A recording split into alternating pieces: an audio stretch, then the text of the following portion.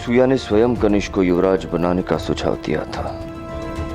वो इस भांति उत्सव से दूर नहीं रह सकती। कहां जा सकती है वो?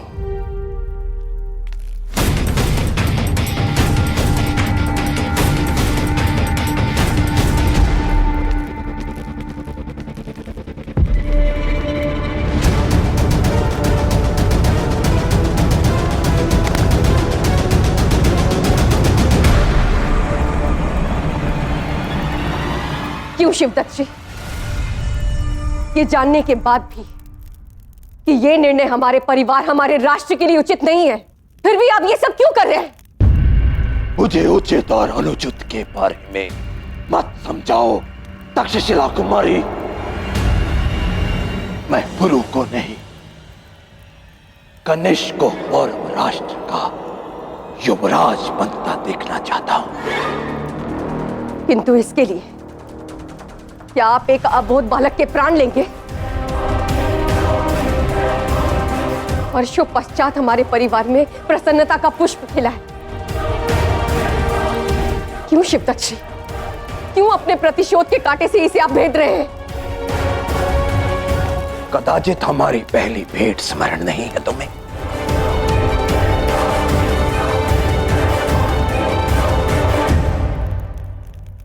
स्मरण करो, क्या कहा था मैंने? अपमान और अश्वत्थामा की राशि एक होती है। दोनों के घाव रिश्ते हैं, बहते हैं, मगर भरते नहीं। अपना अपमान भूला नहीं हूं मैं। पहली ही भेंट में जब तुम्हारे भाई ने मेरा अपमान किया और जब तुम वापस लौट कर आई तो तुम्हारे कारण मेरे भाई ने मेरा ही तिरस्कार किया।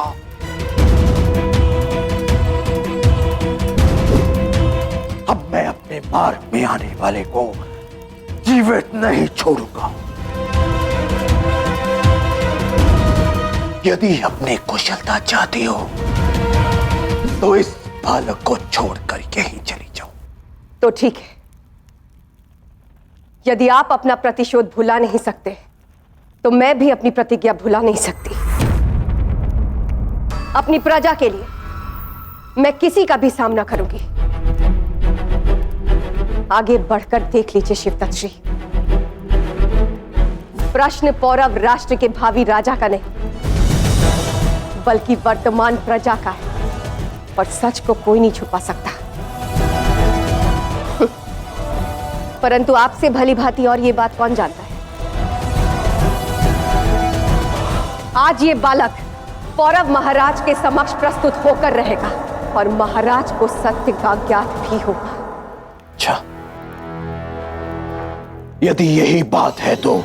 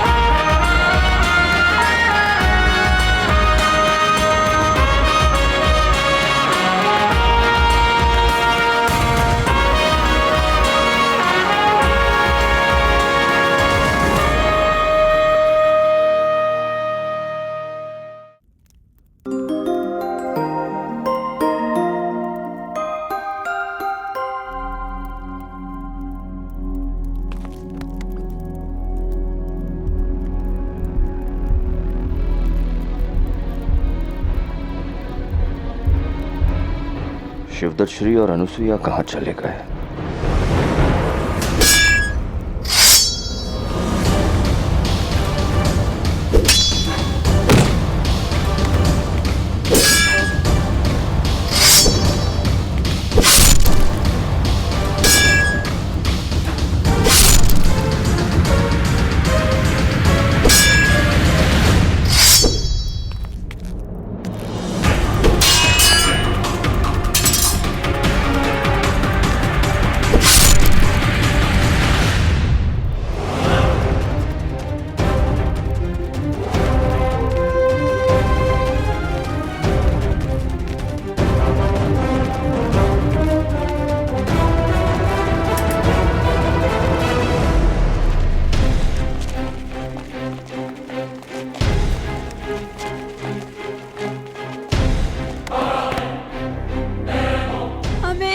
यहाँ से बेबस और लाचार छोड़कर मत जाइए शहजादी। हाँ शहजादी, आप चली जाएंगी तो बेतहाशा जुल्म होगा हम पर। हमें छोड़कर मत जाइए शहजादी। मत जाइए शहजादी।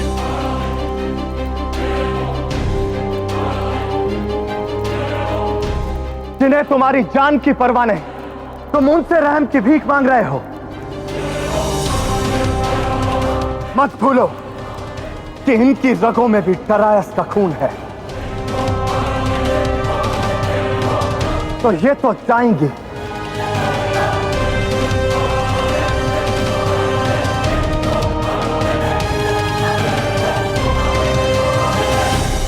हम फारस छोड़कर कहीं नहीं जाएंगे।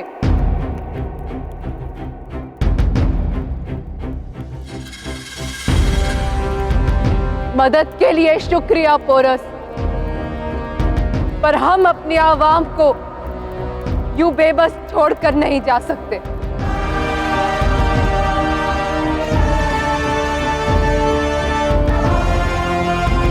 आभार से जिस आवाम ने हमारा इतना साथ दिया है, हम उन्हें छोड़कर नहीं जा सकते। हम फारस में ही रहेंगे।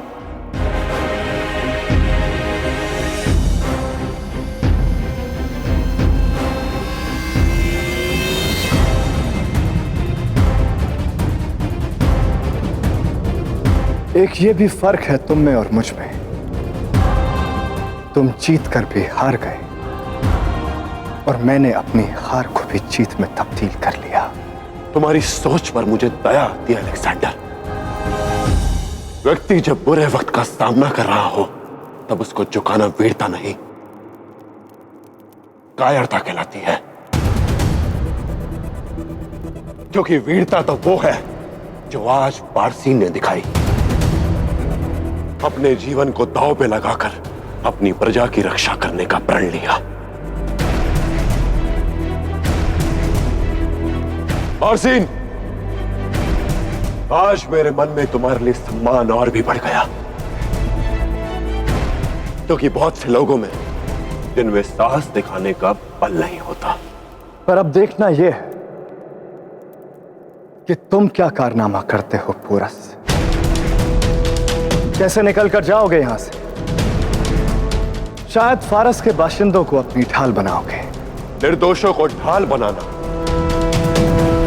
और उनके प्राणों के मूल्य पर अपना स्वार्थ सिद्ध करना, यह तुम्हारी नीति है अलेक्जेंडर, हम भारतीयों की नहीं।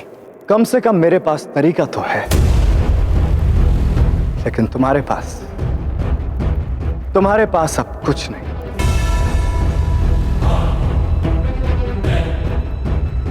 और अब मेरी बात गौर से सुनो, तुम यहां से निकलकर नहीं जा सकते, इसलिए अपने हथियार फेंको और अपने आप को हमारे हवाले करो।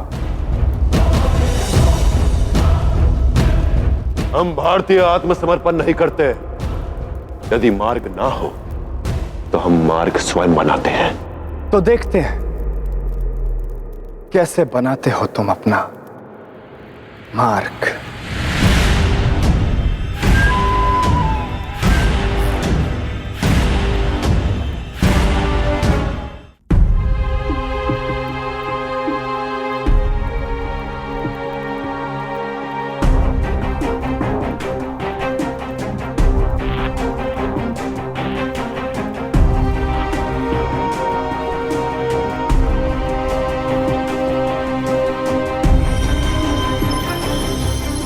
पुरु ने सिद्ध किया है कि वही इस राज्य का अगला उत्तराधिकारी होने के योग्य है। उसमें भली बुरी की वो समझ है जो हम में नहीं। उचित और अनुचित में भेद करने का जो दृष्टिकोण हम में अनुपस्थित था, पुरु के पास उसे समझने की क्षमता है। और हमें विश्वास है कि एक दिन पुरु हमसे अच्छा शासक सिद्ध होगा। युवराज कनिष्क की, युवराज कनिष्क की, युवराज कनिष्क की। राज्याभिषेक संपन्न हुआ महाराज। अब आप अपने हाथों से राजे से तलवार कुमार कनिष्क को भेंट करें और इन्हें युवराज घोषित करें।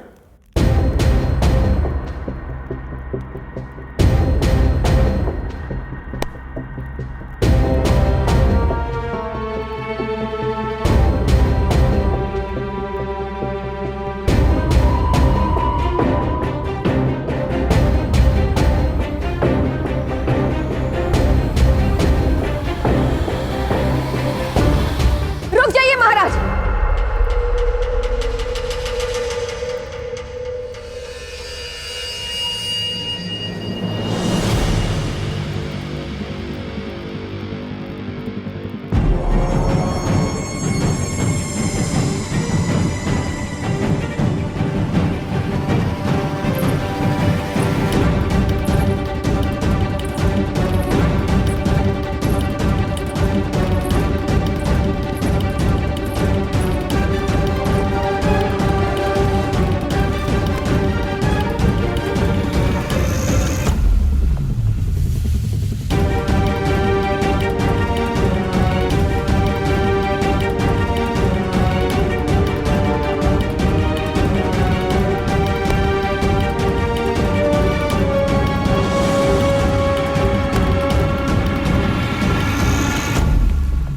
क्या हुआ अनुसुईया? ये बालक कौन है?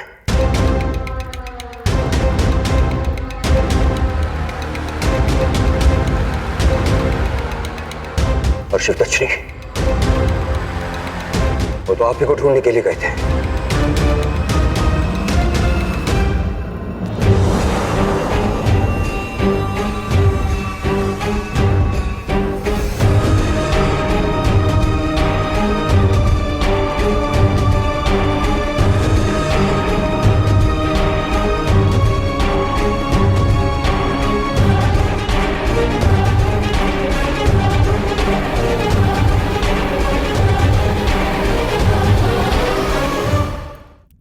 शिवदत्त श्री अवश्य मुझे ढूंढने गए थे,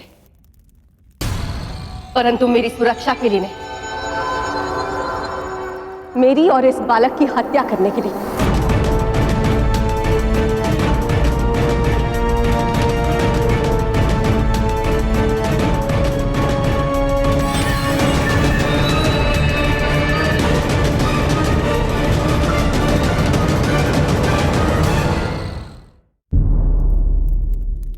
ये आप क्या कह रही हैं महारानी?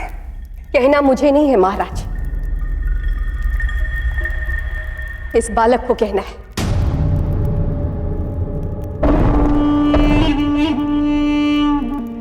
आज ये बालक एक ऐसा सत्य बताने वाला है जिसे जानना इस सभा घर में उपस्थित प्रत्येक व्यक्ति का अधिकार है।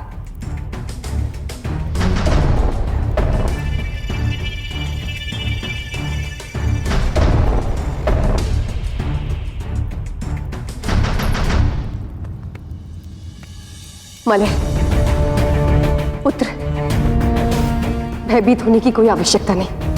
यहां तुम सुरक्षित हो। तुमने जो कुछ भी मुझे बताया वो महाराज को बताओ।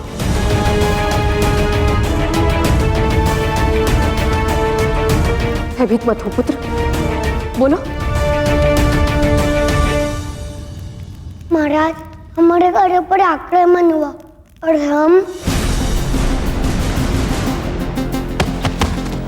जब तक मेरा कार्य समाप्त नहीं हो जाता तब तक तुम मुझे अपनी बड़ी बहन कहोगे।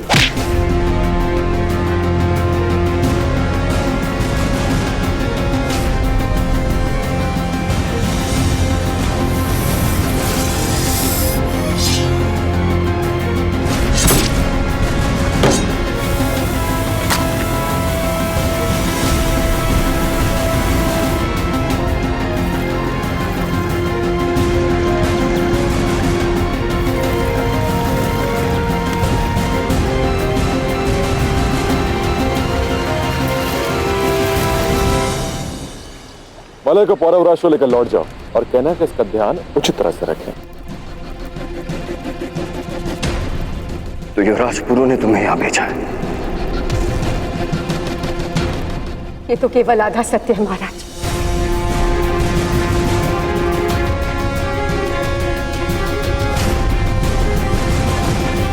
कोई बात बताओ बालक। बालक प्रस्तुत है अमात्य जी। और उस सेवक का क्या हुआ? हमने उसे उसके उचित स्थान पर पहुंचा दिया है।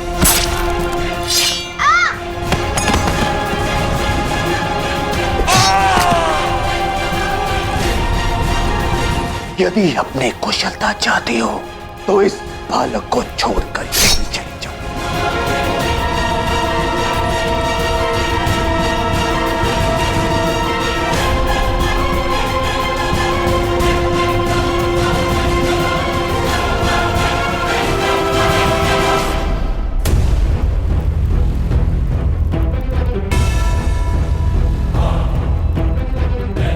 तुम यहां से निकलकर नहीं जा सकते, इसलिए अपने हथियार फेंको और अपने आप को हमारे हवाले करो। हम भारतीय आत्मसमर्पण नहीं करते।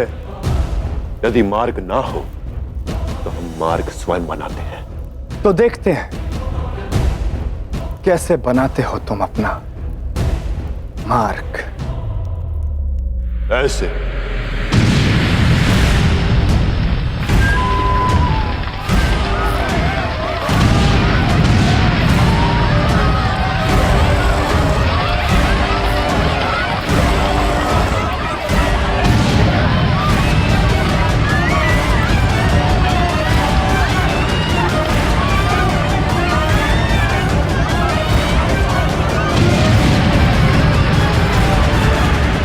हमारी ये भेंट यही समाप्त हुई। यदि फिर से मेरी धरती पर हमारी भेंट हुई तो खाली हाथ लौटने के लिए सच रहे।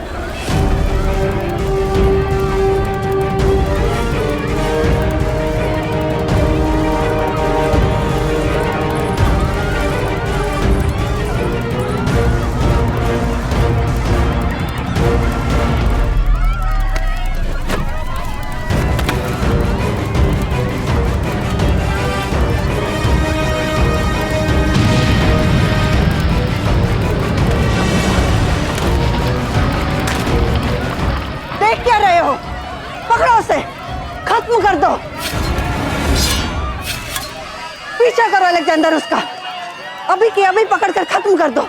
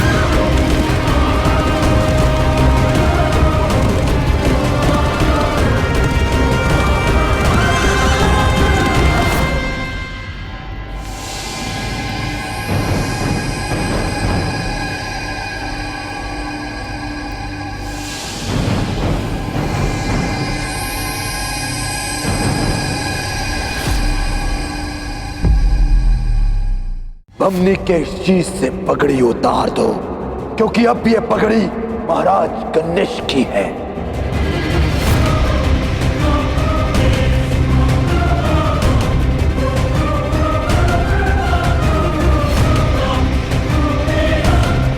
अरे! ये वही कारागार है जिसके अंधकार में मुझे फेंक दिया गया था स्वयं मेरे भाई ने।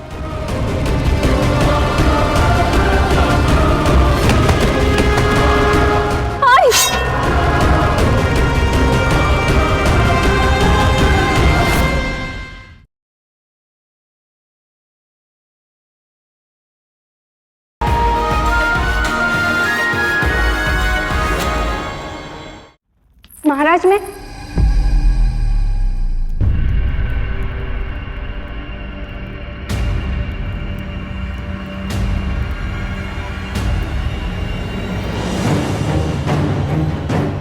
कनिष्क, आगे आओ।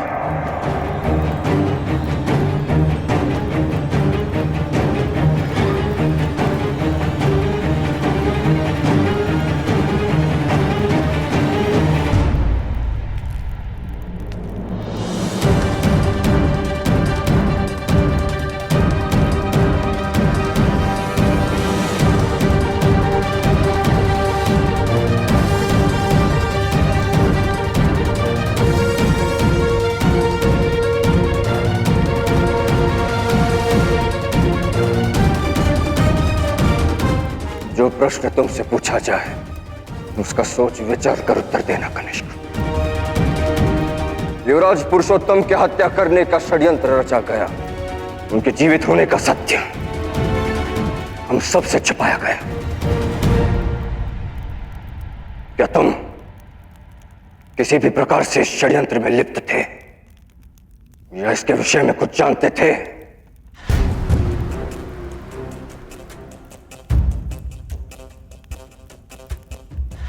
सोच समझ के उत्तर देना कनिष्क, क्योंकि आज यह प्रश्न तुम्हारे पिता नहीं बल्कि पौरव नरेश पूछ रहे हैं।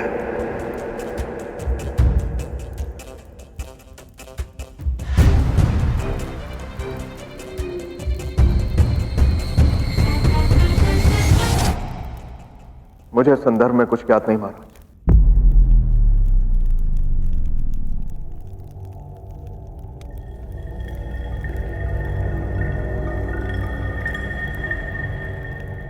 यही इसी सभागृह में आपने हमारे समक्ष खड़े रहकर यह सिद्ध किया था कि युवराज पुरुषोत्तम अब जीवित नहीं और पुरु के साथ साथ नौका पर उपस्थित सभी लोग मारे गए हैं। पुराने घाव अभी भरे भी नहीं थे कि आपने उन्हें फिर से हरा कर दिया। फिर से पहले हमारे पुत्र, फिर हमारे पत्नी के प्राण लेने का प्रयास किया आपने।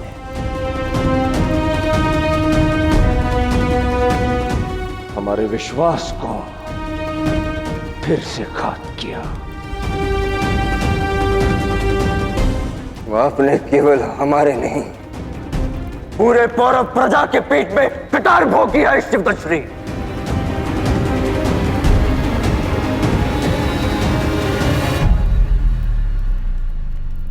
कोई अपने क्रोध और प्रतिशोध में इतना कैसे नीचे गिर सकता है? जिस भाई के लिए संसार से लड़ने को तत्पर थे उसे आज भाई कहते हुए भी लज्जा आती है हमें।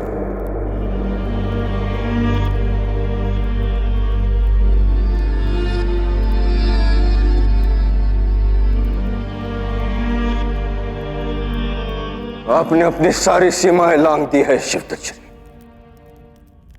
अब तो आपको क्षमा करने का कारण स्वयं ब्रह्मा भी हमें नहीं बता सकते।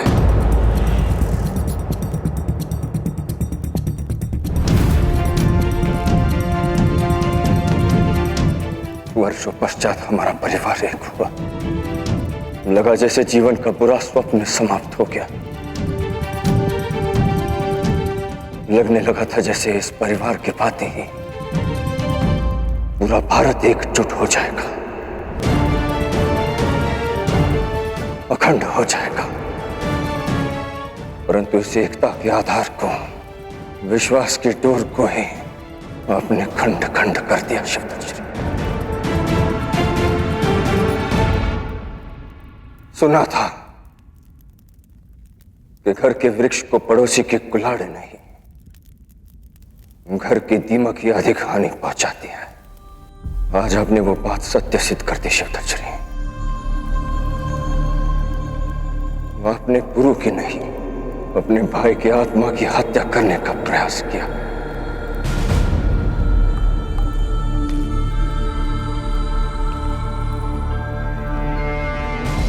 पिछली बार हमने आपको केवल कारागार में डाला था, किंतु इस बार आपने जो अपराध किया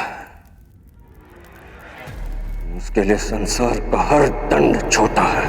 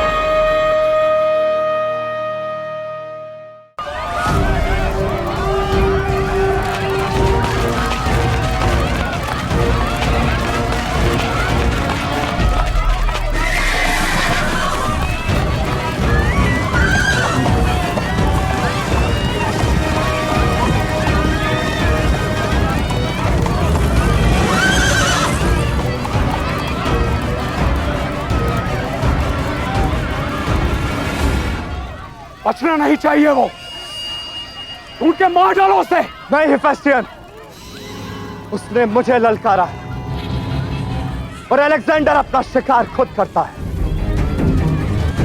मुझे वो हर हाल में जिंदा चाहिए। चलो।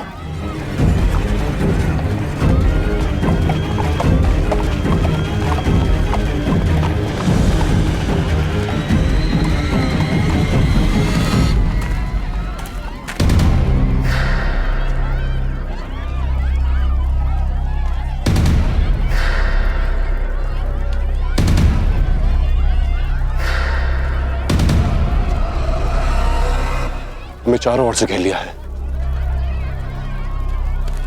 विभिन्न स्थानों में फैल जाओ।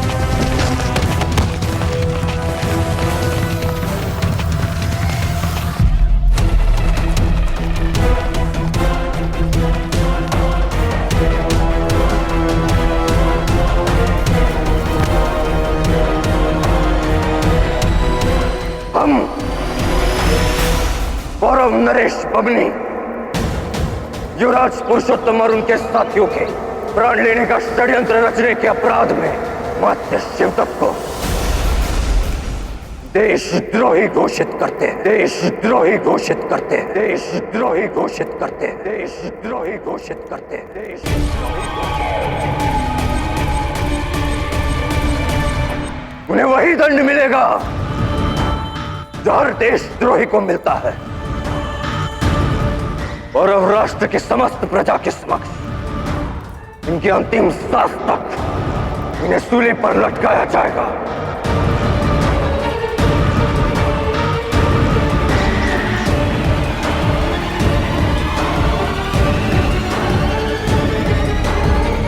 दंड के प्रबंध होने तक अमात्य शिवदत्त को बंदी बनाकर कारागार में रखा जाए।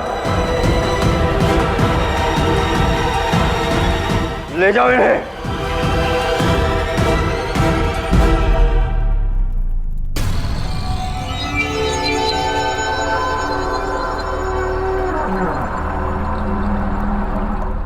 आदेश पूरा करो, बंदी बना लो अमात्य को।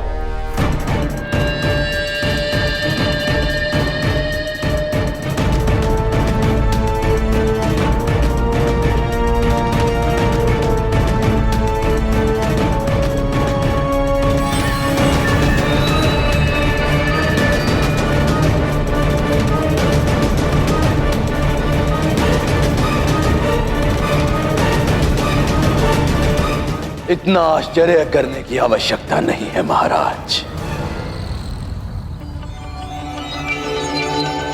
आपके प्रत्येक प्रश्न का उत्तर मिलेगा, किंतु उससे पूर्व आप हमारी बात सुनोगे। महाराज होने का दम भरते हो ना बमनी?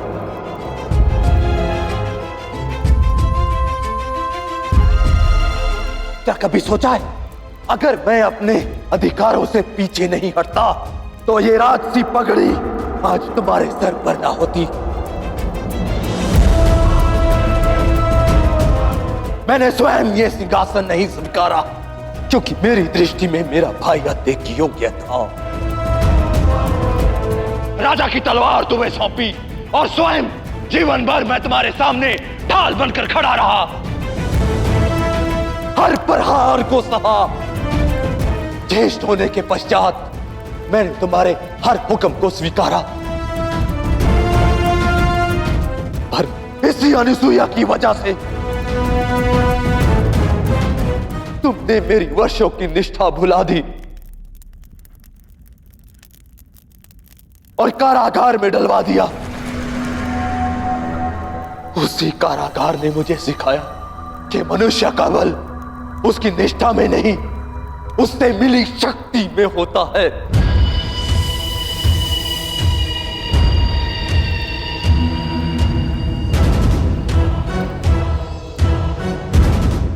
इसलिए इस बार मैंने निष्ठा नहीं, शक्ति को चुना है। और देखो बन्नी, अब शक्ति मेरे पास है।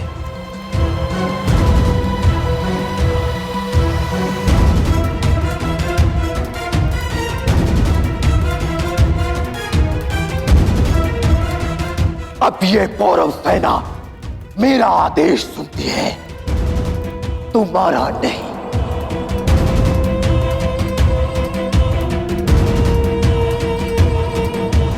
हवा की दिशा परिवर्तित हो चुकी है बमनी। पिछली बार तुमने मेरी पगड़ी उछाली थी और इस बार बारी तुम्हारी।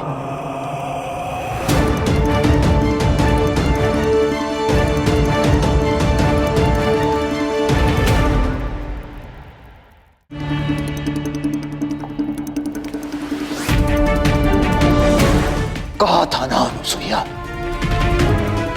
कि इस बार मैं अपने मार्ग में आने वाले प्रत्येक अवरोध को हटा दूंगा।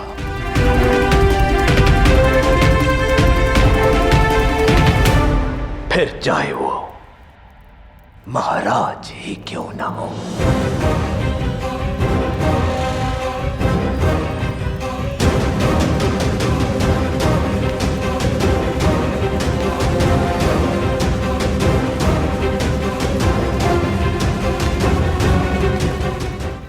सिंहासन का मोह त्यागने का समय आ गया है बन्नी। इसी क्षण से मैं तुम्हारा पौरव राष्ट्र नरेश का पद छीनता हूं।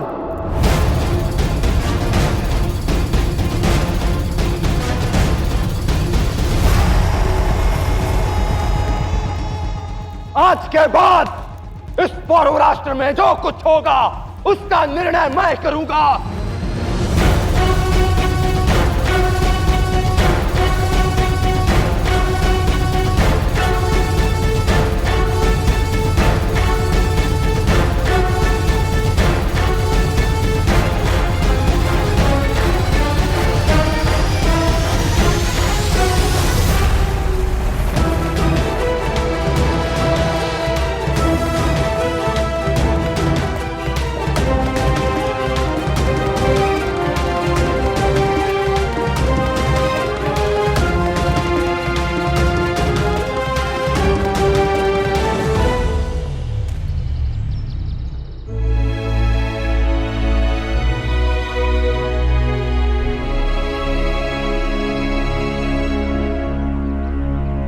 लगता है वो लोग अपना मार्ग भटक गए हैं। अब हम सुरक्षित हैं। नहीं विशुद्धि, जो भारत का मार्ग ढूंढते हुए यहां तक पहुंच गया वो इतनी आसानी से अपना मार्ग नहीं भटकेगा।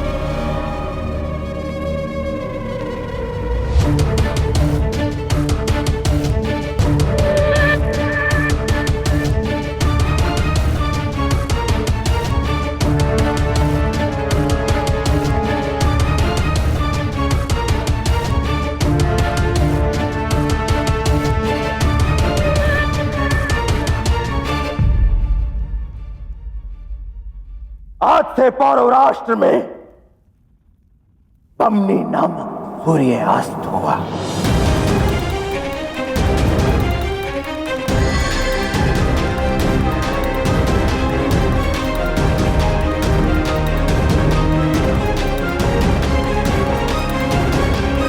भूतपूर्व महाराज और उनकी पत्नी को बंदी बना लो।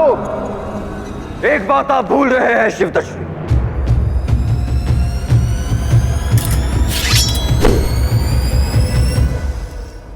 राजा होने से पूर्व हम एक योद्धा है। सरलता से अपनी पराजय स्वीकार करके आत्मसमर्पण नहीं करेंगे, अंत तक युद्ध करेंगे।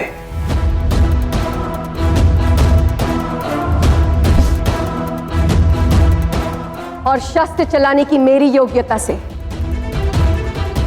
आप तो भली भांति परिचित है शिवदत्त श्री।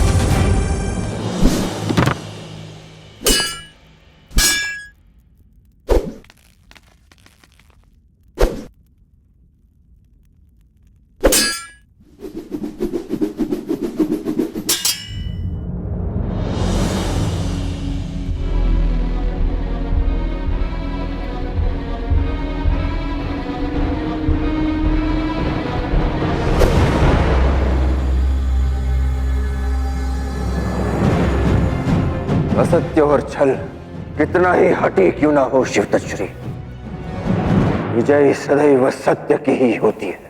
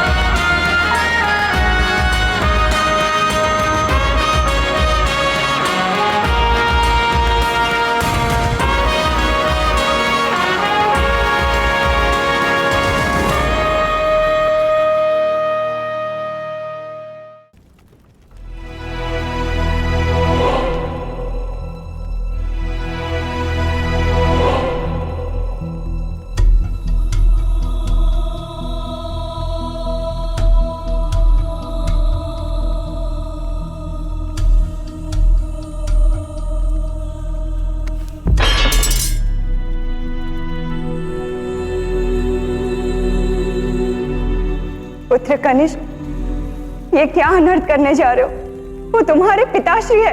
नहीं मां, आप अपने अधिकारों को छिनता देख मौन रह सकती हैं, किंतु मैं नहीं।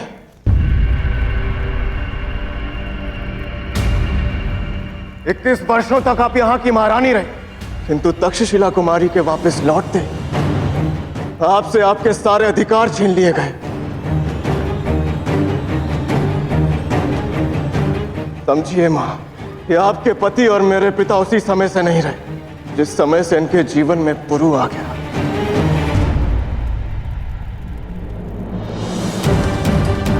अब केवल इनके लिए पुरु की प्रसन्नता ही महत्व रखती है।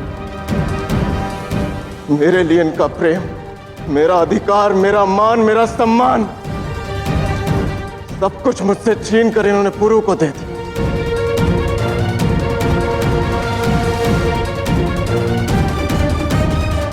बचपन से यही जाना कि पौरव राष्ट्र का अगला महाराजा मैं हूं, किंतु अचानक दस्यु लोक से कोई लड़का आता है और ये उसे सब कुछ सौंप देते हैं।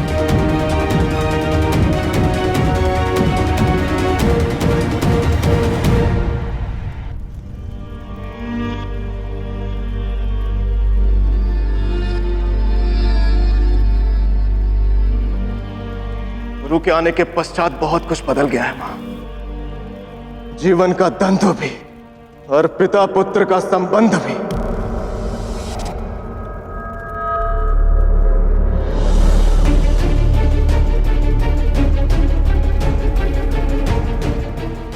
एक बालक के हाथों से खिलौना छीनकर अगर दूसरे बालक के हाथ में दे दिया जाए तो वो रोता है,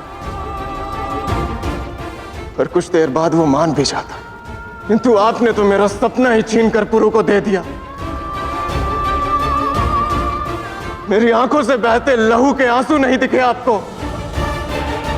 जिस पुत्र को आप मरा समझ बैठे वो अचानक लौट आए, तो आप सब कुछ भूल बैठे।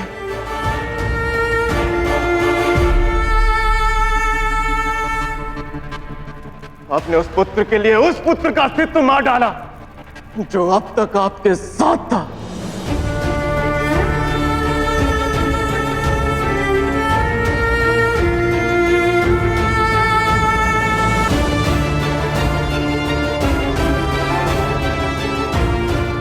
हमने तुझसे कोई अधिकार नहीं छीना कनिष्क। गुरु तुम्हारा ज्येष्ठ है, सिंहासन का पात्र भी। ज्येष्ठ तो ताऊश्री भी थे ना, फिर आपने सिंहासन पर बैठना क्यों स्वीकारा?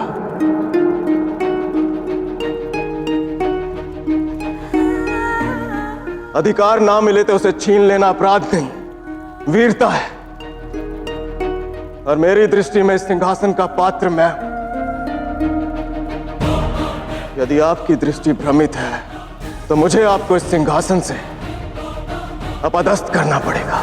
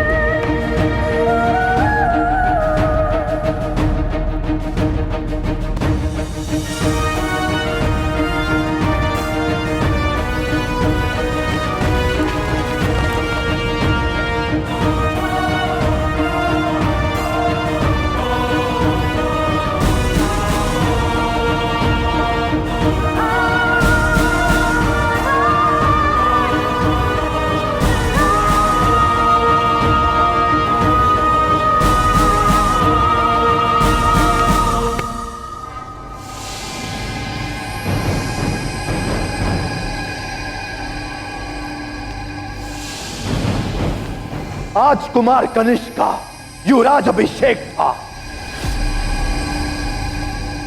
और अब मैं अमर्त्य शिवदत्त कुमार कनिष्क के राजाभिषेक की घोषणा करता हूं, घोषणा करता हूं, घोषणा करता हूं।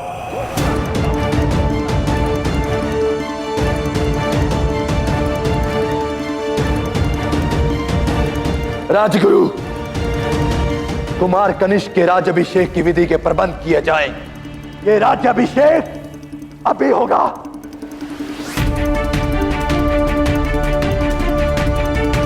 भूतपूर्व महाराज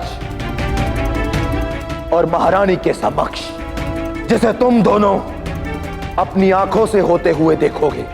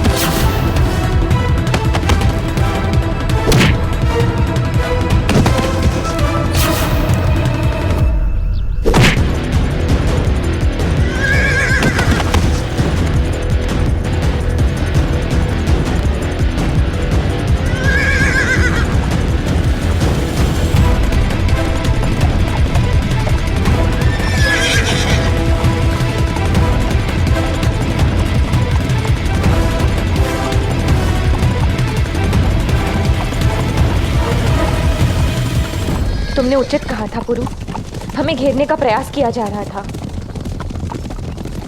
अब क्या करे पुरु?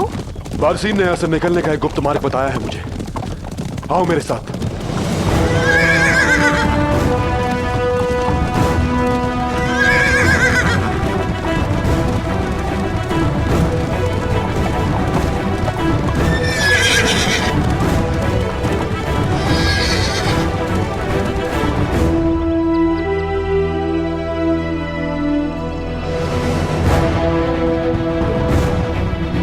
यही वो मार्ग है जो हमें इस नगर की सीमा के बाहर तक ले जाएगा।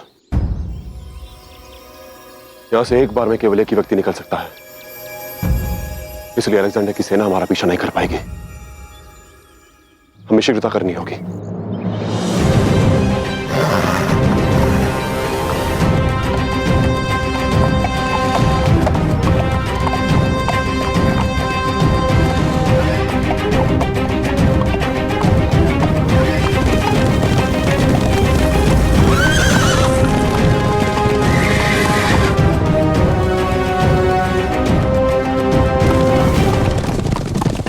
हमें मार्ग बंद करना होगा। कुछ पत्थर लाने होंगे। नहीं पुरु, हमारे पास इतना समय नहीं है। तुम लोग आगे जाओ, मैं अलेक्जेंडर को रोकती हूँ। नहीं विशुद्धि, तुम्हारा यहाँ रुकना सुरक्षित नहीं है। नहीं लाजी, आज तक जीवन में मैंने सिर्फ बुरे काम ही किए। आज अपने जीवन में कुछ अच्छा काम करके मुझे ये विष कन्या का कलंक अपने सर से हटाना है। तुम लोग आगे जाओ।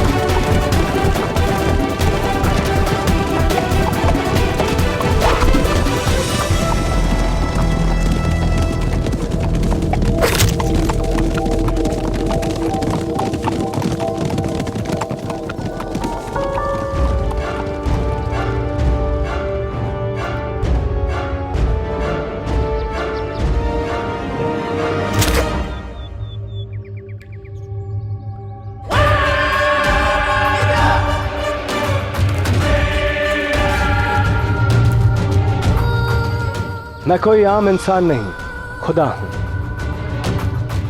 देवता ज़ीउस का बेटा, और जिसकी रगों में बचपन से दुनिया का सबसे खतरनाक जहर दौड़ रहा हो। उस पर तुम्हारा जहर क्या काम करेगा। पर अब देखना यह है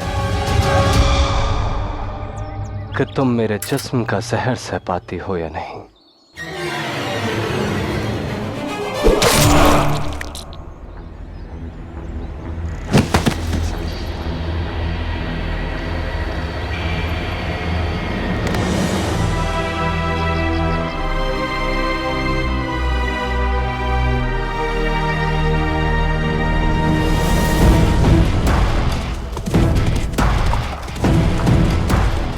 हुजूर, हम अब भी उन्हें पकड़ सकते हैं। नहीं हेफेस्टियन, मुझे ललकार कर गया है वो, इसलिए ज़ीउस का यह बेटा अब भारत के उस बेटे से जाकर उसी की सरजमी पर मुलाकात करेगा। मगर उसके पहले मुझे एक जरूरी काम को अंजाम देना है। शहजादी पारसीन? बेशक, मुझसे बगावत की कीमत तो उसको चुकानी होगी।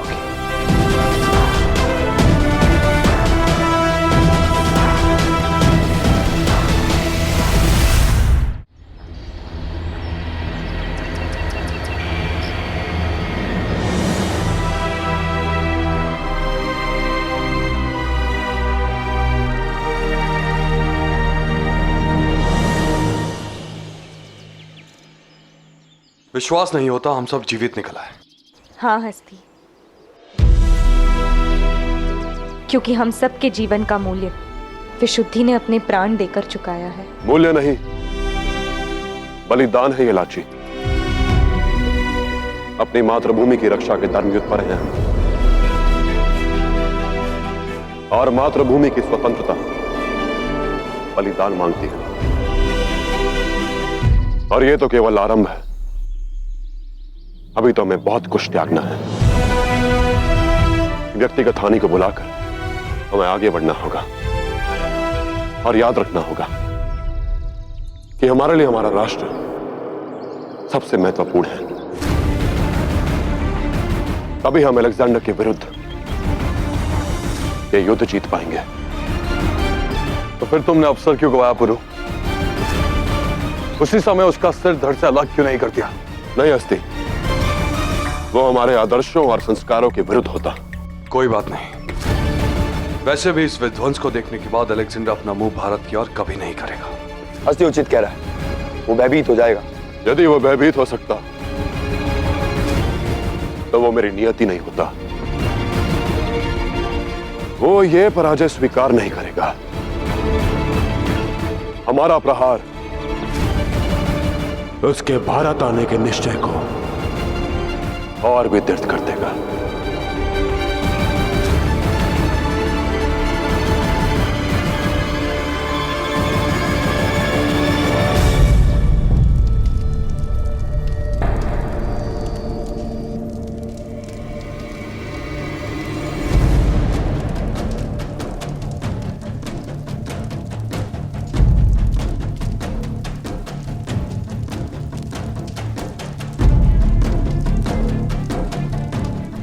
कितना वक्त लगेगा इस तबाही से उभरने में?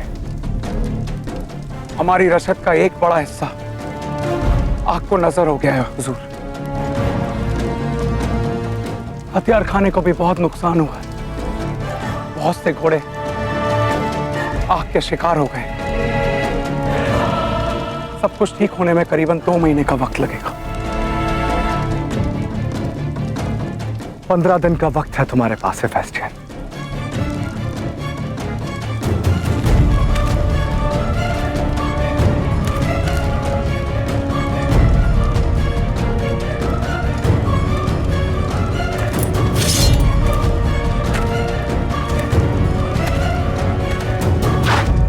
पार्सन,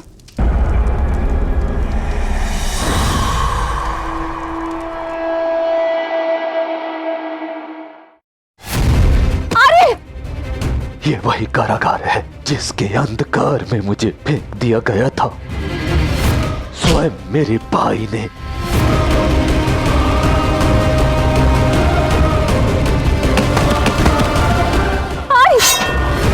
माँ, क्या हुआ पुरु? माँ किसी कष्ट में है लाची। हमें शीघ्र ही पौरव राष्ट्र पहुंचना होगा।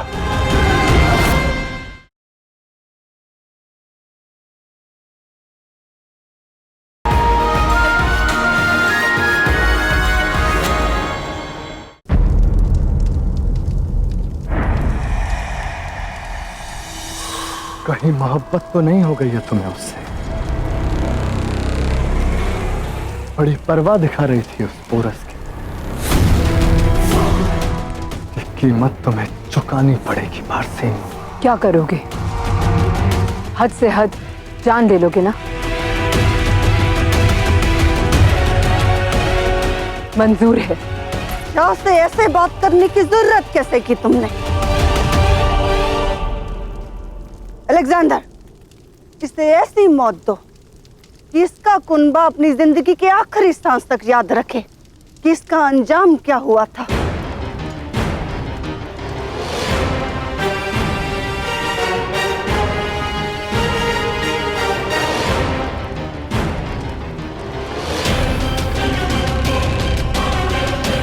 रहम शाह, रहम।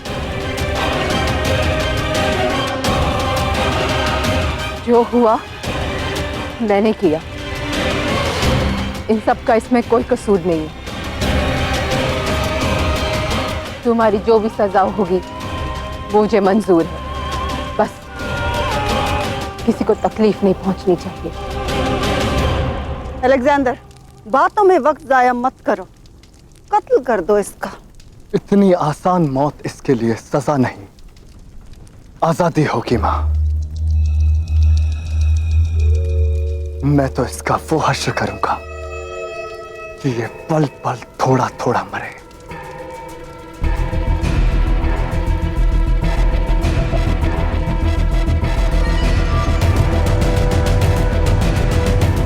अब ये शमशीर ना तुम पर उठेगी, ना ही तुम्हारे लोगों पर, क्योंकि मेरी शमशीर पर अब तुम्हारे भगोड़े वाले तराइस का नाम लिखा है।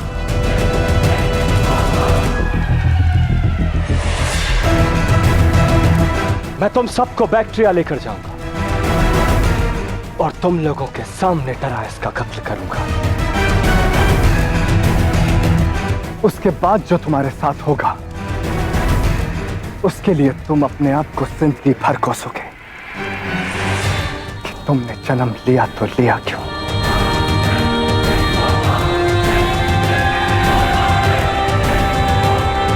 हर पल मौत को तरसोगी, पर मैं तुम्हें जिंदा रखूंगा और तुम्हारी जिंदगी को जहन्नुम बनाकर रखूंगा। ले जाओ इन्हें।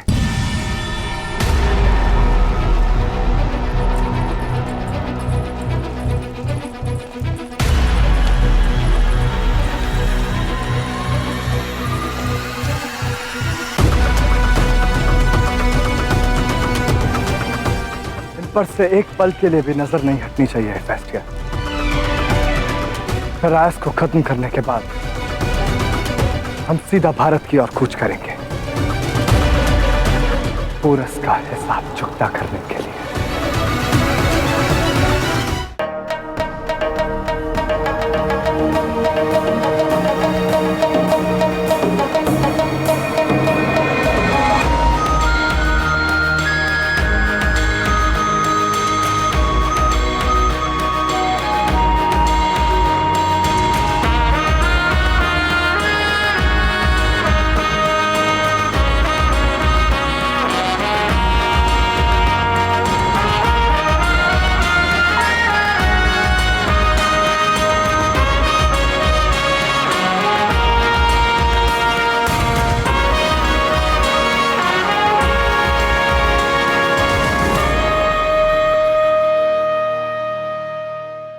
क्या कहा?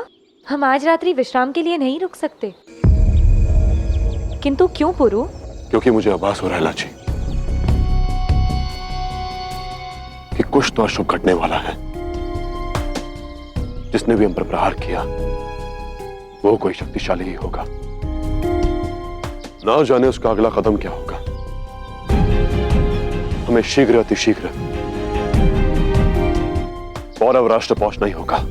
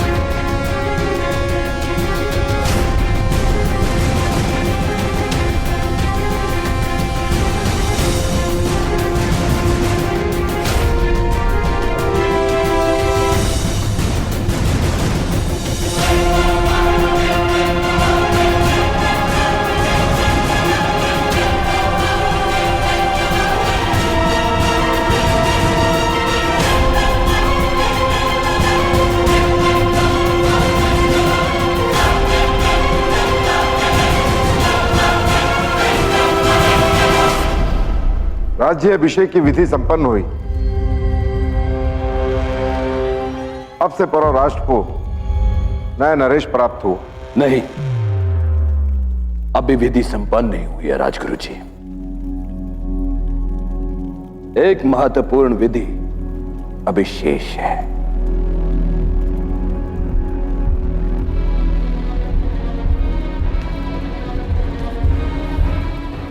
बमनी के शीश से पगड़ी उतार दो।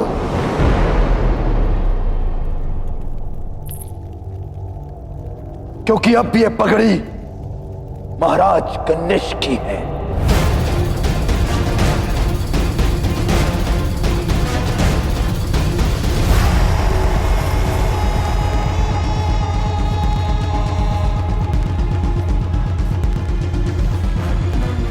रुको,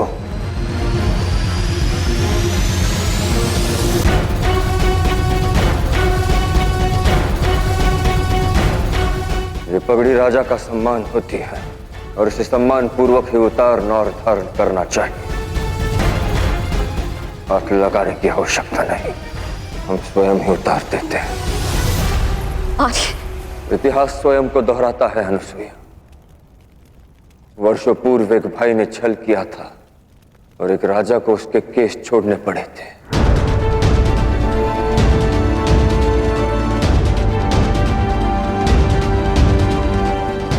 आज फिर से एक भाई ने छल किया और एक राजा को उसकी पगड़ी देने पर विवश किया।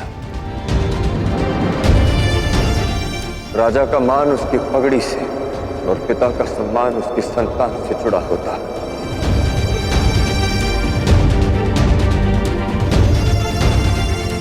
और अब जब हमने अपने पुत्र के मन से सम्मान ही खो दिया है,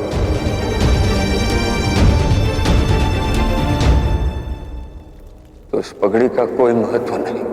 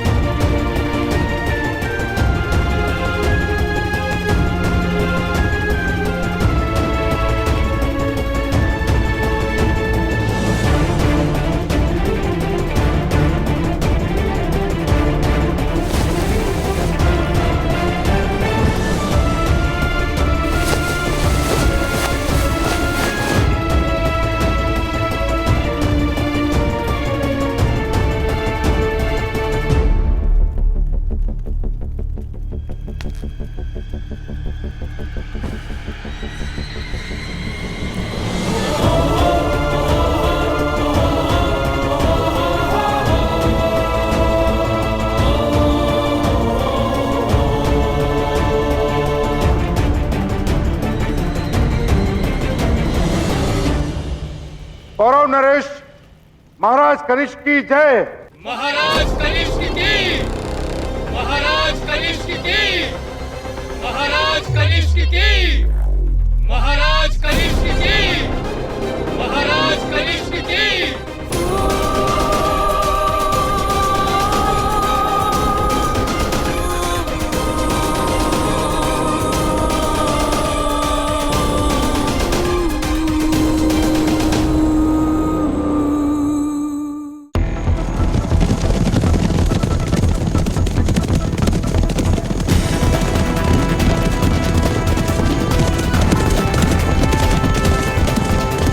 हमें पौरव राष्ट्र पहुंचने में और कितना समय लगेगा? पुरु, कम से कम 2 दिन।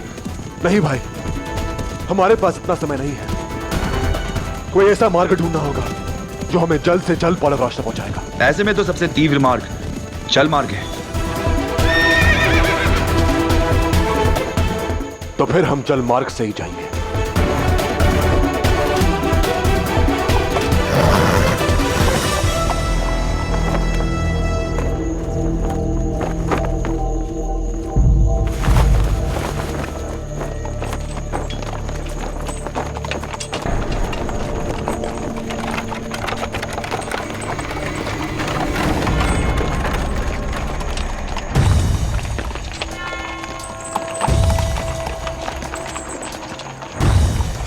फौज को इत्तला करो हेफेस्टियन कि हम ज्यादा दिन बैक्ट्रिया नहीं रुकेंगे।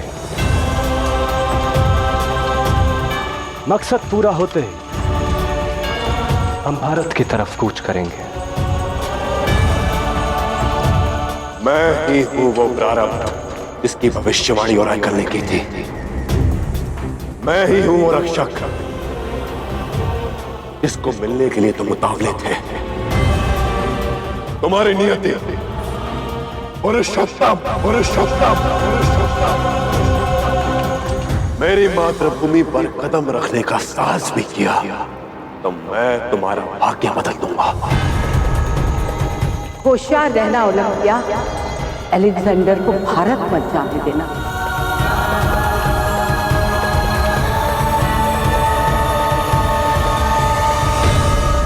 आपके ख्याल आपके दिमाग में आने से पहले मेरे कानों में दस्तक दे जाते हैं माँ। मेरे ख्यालों की दस्तक महसूस कर लेते हो, पर मेरे जज्बातों की पुकार नहीं सुन सकते, क्योंकि उनमें तकदीर की गूंज है और मुझे तकदीर पर नहीं, तदबीर पर यकीन है। पर मेरा यकीन तकदीर में और बढ़ गया है अलेक्जेंडर। सोचो, आज तक किसी भी जंग में कोई भी सूरमा तुम्हें खरोच तक नहीं पहुंचा सका, लेकिन वो भारतीय लड़का पोरस तुम्हारी गर्दन पर शमशीर रखकर यहाँ से बच निकलने में कामयाब हो गया। जब से ओरेकल ने भारत से जुड़ी तुम्हारी तकदीर के बारे में बताया है, मैं तब से तुम्हें समझाने की कोशिश कर रही हूँ। कम से कम अपनी आंखों से देखा हुआ तो समझ लो कि पोरस और तुम्हारी तकदीर आपस में जुड़ी है। किस्मत और तकदीर ये वो ढाल है जो इंसान ने खुद बनाई है ताकि अपने किए के नतीजों की जिम्मेदारी उठाने से बच सके, कामयाबी का सहरा अपने सर पर पहन सके और नाकामयाबी का बोझ तकदीर पर डाल सके। पर मैं सिकंदर हूं, मैं अपने फैसलों की जिम्मेदारी लेना भी जानता हूं और अपना मुकाम हर कीमत पर पाना भी। मेरे और भारत के बीच में आने वाली हर चीज को मैं तबाह कर दूंगा और उस पोरस को भी।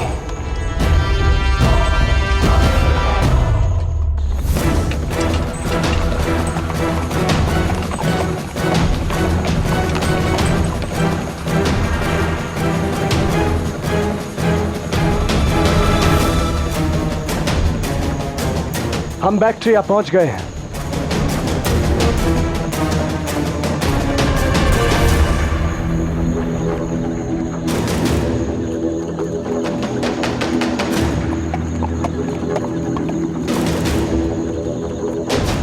अपने भगौड़े वालिद के लिए दुआएं पढ़ लो शहजादी बारसीन, ज्यादा वक्त नहीं है उसके पास।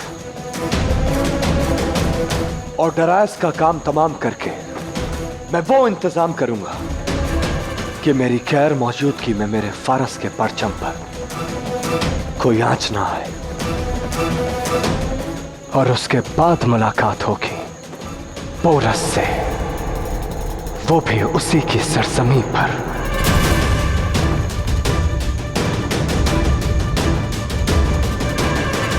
मैसेडोनिया के बहादुरों, फारस पर हमारी पूरी फतह इस जंग के बाद मुकम्मल होगी।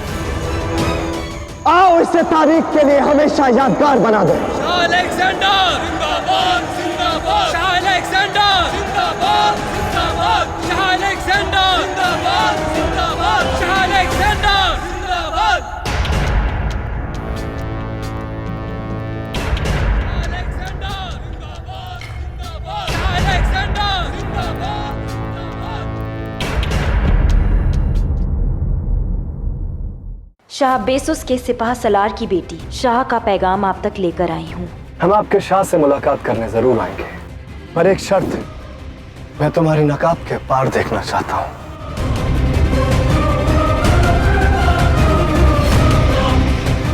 हम कल दूसरे प्रहर तक पौरव राष्ट्र पहुंच जाएंगे पुरु। नहीं लाची, मेरा हृदय कह रहा है कि दोपहर तक विलंब हो जाएगा। हमें भोर तक पौरव राष्ट्र पहुंचना ही होगा। जिस रक्त का अपमान आपने किया, आज मैं अनुसुईया उसी रक्त की शपथ लेती कि आपके प्राण मैं स्वयं अपने हाथों से लूंगी।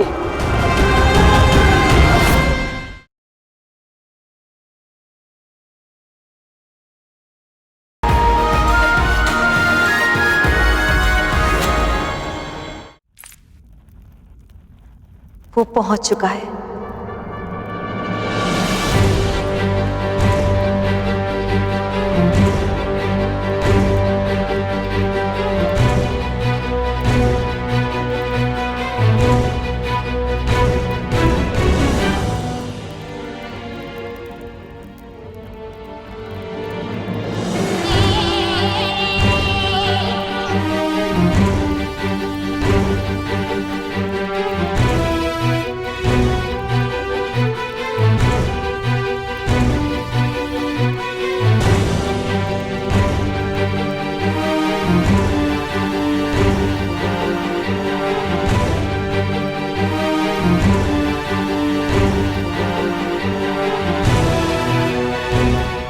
अपनी फौज को जंग के ऐलान का हुक्म दे दो शाह बेशस।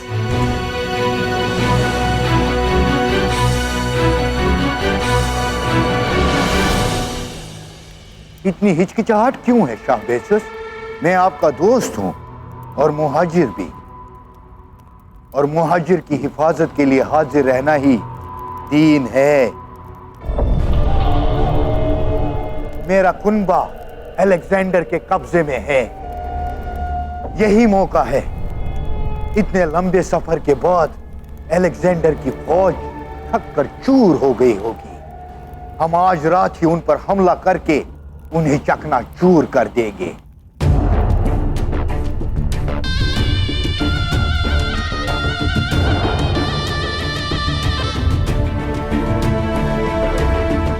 आपकी फिक्र बेशक जायज है, मगर इसके लिए हमारी फौज नाकाफी है।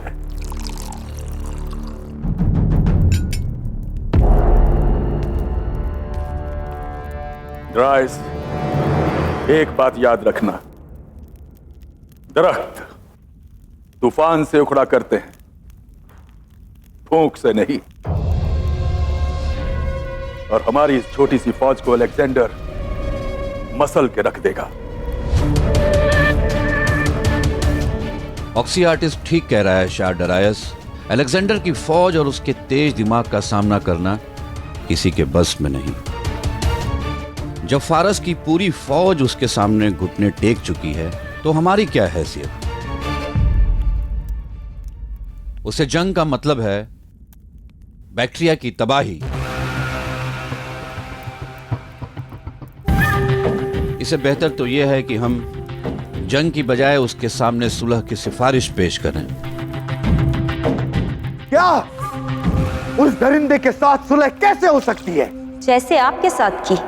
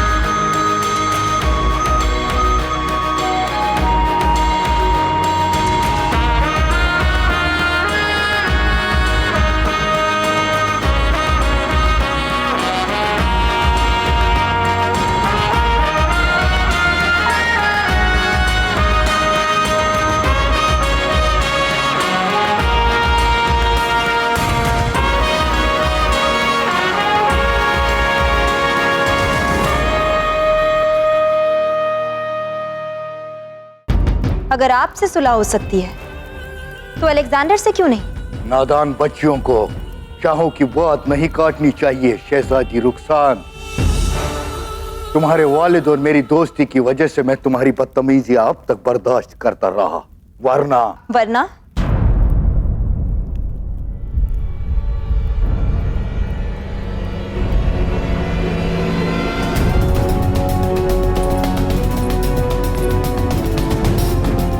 आप हमारा कत्ल कर देते, है ना? मुझे धमकाने की ना तो आपके पास इजाजत है और ना ही ताकत। मेहमान के हक और मुहाजिर की हद समझ लें तो बेहतर होगा। आप वो नहीं जो अपने वतन को बचाने की कोशिश करने यहाँ आए। आप तो अपनी आवाम, अपने कुनबे को एक वैश्य के हाथों मरने छोड़ाए।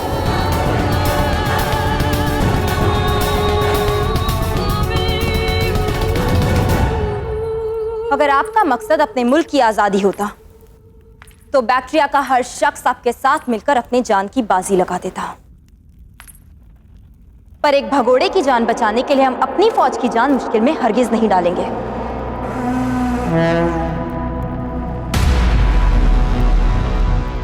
रुखसाना, ये वक्त बीती बातों पर नहीं, ताजा हालातों पर गौर करने का है।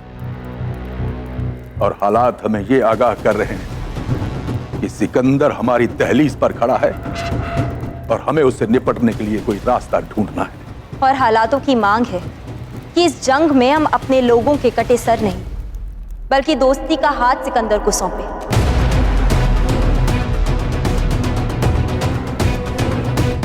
हमें अलेक्जेंडर से सुलह कर लेनी चाहिए। लेकिन कैसे? उसने आज तक किसी के साथ सुलह नहीं की है। वो तो सिर्फ जंग की जुबान समझता है।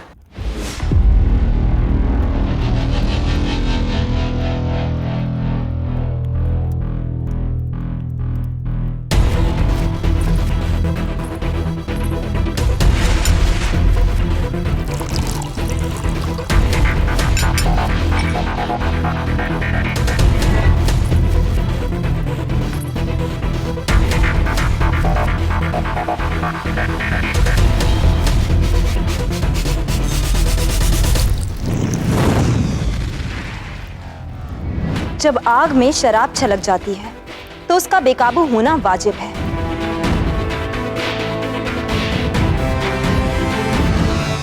गुस्से के साथ भी कुछ ऐसा ही होता है। उसे भड़काने के लिए सिर्फ एक वजह की जरूरत है। वजह खत्म, आप खत्म। हमें उस वजह को खत्म करना होगा जिस वजह से अलेक्जेंडर का गुस्सा बैक्ट्रिया पर भड़का है। और वो वजह है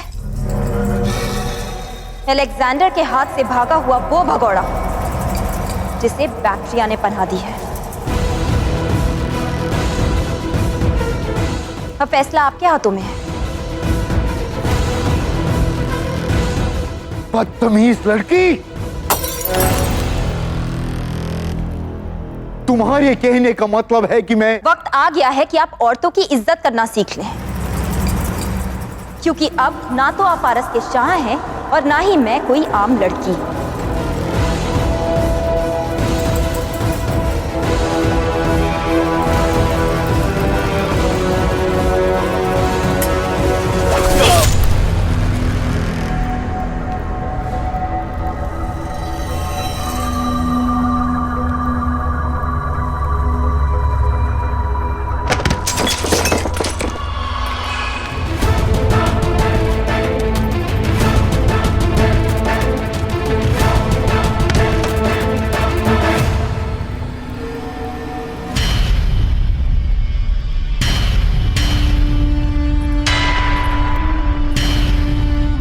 अलेक्जेंडर बैक्ट्रिया में दाखिल हो चुका है।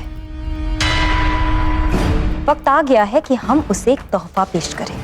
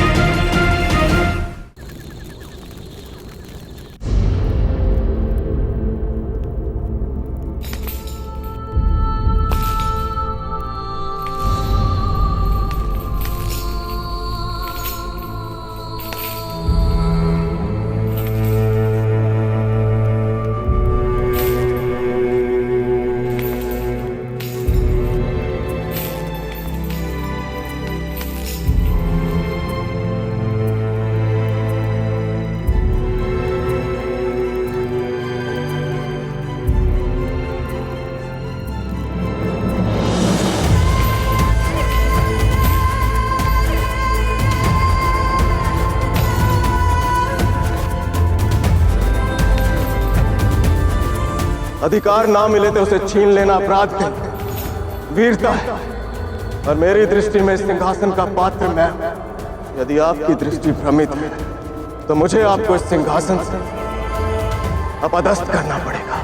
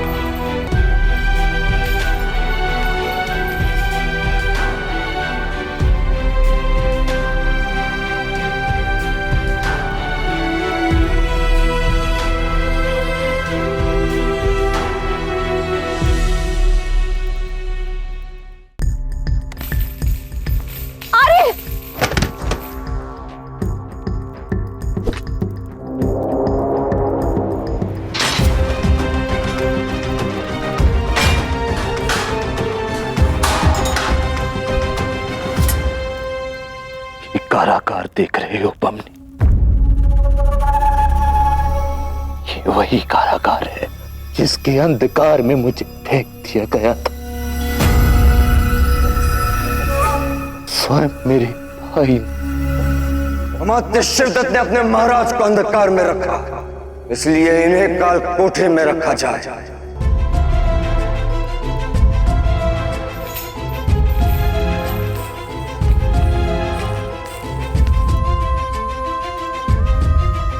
वर्षों से ना माचा गया ये वो पात्र है जिसमें मुझे खाना दिया जाता था। जिसने स्वर्ण के पात्र में खाया हो उसके लिए ये मेरा पात्र।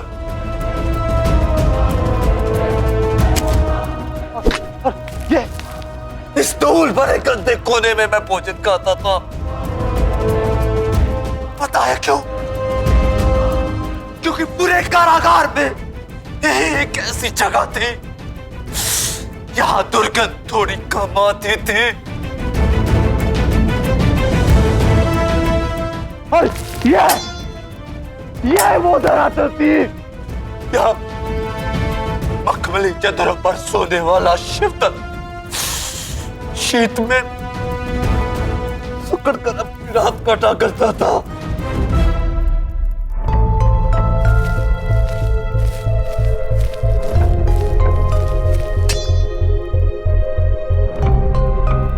और तुम क्या जानो मेरी पीड़ा को।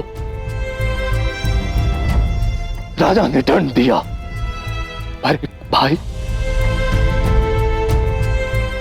कभी अपने चेस से मिलने भी नहीं आया।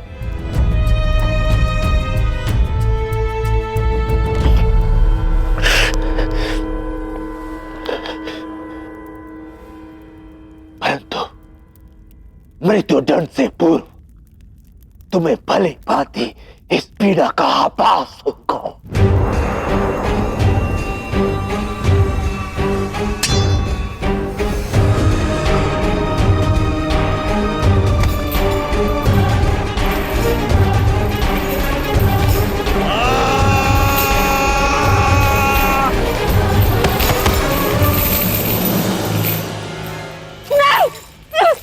छोड़ो मुझे।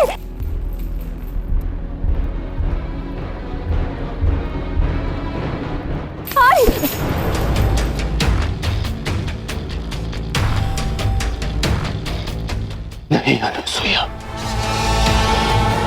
जब तुम बमने के साथ आए न केवल पारव राष्ट्र का अस्तित्व बल्कि हमारे दोनों भाइयों का संबंध भी संकट में पड़ गया। अब तुम दोनों का साथ समाप्त हुआ। आपके मुख से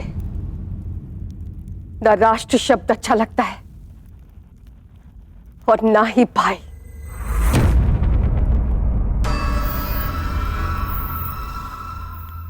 आप तो सिर्फ अपना हित साधना जानते हैं।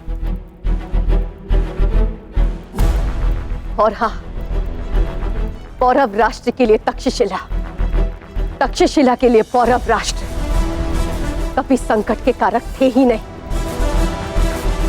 यदि इस राष्ट्र के ऊपर कोई संकट का कारण था, है और रहेगा, तो वो है आप जैसे सोच के लोग। आप जैसे लोग देश के दर्द नहीं, आस्तीन के सर्प होते हैं, जिसे जितना भी दूध पिलाओ उसे ही दसते।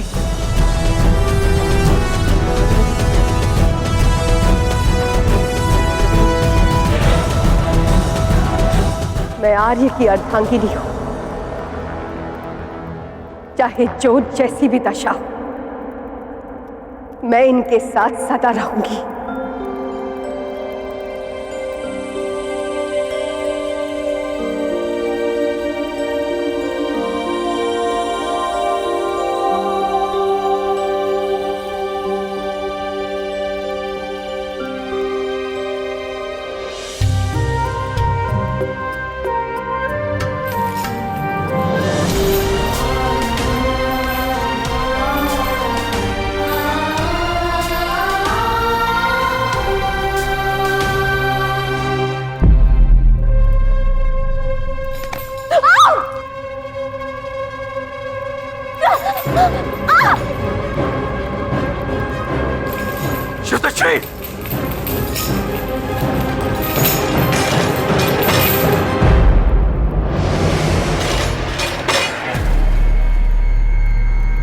सरपूना, तो विष का स्वाद लो। इस बार तुम और बमनी साथ रहकर भी साथ नहीं रह पाओगे।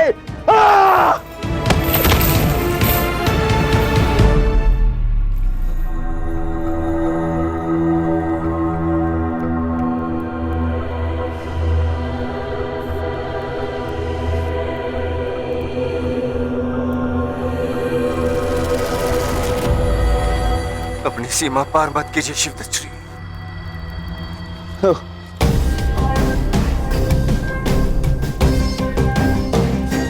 भाई ने फिर से स्त्री के लिए अपने भाई को अमात्या की सीमा तक सीमित कर दिया। अब मैं बताऊंगा कि मेरी सीमा कहां तक है। अब तक पुरु तुम्हारी ढाल बनकर रहा, किंतु अब तुम्हारी सांसें तब तक चलेंगी जब तक मैं चाहूंगा। अपनी सांसें गिनना शुरू कर दो, क्योंकि मेरा पुरुष अवश्य आएगा। 7 समंदर पार तक वो मेरी पुकार सुन सकता है। 7 समुद्र तक जा पाए उसके लिए पुकार भी उतनी ही शक्तिशाली चाहिए, और शक्तिशाली पुकार के लिए पीड़ा भी उतनी भयानक चाहिए।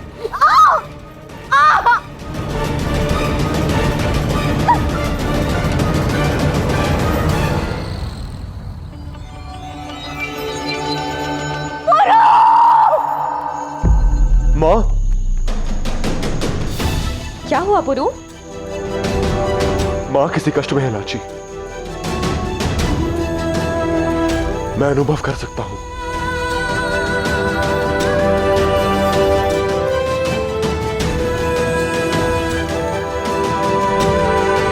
हमें शीघ्र ही पौरव राष्ट्र पहुंचना होगा।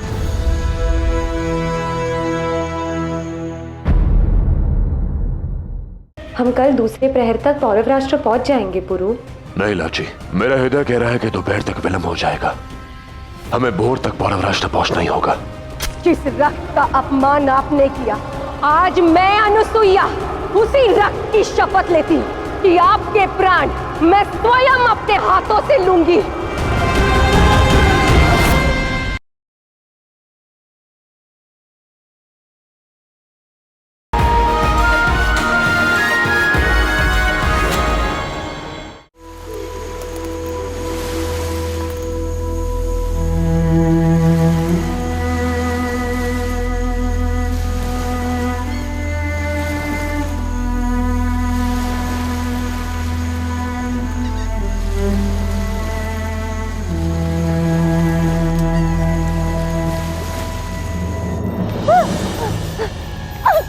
तो आपकी शत्रुता हमसे है शिवदत्त श्री।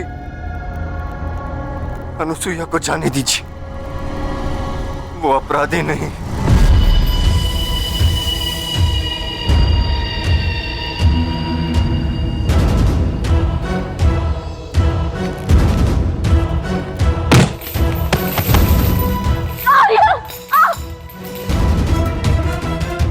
वास्तविक अपराधी तो ये है, जो हुआ इसके कारण हुआ, और अब ये प्रवचन दे रही है कि मैं पौरव राष्ट्र का अपराधी हूं।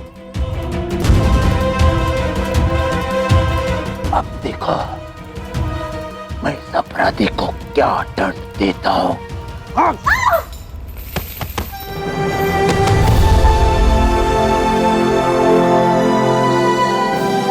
पुरु,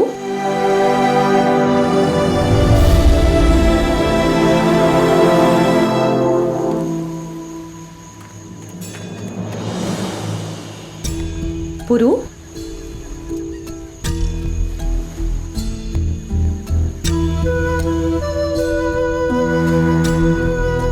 मुझे आज से पहले ऐसा कभी अनुभव नहीं हुआ। मानो दुख की एक लहर मेरे शरीर और मेरी आत्मा को चीरे जा रही है।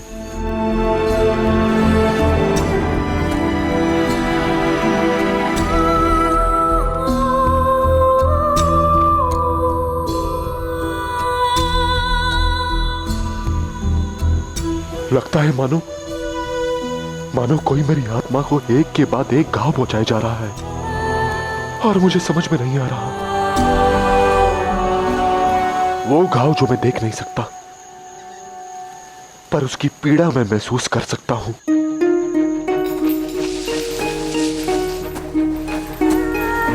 अनुसुईया को छोड़ दो अमात्य।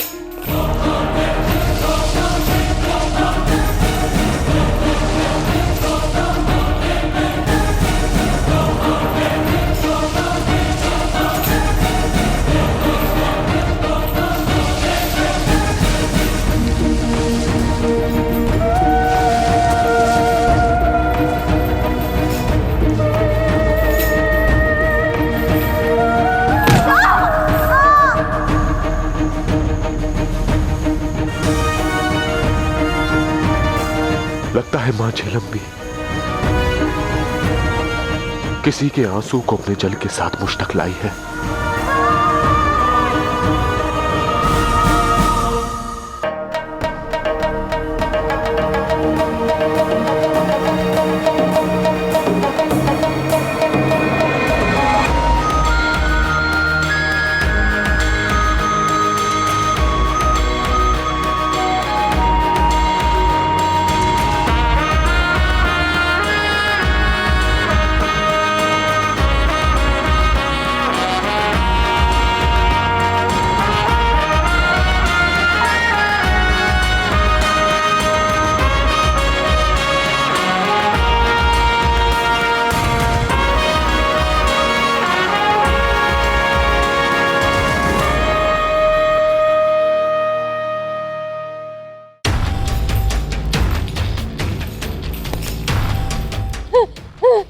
कहा था ना, साथ रहकर भी साथ नहीं रहोगे।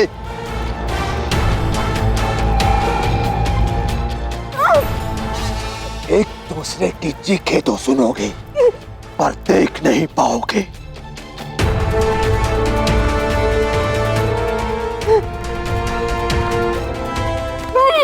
बहुत अभिमान है ना तुम्हें अपने पतिव्रत पर। स्मरण है पहली बार तुम्हें जहां लाया गया था, वही दशा करूंगा मैं तुम्हारी। रानी से कनिका बनाऊंगा तुम्हें।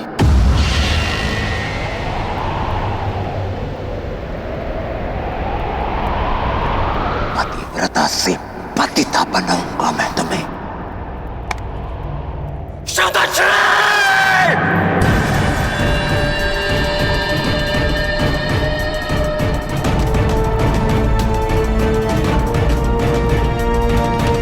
जीवन आपको संसार में सबसे अधिक सम्मान किया।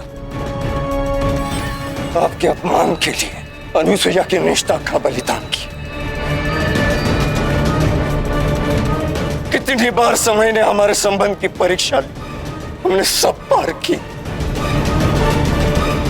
एक राजा से पहले एक भाई बनकर खड़े रहे हम।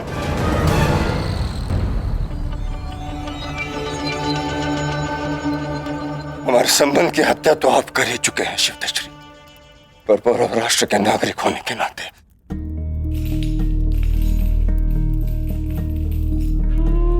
हम उनसे एक विनती कर रहे हैं। पौरव राष्ट्र की परंपरा पर घात मत कीजिए। स्त्री का मान सर्वोपरि है।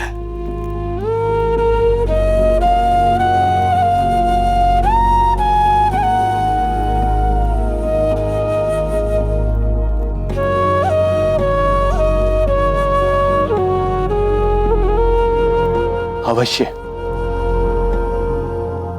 और वो स्त्री का मान सर्वोपरि है, पर मैंने इसे कभी और माना ही नहीं।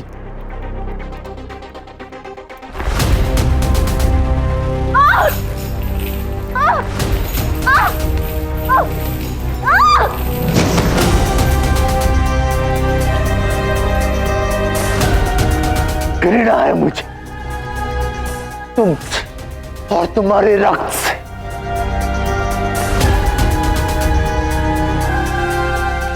जिस देह में तक्षशिला का पवित्र रक्त हो,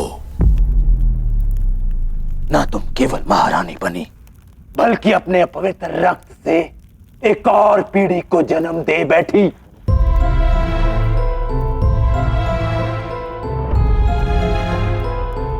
लगा था कि 21 वर्ष पूर्व मैंने उस रक्त के कलंक को धो दिया,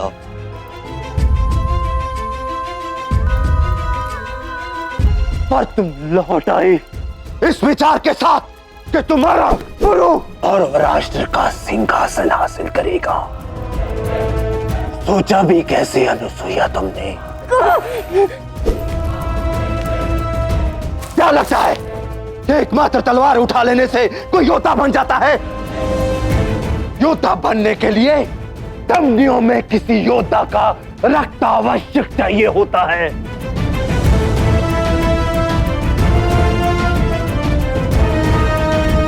और तक्षशिला वासियों की देह में बहता रक्त ही अपवित्र है।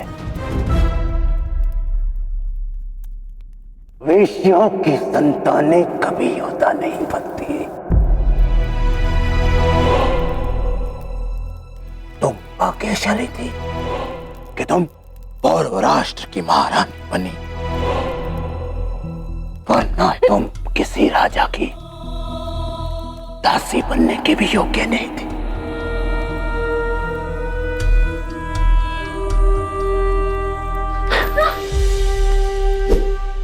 तुम पात्र हो तो केवल इस कारागृह में रहने के, इसलिए अपनी मृत्यु तक सड़ो इस कारागृह में और कोसो उस पल को जब तुमने पौरव राष्ट्र का भाग बनने का सोचा था।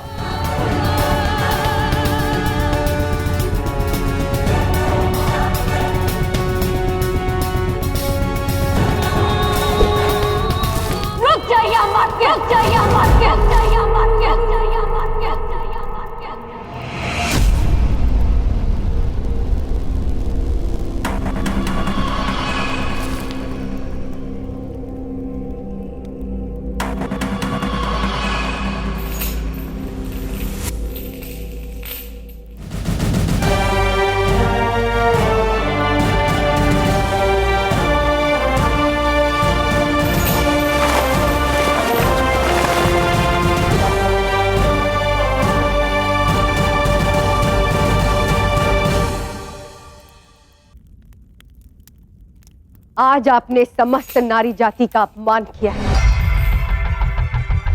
एक मां का, एक पुत्री का, एक पत्नी का अपमान किया है। जो पुरुष एक स्त्री का मान भंग करने में अपना पुरुषार्थ समझे, संसार में उससे बड़ा कायर और कोई नहीं है। एक स्त्री हर पीड़ा, हर कष्ट सहन कर सकती है। यदि सहन नहीं कर सकती है तो वो है तिरस्कार। जो नारी का अपमान करे उसे वो कभी क्षमा नहीं कर सकती, और जो नारी का अपमान करता है उसे बहुत बड़ा मूल्य भी चुकाना पड़ता है, जो आपको भी चुकाना पड़ेगा।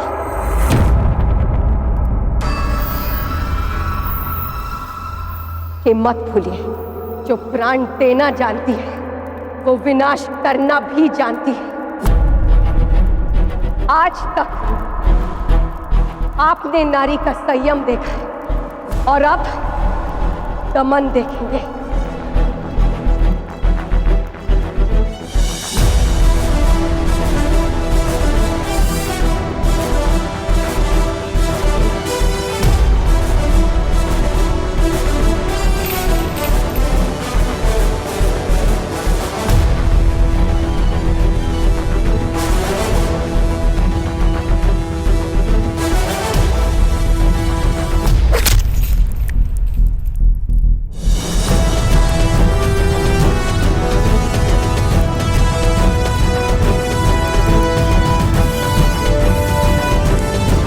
जिस रक्त का अपमान आपने किया, आज मैं अनुसुईया उसी रक्त की शपथ लेती हूं कि आपके प्राण मैं स्वयं अपने हाथों से लूंगी।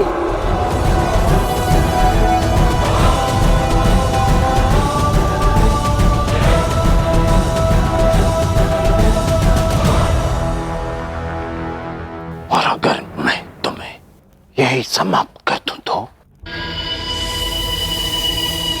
तुम्हारी शपथ और तुम्हारा प्राण दोनों व्यर्थ। शिवदक्षिणी नहीं, चिंता मत करो अनुज, शत्रु है ये मेरी, और शिवदत्त अपने शत्रु को इतनी सरल मौत नहीं देता। शत्रु को एकांत में मारा तो क्या मारा, कल समस्त पौरव राष्ट्र देखेगा कि मेरे विरुद्ध जाने वाले का परिणाम क्या होता है।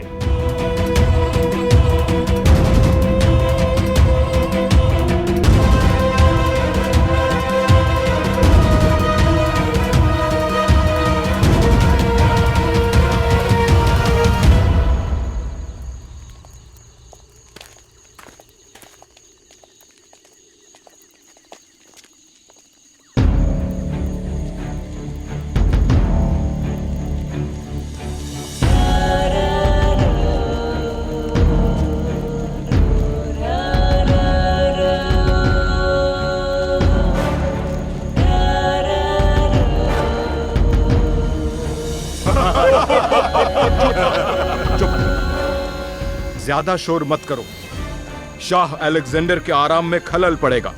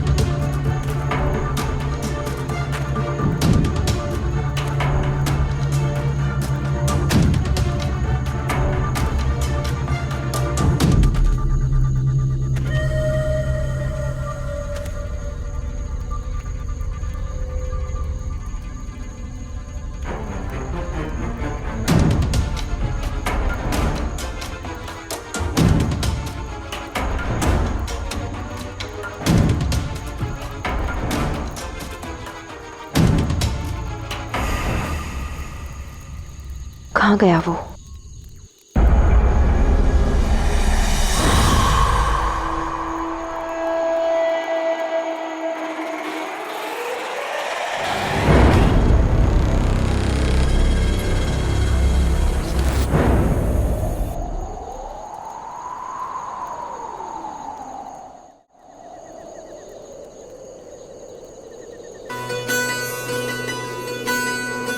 शाह अलेक्जेंडर, आपकी निगाहें बता रही हैं कि आप ही शाह अलेक्जेंडर हैं।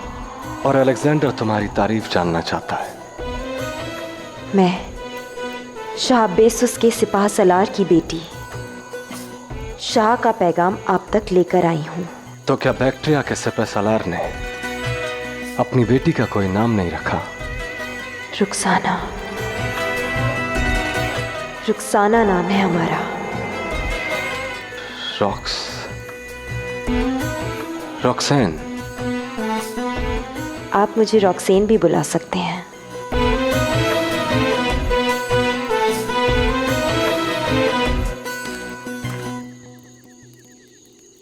पैगाम क्या है? शाह बेसुस की ओर से आपके लिए एक तोहफा है।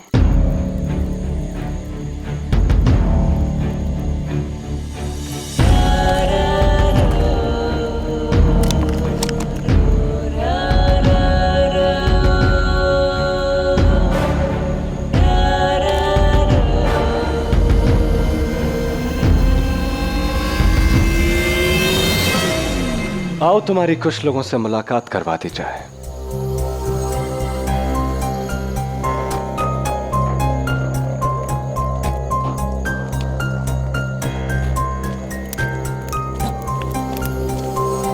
ये अलेक्जेंडर काफी देर से दिखाई नहीं दे रहा। कहीं वो तुम्हारे अब्बूजान को लेने तो नहीं गया? उसने कहा था कि वो हम सबके सामने उनका कत्ल करेगा।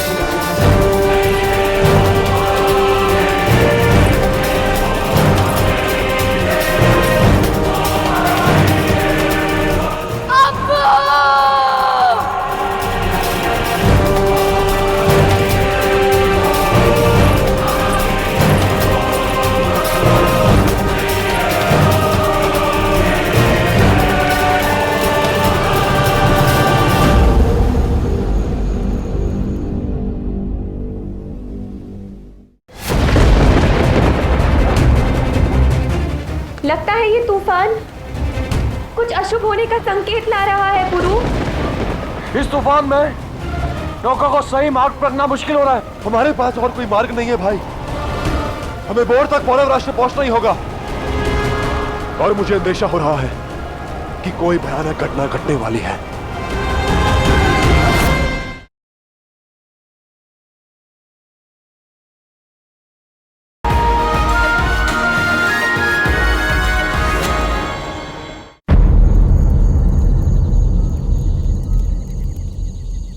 ये तोहफा हमें बैक्टीरिया के उन लोगों ने भेजा है जिनके पास डरायस ने पनाह ली थी।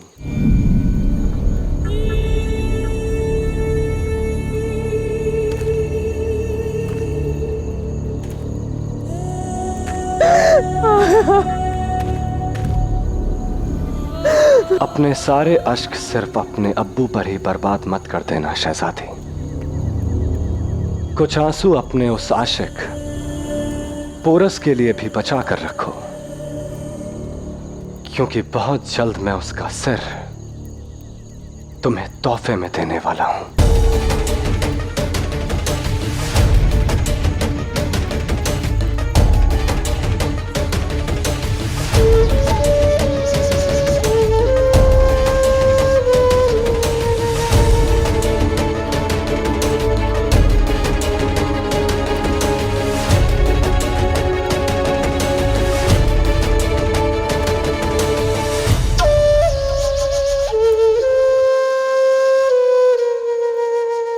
दुश्मन अगर तोहफा भेजे तो इसका मतलब साफ है, दोस्ती करना चाहता है। अगर शाह बेसुस हमसे सुलह चाहते हैं तो उनसे जाकर कहो कि हमने उन्हें मुलाकात के लिए तलब किया है। गुस्ताखी माफ, मगर शाह आपसे उनके किले में मिलना चाहते हैं। आप एशिया के शाह हैं जो दुनिया पर हुकूमत करने के लिए पैदा हुआ हो। उसे शहर के बाहर इन खेमों में रहने की क्या जरूरत? बैक्टीरिया आपका शाही इस्तकबाल करना चाहता है।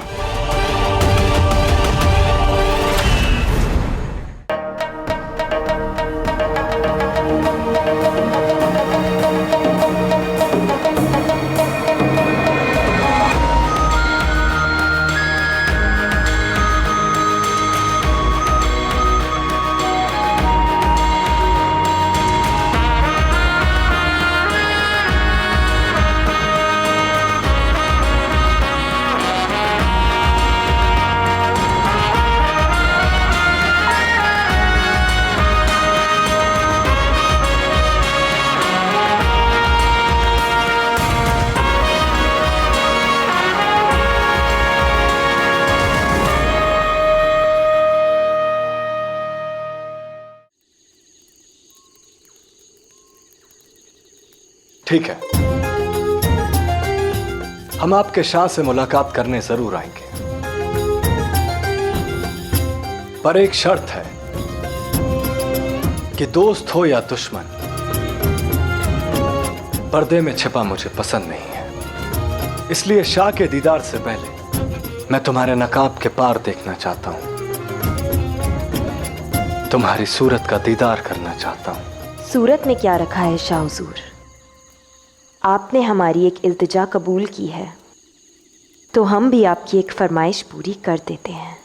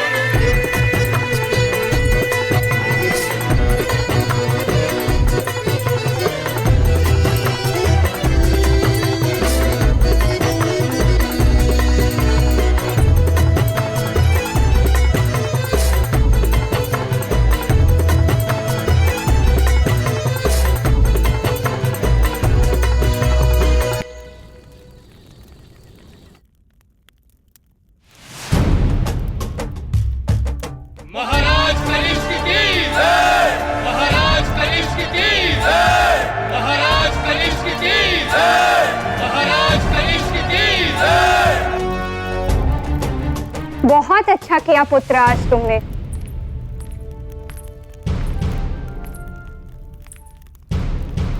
आज तो मैं गर्व से फूली नहीं समा रही कि मैंने तुम जैसे वीर राजा को अपनी कोख से जन्म दिया है। इतना शुभ दिन है आज कि मेरा पुत्र इस पौरव राष्ट्र का महाराजा बन गया। देखो ये पगड़ी कितनी सुंदर लग रही है तुम्हारे सर पर। तो क्या हुआ जो इसके लिए तुम्हें अपने पिता के सर से उतारना पड़ा? आज तो उत्सव होना चाहिए, है ना पुत्र? फिर से ये सब आरंभ मत कीजिए माँ। कैसा आरंभ पुत्र? सब कुछ तो समाप्त कर चुके हो तुम। एक पुत्र का कर्तव्य, एक पिता का अभिमान, एक युवराज की मर्यादा और एक राजा का मान। न मेरे दूध में इतनी शक्ति थी और न ही मेरे रक्त में इतना साहस। फिर कहां से लाए तुम इतना दुस्साहस कनिष्क? एक क्षण के लिए भी तुम्हारी अंतरात्मा ने नहीं रोका इसके लिए।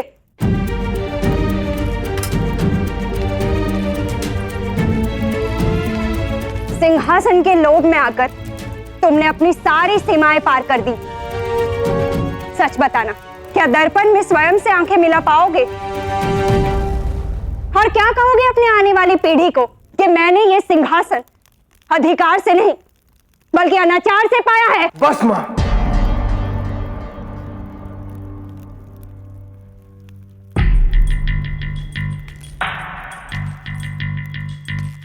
अब यदि पौरवराज के विरुद्ध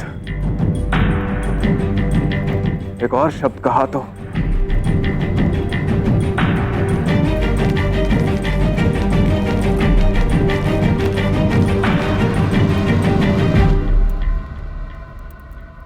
मत भूलिए, जब आपके पति राजा नहीं रहे, मैं महाराज हूं। अपनी सीमाएं पार मत कीजिए।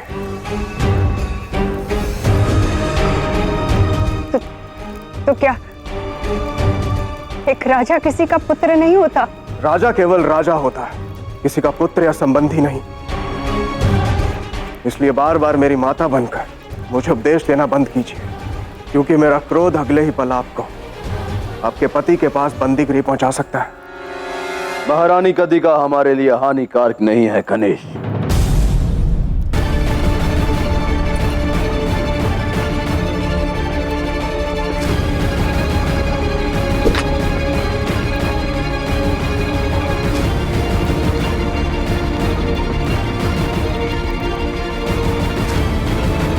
सोचना यह है कि भूतपूर्व महाराज के साथ करना क्या है।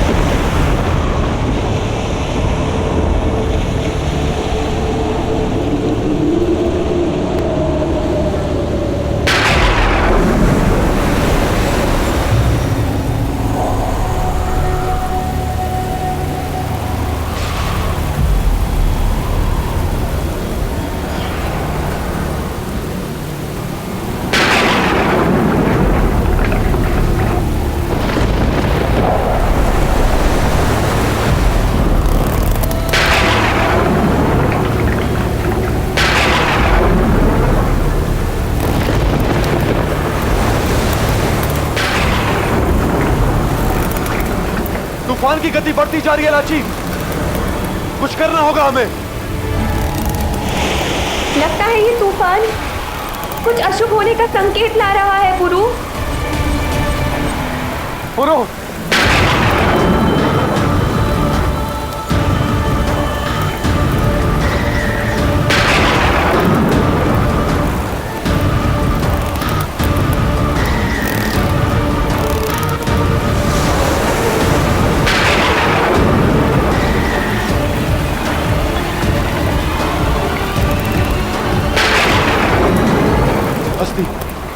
पुरु, हवा और जल का प्रवाह हमारे विपरीत है। इस तूफान में नौका को सही मार्ग पर रखना मुश्किल हो रहा है। हमारे पास और कोई मार्ग नहीं है भाई, हमें बोर्ड तक पौरव राष्ट्र पहुंचना ही होगा। और मुझे अंदेशा हो रहा है कि कोई भयानक घटना घटने वाली है।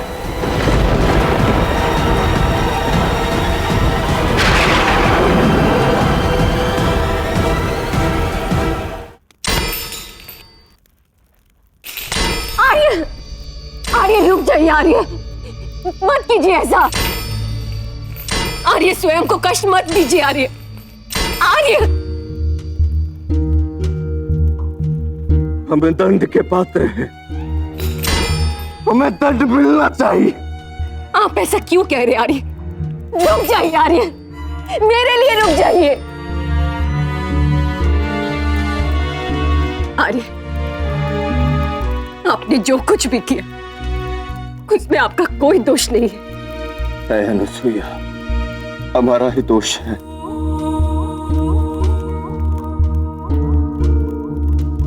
दोष ये है कि हम कभी तुम्हारे पति होने का कर्तव्य पूर्ण न कर सके। दोष ये है कि हमारा धर्म था तुम्हें सुख देना, और हमारे कारण तुम्हें सदा दुख ही मिले।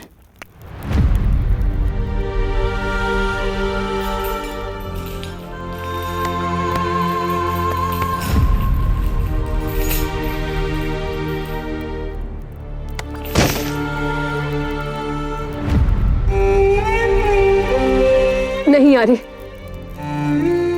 ऐसा मत कहिए। कहने दो अनुसुईया, मन का बोझ कुछ तो हल्का होगा।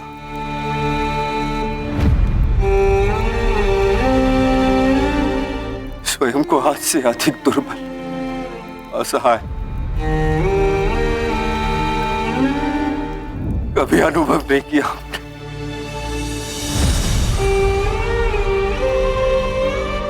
हम तुम्हारे जीवन में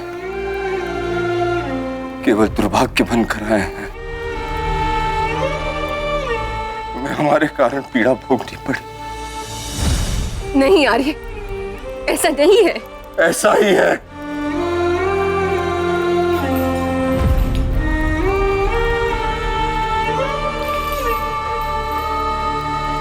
क्या प्राप्त हुआ तुम्हें हमसे विवाह करके? अखंड भारत मिला नहीं, स्वयं का अस्तित्व खंड खंड हो गया। जब मिली तो कारागार मिला, फिर स्मृति खोकर अपनों से दूर रहने का अभिशाप मिला, और 21 वर्ष पश्चात जब लगा सब कुशल है तो फिर से हमारे कारण तुम्हें कष्ट भोगने पड़े।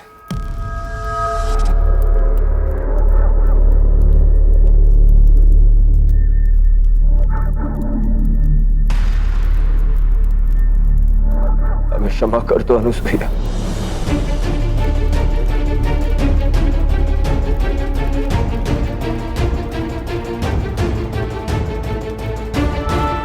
हम तुम्हारी पीड़ा ले नहीं सकते।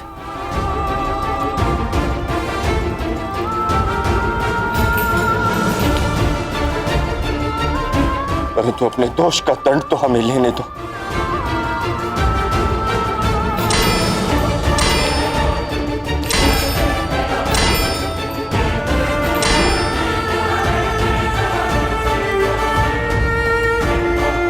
सत्य तो यह है अनुसुईया कि हमारे साथ रहकर तुमने सदा खोया,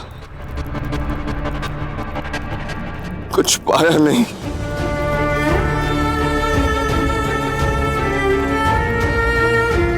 कौन कहता है कि मैंने कुछ नहीं पाया है? आपसे विवाह करके मुझे वो व्यक्ति मिला जो मुझसे अपार प्रेम करता है।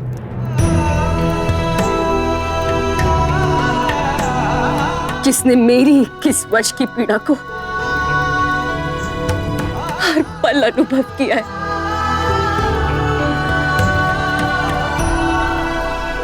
मैं तो ईश्वर का धन्यवाद करना चाहती हूँ आर्य,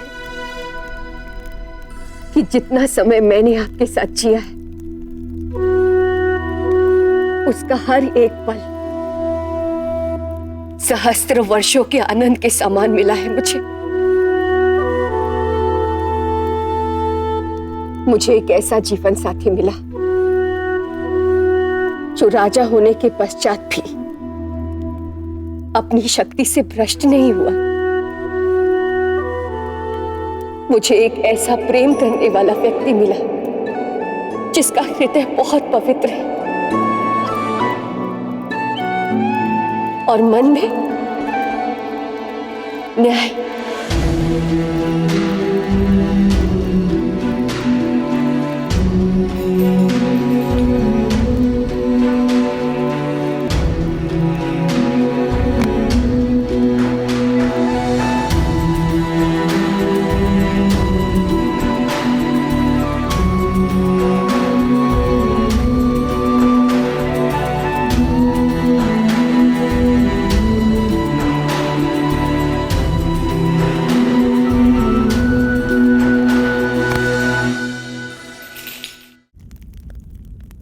ऐसा करना आवश्यक है माध्यता हूं। आवश्यक है, तभी यह निर्णय लिया गया है कनिष्क, और ये कार्य कल ही होगा। ऐसा मत कीजिए शिवदश्री, ये अधर्म होने से रोक लो कनिष्क। ऐसा मत करो, वो तुम्हारे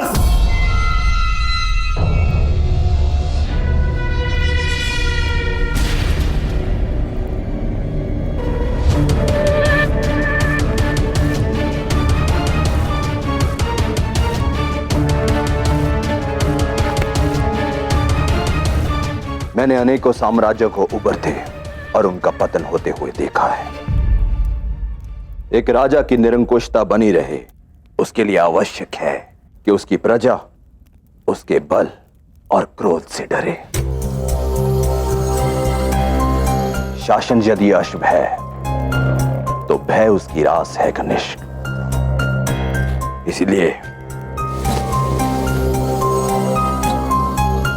इस घोषणा पत्र पर मोहर लगाओ। यह पौरव प्रजा के लिए अति महत्वपूर्ण संदेश है।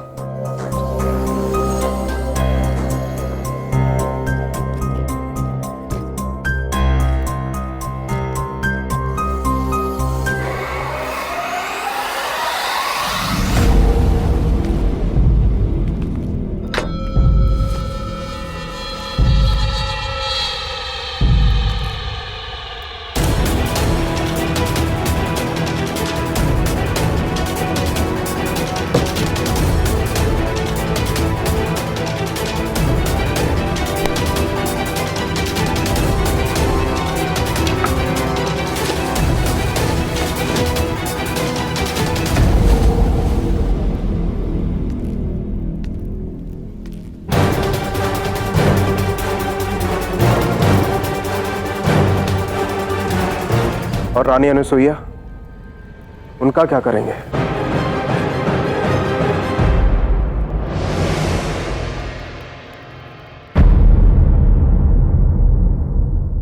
अगले हफ्ते पोरस में देखिए सैनिकों, दोनों को इसी समय समाप्त कर दो।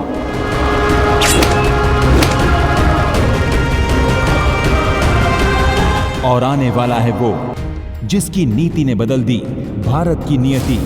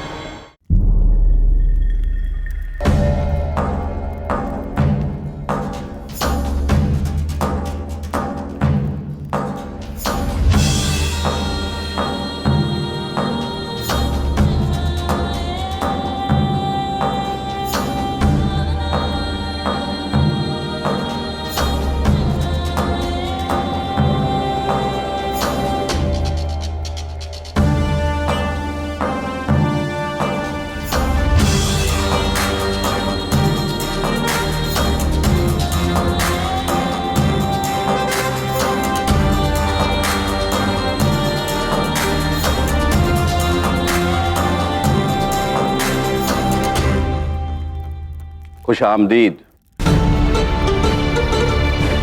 बैक्टीरिया की खुशकिस्मती है कि दुनिया के सबसे ताकतवर शाह के कदमपोशी का मौका मिला। उम्मीद है आपको इस नाचीज का तोहफा पसंद आया होगा। बेशक पसंद आया। मेरी मां मलिका ओलंपिया को भी, और मेरे सिपह सालार लीटा सोरे फेस्टियन को भी। जरा नवाजी के लिए शुक्रिया शाह। बैक्टीरिया की तारीख में आज का दिन एक बहुत ही यादगार दिन है, इसलिए हमने आपके लिए एक जश्न का इंतजाम किया है। बेशक जश्न तो होना ही चाहिए, और मैं भी चाहूंगा कि बैक्टीरिया के लिए इस दिन को मैं यादगार बना दूं।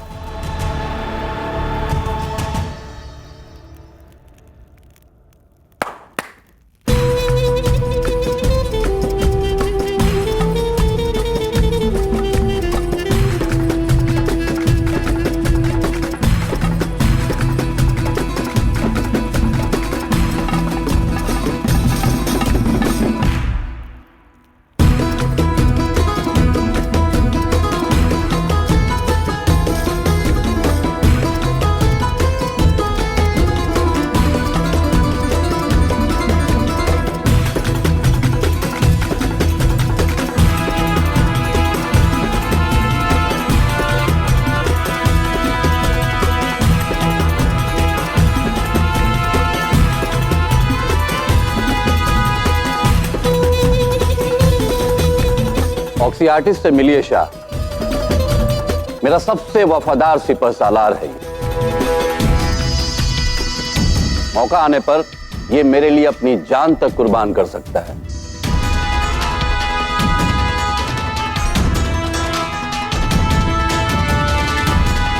तो आज का ये जाम ऑक्सीआर्टिस की वफादारी के नाम।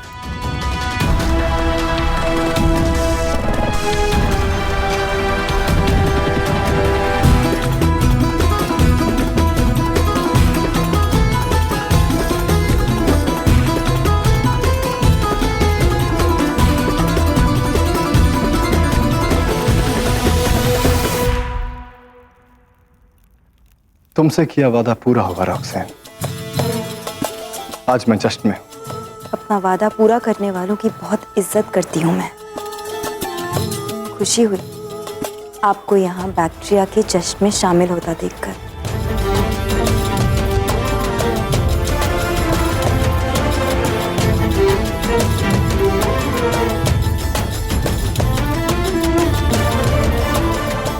आप कुछ सोच रहे हैं शाह एशिया? यही कि ये जश्न थोड़ा अधूरा सा लग रहा है, पूरा कर देता हूं।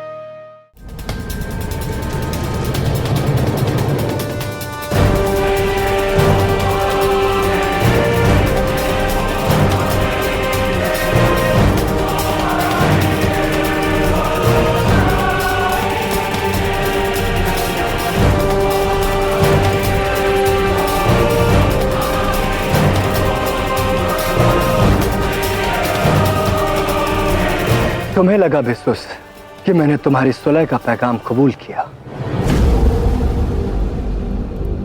नहीं, अलेक्जेंडर ऐसे लोगों से रिश्ता नहीं रखता जिन्हें गद्दारी और वफादारी में कोई फर्क मालूम ना हो।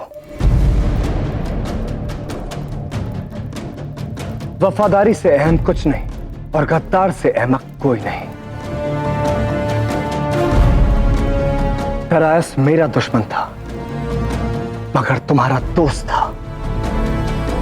उसने मुझसे बचने के लिए तुम्हारे पास बना ली और तुमने अपने आप को बचाने के लिए उसी का कत्ल कर दिया। जो अपने दोस्त का कत्ल कर सकता है वो कल को अपने फायदे के लिए मुझ पर भी वार कर सकता है। और दगाबाजों के लिए ना मेरी फौज में कोई जगह है और ना ही मेरे दिल में।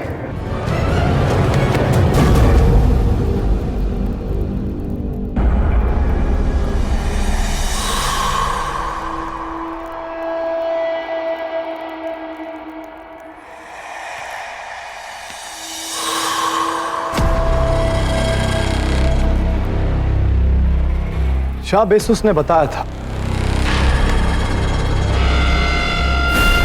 कि आप बैक्टीरिया के सबसे वफादार सिपहसालार थे।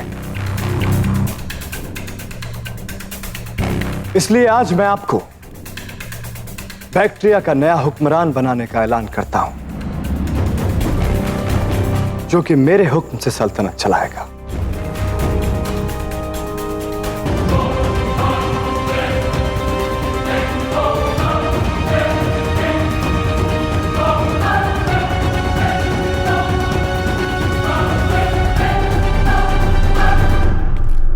तो आज का ये जश्न बैक्टीरिया के नए शाह ऑक्सीआर्टिस के नाम।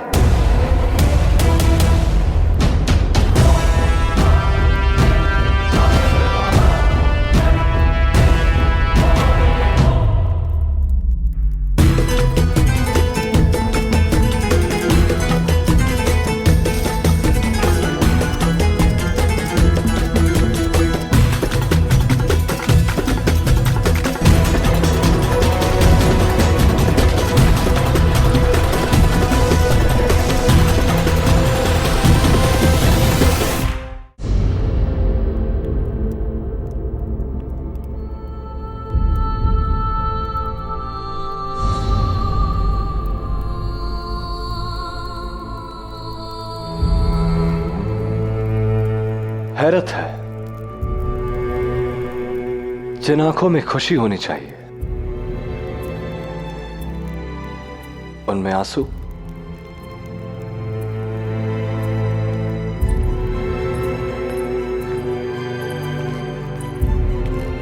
तुम्हें तो खुश होना चाहिए। तुम्हारे वालिद आज बैक्टीरिया के हुक्मरान बने हैं, तुम शहजादी हो गई हो। ये जश्न का मौका है रॉक्सेन, और जश्न में जाम छलकते हैं, आंसू नहीं।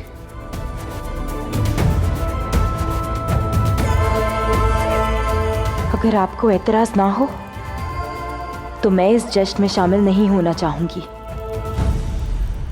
शाह जैसे नेक दिल लोग इस दुनिया में बहुत कम हैं। उन्होंने बैक्टीरिया की आवाम के लिए बहुत कुछ किया है। मैं उनकी मौत का जश्न नहीं मना पाऊंगी। इस दुनिया का हर काम एक ही सिक्के के दो पहलू की तरह होता है रॉक्सेन। हमारा किया गया कोई भी काम किसी के लिए अच्छा होता है तो किसी के लिए बुरा, और आखिर में सबको मिलता वही है जिसका वो हकदार होता है। और शाह बेसुस मौत के हकदार थे। फिर तो हम भी उसी सजा के हकदार हुए। हम सबने मिलकर शाह डरायस को पनाह दी थी और हम सबकी मर्जी से उनका कत्ल हुआ था। मैंने बहुत सी जंग लड़ी है रॉक्सेन, और जानती हो हर जंग की सबसे बड़ी सच्चाई क्या होती है? कि दुश्मन की फौज के हुक्मरान को खत्म करो और जंग खत्म। और ऐसा इसलिए क्योंकि एक शाही अपनी सल्तनत के हर नतीजे और हर फैसलों का जिम्मेदार होता है, सही गलत सब कुछ। फतह हो तो उसका सेहरा उसके सर पर बांधा जाता है, और शिकस्त की कालीख भी उसी के चेहरे पर पोती जाती है। कीमत सिर्फ बेसुस को चुकानी थी। आप चाहे जो कहें शाह एशिया, पर मेरा ज़मीर मुझे इस जंग जश्न में शिरकत करने की इजाजत नहीं देता। अब आपकी इजाजत हो तो मैं यहां से जाना चाहूंगी।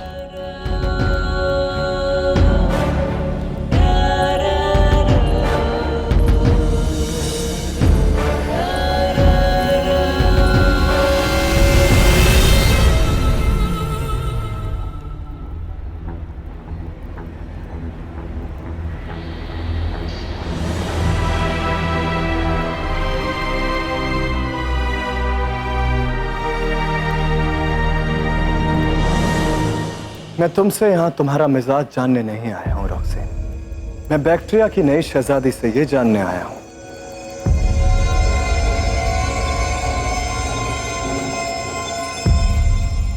कि क्या वो मुझसे शादी के लिए तैयार है।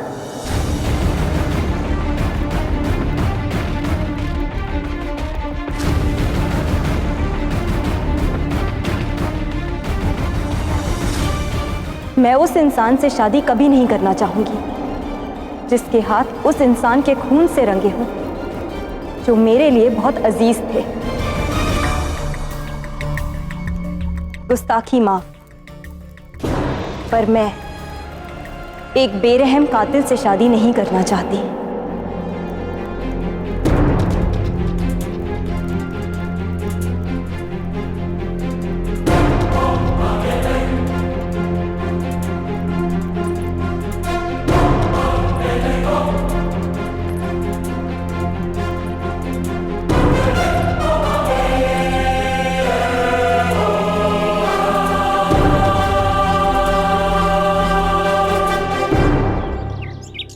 आज इस जनसभा का आयोजन इसलिए किया गया है ताकि पौरव प्रजा अपने नए राजा के पहले न्याय में साक्षी बन सके। आपके समक्ष लाया गया अपराधी जो अब तक आपका राजा था किंतु अपना राजधर्म ना निभा सका, इस स्त्री के बहकावे में आकर ऐसे निर्णय लिए जो राज्य के हित में नहीं थे।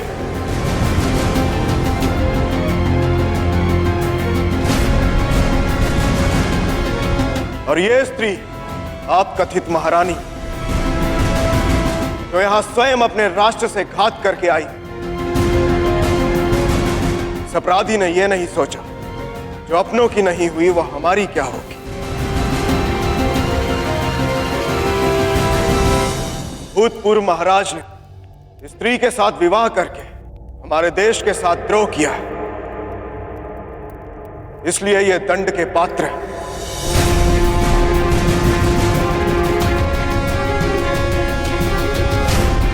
और राष्ट्र की प्रथा है कि हर अपराधी को स्वयं को निर्दोष सिद्ध करने का एक अवसर दिया जाए। तुम्हें भी दिया जाएगा बमनी।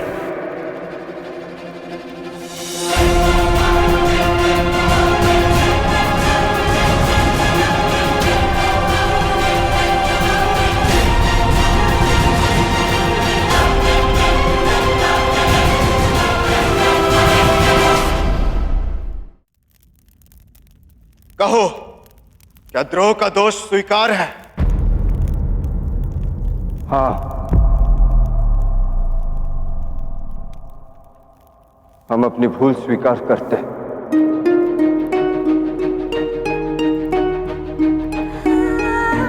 आर्य,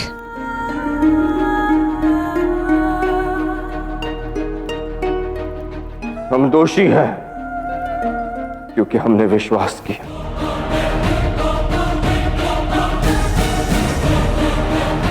अपने भाई पर, अपने पुत्र पर,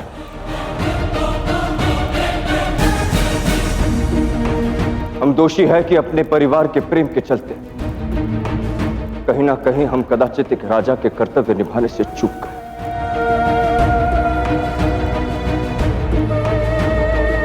हम दोषी है कि अपने भाई के अपमान का प्रतिकार लेने के लिए हमने एक विदेशी से संबंध जोड़ लिया है। हम दोषी हैं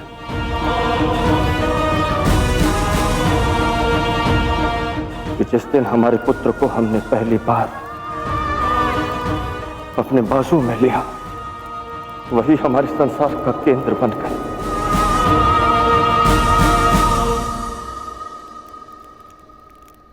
कि उसके भविष्य के अतिरिक्त हमारी कोई और इच्छा शेष नहीं रही।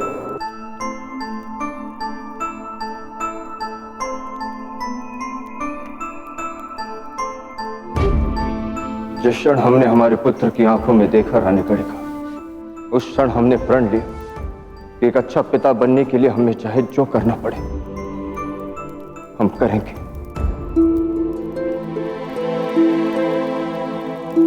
पर हम दोषी हैं कि हम एक अच्छा पिता न बन पाए।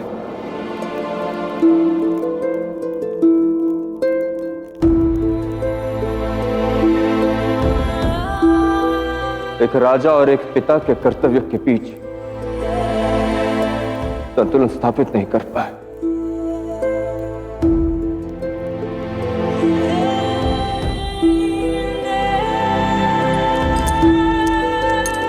हम पात्र हैं इन लौ बंधनों के कि हमारी ममता के बंधनों को तोड़कर हम सत्य का सामना न कर सके।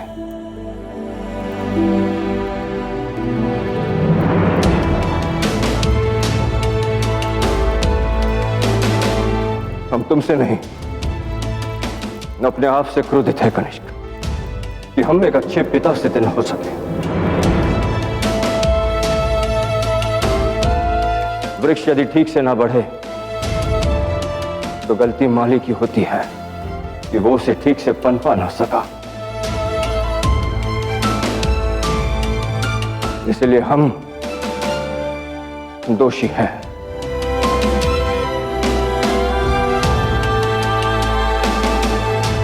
आज यहां जो हो रहा है उसके उत्तरदायी हम हैं।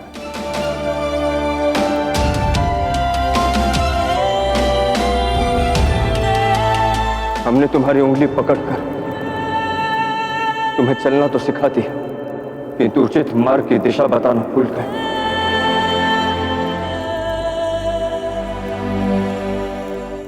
जब तुम्हें चोट लगी तो उसके उपचार में हमने कोई कसर नहीं छोड़ी। किंतु ये समझाना भूल गए कि कभी भी किसी को भी अनावश्यक चोट नहीं पहुंचानी है।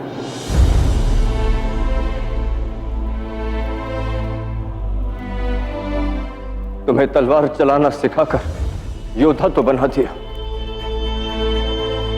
किंतु ये सीख ना दे सके कि कब, किसके लिए और किसके विरुद्ध इस तलवार को उठाना।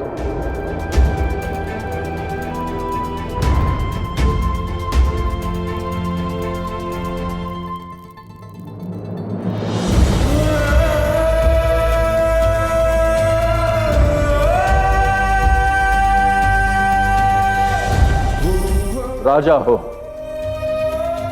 अच्छा लगा देखकर कि कठोर निर्णय लेना सीख गए हो। बस आशा है कि उचित निर्णय लेना भी सीख जाओ।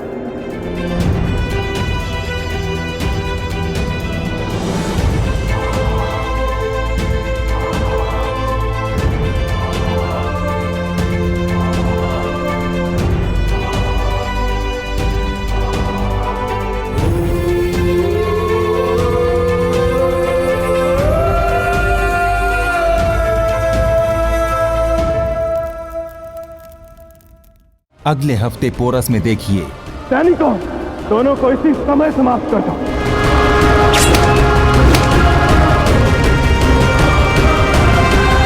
और आने वाला है वो जिसकी नीति ने बदल दी भारत की नियति।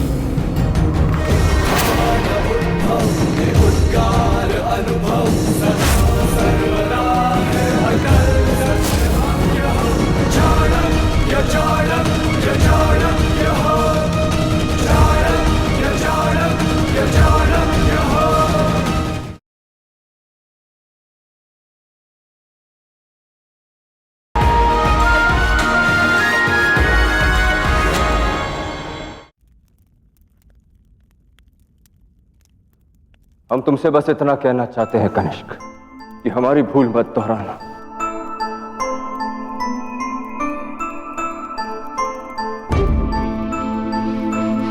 अपनी संतान की उंगली पकड़कर चलना सिखाना, पर यह भी सिखाना कि किस मार्ग पर उसे आगे नहीं बढ़ना है। उसे अपने कंधे पे बिठाकर संसार दिखाना, पर ध्यान रखना कि उसकी दृष्टि अनुचित और उचित में निर्णय ले सके। इस सिंहासन को ऐसा उत्तराधिकारी देना जिस पर तुम गर्व कर सको। उसे यह राजसी तलवार उठा सकने की शक्ति के साथ इसे कहां उठानी है, यह मति भी देना।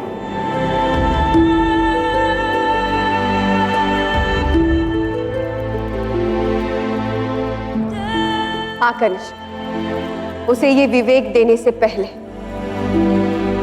खुद तुम्हें उसे जगाना होगा। एक कनिष्क वो था जिसने अपने पिता के सिंहासन पर ना बैठने के निर्णय को सुनकर पूरे 10 लोक के विरुद्ध मोर्चा खोल दिया। परंतु आज जो मेरे समक्ष खड़ा है कि वो कनिष्क नहीं है। एक बार फिर से अपने निर्णय पर विचार करो पुत्र।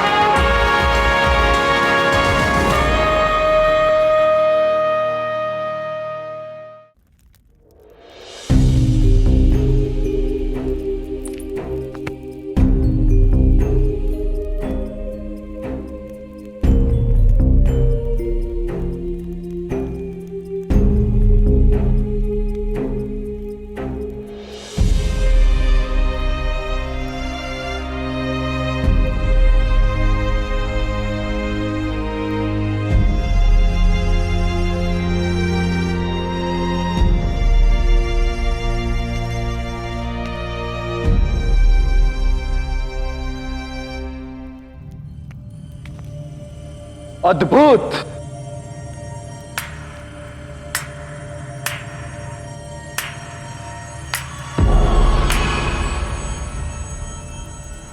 प्रशंसा के योग्य है भाषा। अपना अपराध भी स्वीकार किया तो इस प्रकार के महाराज कनिष्क अपने आप को अपराधी मान बैठे। अद्भुत भाषण कला है।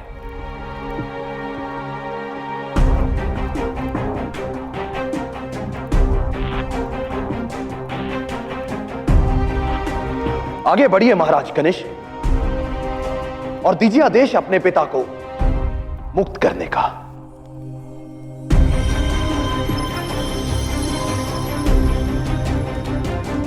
ये तो केवल प्रारंभ है, क्योंकि इन्हें मुक्त करने के पश्चात सबसे पहले फिर से ये अपना अधिकार पाएंगे और स्वयं महाराज बनकर आपसे आपका सिंहासन छीन लेंगे। और जब पुरु पौरवराष्ट्र लौट आएगा तो फिर से युवराज पद या तो तुमसे छीन लिया जाएगा या फिर भावनात्मक दबाव बनाकर तुमसे ले लिया जाएगा। नहीं कनिष्क, अमात्य की बातों में मत आना। हाँ, अपने ताऊश्री के स्थान पर जिसने सदैव तुम्हारा साथ दिया, इस स्त्री की बात सुनो ना।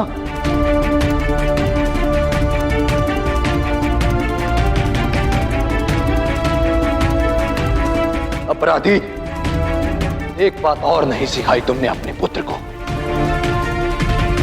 कि राजा को किसी भी भावना में बहने का अधिकार नहीं है, परंतु मैं अमात्य शिवदत्त राजा और उसके सिंहासन का रक्षक हूं। भावनाओं में बहकर जो भूल तुमने की है वो मैं महाराज कनिष्क को नहीं दोहराने दूंगा।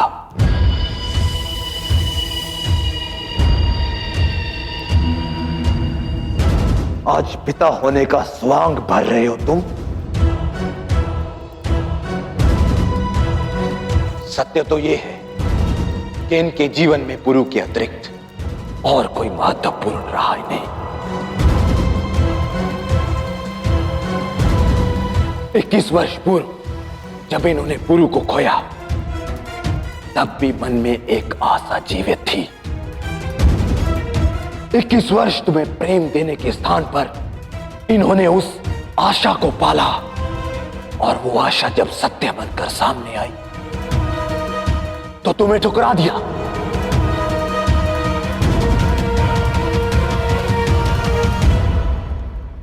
जब तक पुरु यहां पर है, ये दोनों तुम्हें तुम्हारा अधिकार कदापि नहीं देंगे। लज्जा आनी चाहिए आपको शिवदत्त श्री। एक पिता अपने पुत्र के संबंध, अपने भाव, अपना प्रेम व्यक्त कर रहा है, और आपने इसमें भी स्वार्थ ढूंढ लिया। यदि महाराज की पीड़ा झूठी होती तो सभा में उपस्थित किसी की भी आंखें नम नहीं होती, उनकी आंखों में अश्रु नहीं होता।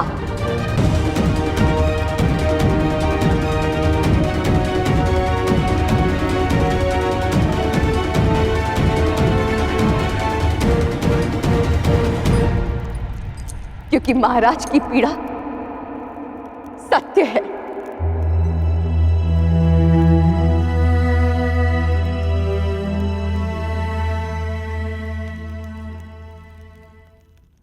वर्षों पूर्व आपने एक पति पत्नी के बीच में दरार डाली, और आप अब पिता और पुत्र के संबंध तोड़ना चाहते हैं। तो वास्तव में देशद्रोही हम नहीं, आप हैं।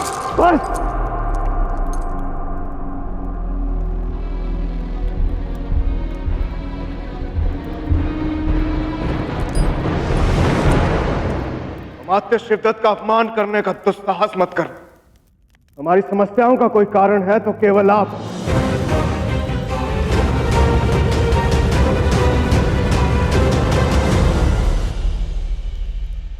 तो ठीक है कनिष्क, यदि तुम्हें लगता है कि इन सब के पीछे मैं हूं, तो मुझे दंडित करो। तुम जो दंड दोगे मैं स्वीकार लूंगी कनिष्क,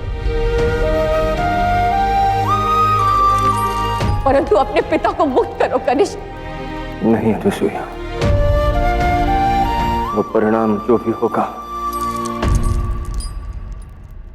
हम दोनों मिलकर उसका सामना करेंगे।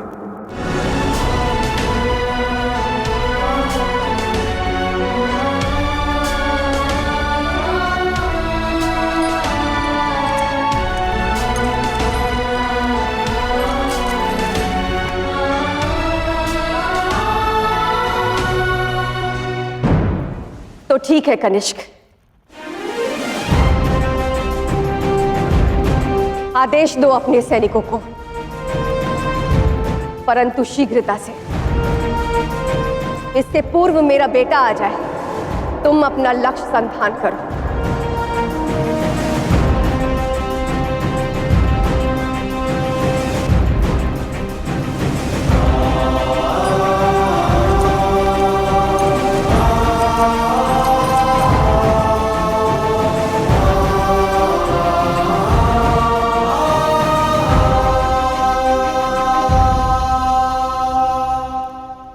सैनिकों, उन दोनों को इसी समय समाप्त कर दो।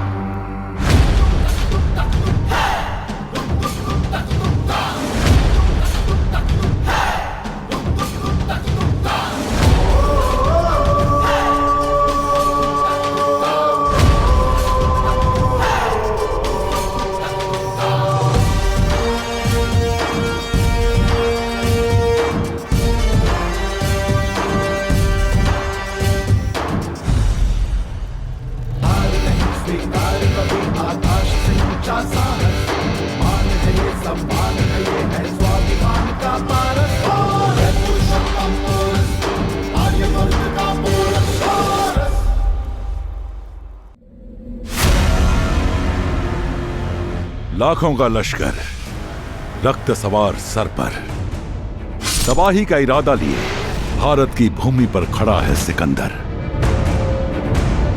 जिसके सामने पूरी दुनिया ने घुटने टेके। उस सिकंदर ने अब तक भारत मां के बेटे नहीं देखे। ये बिगुल है सिकंदर और पोरस के महायुद्ध का। देखिए पोरस,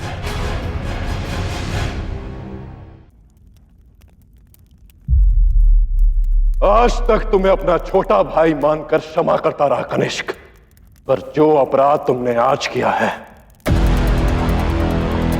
उसके लिए तो भगवान भी स्वयं तुम्हें क्षमा नहीं कर पाएंगे।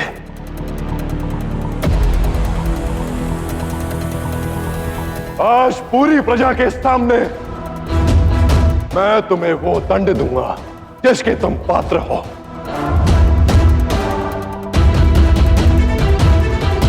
बंदी बना लो इसे और समाप्त कर दो। प्रयास करके देख लीजिए ताऊश्री।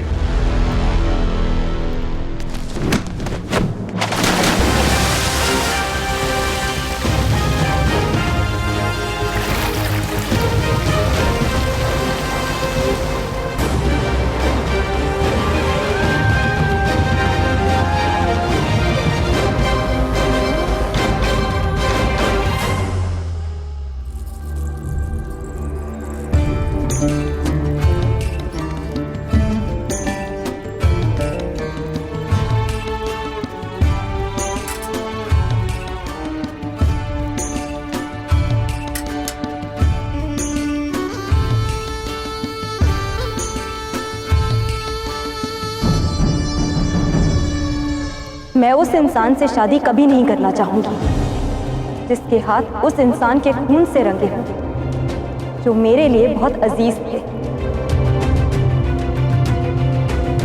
बैठिए।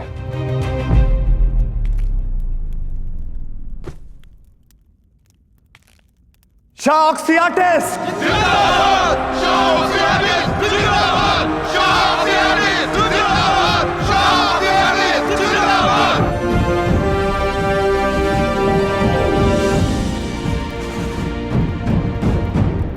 अब मैं भारत की तरफ कूच करने वाला हूं और उम्मीद है कि मेरे बैक्टीरिया को आप मेरी गैर हाजिरी का एहसास नहीं होने देंगे। शाह एशिया, आपने मुझे बैक्टीरिया का शाह बनने के काबिल समझा। मैं कोशिश करूंगा कि आपको अपने फैसले पर कोई अफसोस ना हो। अच्छा लगा सुनकर कि आपने वादा नहीं किया, क्योंकि वादे अक्सर टूट जाते हैं शाह, पर कोशिशें कामयाब होती हैं।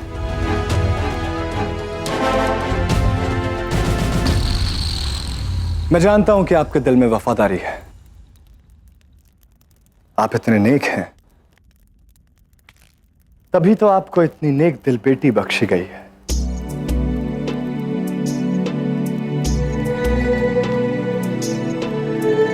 मैं हमारा रिश्ता और भी मजबूत करना चाहता हूं शाह।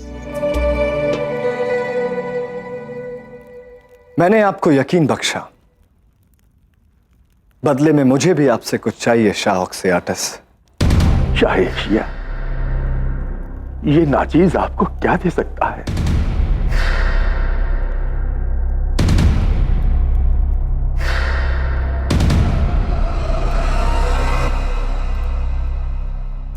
आपकी बेटी रॉक्सैन का हाथ।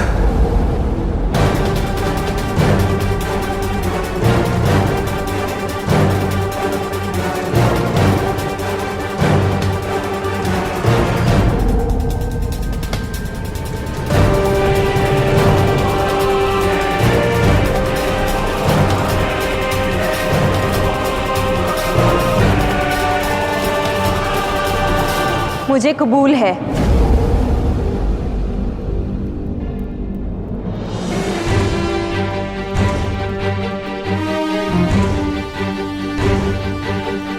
शाह अलेक्जेंडर अपनी शरीक हयात बैक्टीरिया से चुने।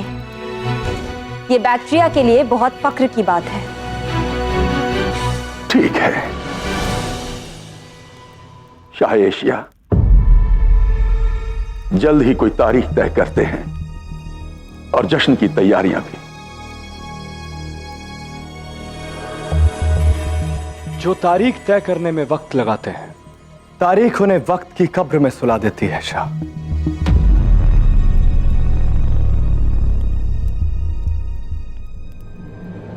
शादी आज रात ही होगी।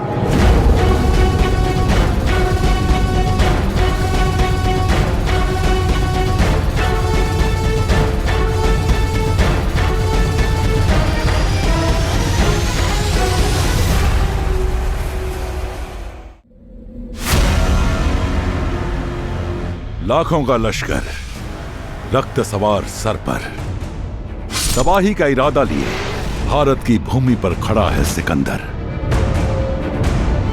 जिसके सामने पूरी दुनिया ने घुटने टेके। उस सिकंदर ने अब तक भारत मां के बेटे नहीं देखे। ये बिगुल है सिकंदर और पोरस के महायुद्ध का। देखिए पोरस।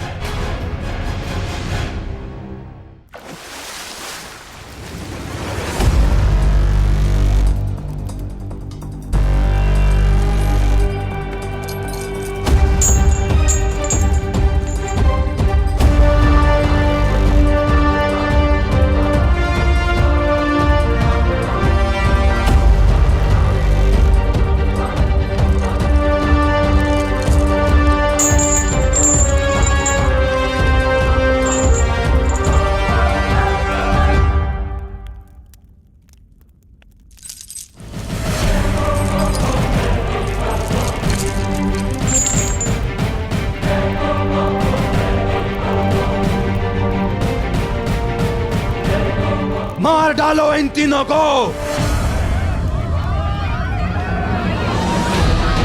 गुरु, तुम तुम शिद्दत और कनिष्क को संभालो, तब तक हम इन्हें संभालते हैं।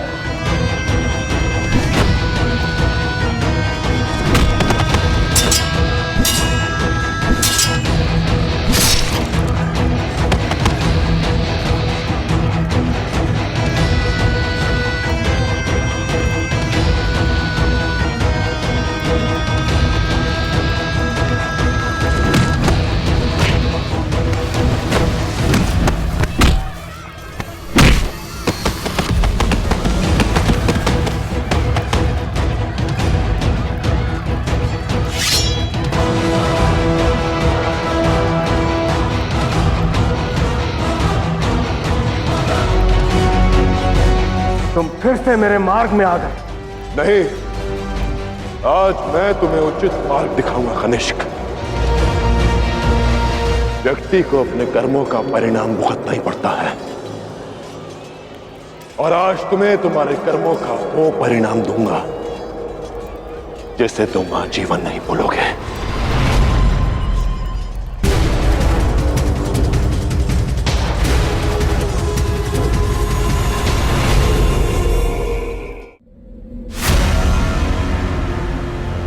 लाखों का लश्कर रक्त सवार सर पर तबाही का इरादा लिए भारत की भूमि पर खड़ा है सिकंदर,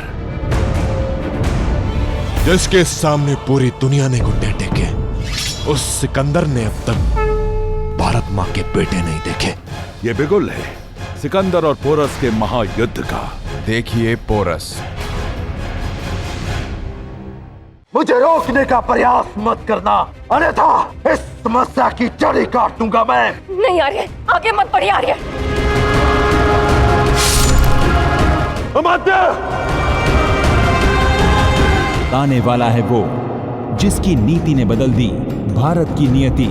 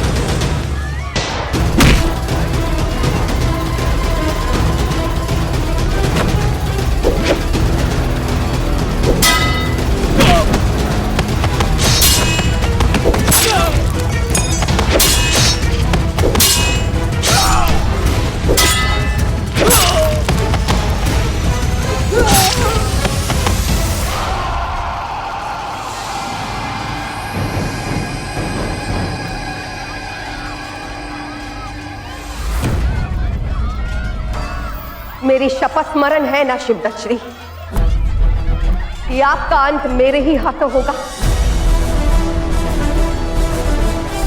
पुरुष को लगता है कि स्त्री दुर्बल होती है,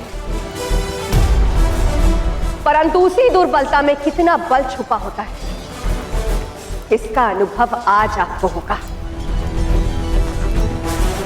आज आपको नारी का चंडी रूप दिखेगा।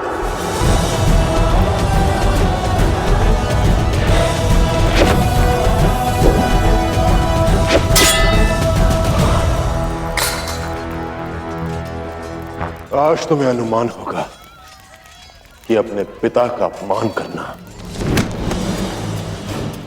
कितना बड़ा अपराध है।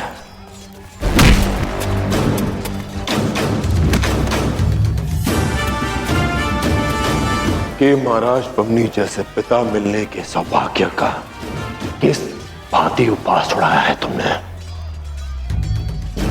जब व्यक्ति का विवेक उसका साथ छोड़ जाए तब उसका अंत निकट होता है।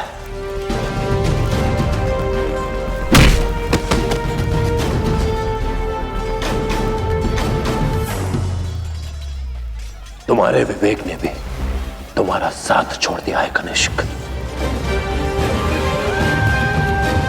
क्योंकि तुम्हारा अंत निश्चित है।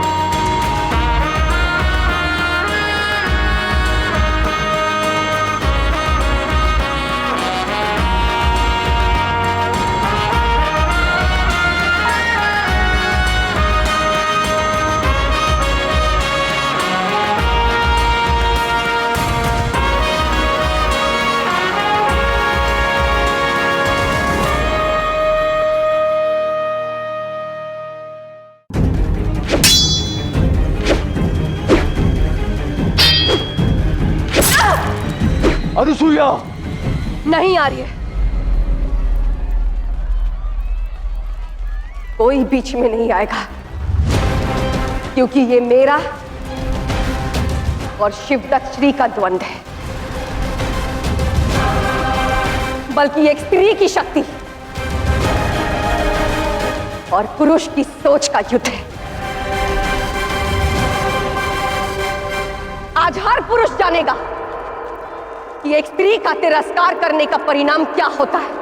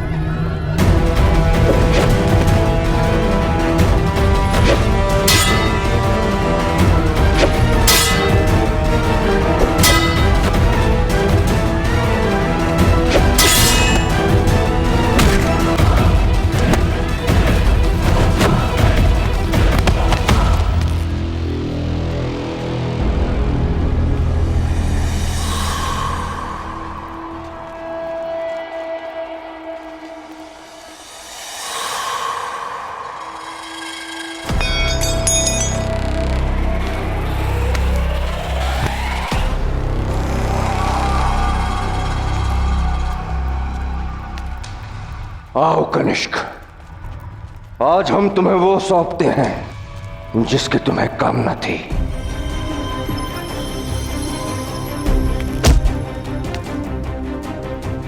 ये सिंहासन,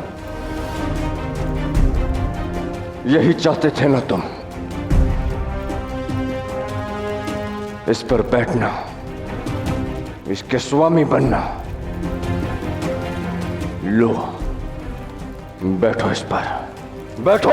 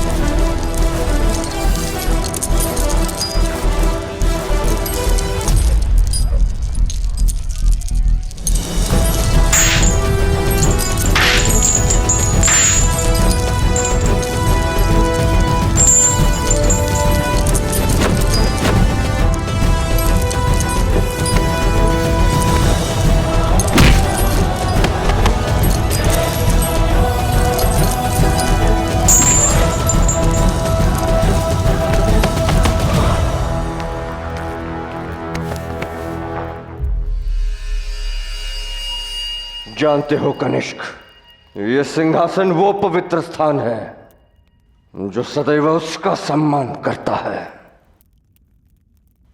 जो इसके योग्य होता है। अब यही निश्चित करेगा कि तुम इसके योग्य हो या नहीं।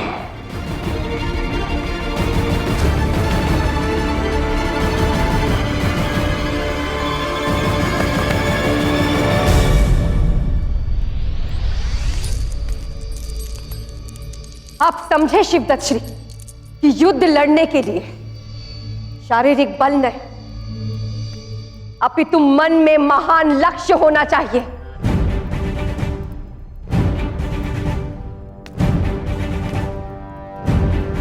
और जिसका लक्ष्य छोटा और बुरा हो उसका प्रहार छोटा पड़ ही जाता है।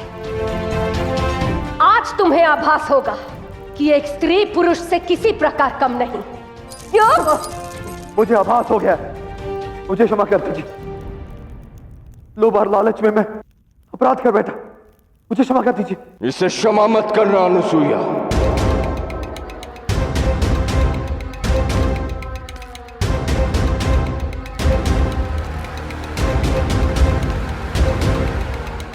जिसे दूध पिलाओ वो सर्प काटे तो उसका फन कुचल देना चाहिए।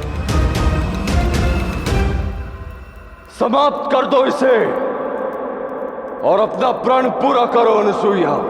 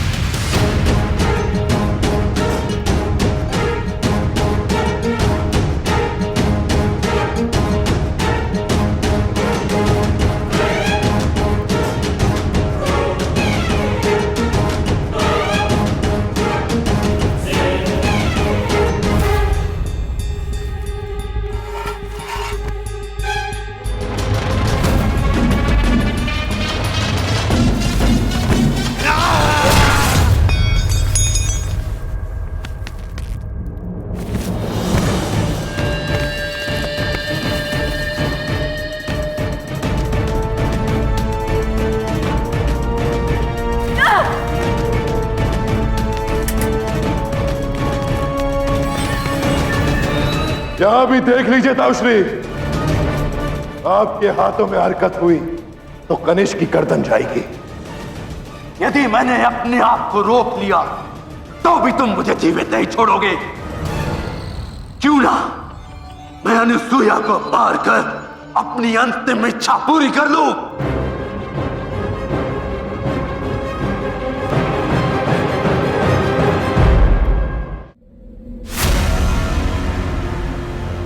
लाखों का लश्कर रक्त सवार सर पर तबाही का इरादा लिए भारत की भूमि पर खड़ा है सिकंदर,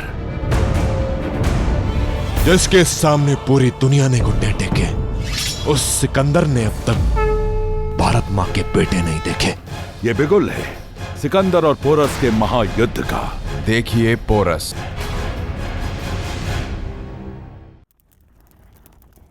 रुक जाइए शिवदत्त श्री।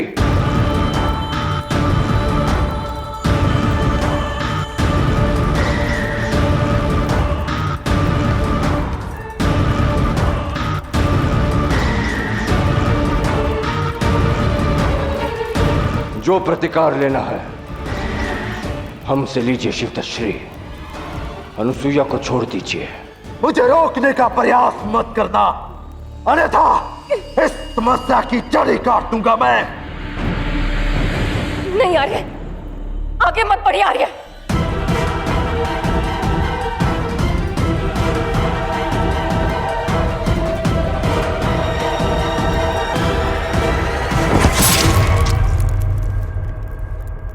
अमात्य,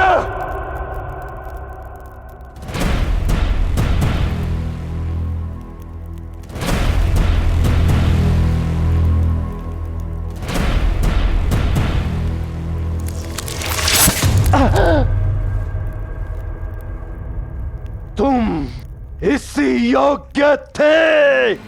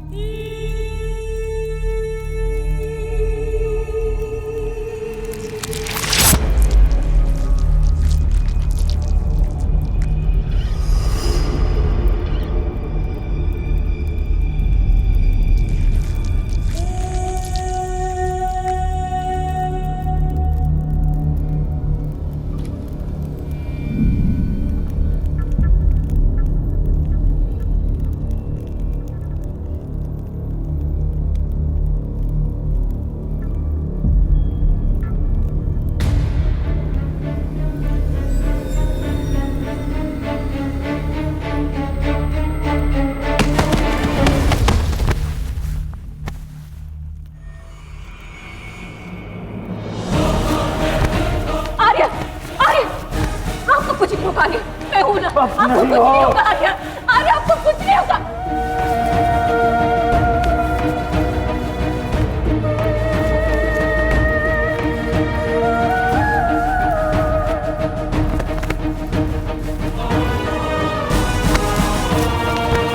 अमात्या, मेरी मां को छोड़ दो, अन्यथा मैं कनिष्क के प्राण ले लूंगा। नहीं ले पाओगे पुरु, क्योंकि तुम्हारी सबसे बड़ी दुर्बलता मेरे पास है। यदि कनिष्क को कोई भी खरोच पहुंची तो मैं तुम्हारी मां के प्राण ले लूंगा।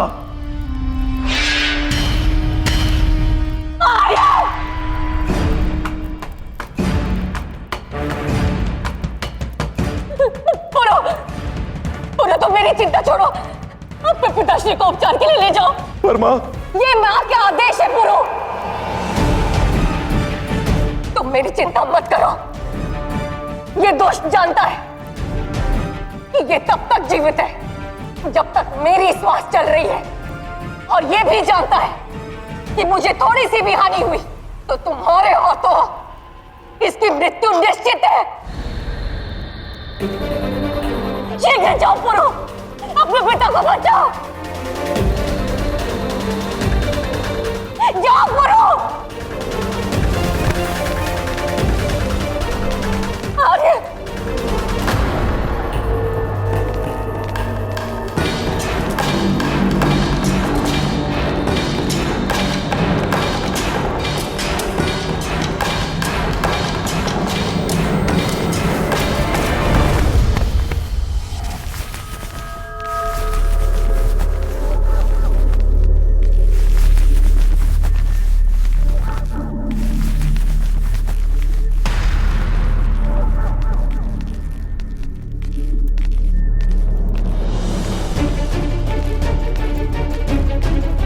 मैं आऊंगा मां। आपका पुरु आपको मुक्त करवाने अवश्य आएगा। मुझे विश्वास है पुत्र। शीघ्र जाओ पुरु।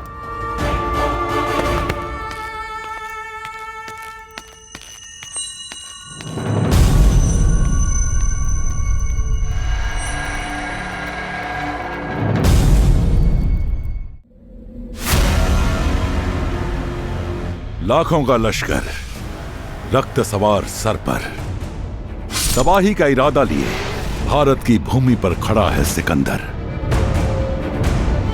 जिसके सामने पूरी दुनिया ने घुटने टेके। उस सिकंदर ने अब तक भारत मां के बेटे नहीं देखे।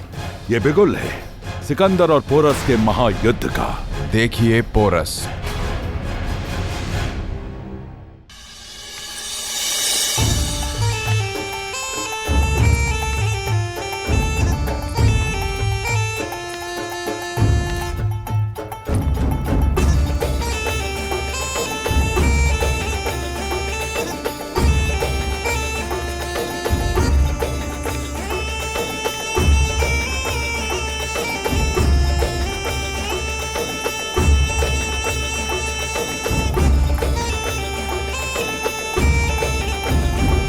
शादी की रस्में शुरू की जाए।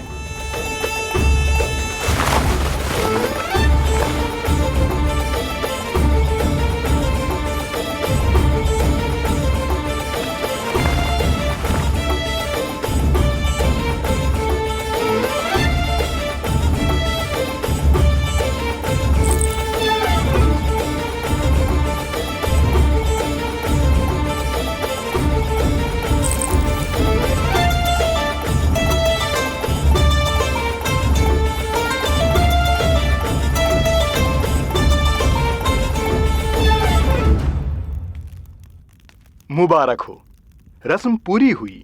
आप शौहर और ये बीवी हुई।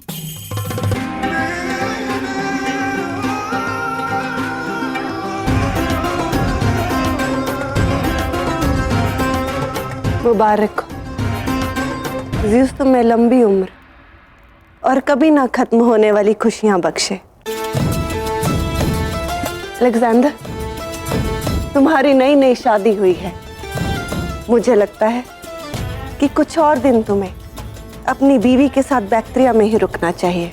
जो आराम के लिए रुक जाता है उसका मकसद हराम हो जाता है मलिका, और मेरा मकसद बैक्टीरिया से कहीं आगे है। भारत, जहां की माटी मुझे पुकार रही है कि जिसे मैं अपने कदमों तले रौंदूं, और जहां वो है जिसने सिकंदर के मुकद्दर को ललकारा है।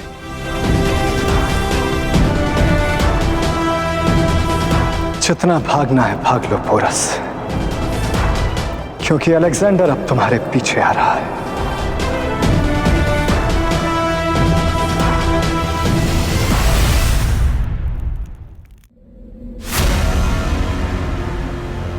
लाखों का लश्कर रक्त सवार सर पर, तबाही का इरादा लिए भारत की भूमि पर खड़ा है सिकंदर, जिसके सामने पूरी दुनिया ने घुटने टेके। उस सिकंदर ने अब तक भारत मां के बेटे नहीं देखे। ये बिगुल है सिकंदर और पोरस के महायुद्ध का। देखिए पोरस। आप एक महान योद्धा है महाराज, आप हार नहीं मान सकते। आपको अपने गुरु का साथ देना होगा महाराज। क्या हुआ अस्ति, तुम रुक क्यों गए? तो महाराज के पांव ठंडे पड़ रहे हैं। आने वाला है वो जिसकी नीति ने बदल दी भारत की नियति।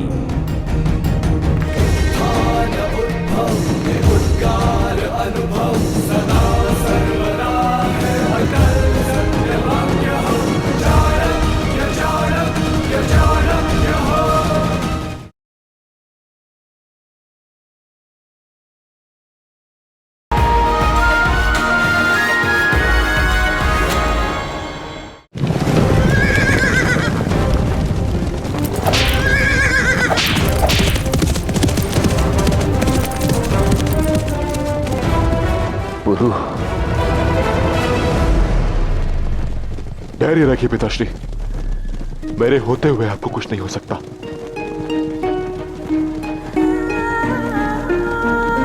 हस्ती, पिताश्री का रक्त बहता जा रहा है, हमें शीघ्रता करनी होगी। गुरु, संयम रखिए पिताश्री, अभी तो हमें स्वतंत्र भारत का स्वप्न पूरा करना है। बस आप सांस लेते रहिए पिताश्री।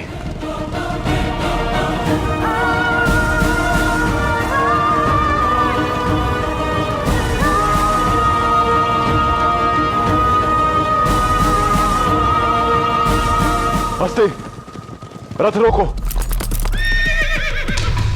इससे पहले कि हम आगे बढ़े, हमें कुछ भी करके पिताश्री के बहते रक्त को रोकना होगा।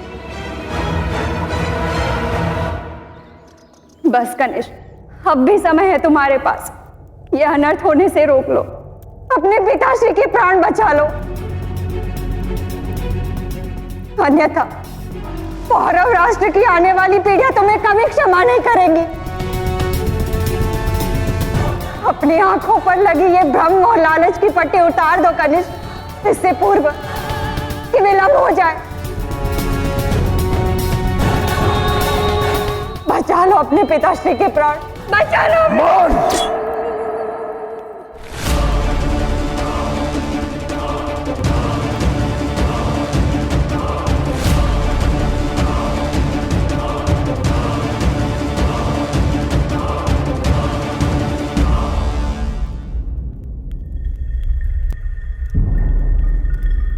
अद्भुत,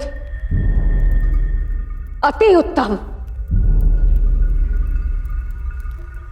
आज तुमने अपनी मां के दूध का ऋण उतार दिया, सिद्ध कर दिया कि तुम सुपुत्र हो कनिष्क।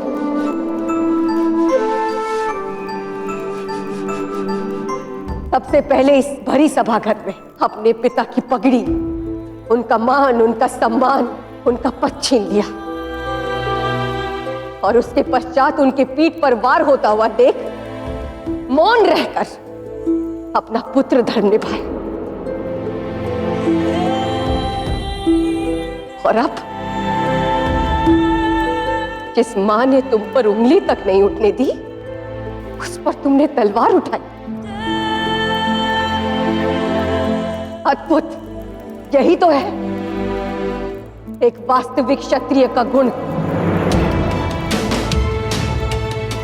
इसी दिन के लिए तो प्रतीक्षा करती है एक मां। 9 माह तक अपने कोख में अपनी संतान को पालती है, ताकि आज वो उसके ऊपर तलवार तान सके और अपने पिता का आघात कर सके। आज तो तुमने पौरव राष्ट्र का नाम इतिहास में सदा के लिए अंकित कर दिया। आज के दिन के लिए पौरव परिवार और पौरव राष्ट्र ही क्या, इतिहास स्वयं लज्जा से अपनी दृष्टि झुकाए रहेगा।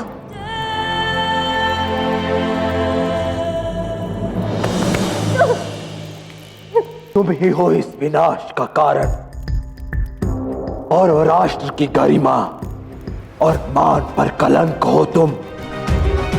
हम तो बस इस कलंक को धो रहे हैं। मौन रहो, अन्यथा क्या? क्या शिवदत्त, फिर से एकांत द्वंद करना है? अभी कुछ ही क्षण पहले इसी मुख से आपने अपने प्राणों की भिक्षा मांगी थी मुझसे। मेरे आर्य के पीठ पर प्रहार आपने अवश्य किया, परंतु उनकी अर्धांगिनी आज सीना तान के आपके सामने खड़ी है।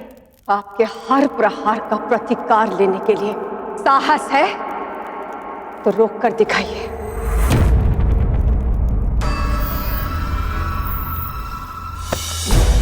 मुझे अपने बल का भय मत दिखाना, क्योंकि आप भली भांति जानते हैं कि यदि आप यहां जीवित खड़े हैं तो तब तक जब तक मेरा पुत्र पुरु यहां नहीं लौट कर आ जाता। भिक्षा में मिले जीवन के कुछ क्षणों के लिए आपको मेरा आभारी होना चाहिए। स्त्री को समाप्त कर दीजिए ताउश्री। इसके पश्चात जो भी होगा हम देख लेंगे।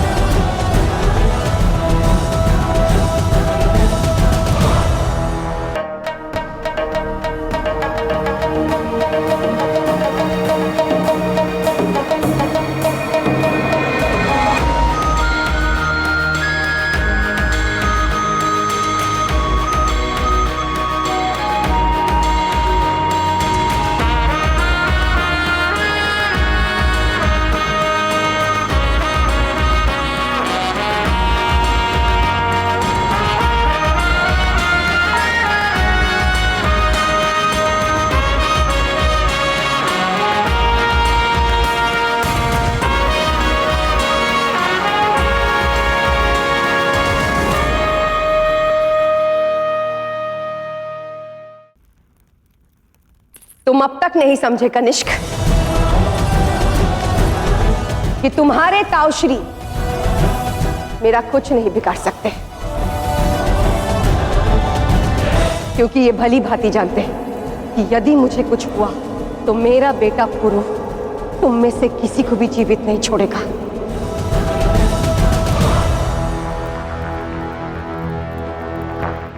रस्सी जल गई, लेकिन बल अभी भी शेष है।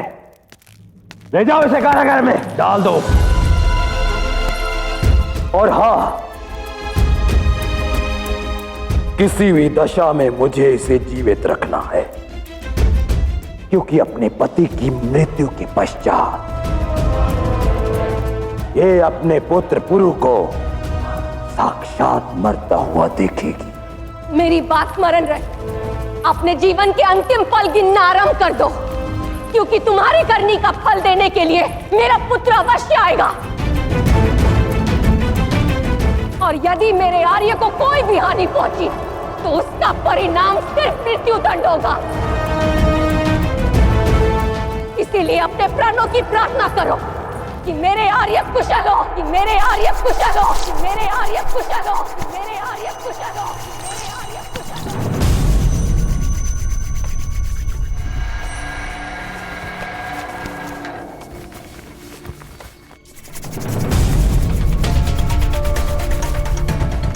महाराज आंखें खोलिए महाराज, महाराज आंखें खोलिए महाराज।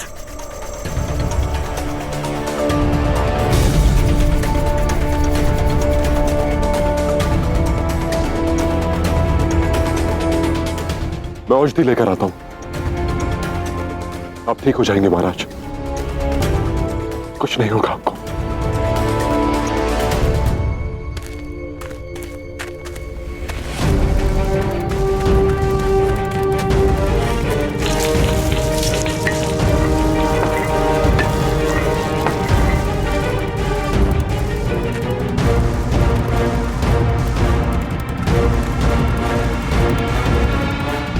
आप एक महान योद्धा है महाराज, आप हार नहीं मान सकते, आपको लड़ना होगा, आपको अपने पुरु का साथ देना होगा महाराज।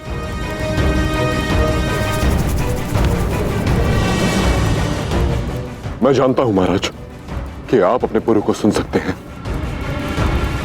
आप हिम्मत नहीं हार सकते। आंखें खोलिए महाराज, आंखें खोलिए।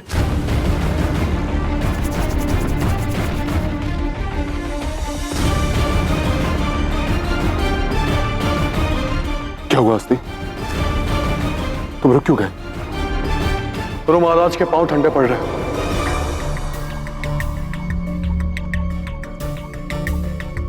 क्या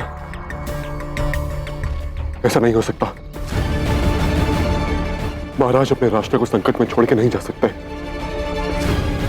महाराज उठिए, महाराज उठिए, महाराज उठिए, महाराज, महाराज।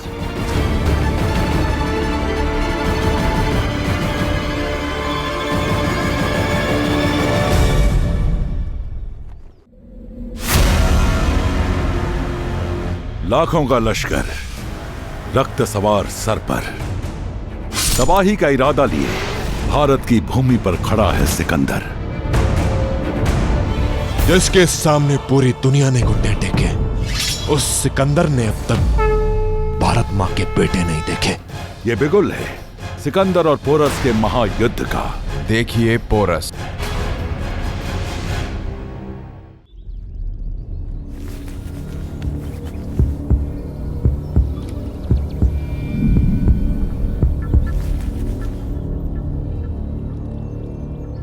महाराज की हृदय गति चालू है, महाराज जीवित है। लाची, वो औषधि दो।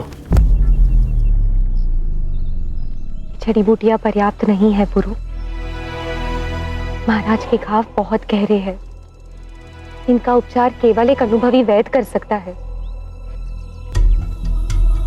हमें कुशल और अनुभवी वैद्य की आवश्यकता है।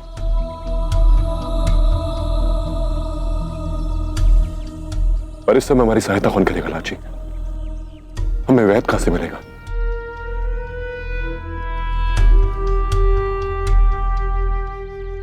एक व्यक्ति है, हाँ पुरु, एक व्यक्ति है जो महाराज बमनी के प्राण बचा सकता है। वो तक्षशिला विश्वविद्यालय के प्रखंड आचार्य हैं, प्रखंड आचार्य। राजनीतज्ञ विचारे अखंडम।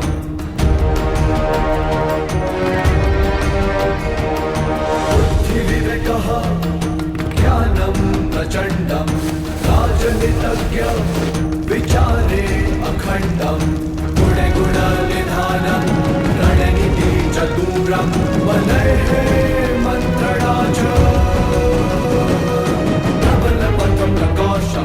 जिनकी बुद्धि की कोई उपमा नहीं, ना ही ज्ञान की कोई सीमा है। मिथिला, काशी, कसौला, उज्जैन क्या, पूरे संसार से विद्यार्थी उनके अधीन अपना अध्ययन पूर्ण करने आते हैं।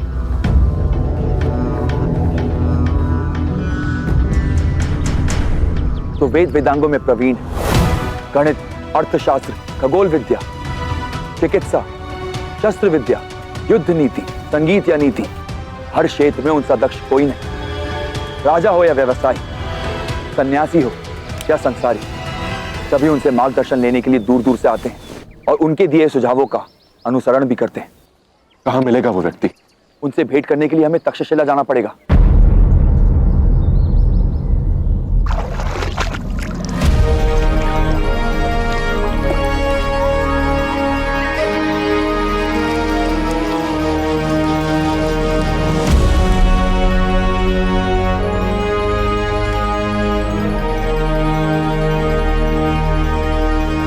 आचार्य विष्णुगुप्त चाणक्य को अंबी कुमार का नमन।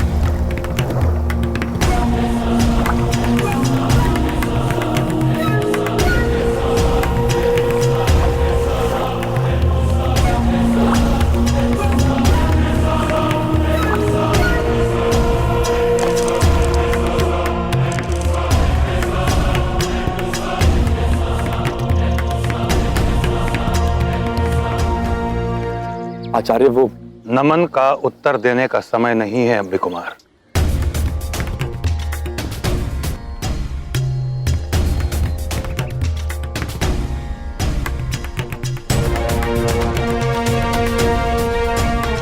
श्वास छोटी पड़ रही है।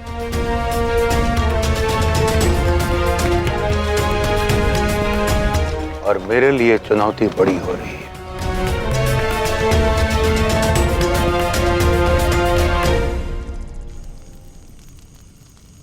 मां झेलम, आपके चलने मुझे हर जलन से बचाया। आपकी धारा की शक्ति ने मुझे सदा साहस दिया। आपने मेरे पुत्र की रक्षा की, अब मेरे आर्य की भी रक्षा कीजिए झेलम मां।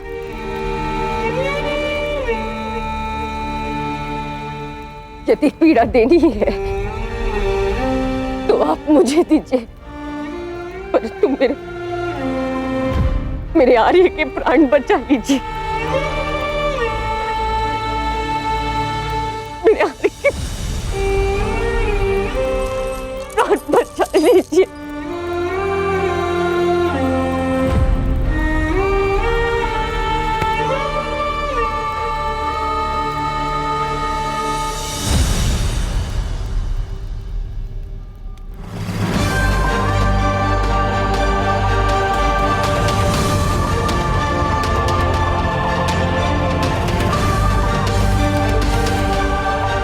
महात्मा, पुरभैया के हटे उनको कुछ नहीं होगा।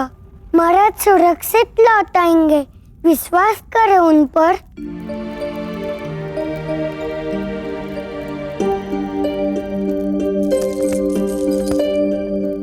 तुम्हारे पुरु भैया के विश्वास से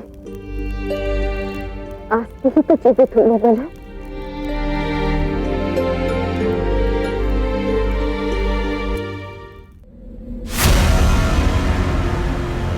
लाखों का लश्कर रक्त सवार सर पर, तबाही का इरादा लिए भारत की भूमि पर खड़ा है सिकंदर,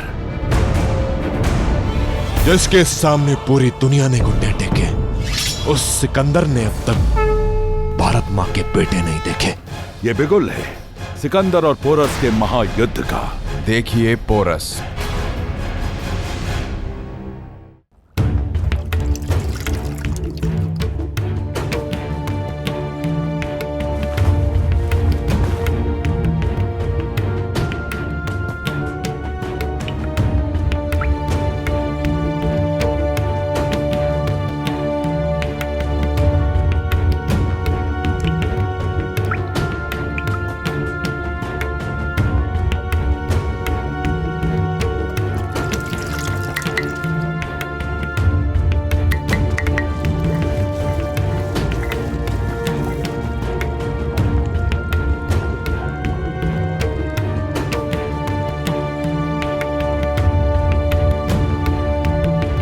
सत्य कल्पना से विचित्र होता है।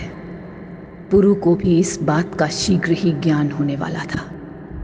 अपने पिता के जीवन के अध्याय को समाप्त होने से बचाने के प्रयास में लगा पुरु नहीं जानता था कि उसके जीवन में एक नया अध्याय प्रारंभ होने वाला है। जिस उद्देश्य से पुरु ने जन्म लिया, वो उद्देश्य उसकी ओर तीव्रता से बढ़ रहा था। भारत के पहले रक्षक की भेंट शीघ्र ही उसके प्रारब्ध से होने वाली थी। वो प्रारब्ध जो पुरु की मातृभूमि पर शासन करने का निश्चय कर चुका था और हवाओं को चीरता हुआ तूफान की तरह उसकी ओर बढ़ रहा था।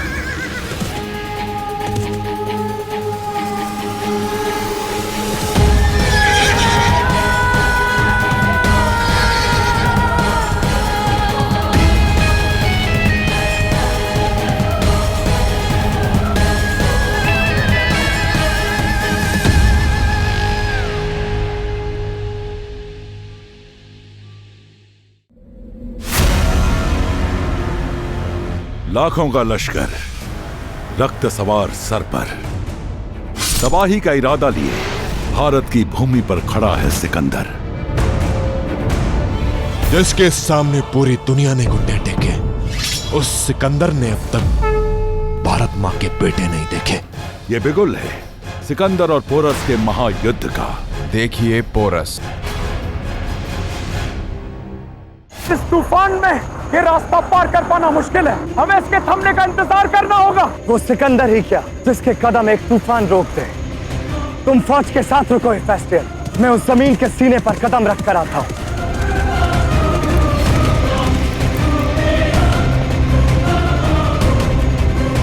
अलेक्जेंडर भारत में प्रवेश कर चुका है।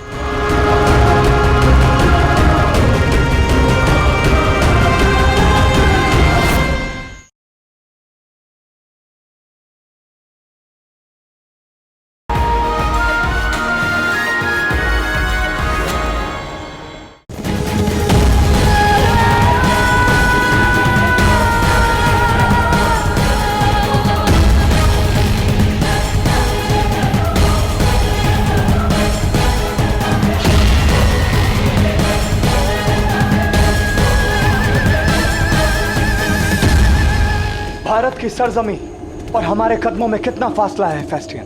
बस के हिंदू कुश की पहाड़ियां पार करते ही हम आपके ख्वाबों के आशियाने में होंगे हुजूर। मगर इस तूफान में ये रास्ता पार कर पाना मुश्किल है। हमें इसके थमने का इंतजार करना होगा। वो सिकंदर ही क्या जिसके कदम एक तूफान रोक दे। वो ज़्यूस का बेटा ही क्या जिसकी राह में कोई चट्टान खड़ी होने की हिमाकत कर सके। तुम फौज के साथ रुको हेफेस्टियन। मैं उस जमीन के सीने पर कदम रखकर आता हूं जिसकी वजह से मेरी मां की जिंदगी खौफजदा है।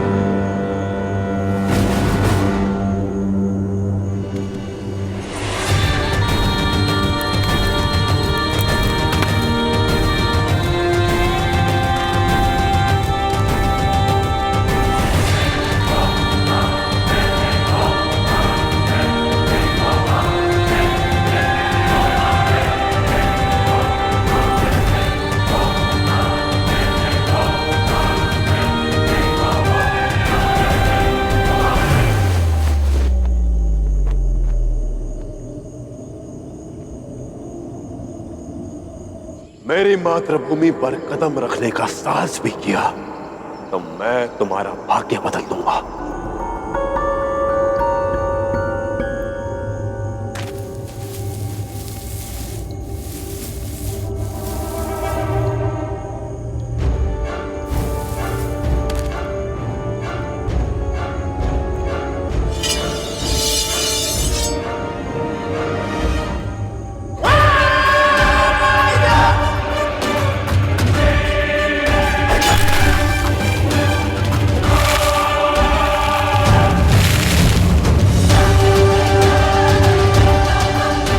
तुम्हारी सरजमी पर मैंने अपने कदम रख भी दिए पोरस,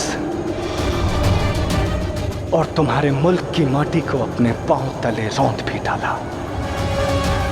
अब देखते हैं कि कैसे तुम्हारा मुल्क और उसकी माटी मुझे भारत का शाह बनने से रोक सकती है।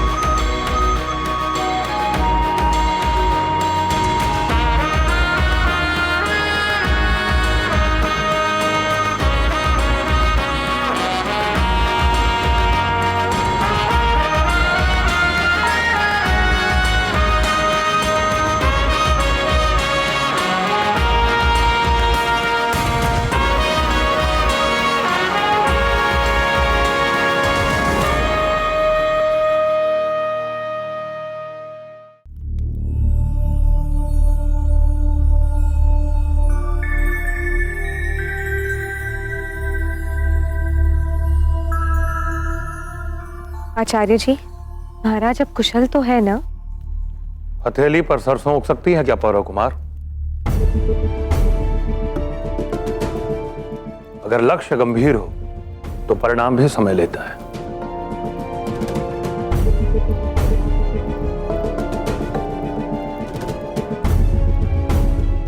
मैंने जो सर्वश्रेष्ठ था वो किया।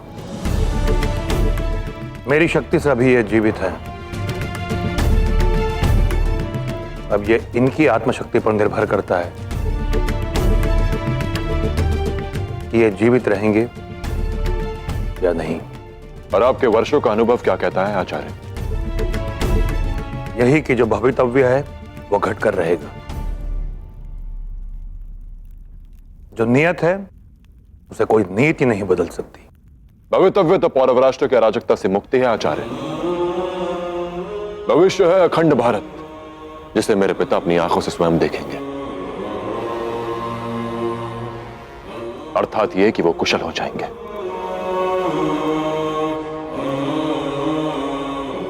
प्रसन्नता हुई जानकर कि तुम मात्र शब्द नहीं, उनमें छिपे संकेत भी समझते हो।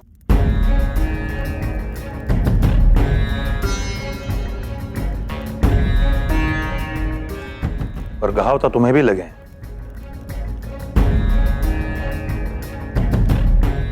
और जिसका भवितव्य युद्ध हो उसका चोटिल रहना ठीक नहीं।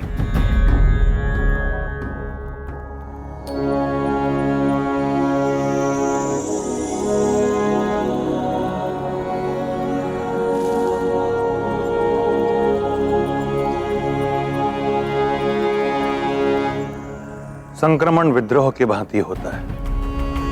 तो सही समय पर ना दबाया जाए तो राष्ट्र को खोखला कर देता है। संक्रमण सही समय पर ना रोका जाए तो देह को खा जाता है।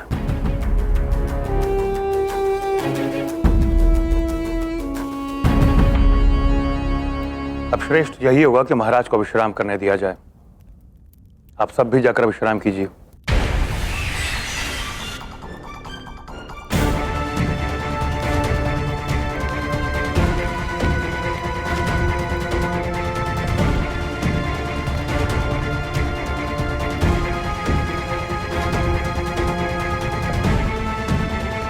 आपको यहां देखकर संतोष हुआ आचार्य।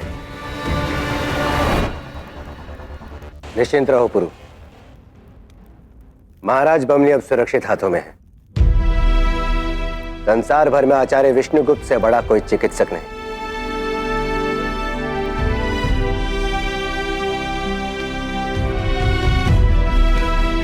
बस एक बार महाराज कुशल हो जाएं पुरु, तो उसके पश्चात हम प्रतिकार लेंगे। कनिष्क और अमात्य शिवदत्त को उनके किए का दंड अवश्य मिलेगा। नहीं अंबी, मैं उसके लिए महाराज के होश में आने की प्रतीक्षा नहीं कर सकता। जैसा कि महाराज अंबिराज ने कहा, अब पिताश्री सुरक्षित हाथों में है। अब हमारा उद्देश्य पौरव राष्ट्र है, जहां माता ने मेरी मां को बंदी बनाकर रखा है। मैं शीघ्र अतिशीघ्र वहां पहुंचकर मेरी मां को मुक्त करवाना होगा। मेरे माता पिता के साथ किए गए कृत्य का प्रतिकार लेना होगा हमें।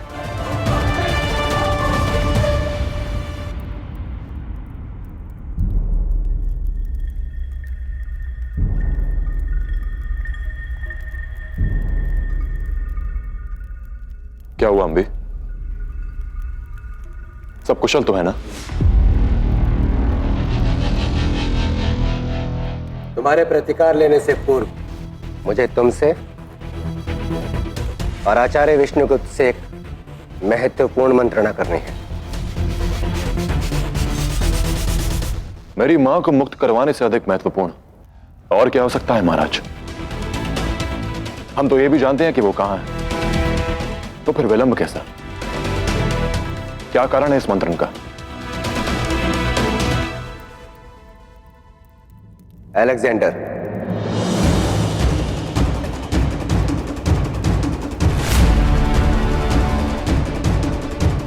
अलेक्जेंडर भारत में प्रवेश कर चुका है।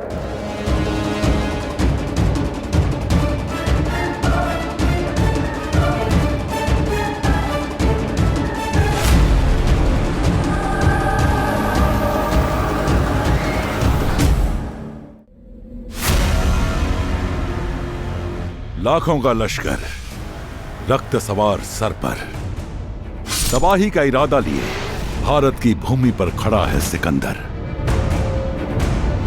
जिसके सामने पूरी दुनिया ने घुटने टेके। उस सिकंदर ने अब तक भारत मां के बेटे नहीं देखे। ये बिगुल है सिकंदर और पोरस के महायुद्ध का। देखिए पोरस।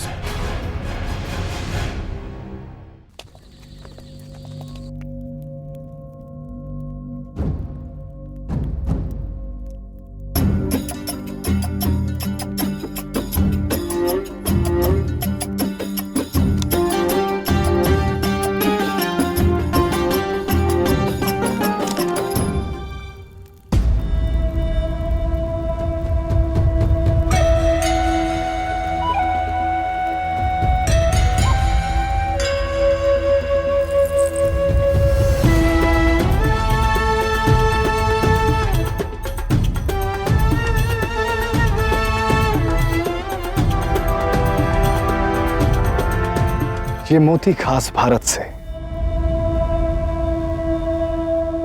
मीठे पानी के।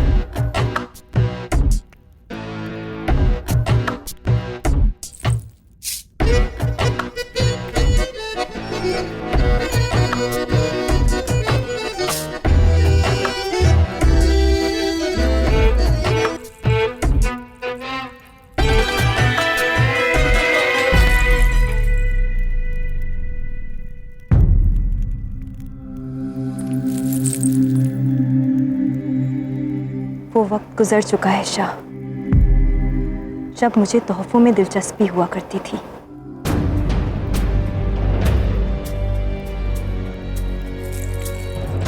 वक्त तो एक चक्का है रॉक्सेन, लौट कर आता है। अब मैं तुम्हारा शौहर हूं, तुमसे मोहब्बत भी करता हूं।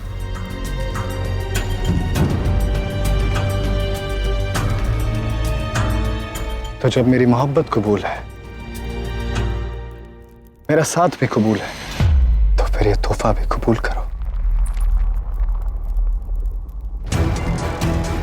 मैंने आपसे शादी कबूल की है, पर ये सब मुझे मंजूर नहीं।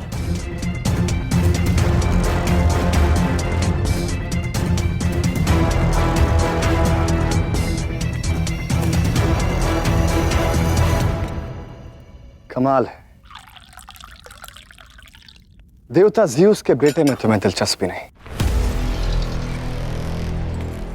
खैर बता दीजिए, क्या दिलचस्प लगता है आपको? आपके कदमों में हाजिर हो गए। भारत के एक शख्स के बारे में सुना है मैंने।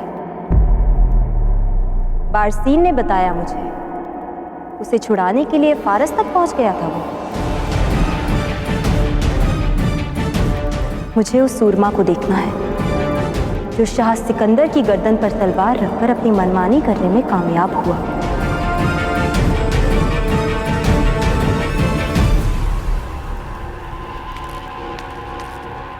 वो कामयाब हुआ क्योंकि मैंने उसे कामयाब होने दिया। यकीनन ऐसा ही हुआ होगा, मगर शाह सिकंदर पर शमशीर उठाने के लिए जो जिगर चाहिए वो सबके पास नहीं। और उसकी यही बात मेरी उसमें दिलचस्पी जगाती है।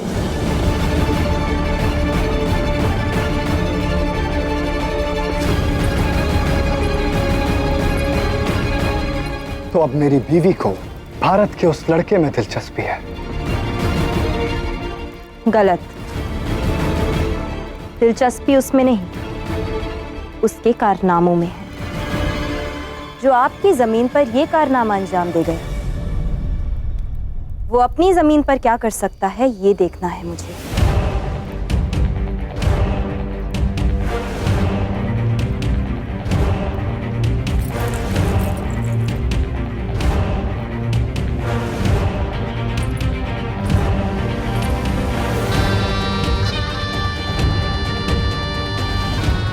भारत के ये मोती बेशक बहुत उम्दा हैं, मगर दाम चुकाकर कोई भी इन्हें हासिल कर सकता है। मुझे ये मोती नहीं, भारत का असली हीरा चाहिए। दिलचस्पी ये जानने में है कि जिस जमीन पर कब्जे के लिए आपने इतना लंबा सफर तय किया, क्या वो जमीन आपकी सरपरस्ती में आ पाएगी? बेशक सिकंदर ने पाना सीखा है, हारना नहीं रोकसेन। मैं भारत पर फतेह हासिल करके रहूंगा। तो ठीक है, जिस दिन आपने भारत पर फतेह हासिल कर ली, उस दिन आप मेरी मोहब्बत और मुझ पर भी फतेह पालेंगे।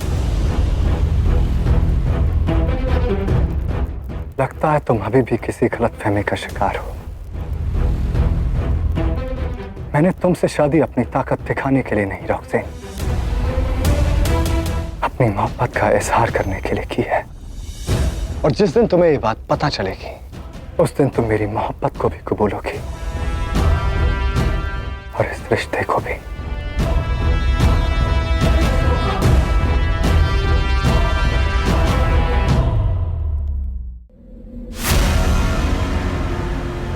लाखों का लश्कर रक्त सवार सर पर, तबाही का इरादा लिए भारत की भूमि पर खड़ा है सिकंदर, जिसके सामने पूरी दुनिया ने घुटने टेके। उस सिकंदर ने अब तक भारत मां के बेटे नहीं देखे। ये बिगुल है सिकंदर और पोरस के महायुद्ध का। देखिए पोरस। ये संदेश अलेक्जेंडर ने भेजा है।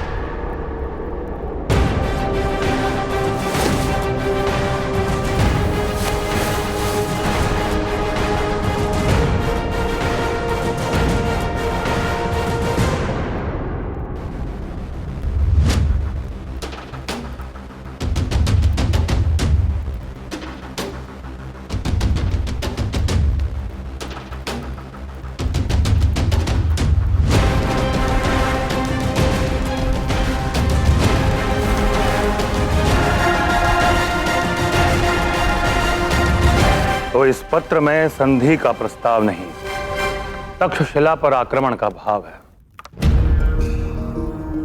अलेक्जेंडर चाहता है कि हम उससे संधि कर लें, अन्यथा वो तक्षशिला का विध्वंस कर देगा। यही ना?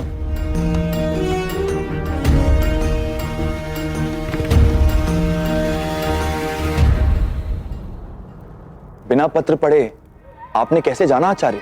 जब शत्रु का संदेश पढ़कर राजा के मुख का दर्पण मुरझा जाए तो अर्थ है शत्रु समर्पण चाहता है।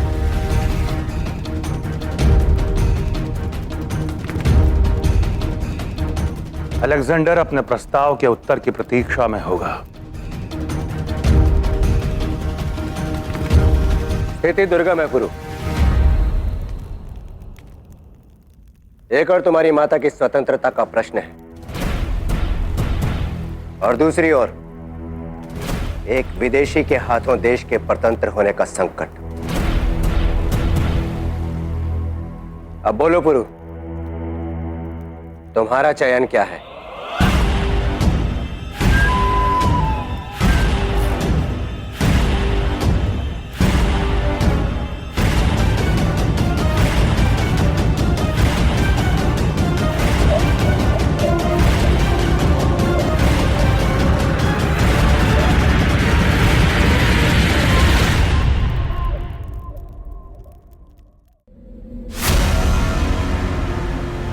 लाखों का लश्कर रक्त सवार सर पर तबाही का इरादा लिए भारत की भूमि पर खड़ा है सिकंदर, जिसके सामने पूरी दुनिया ने घुटने टेके। उस सिकंदर ने अब तक भारत मां के बेटे नहीं देखे। ये बिगुल है सिकंदर और पोरस के महायुद्ध का। देखिए पोरस। तक्षशिला वालों को सुलह कबूल है। वो जल्दी अपना काशिद रजामंदी के पैगाम के साथ भेजने वाले। मैं स्वयं संधि का स्वीकृति पत्र लेकर अलेक्जेंडर के पास जाऊं। जानना चाहता हूं कि वो कौन है जिसकी आंखें इतनी बड़ी हो गई कि भारत पर राज्य करने का स्वप्न देखने लगी।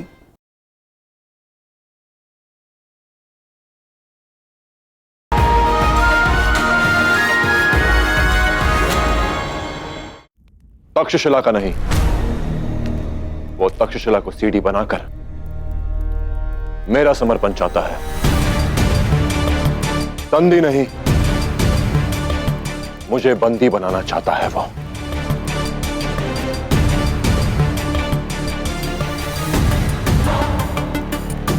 तुम्हारा क्या मत है पौरव कुमार? मैं पहले भी अलेक्जेंडर को निकट से देख चुका हूं आचार्य। उसका सबसे घातक अस्त्र कोई भाला या तलवार नहीं, उसका भय है। वो जानता है कि शत्रु के मन में भय भर दो तो उसके पास अस्त्र उठाने की क्षमता नहीं बचती।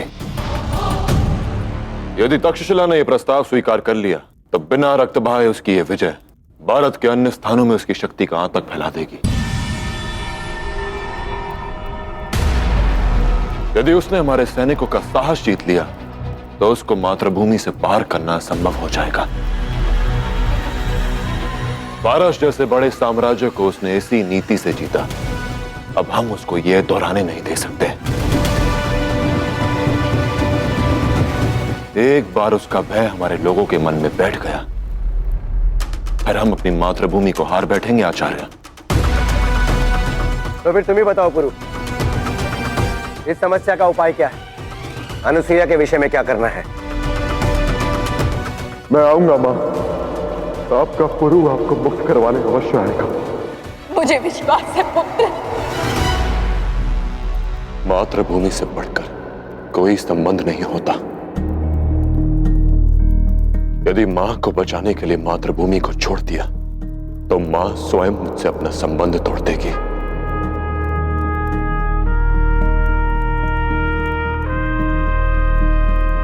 अपनी जननी को छोड़कर आज पुरु अपनी जन्मभूमि की रक्षा करेगा, उसी जननी के विश्वास की रक्षा करने के लिए।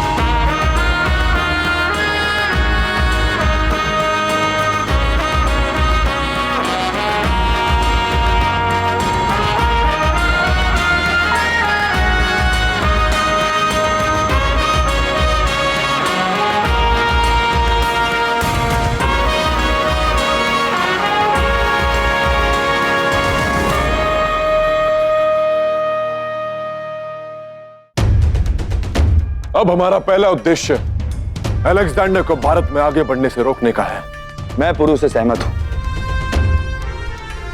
उसका हर बढ़ता कदम उसका विश्वास बढ़ाएगा और हमारा साहस घटाएगा। तो ठीक है, अलेक्जेंडर के संदेश का उत्तर भेजा जाए और सेना को युद्ध के लिए सज्ज किया जाए। सर्प यदि फन फैलाए तो उसके पूंछ पर पग नहीं रखते महाराज, डंस लेता है। अलेक्जेंडर को संदेश भेजा जाएगा उसी की शैली में। आपके कहने का तात्पर्य क्या है आचार्य? हर रोग की औषधि एक नहीं होती पौरव कुमार। विष दो तो व्यक्ति तिलमिला उठता है और गुड़ दो प्रेम से खा जाता है।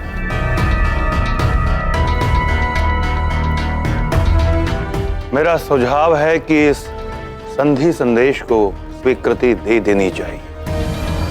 शत्रु के साथ संधि? ये आप क्या कह रहे हैं आचार्य?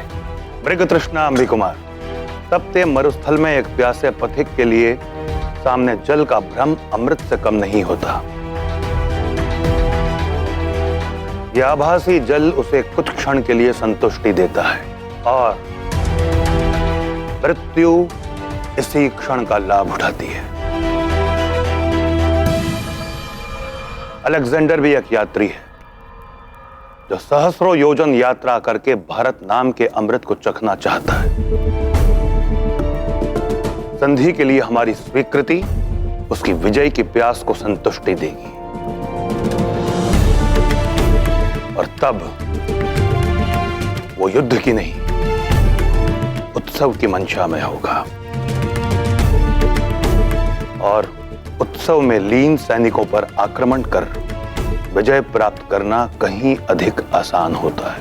किंतु क्या यह युद्ध नियमों का उल्लंघन करना नहीं होगा? हम यज्ञ का आह्वान नहीं कर रहे हैं कुमार, हम युद्ध का आह्वान कर रहे हैं।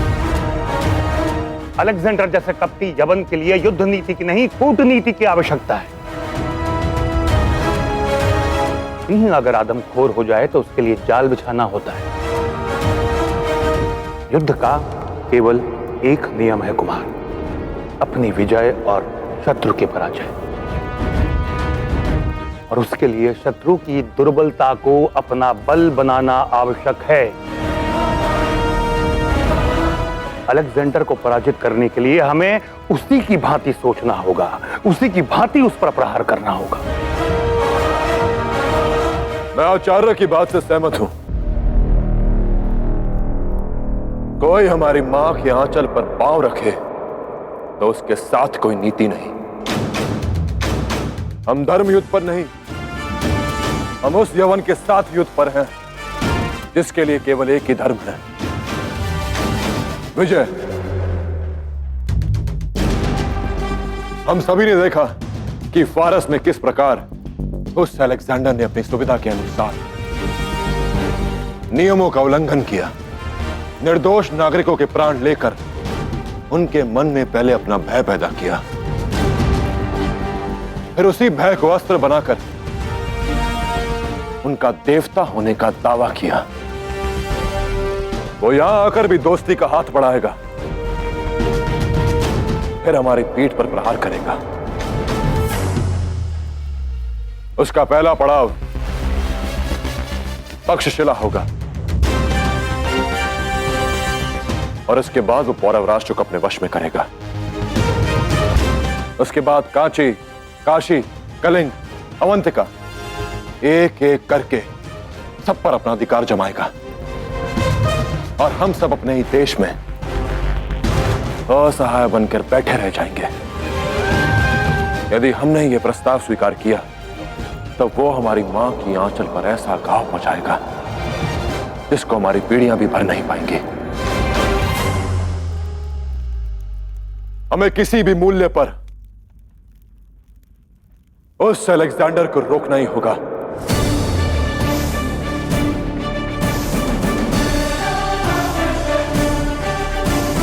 तो ठीक है, अलेक्जेंडर को स्वीकृति का संदेश भेजा जाए और युद्ध के लिए सेना को भी सज्ज रखा जाए।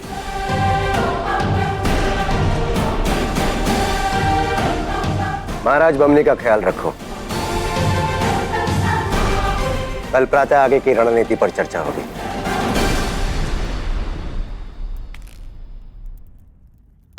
रुकिए महाराज, मैं चाहता हूं कि मैं स्वयं संधि का स्वीकृति पत्र लेकर अलेक्जेंडर के पास जाऊं। जानना चाहता हूं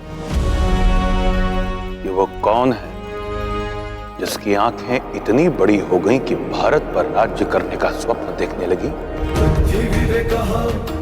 ज्ञानम प्रचंडम राजनीतज्ञं विचारे अखंडम।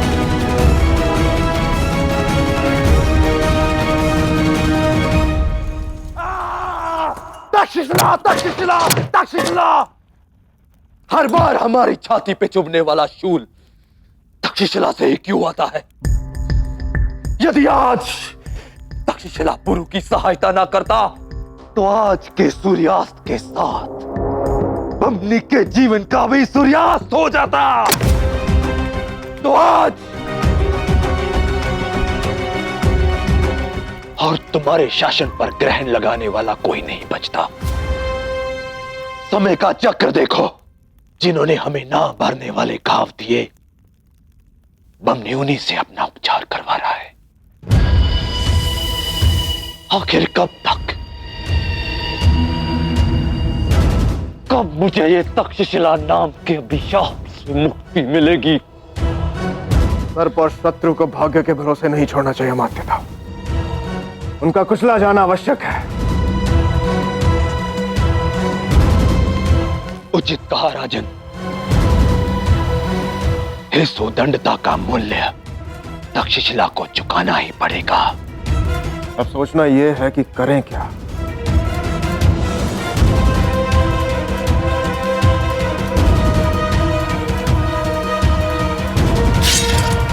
वही जो समझदार लकड़हारा एक पेड़ को गिराने के लिए करता है।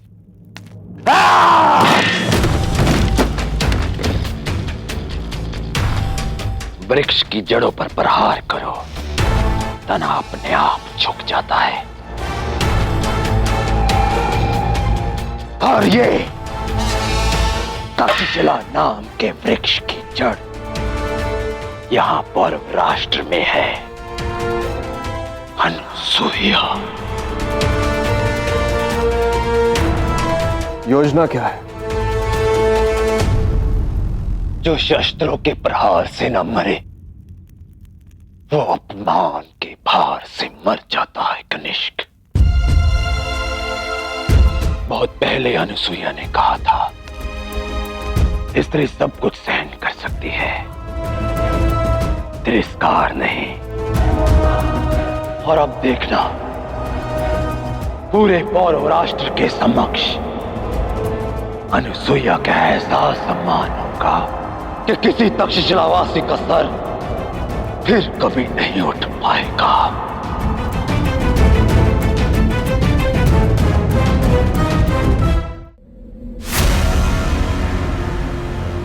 लाखों का लश्कर रक्त सवार सर पर तबाही का इरादा लिए भारत की भूमि पर खड़ा है सिकंदर,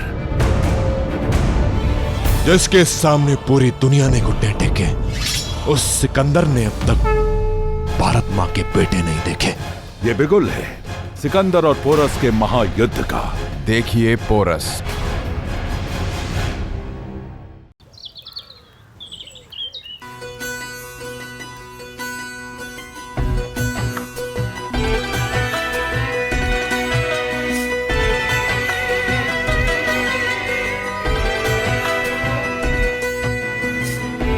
सुना है तुम्हें अलेक्जेंडर का दिया खूबसूरत तोहफा पसंद नहीं आया। नजरों का खेल है मलिका। खूबसूरती की आपको पहचानने के लिए नजरें नायाब होनी चाहिए। वज़ा फरमाया शाह, नजरों का नायाब होना लाजमी है, फिर चाहे वो जौहरी की हो या सिपाही की। क्योंकि एक बड़ी जंग में नजरें जरा सी चूकी, दुश्मन की शमशीर सीधा गर्दन पर टिकी। जंग उतनी ही दिलचस्प होती है जितना उसका दुश्मन, और बहुत जल्द मेरी और किसी और की दिलचस्पी पोरस की शक्ल में हमारे सामने आएगी। लेकिन मैं अभी भी ये मानती हूँ अलेक्जेंडर कि उस पोरस को जिंदा छोड़ देना तुम्हारी बहुत बड़ी गलती थी। दुश्मन को अपनी जमीन पर मारा तो क्या मारा, मजा तो तब है जब उसको उसी की सरजमीन पर घुटनों पर लाया जाए। और फिर कुछ लोग ऐसे मसलों पर अपनी राय बनाकर बैठ जाते हैं जिन्हें उन्होंने देखा तक भी नहीं। तो बेहतर होगा कि उन रायों को उन्हीं की आंखों के सामने तोड़ा जाए। एक बार पोरस मिल तो जाए, उसके बाद पूरी दुनिया देखेगी कि कौन किसका मुकद्दर लिखता है, कि कौन एक आम इंसान है और कौन देवता जियोस का बेटा। लोगों को एहसास तो हो कि मैला चांद नहीं, धूल उनकी आंखों पर है। हर मुर्गे को गलतफहमी होती है कि उसकी बांग देने पर ही सूरज उगता है, जबकि हकीकत है कि सूरज को तो उगना ही है। अब हकीकत और अफसानों का फर्क मुर्गा भले ना समझे, पर इंसानों को तो समझना चाहिए। सिकंदर अफसानों में यकीन नहीं करता मलिका, बल्कि अपने ख्वाबों को हकीकत में तब्दील करता है और लोगों की आंखों में बसे अफसानों के पर्दे भी गिराता है।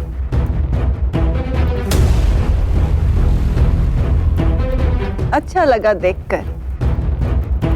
अल्फाज और जुबान की जंग में तुम दोनों ही एक दूसरे के बराबर हो। उम्मीद करती हूँ कि जल्द ही तुम दोनों की जुबान एक जैसे अल्फाज बोले, क्योंकि जहर ही जहर को काटता है।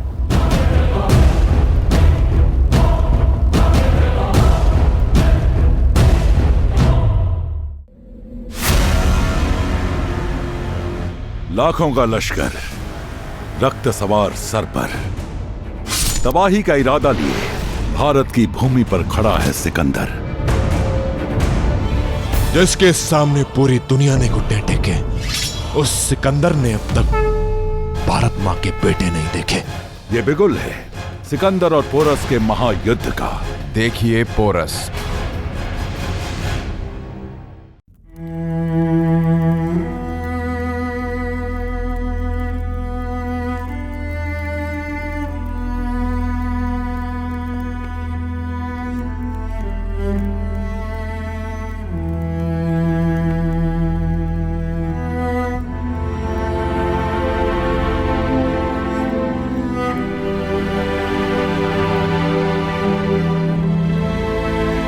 पिताश्री,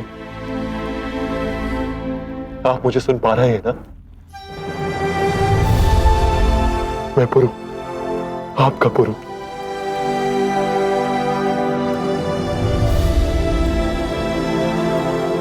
पुरु।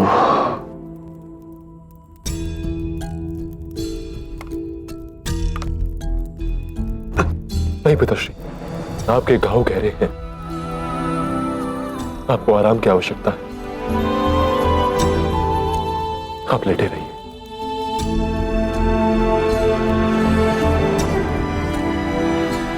अनुसुईया,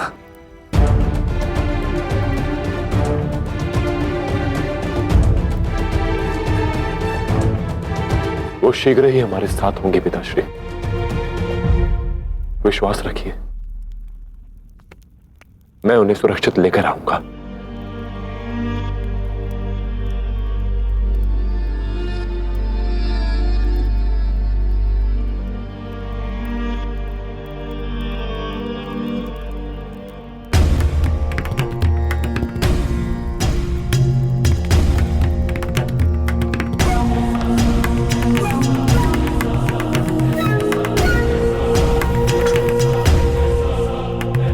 इन्हीं के उपचार ने आपके प्राणों की रक्षा की पिताश्री। ये आचार्य विष्णुगुप्त।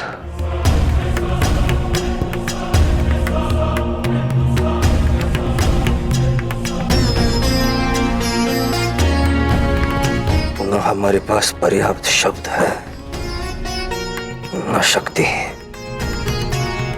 बस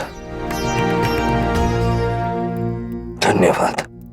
आपकी जगह मैं होता तो यह आभार पुरु को देता, क्योंकि एक न्यायप्रिय और प्रजावत्सल राजा के प्राण बचाने वाला पूरे राष्ट्र और प्रजा में नए प्राण भर देता है। शब्द हो या नीति, आपसे कौन जीत सकता है आचार्य? पारो कुमार, महाराज को विश्राम करने दो। अभी इनके घाव भरने में समय लगेगा। मैं तक्षशिला का संधि पत्र लेकर अलेक्जेंडर के पास जा रहा हूं।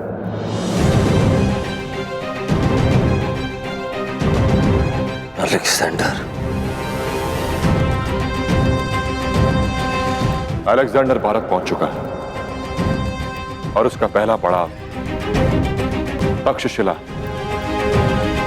आचार्य ने उसको रोकने के लिए एक योजना बनाई है।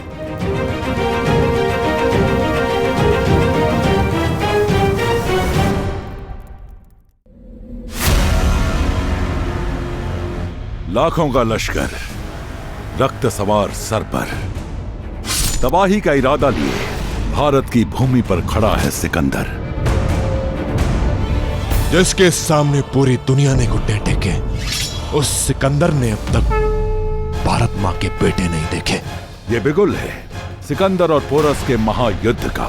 देखिए पोरस।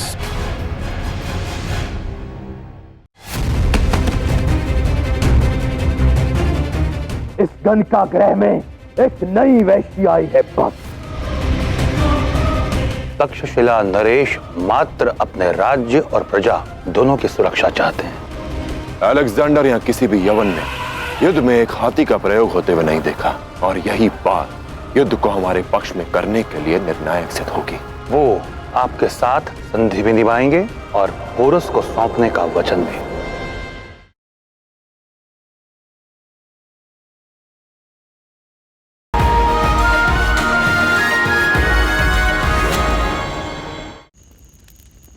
शायद एशिया का इकबाल बुलंद हो। तक्षशिला को भेजे हुए पैगाम का जवाब आया है फेस्टियन। कभी ऐसा हुआ है हुजूर कि वो ना हुआ हो जो आपने सोचा? तक्षशिला वालों को सुलह कबूल है। वो जल्दी अपना काशिद रजामंदी के पैगाम के साथ भेजने वाले हैं।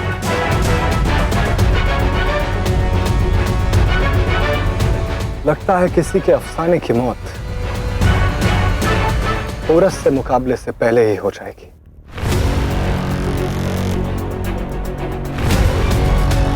फेस्टियन, उनके कासिद को आते ही हमारे हुजूर में पेश करो। देखें तो सही, तक्षशिला ने मेरे इस्तकबाल के लिए किसे चुना है। अपने पिता का ध्यान रखना कुमार। मेरे लौटने तक युवराज अंबी कुमार के साथ मिलकर युद्ध की तैयारी पूर्ण करना। मैं अलेक्जेंडर को तक्षशिला की ओर बढ़ने के मार्ग का सुझाव दूंगा। आपने केवल ये कहने के लिए मुझे नहीं बुलाया आचार्य। आप कहना क्या चाहते थे?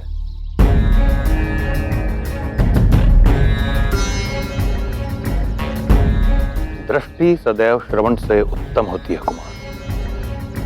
सुनने से अधिक देखने में समझ आता है।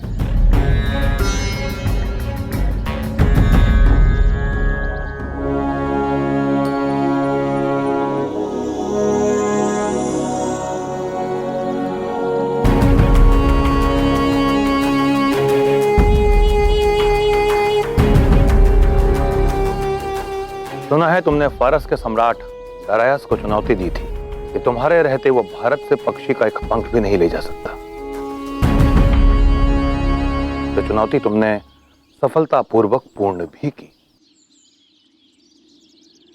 लेकिन समय चक्र बदल रहा है कुमार। जिस पंख को तुमने डारायस के लिए चुनौती बनाया था, अब वो पंख स्वयं तुम्हारे सामने चुनौती प्रस्तुत कर रहा है।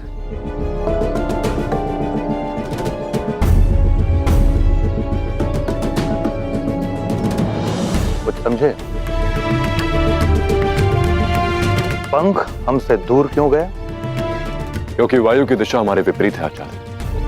तो क्या पंख सदैव उसी दिशा में उड़ेगा? नहीं, क्योंकि वायु कभी एक ही दिशा में नहीं बहेगी। अभी अभी तुमने जो कहा वो सदैव स्मरण रखना कुमार। पवन कभी एक दिशा में नहीं बहती। बुद्धिविवेकः ज्ञानं प्रचण्डं राजनीतज्ञ विचारे अखण्डम्।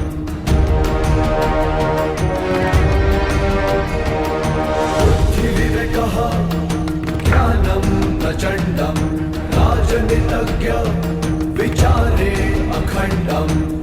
गुणनिधानं रणनीति चतुरं वलयः मन्त्रणा च प्रबलपथं प्रकाशम्। उत्थान उद्भव उद्गार अनुभव सदा सर्वदा है अटल सत्यवाक्यः। चाणक्य चाणक्य चाणक्यः, चाणक्य चाणक्य चाणक्यः।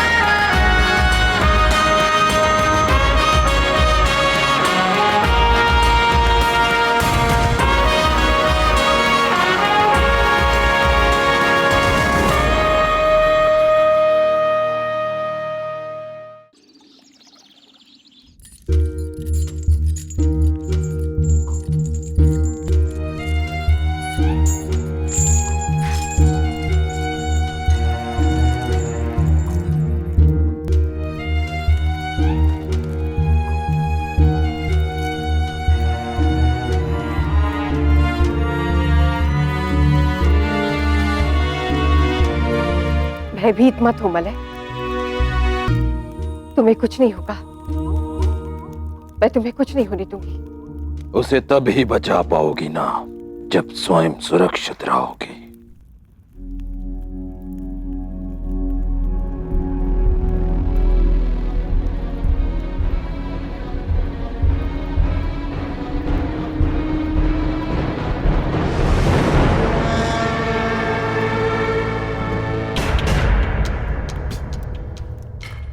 अच्छा हुआ आप आ गए, आप ही की प्रतीक्षा कर रही थी मैं।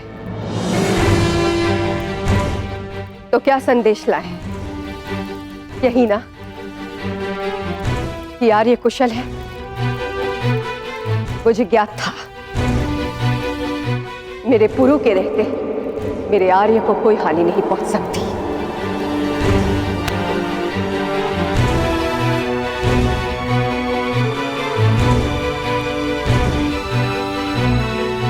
आशा से अधिक आशावान होना भयंकर होता है तक्षशिला कुमारी।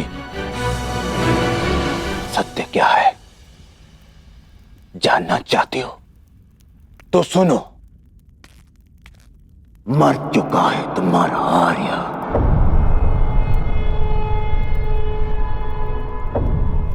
हाँ, बमनी अब स्वर्गवासी हो चुका है। स्वर्गवासी हो चुका है। स्वर्गवासी हो चुका है। स्वर्गवासी।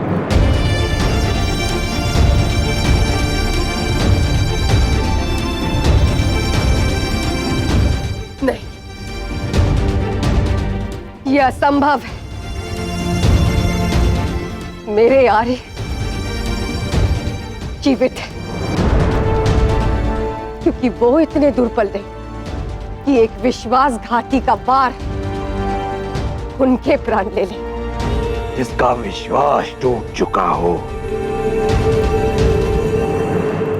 उसके प्राण तो वायु का एक झोंका भी ले लेता है। तभी तो मैं स्वयं आया हूं तुम्हें ये शुभ समाचार देने। और अब मैं तुम्हें तुम्हारे उचित स्थान पर ले जाकर तुम्हें दिया अपना वचन पूरा करूंगा। गणिका बनाकर रखूंगा।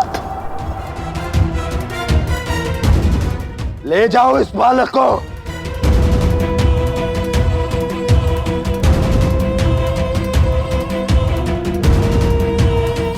और तुम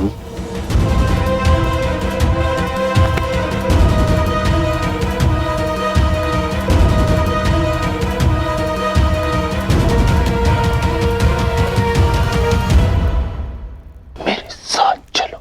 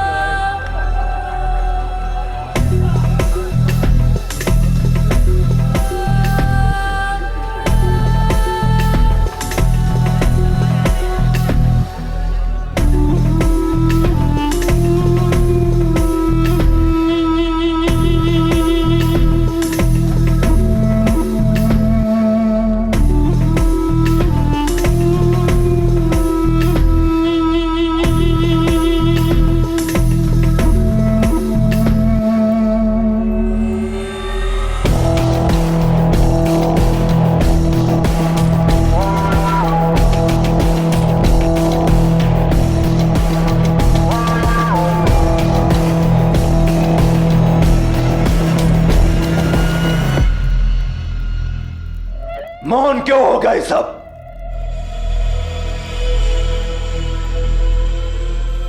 करते रहो वो सब जो यहां होता आया है।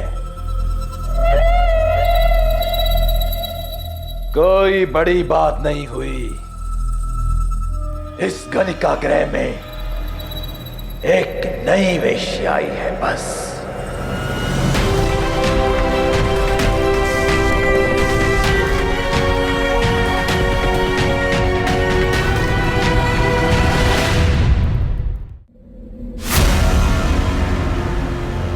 लाखों का लश्कर रक्त सवार सर पर तबाही का इरादा लिए भारत की भूमि पर खड़ा है सिकंदर,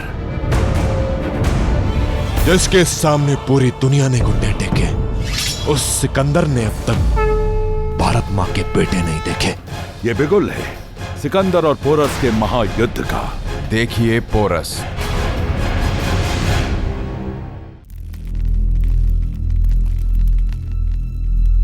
देख रही हो?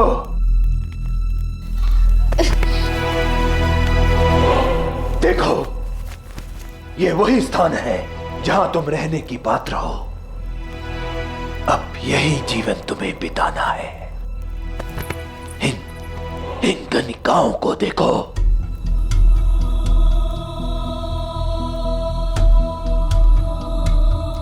और सोचो मैं तुम्हारी क्या दशा करने वाला हूं।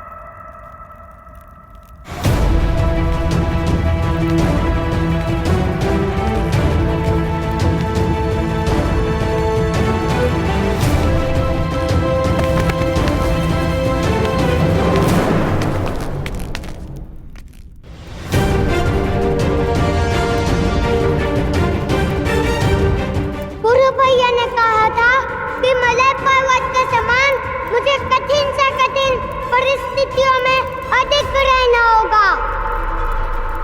अब तुम मलय पर्वत के सामने खड़े हो मत्स्य। तुमने पूरे भैया को मारने का प्रयास किया, महाराज को मारा, परंतु मानुष्य की ओर मत बढ़ना, क्योंकि उनका दुष्टरा पुत्र है मलय, उनकी रक्षा के लिए खड़ा है।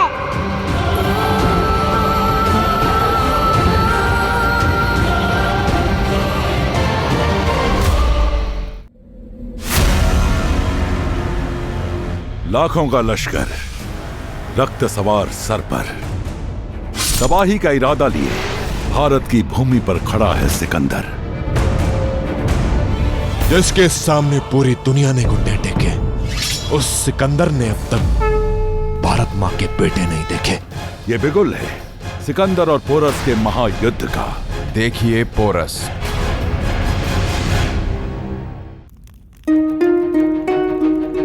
कितना गिर चुके हैं आप अमात्य। एक छोटे से बालक को ऐसे घृणित स्थान पर लेकर आ गए। सही कहा, जब मनुष्य की मति भ्रष्ट होती है तो सबसे पहले उसका विवेक हर लिया जाता है। कि मत भूलिए कि दुष्टता का कीचड़ चाहे कितना भी मैला क्यों ना हो, परंतु वो कमल को खिलने से नहीं रोक सकता। ये है वो शुभता का कमल जो यहाँ तमाशा देखने वालों से विपरीत है। अरे इसमें इतना तो साहस है कि ये बुराई के विरुद्ध खड़ा हो सका।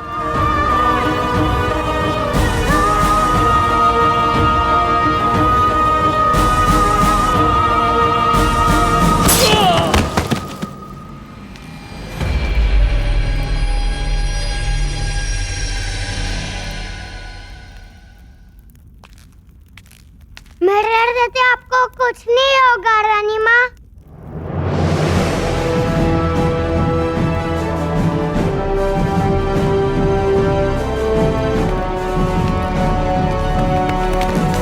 बहुत बल आ गया है तुम्हारे हाथों में बालक।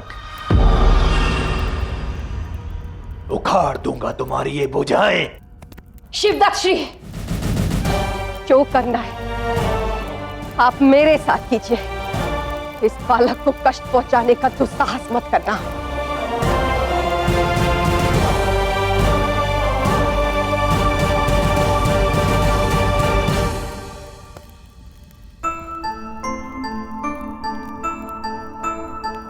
मलय, तुमने जो कुछ भी किया उसके लिए साहस की आवश्यकता होती है,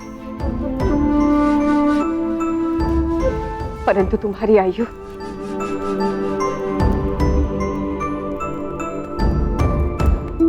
ऐसे शस्त्र उठाने की अनुमति नहीं देती पुत्र।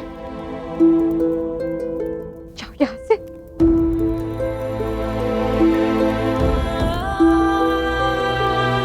अच्छा, तुम्हें लुका छुपी खेलना आता है?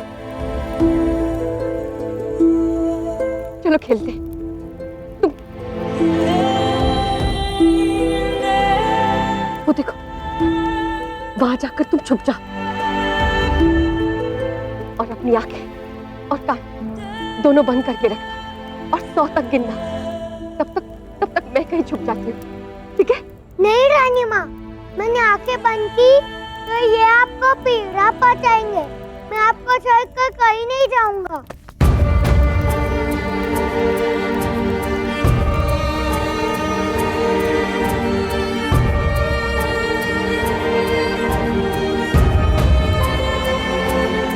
मलय, तुम मेरी बात नहीं मानोगे? जाओ, जल्दी जाओ और अपनी आंखें और कान दोनों बंद करके रखना। जब तक मैं ना कहूं तो अपनी आंखें और कान मत खोलना। वचन दो मुझे।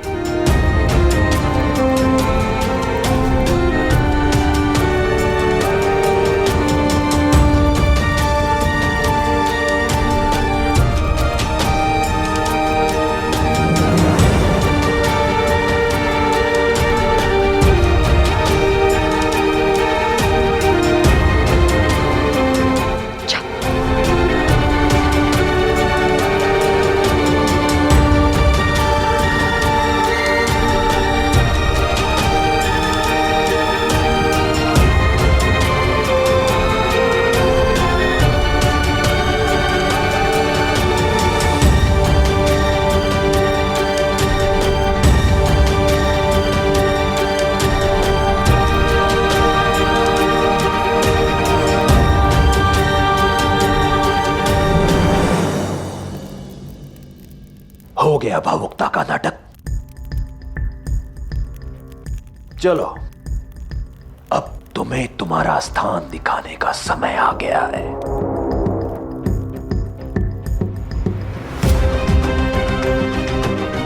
बांध दो इसके हाथ।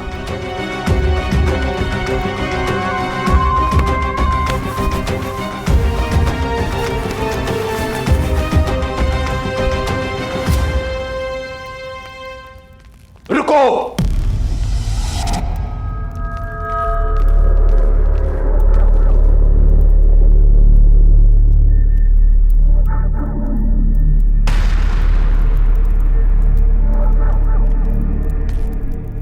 यदि कोई यहां से गया या किसी ने दृष्टि झुकाई, वो अपने प्राणों से हाथ धो बैठेगा। देखो सब, इस गणिका का मौन मर्दन होते हुए।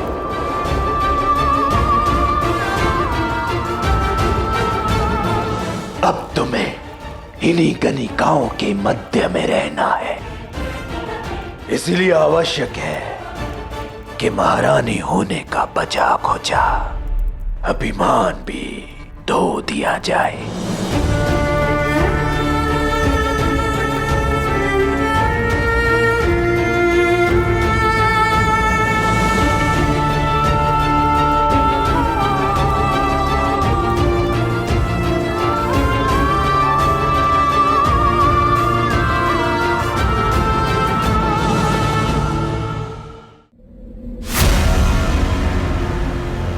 लाखों का लश्कर रक्त सवार सर पर तबाही का इरादा लिए भारत की भूमि पर खड़ा है सिकंदर, जिसके सामने पूरी दुनिया ने घुटने टेके। उस सिकंदर ने अब तक भारत मां के बेटे नहीं देखे। ये बिगुल है सिकंदर और पोरस के महायुद्ध का। देखिए पोरस। एक वैश्या ना रानी होती है ना प्रजा। वैश्या तो वैश्या होती है जिनका प्रारब्ध होता है पुरुषों को आनंद देना। तुमने मुझे इस दुर्गम स्थिति में डाला है ना।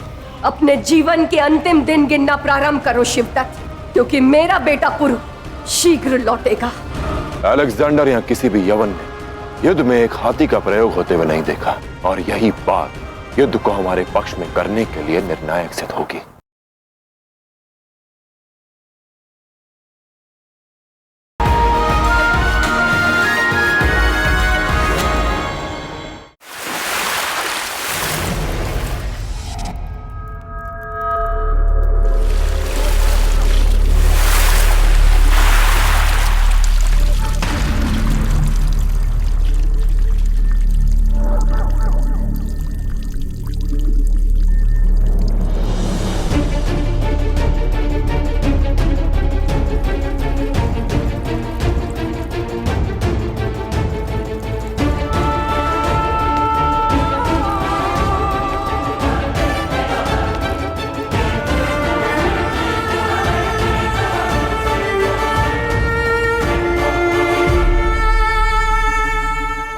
सोचा था तुम्हारे अभिमान के साथ साथ अपना वो अपमान भी धो डालूं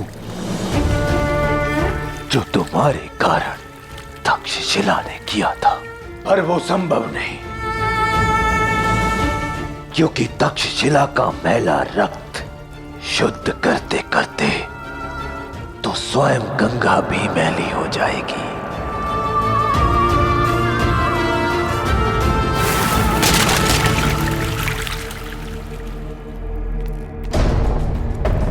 देखो सब, आज से ये तक्षशिला का मैला रक्त इसी कीचड़ में रहेगा।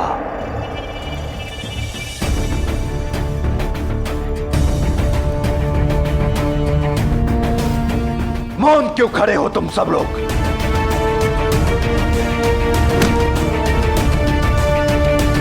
देखो, वैश्यालय में नई वैश्याई है और वैश्याओं का कोई सम्मान नहीं होता। देखो इसे, इसके अंग अंग को देखो।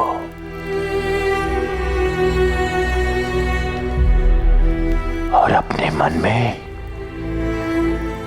इसके मूल्य की गणना करो।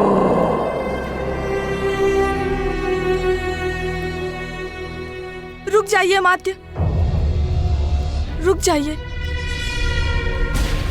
ये हमारी महारानी है, इनका ऐसा अपमान शुभ नहीं।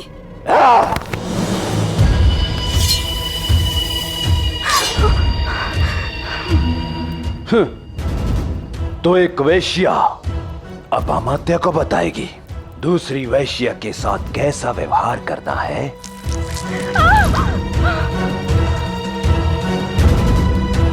आपकी शत्रुता मुझसे, जो करना है कीजिए, मैं नहीं रोकूंगी, परंतु प्रजा में से किसी को हानि मत पहुंचाइए। प्रजा? ओह, तो अब भी महारानी होने का दम शेष बाकी है तुझमें? आज मैं तुम्हारा दम कुचलूंगा और तुम्हें अनुभव करवाऊंगा कि आज के पश्चात तुम्हारा जीवन कैसा होने वाला है।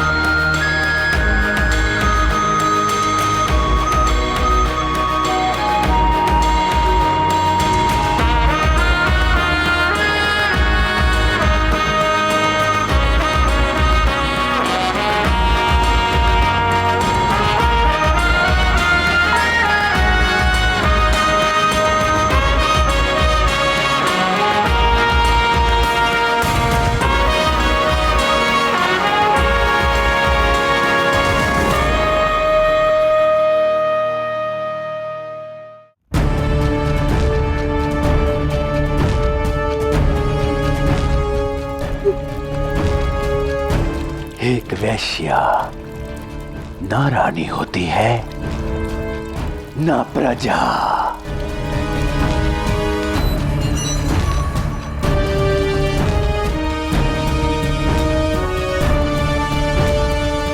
वेश्या तो वेश्या होती है जिनका प्रारब्ध होता है पुरुषों को आनंद देना और उनके द्वारा कुचले जाना।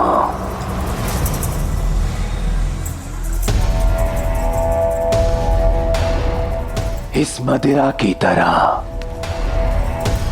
केवल नशा और संतोष देना, जिसने चाहा पिया,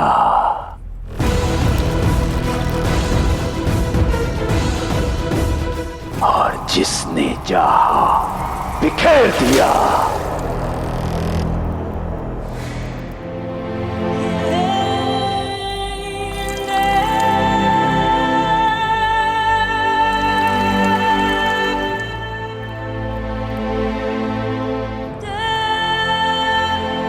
हो, तो महारानी को दुर्गंध आ रही है। इस गंध का अभ्यास कर लो तक्षशिला की कनिका, क्योंकि अब से अनगिनत बार तुम्हें ये परोसनी होगी अपने खरीदारों को।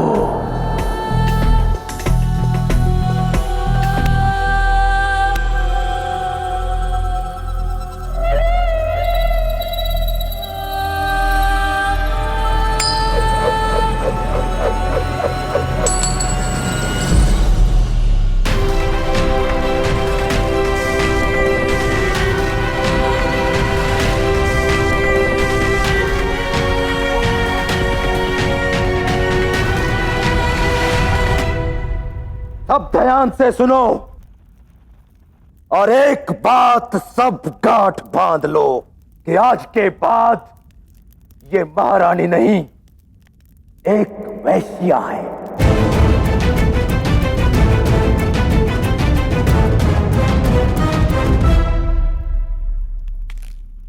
पुरुष अपने बल से स्त्री के देह को कुचल सकता है, परंतु स्त्री की आत्मा और उसके स्वाभिमान को कुचले, इतना बल तो देवों में भी नहीं।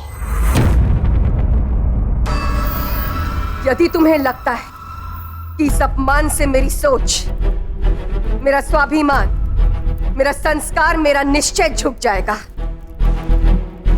तो ये तुम्हारी सबसे बड़ी भूल है शिवदत्त।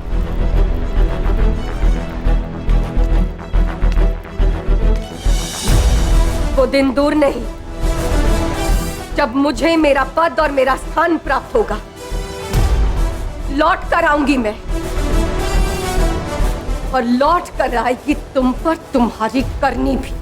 और उस दिन अपने हाथों से मैं तुम्हारा वध करके अपनी शपथ पूरी करूंगी। तुमने मुझे इस दुर्गम स्थिति में डाला है ना, तो ये मत भूलना कि ये दुर्गम स्थिति ही एक स्त्री को दुर्गा बनाती है। और दुर्गा के प्रहार से तो स्वयं महिषासुर नहीं बच पाए, तो तुम क्या हो शिवदत्त? अपने जीवन के अंतिम दिन गिनना प्रारंभ करो शिवदत्त, क्योंकि मेरा बेटा पुरु शीघ्र लौटेगा।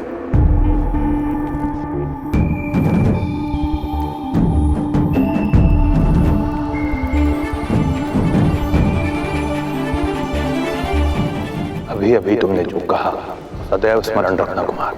पवन कभी एक दिशा में नहीं बहती। ये अनुचित है और अनैतिक भी। ये स्वर कैसा?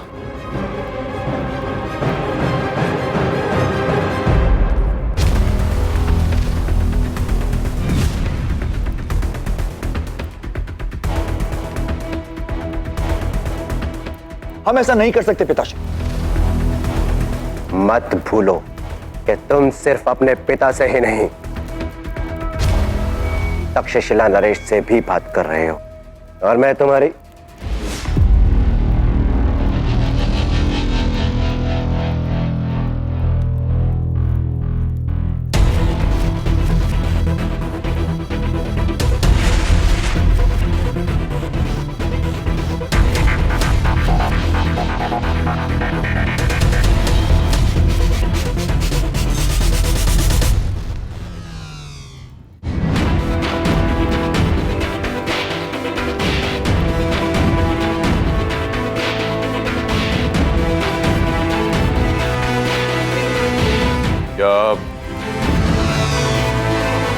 युद्ध की रणनीति के विषय में चर्चा कर रहे थे।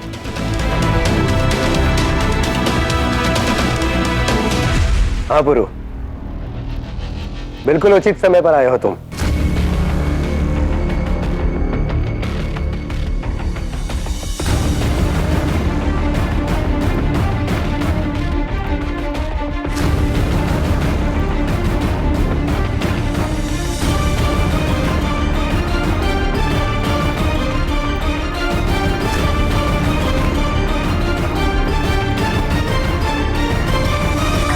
क्या हुआ अम्बी? तुम क्रोध में क्यों हो? चिंतित होने की कोई आवश्यकता नहीं। अम्बी कुमार भी तुम्हारी तरह युवा है, और युवा जब किसी बात से सहमत नहीं होते तो उनका स्वर ऊंचा हो ही जाता है। हमें किस मार्ग से युद्ध के लिए प्रस्थान करना चाहिए, इसी बात पर विवाद हो गया।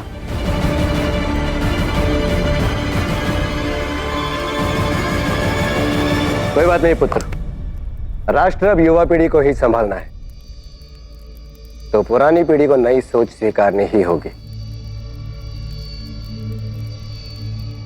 हम तुम्हारी रणनीति से ही चलेंगे।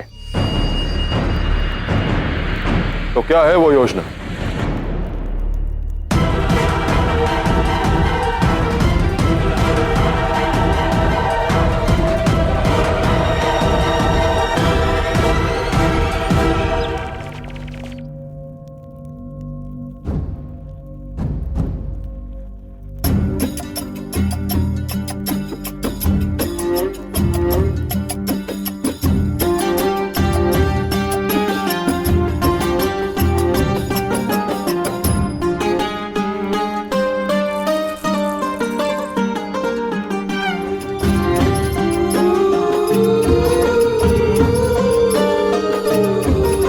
अगर आपको लगता है कि आपकी आंखें आपकी मोहब्बत बयां कर रही हैं, तो ये आपकी बहुत बड़ी गलतफहमी है।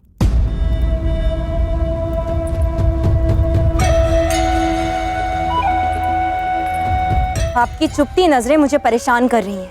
नजरों के साथ यही तो मुश्किल होती है।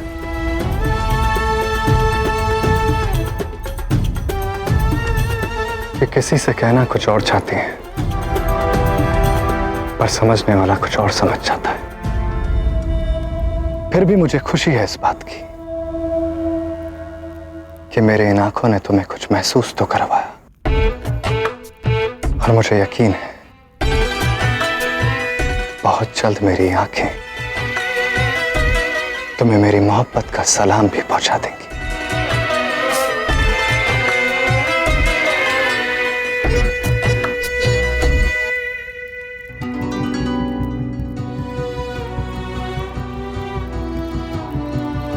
एक जरूरी खबर है शाह। तक्षशिला से कासिद पहुंच चुका है, यही ना? जी हुजूर। पैगाम क्या है? हुजूर, कासिद का कहना है कि वो आपके सिवा किसी को भी अपना पैगाम नहीं सुनाना चाहता। एक मामूली से कासिद की ये जरूरत? कत्ल कर दो उसका और फिर पैगाम पढ़ो। इतना चौंक क्यों गए फेस्टियन? वो इसलिए शाह कि आप उस कासिद के जुमले दोहरा रहे हैं।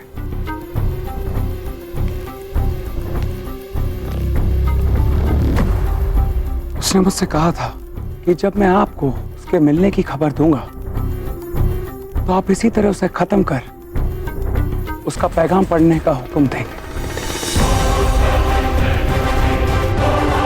इसलिए वो खत भी साथ नहीं लाया। वो आपसे मिलकर मुंह जुबानी पैगाम देना चाहता है। अब तो उससे मिलने के लिए मैं भी बेताब हूं। कौन है तक्षशिला से आया है कासिद?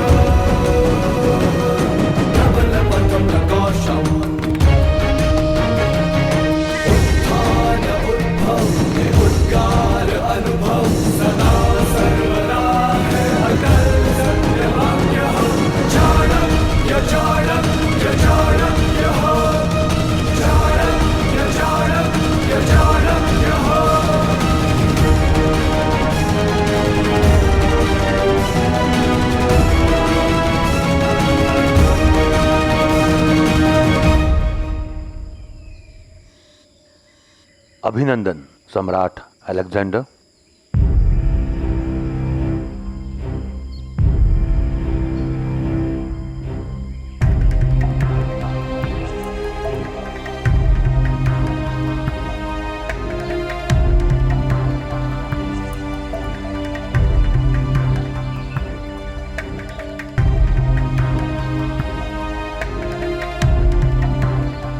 चेहरे से सिपाही तो नहीं लगते, यहां क्या कर रहे हो? आशा तो थी कि आप जान जाएंगे।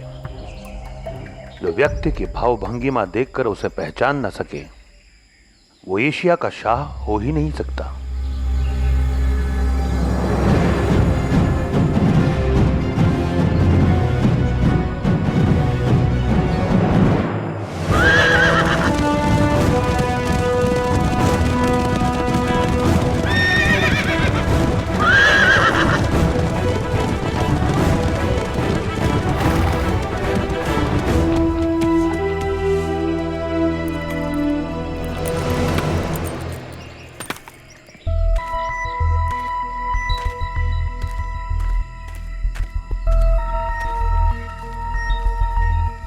पुरु, तुम हमें यहाँ तो ले आए, परंतु योजना क्या है?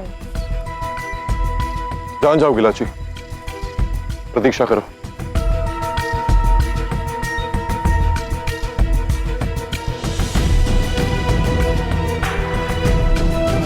हमें उस ओर चलना चाहिए। आओ।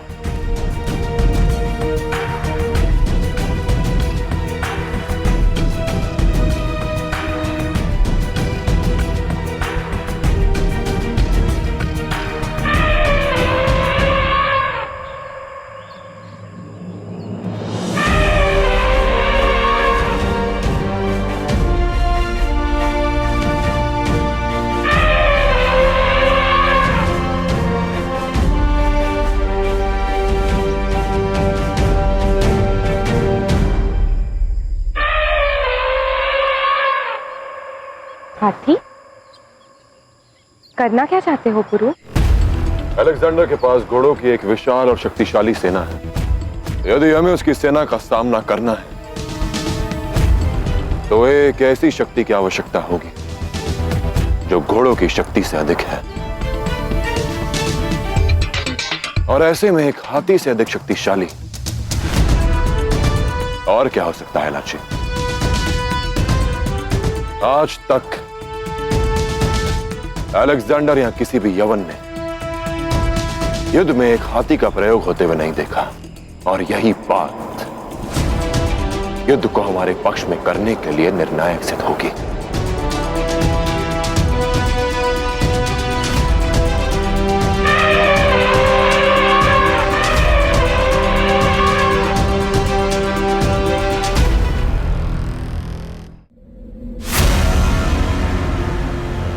लाखों का लश्कर रक्त सवार सर पर तबाही का इरादा लिए भारत की भूमि पर खड़ा है सिकंदर, जिसके सामने पूरी दुनिया ने घुटने टेके। उस सिकंदर ने अब तक भारत मां के बेटे नहीं देखे। ये बिगुल है सिकंदर और पोरस के महायुद्ध का। देखिए पोरस। तक्षशिला नरेश मात्र अपने राज्य और प्रजा दोनों की सुरक्षा चाहते हैं। वो आपके साथ संधि भी निभाएंगे और पोरस को सौंपने का वचन भी।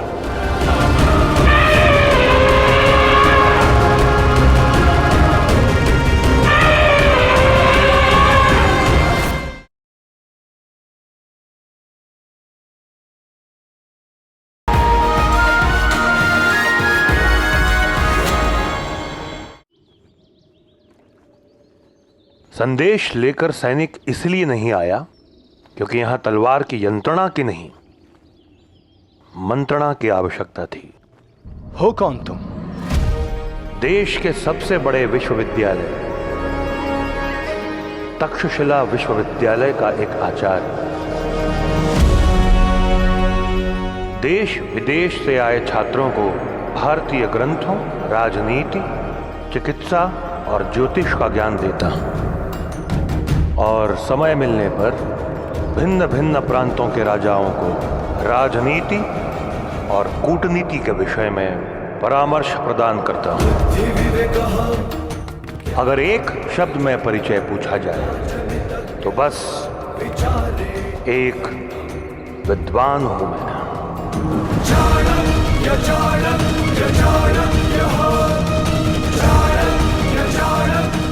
विद्वान मतलब आलिम? कैसे आलिम हो तुम, जिसे इतना भी इल्म नहीं कि एक बादशाह और एक आलिम के बीच कोई बराबरी नहीं होती? शहंशाह के पास वक्त नहीं होता तुम जैसे आलिम से मिलने का।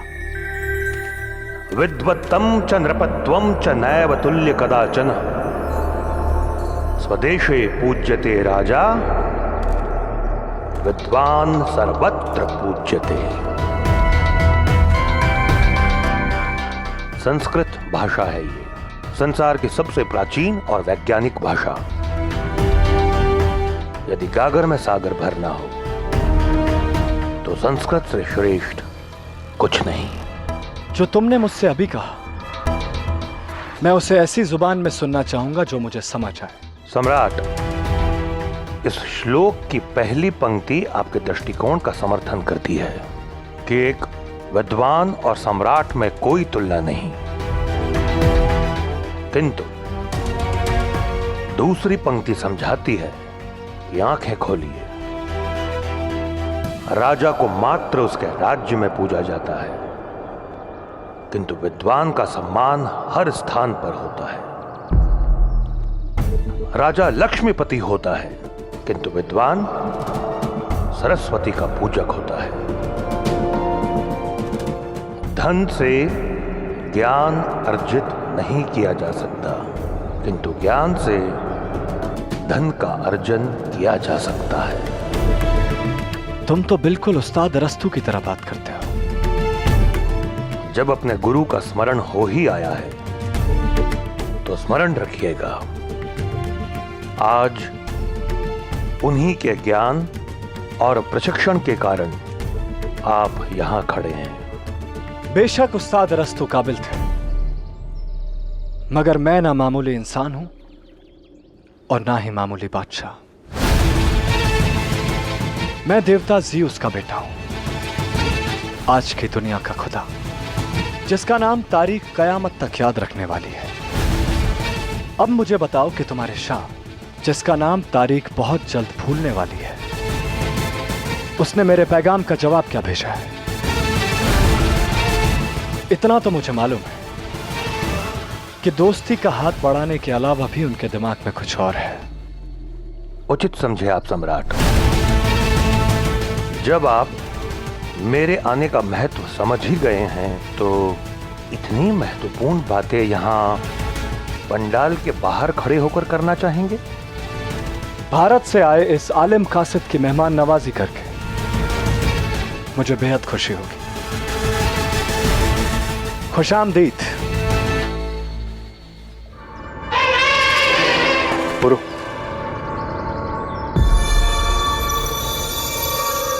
हाथी वन्य पशु है, कोई गाय का बछड़ा नहीं। इसे घोड़ों की भांति युद्ध में प्रशिक्षित करना मुश्किल है। तुम ऐसा इसलिए कह रहे हो भाई, क्योंकि आज से पहले किसी ने भी ऐसा कुछ करने का प्रयास नहीं किया।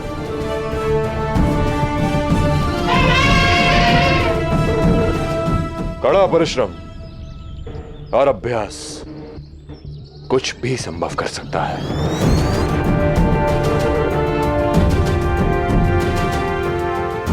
आप दोनों यहीं रुकिए, कहीं हम सबको एक साथ देखकर वो अति उत्तेजित ना हो जाए। मैं अकेला ही जाऊंगा। नहीं पुरु, तुम संकट में पड़ सकते हो। जब बात मेरे देश की रक्षा की हो तब पुरु किसी भी संकट का स्वागत करने के लिए सच है।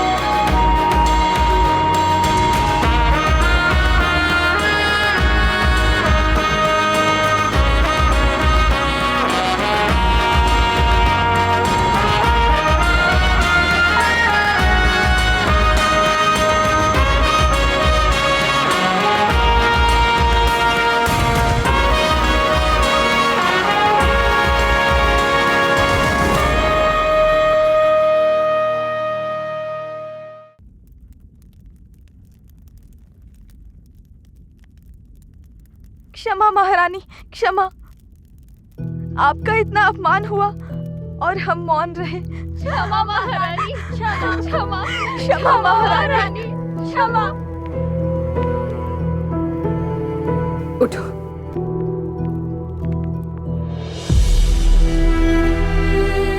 हम चाहते थे आपकी सहायता करें महारानी, किंतु अमात्य की शक्ति के समक्ष हम सब दुर्बल थे महारानी। क्षमा महारानी, क्षमा।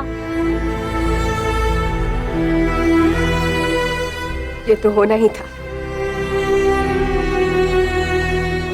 क्योंकि आप सबकी शक्ति थी आप सबकी पीड़ा, जिसे आप लोगों ने आंसू बनाकर दुर्बलता के नाम पर बहा दिया। तुम सब स्त्री हो, संसार का मूल हो। यदि तुम पुरुष को जन्म दे सकती हो तो पुरुष के समक्ष दुर्बल कैसे हो सकती हो? किसी का भी पथ बलशाली नहीं होता। यदि बलशाली होता है तो उसका आत्मबल, उसका स्वयं पर विश्वास।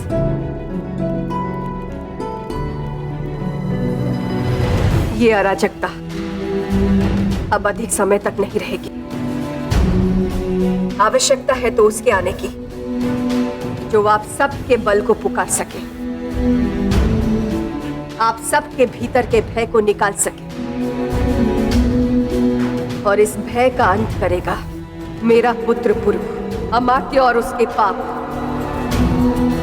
अब कुछ ही क्षणों के मेहमान हैं, क्योंकि मेरा पुत्र पुरु लौटेगा।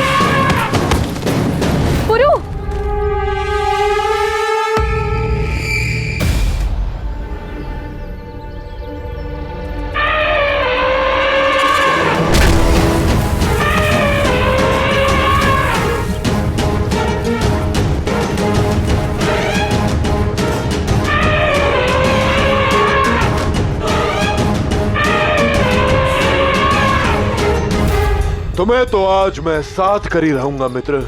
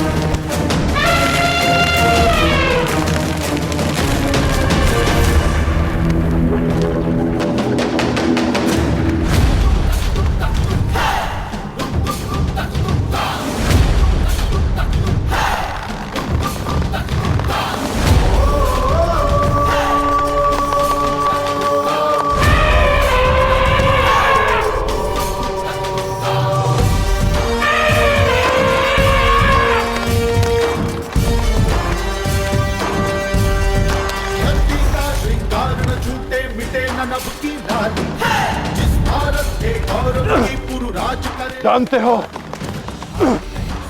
आचार्य चाणक्य यहाँ होते तो कहते कि कभी कभी मित्र बनाने के लिए शत्रु वाला व्यवहार करना आवश्यक है।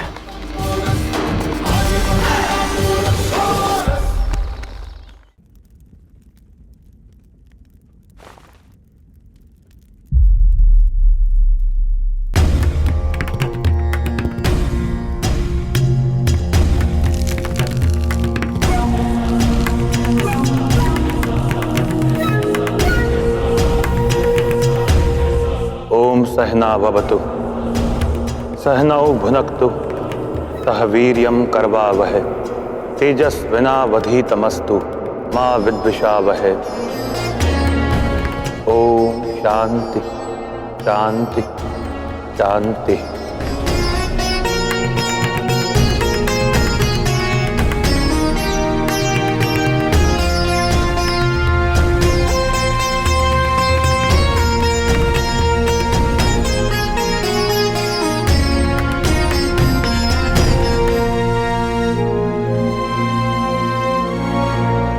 हम भारतीयों के लिए भोजन अत्यधिक पवित्र है, क्योंकि यह जीवन देता है, कर्म करने की क्षमता देता है। इसलिए भोजन को हम ईश्वर का प्रसाद मानते हैं और प्रसाद ग्रहण करने से पूर्व उसे ईश्वर को समर्पित करके ईश्वर को धन्यवाद देते हैं। इससे व्यक्ति को अन्न की शक्ति प्राप्त होती है और उसका ओज भी बढ़ता है। तुम्हारे भारत के रिवाज जानने में मुझे कोई दिलचस्पी नहीं है आलम। मैं तुम्हारे मुल्क में मिलने नहीं, उसे अपनी सल्तनत का हिस्सा बनाने आया हूं। मैसेडोनिया दुनिया की सबसे बड़ी सल्तनत है और बहुत जल्द भारत भी उसी सल्तनत का हिस्सा होगा। भारत को वश में करना था तो संधि संदेश भेजकर इतने लोगों का श्रम व्यर्थ क्यों करवाया सम्राट?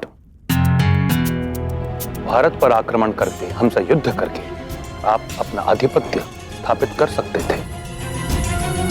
अन्य स्थानों पर आपने ऐसा ही तो किया ना। फिर हमारे लिए संधि संदेश क्यों? समझदार इंसान के हर कदम के पीछे कोई ना कोई वजह होती है।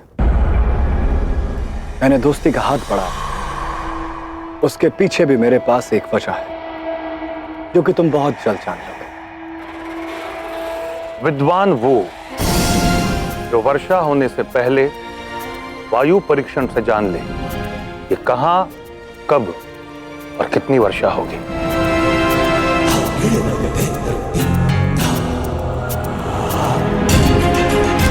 पोरस, यही है ना आपके भारत आने का कारण?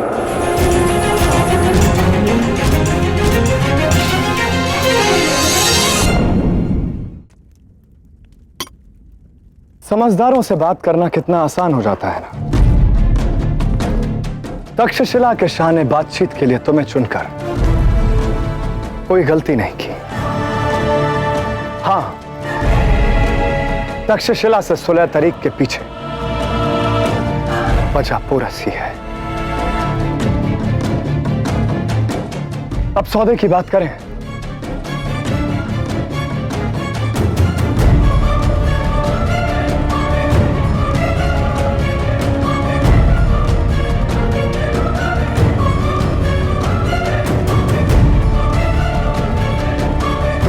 यदि एक व्यक्ति के प्राण जाने से सहस्रों को प्राणवायु मिले तो यह बलिदान नीति विरुद्ध नहीं,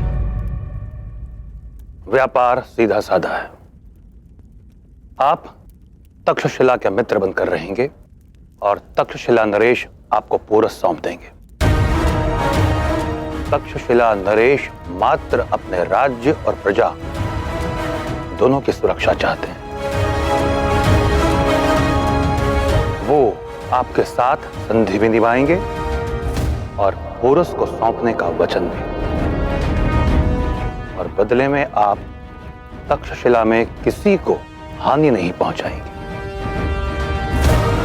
क्या सम्राट को स्वीकार?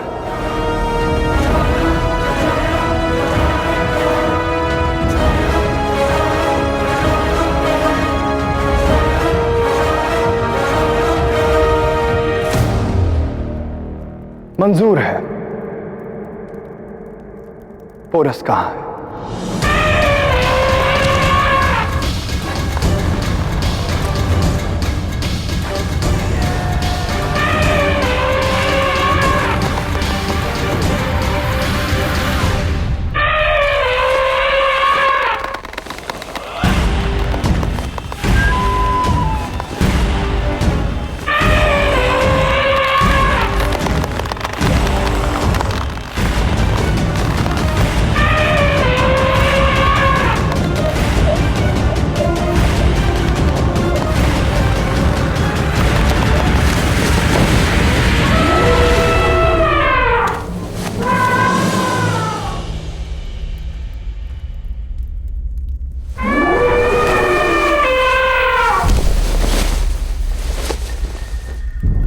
जिसे रोक नहीं पा रहे उसे सिखाओगे क्या पुरु? हाथी पर नियंत्रण पाना असंभव है। लौटो।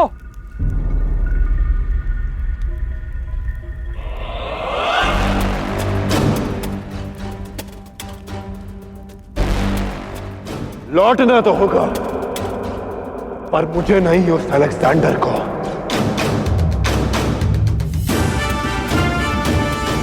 यदि उसे खाली हाथ लौटाना है तो आज पुरु यहां से खाली हाथ नहीं जाएगा।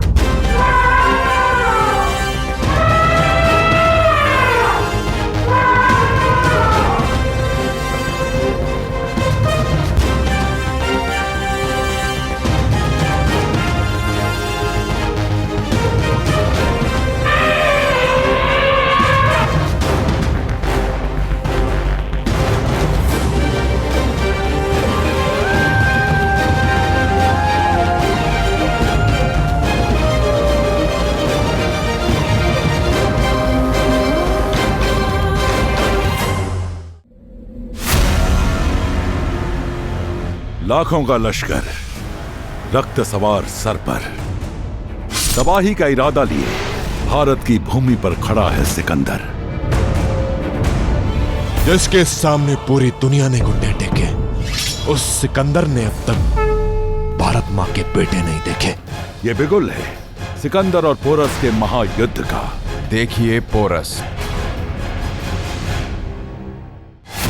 जाओ पुत्र, और इस प्रकार युद्ध करना कि तुम्हारे माता पिता ही नहीं बल्कि पूरा राष्ट्र सदियों तक तुम पर गर्व कर सके। मातृभूमि के लिए यह युद्ध मेरा उत्तरदायित्व है। प्रस्ताव के अनुसार हम पुरु को अलेक्जेंडर को सौंप देंगे। उसके बाद अलेक्जेंडर पुरु के साथ क्या करता है यह उसका निर्णय होगा। तुमने मेरा दिया पहला तोहफा ठुकरा दिया, इसलिए अब मैं तुम्हें तुम्हारी जिंदगी का सबसे बेशकीमती तोहफा देने वाला हूं, पोरस का कटा हुआ सिर।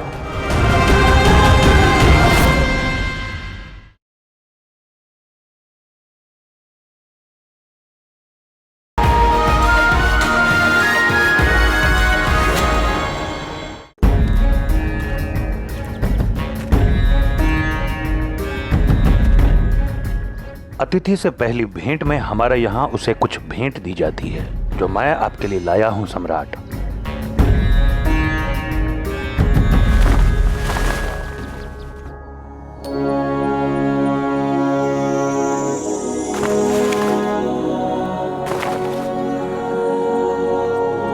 तोहफा हमें पसंद आया और यकीन है कि इस तोहफे के जरिए जो पैगाम आप देना चाहते हैं वो भी हमें पसंद आएगा। इस वस्त्र को फाड़ने का प्रयास कीजिए सम्राट।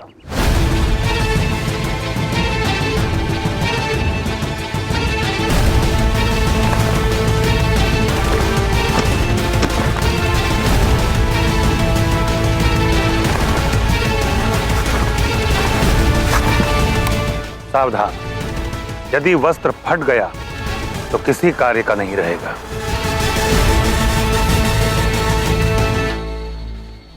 वस्त्र यदि अपनी इच्छा से बुना हुआ हो तो उसे फाड़ना नहीं पड़ता, बस उचित धागे को खींचिए और वस्त्र फिर से आपके सामने धागा बनकर उपस्थित होगा, जिसे फिर आप मनचाहे रूप में बुन सकते हैं। अगर सम्राट संदेश समझ गए हो तो कल प्रातः फिर भेंट होगी। नमस्कार। बुद्धिविवेकः ज्ञानं प्रचण्डं राजनीतज्ञ विचारे अखण्डम्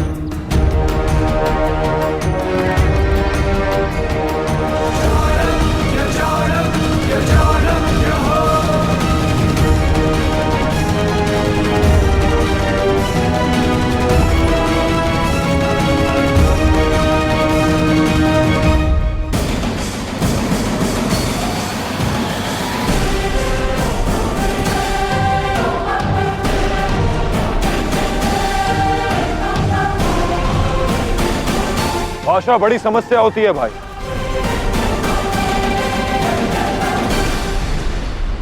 पर एक बार समझ में आ जाए तो जीवन में उतनी ही सहजता आ जाती है। जाओ, कल के लिए साथी को सच करो।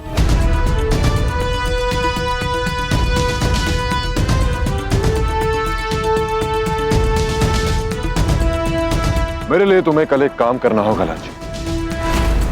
क्या पुरु? पहले वचन दो कि तुम मेरे आग्रह को अस्वीकार नहीं करोगी। ये तो आग्रह सुनकर ही बताया जा सकता है। तुम पहले से अधिक खट्टी हो गई हो लाची। सुनो,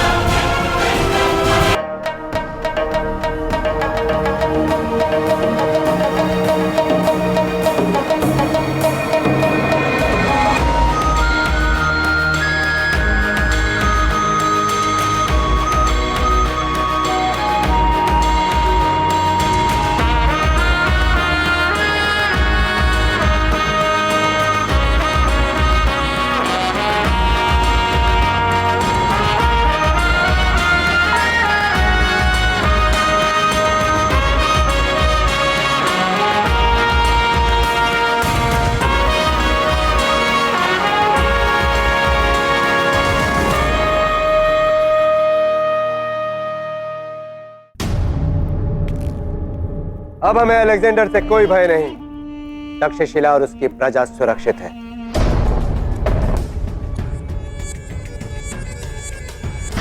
किंतु इस सुरक्षा का मूल्य समझ रहे हैं आप पिताश्री?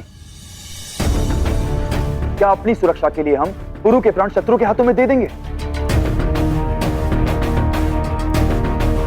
ये हम कैसे कर सकते हैं पिताश्री, जिसके आभार के भार तले हम ही नहीं हमारा पूरा राष्ट्र झुका है? क्या उसी के साथ छल कर देंगे हम? अलेक्जेंडर कल तक हमारा शत्रु था, जो कि हमें उससे हानि का भय था, परंतु आज वह हमारा मित्र है और जिससे हमें हानि हो सकती है वो पुरु हमारा दुश्मन है।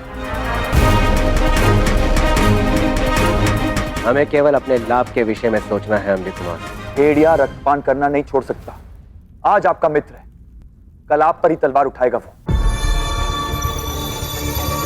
यदि हम सुरक्षित रहना चाहते हैं तो हमें अपनी सोच और साहस की सीमा बढ़ानी होगी।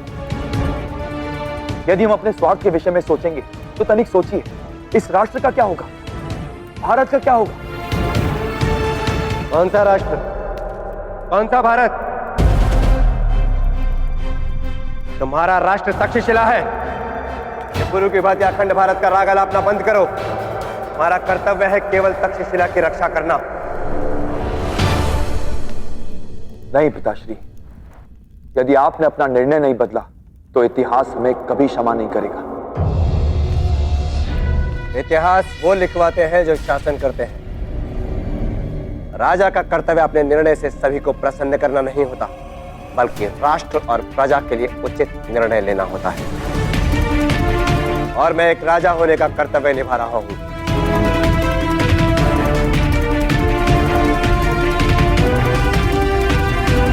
अम्बिक कुमार को राजनीति की कुछ सीख दें आचार्य।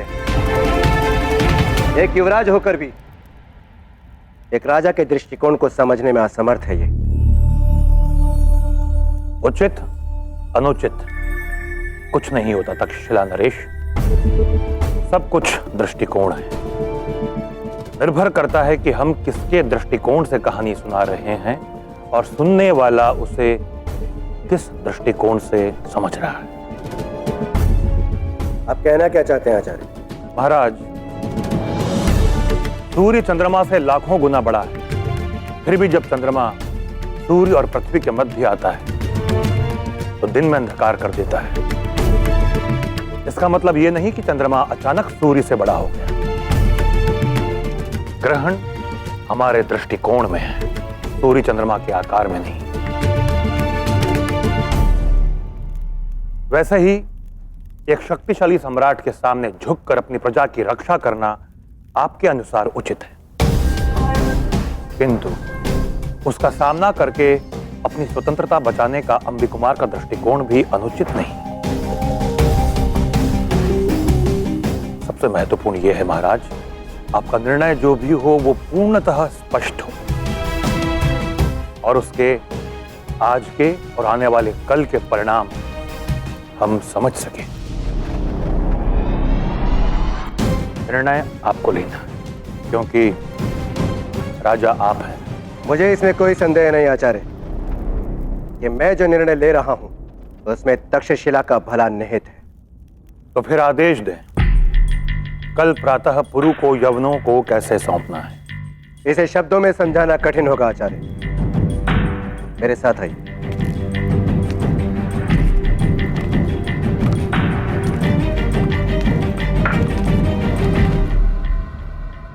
अलेक्जेंडर यहां से हिंदुकुश के पर्वतों को पार करते हुए दक्षिण में आकर ये पर्वतों को पार करके जैसे ही तक्षशिला में प्रवेश करेगा और हम यहां तक्षशिला और हिंदुकुश पर्वतों के मध्य में अपनी सेना के साथ अलेक्जेंडर का स्वागत करने को उपस्थित होंगे। योजना के अनुसार पुरु यहां और यहां दोनों ओर अपनी सेना के साथ छिपा होगा और अलेक्जेंडर के सामने आते ही पुरु की अपेक्षा होगी हम अलेक्जेंडर पर आक्रमण कर देंगे, किंतु ऐसा कुछ होगा नहीं। हमारी भूमिका वहीं समाप्त और प्रस्ताव के अनुसार हम पुरु को अलेक्जेंडर को सौंप देंगे। उसके बाद अलेक्जेंडर पुरु के साथ क्या करता है यह उसका निर्णय होगा।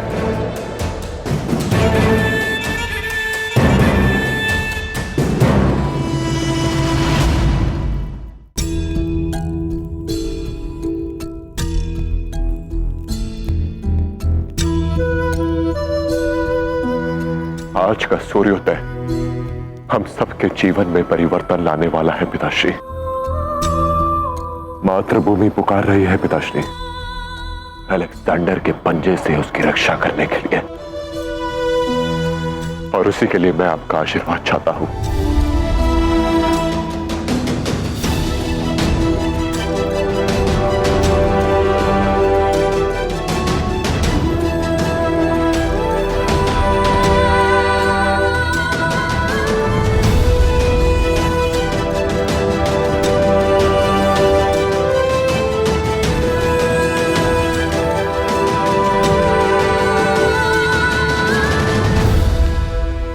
हमारा आशीर्वाद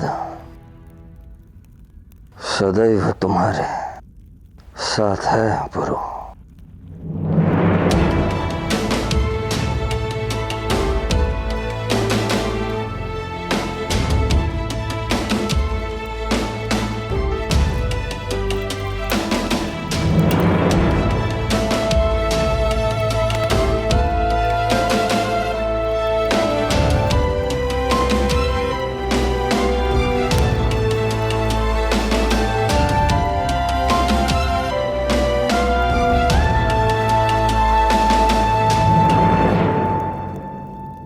हम तुम्हारे मन का अंतर्द्वंद समझ सकते हैं पुत्र।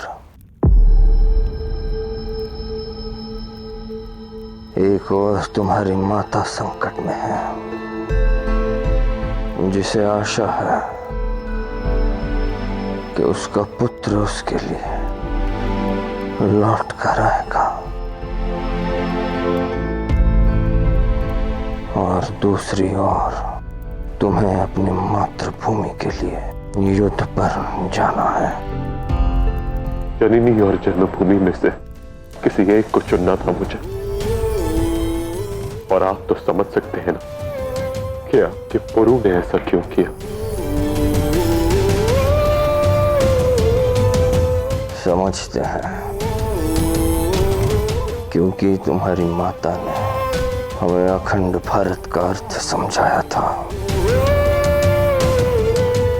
उसी ने हमें समझाया कि यदि विदेशियों से हमें अपनी मातृभूमि की रक्षा करनी है तो हमें सबसे पहले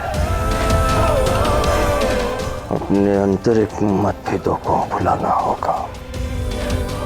और जिस समय वो भले हमारे साथ ना हो, किंतु जब उसे ज्ञात होगा कि उसके पुत्र ने उसे नहीं बल्कि उसके मातृभूमि को चुना, तो उसका सिर गर्व से उठ जाएगा।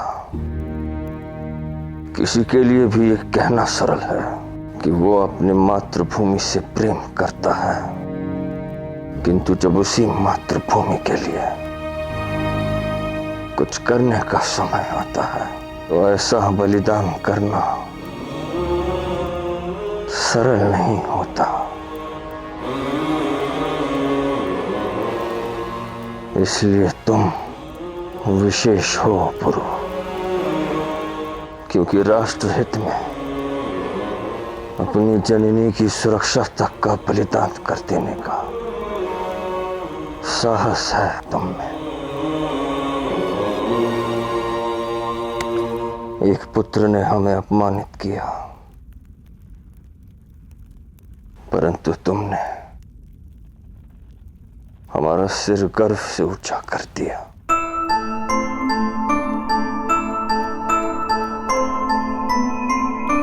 पर एक पुत्र के लिए अपने पिता को कष्ट में देखना बहुत कष्टदायी होता है पिताश्री। मैं आपको ऐसे दुर्बल नहीं देख सकता, नहीं देख सकता।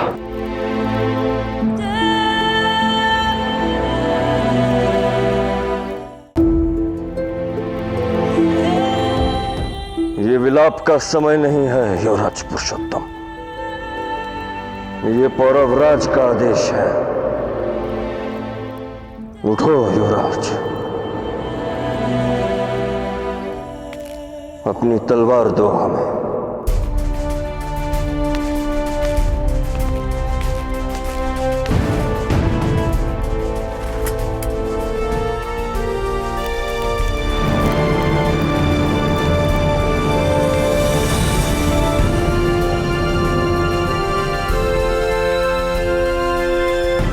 देखा,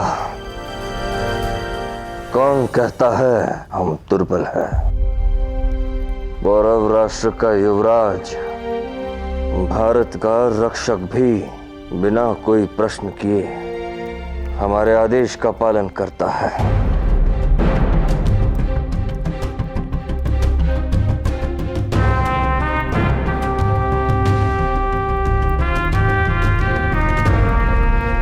अभी तो इतनी शक्ति शेष है कि ये तलवार लेकर तुम्हारे साथ युद्ध में जा सके। जब हम मां को लेने जाएंगे तब आप अवश्य मेरे साथ चलेंगे पिताश्री। पर मातृभूमि के लिए यह युद्ध मेरा उत्तरदायित्व है।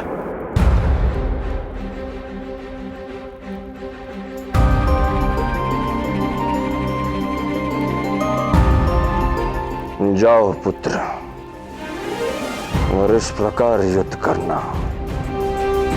कि तुम्हारे माता पिता ही नहीं बल्कि पूरा राष्ट्र सदियों तक तुम पर गर्व कर सके।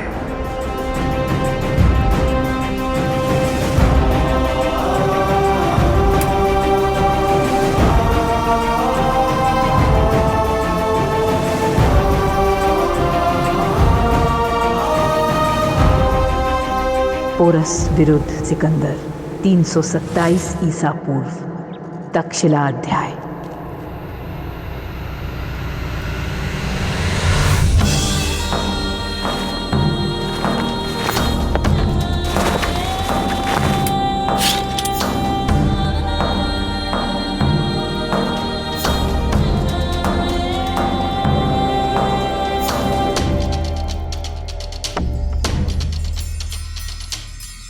ज़्यूस के बेटे अलेक्जेंडर से बेहतर और कोई नहीं।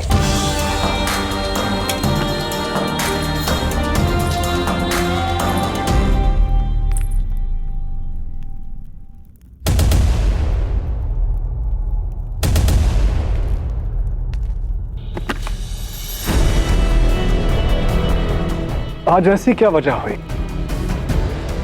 कि मलिका फौज के साथ कूच करने को तैयार है? वजह आप जानते हैं शाह।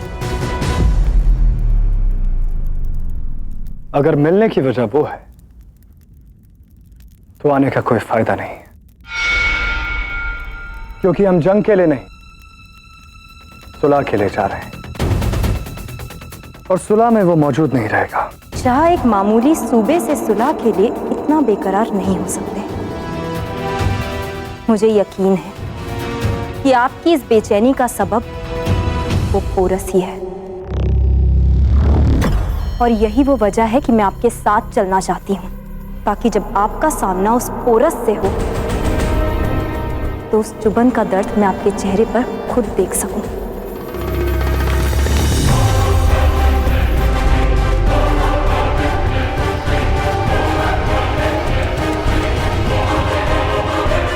कई बार मैं सोचता हूँ रोक्सेन कि तुम में ऐसा क्या है जिसने मुझे तुमसे इतनी मोहब्बत करने पर मजबूर कर दिया।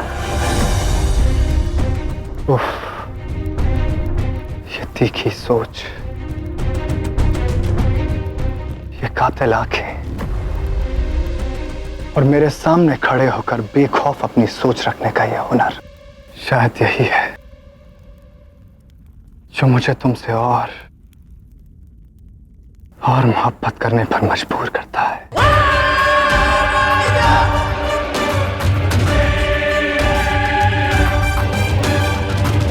तुमने मेरा दिया पहला तोहफा ठुकरा दिया,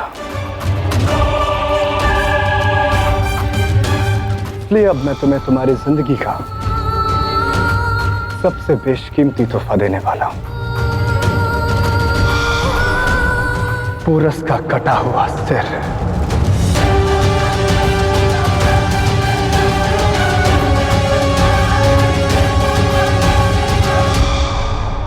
कटे हुए सिर के तोहफे देना या लेना तुम्हें बेहद पसंद है ना रोक्सेन? तुमने मुझे टरायस का सर तोहफे में दिया,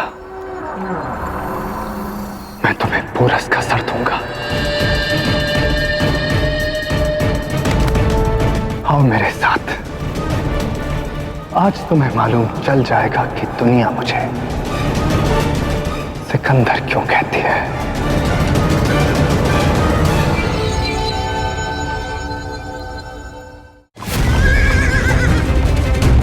अम्बी कुमार, तक्षशिला का ध्वज लहराकर पुरु को संकेत दिया जाए कि सभी कुछ योजना के अनुसार हो रहा है, ताकि उसे हम पर संदेह न हो।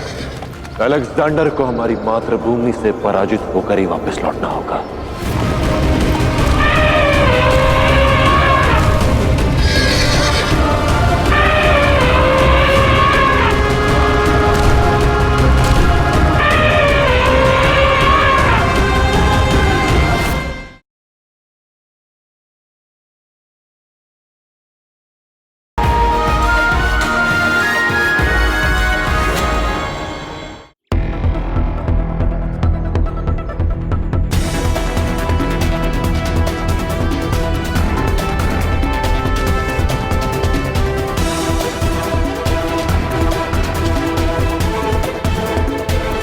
सब सजा अस्ति। हाँ पुरु, किंतु लाची का? मैंने उसे अतिरिक्त सहायक बल की कमान दी है। आवश्यकता पड़ने पर वो मेरे संकेत पर आ जाएगी।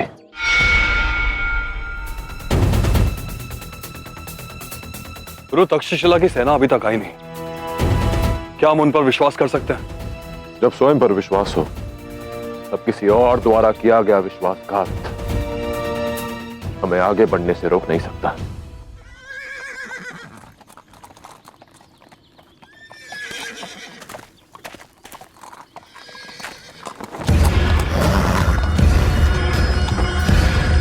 वो देखो, तक्षशिला की सेना।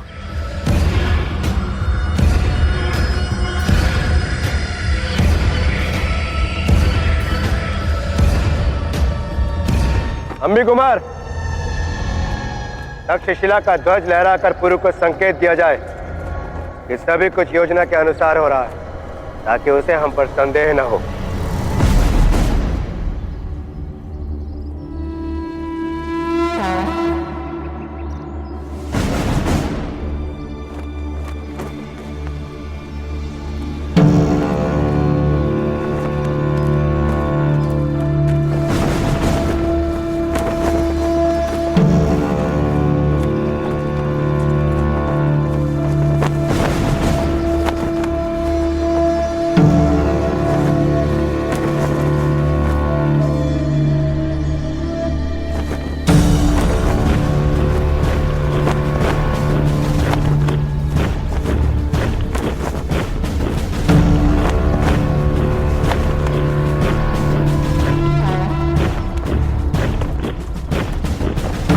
हवाएं दिशा बदल रही हैं भाई। आज हवाएं चाहे किस भी दिशा से क्यों ना आए, अलेक्जेंडर को हमारी मातृभूमि से पराजित होकर ही वापस लौटना होगा। हाँ पुरु, उसके अंत के लिए हम सज्ज हैं। परंतु ये अलेक्जेंडर है कहां?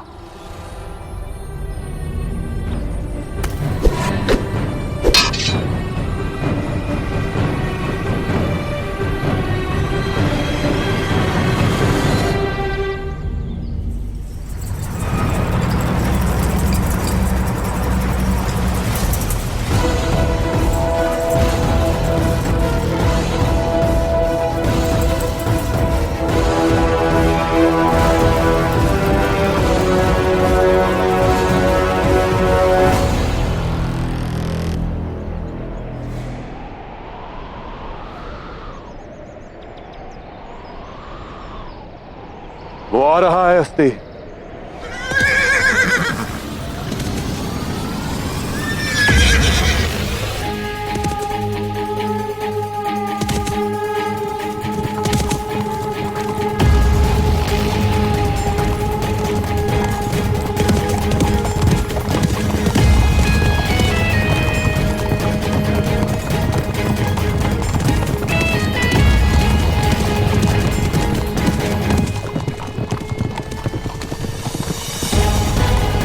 जितना हमने पोरस को देखा है, क्या तक्षशिला वाले उसे इतनी आसानी से काबू करके हमें सौंप पाएंगे? उसकी इन्हें बहुत बड़ी कीमत मिल रही है हेफेस्टियन। पोरस को सौंपने के बदले वो लोग तक्षशिला की तबाही से बच रहे हैं। और रही बात पोरस की, वो हमें चौंकाएगा जरूर।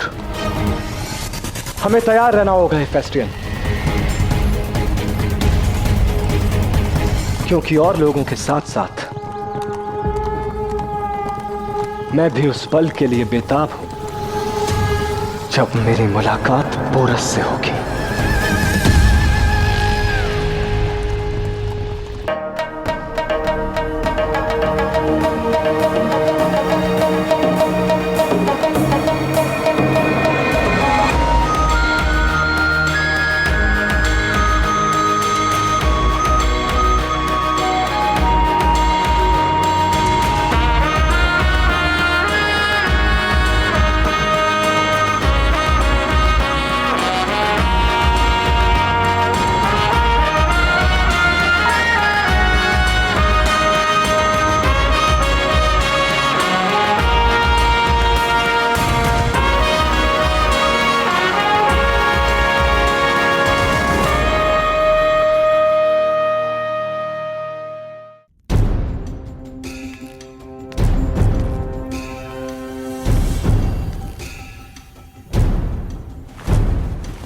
क्या लिखा है इस पत्र में?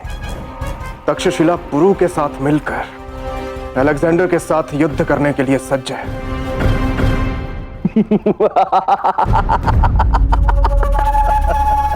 इतने गंभीर विषय पर आप हंस क्यों रहे हैं तामश्री?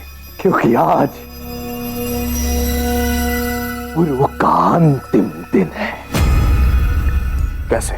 गिरगिट अपना रंग आसपास के रंग के समान करता है। तंभिराज वो गिरगिट है जो अलेक्जेंडर के सामने आते ही अपना रंग बदलेगा, क्योंकि तक्षशिला के रक्त में ही छल कपट और घात है। वो पुरु के साथ जाएंगे अवश्य, परंतु युद्ध नहीं करेंगे। अर्थात अकेला पुरु यवनों की सेना के सामने होगा। अर्थात आज के सूर्यास्त के साथ ही पुरु का जीवन भी अस्त हो जाएगा।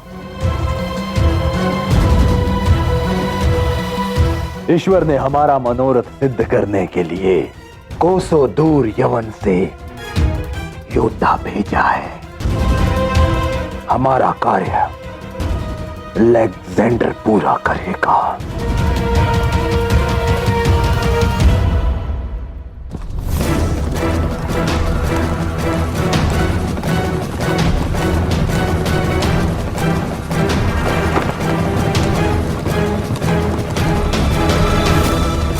मैं उन्हें देख सकता हूं।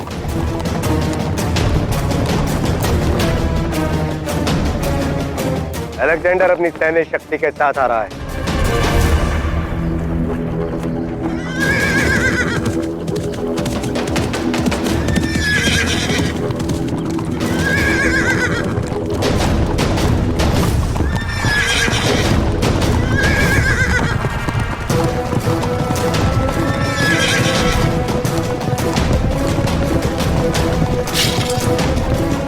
और वो आक्रमण कब करना है?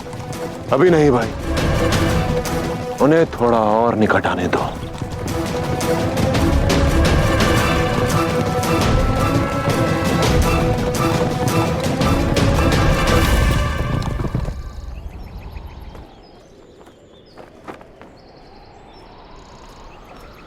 मुझे आज्ञा दें महाराज, मुझे जाना होगा। ऐसा क्यों आचार्य? आज का दिन तो इतिहास में स्मरण रखा जाएगा, जिसके साक्षी बनिए। वही इतिहास व्यक्ति का सबसे बड़ा गुरु होता है महाराज। इतिहास गवाह है कि अलेक्जेंडर के किसी भी युद्ध की समाप्ति बिना रक्तपात के नहीं हुई। यहां खड़े होकर वीरों को जान गंवाते देखने से श्रेष्ठ होगा कि मैं प्राण बचाने का कार्य करूं।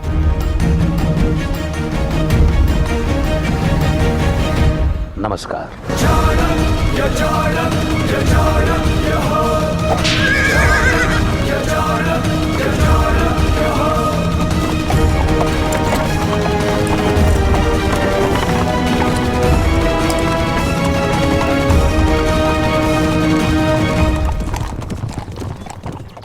आक्रमण का संदेश भेजो।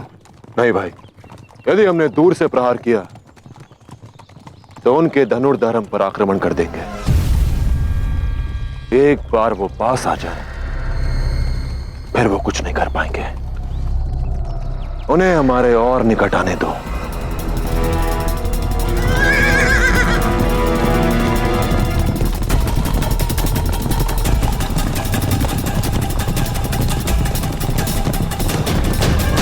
पोरस कहां है?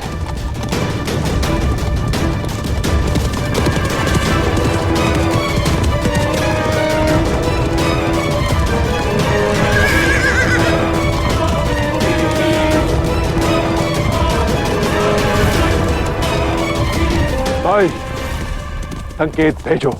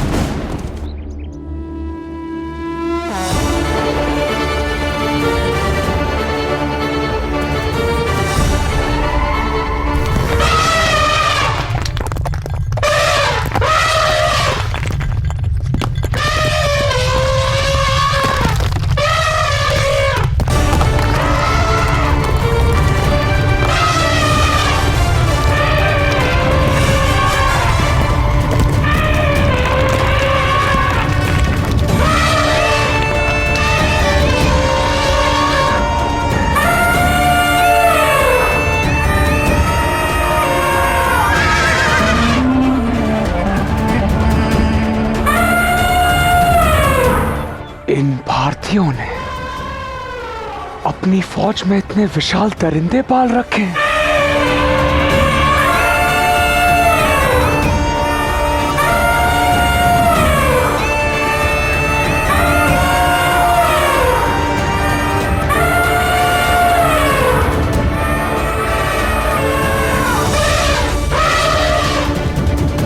ये क्या हो रहा है? ये हाथी कहां से आ गए? उसका नाम पुरु है पिताश्री। वो एक मार्ग बंद होने पर दूसरा खोजता नहीं, दूसरा मार्ग बनाकर पहले से ही सज्ज रहता है।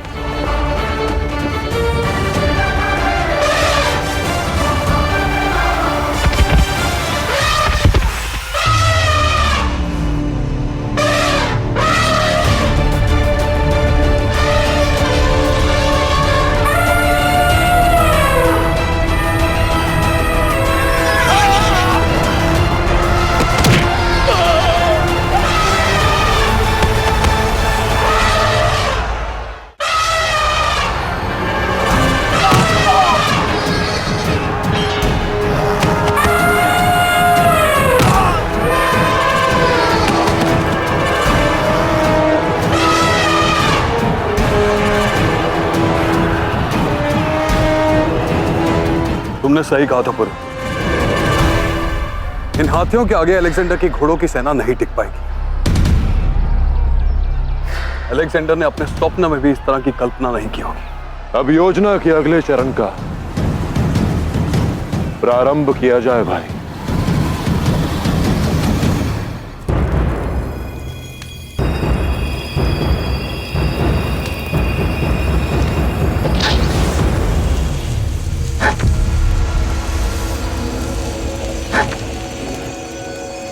पुरु ने संकेत भेज दिया है। चलो।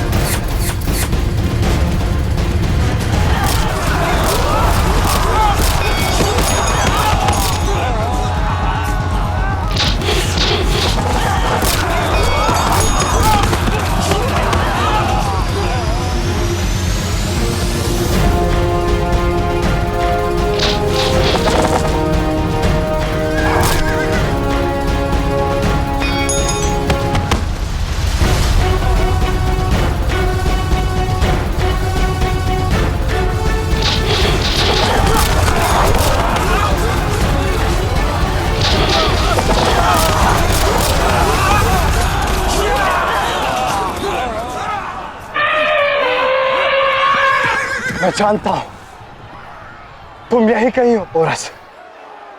बस कुछ और कदम आगे बढ़ो अलेक्जेंडर।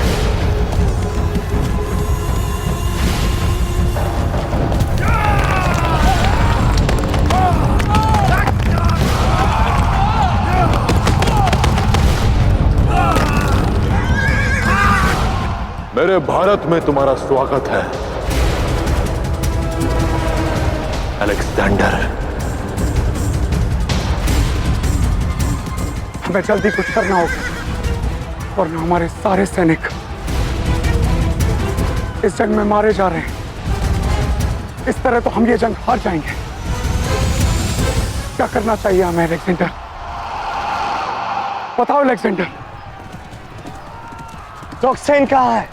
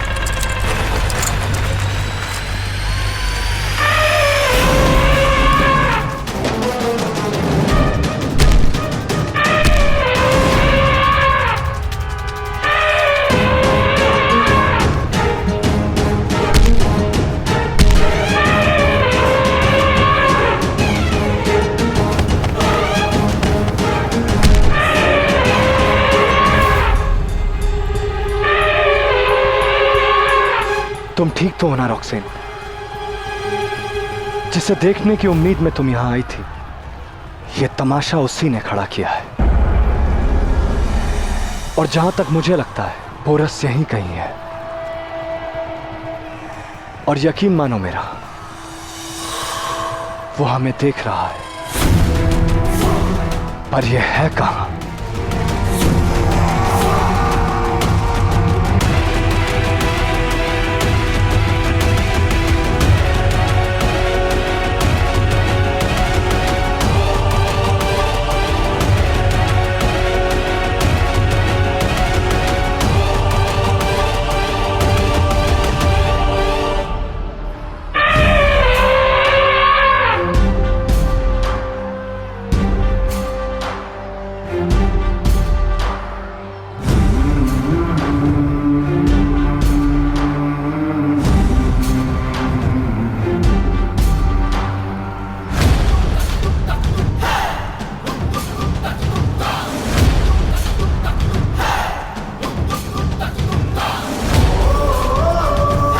पोरस,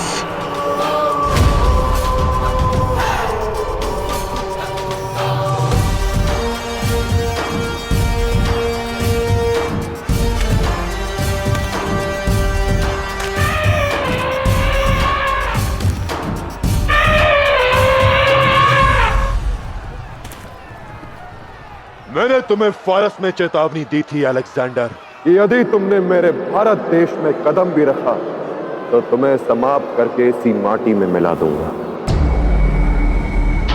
आज तुम्हारी जीवन और विजय यात्रा दोनों समाप्त होंगी। अलेक्जेंडर,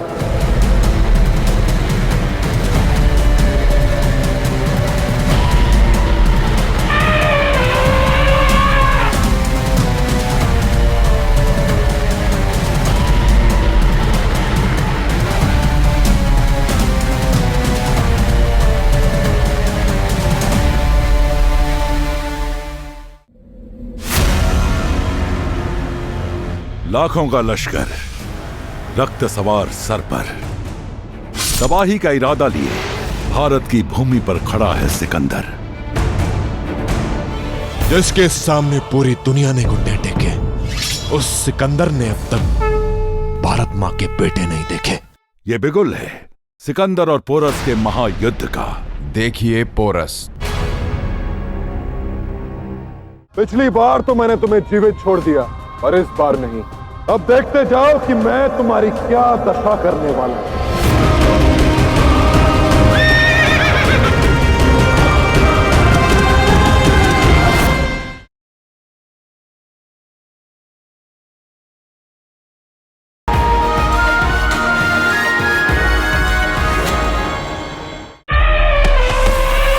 पिछली बार तो मैंने तुम्हें जीवित छोड़ दिया अलेक्जेंडर, पर इस बार नहीं। जो दशा मैंने तुम्हारी सेना की वो मात्र एक नमूना था अलेक्जेंडर। अब देखते जाओ कि मैं तुम्हारी क्या दशा करने वाला हूं। ये तो वक्त बताएगा पोरस कि तुम मुझे झुकाते हो या मैं तुम्हारा कटा हुआ सर ले जाकर किसी को तोहफे में देता। मैं तुम्हारी लाश पे पैर रखकर तुम्हारे मुल्क के तख्त पर कब्जा करूंगा पोरस, और दुनिया को मिसाल दूंगा कि सिकंदर का मुकद्दर बनने का ताक़त किसी में नहीं है। और अब तो तख्तला भी तुमसे गद्दारी कर चुका है, मेरी हुकूमत कबूल कर चुका है। मगर अफसोस कि अब कोई नहीं है तुम्हारा इस जंग में साथ देने के लिए, और तुम्हारे साथ साथ तुम्हारे हाथ को मिट्टी में मिलता देखने के लिए।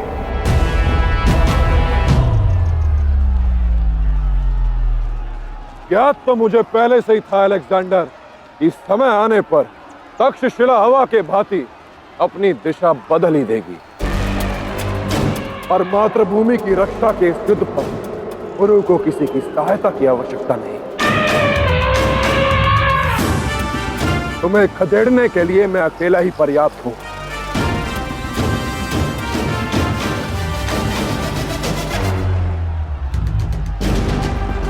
गौर से देखो सिकंदर, मेरी छोटी सी सेना के एक प्रहार ने तुम्हारे सैन्य बल को तहस नहस कर दिया।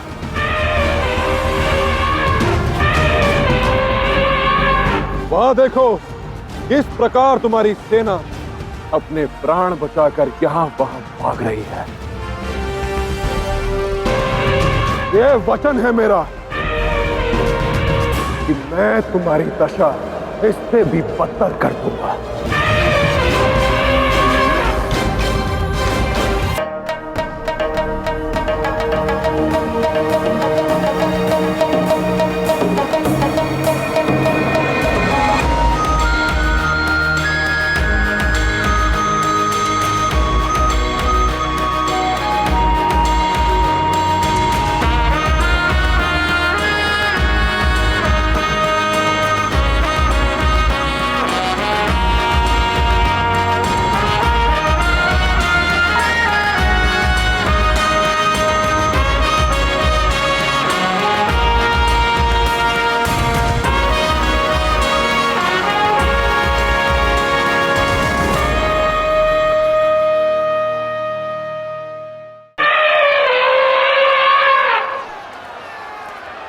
गौर से देखो इसे रक्सेन, क्योंकि ये पहली और आखिरी बार जब तुम इस भारतीय को देख रही हो।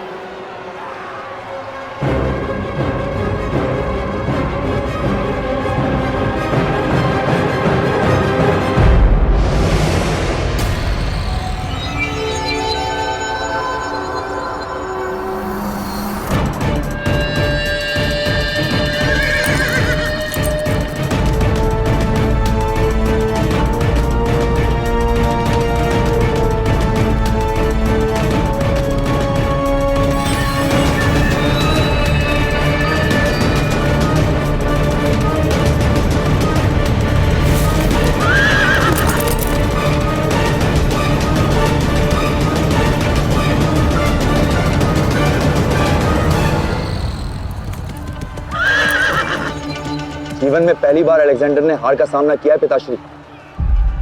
अब उसकी अवस्था एक घायल सिंह जैसी। अब भी विलंब नहीं हुआ है पिताश्री, हमें इस युद्ध में पुरु का साथ देना चाहिए।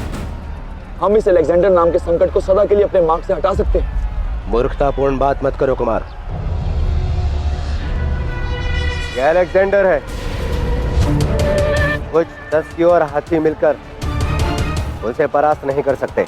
पर पिताश्री, कहा ना मैंने, तक्षशिला किसी भी मूल्य पर इस युद्ध में सम्मिलित नहीं होगा।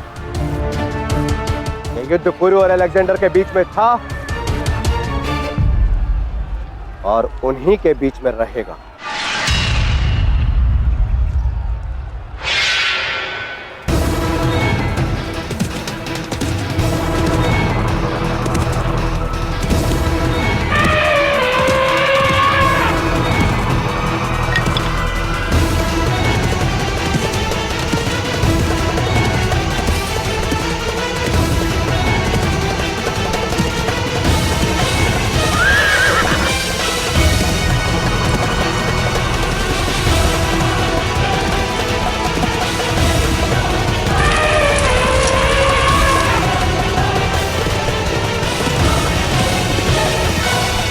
अलेक्जेंडर ने बहुत बड़ी चाल चली। आंख से हाथी भयभीत हो रहे हैं।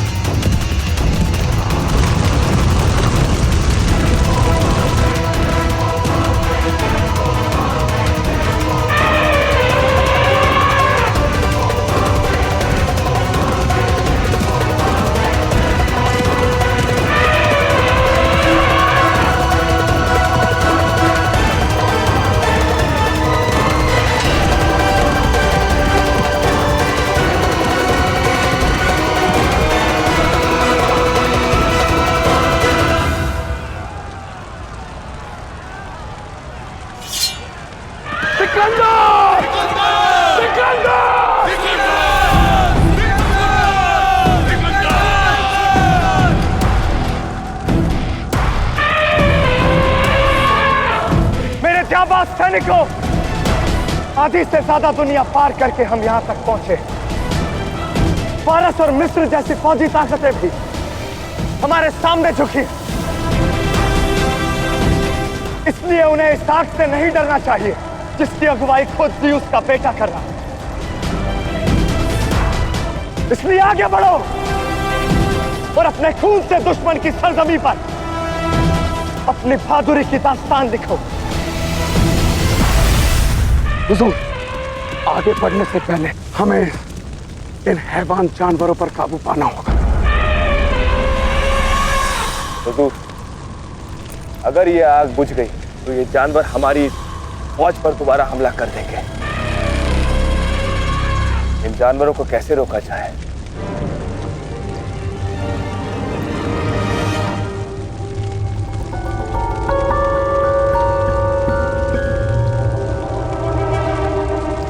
अभी बताता हूं।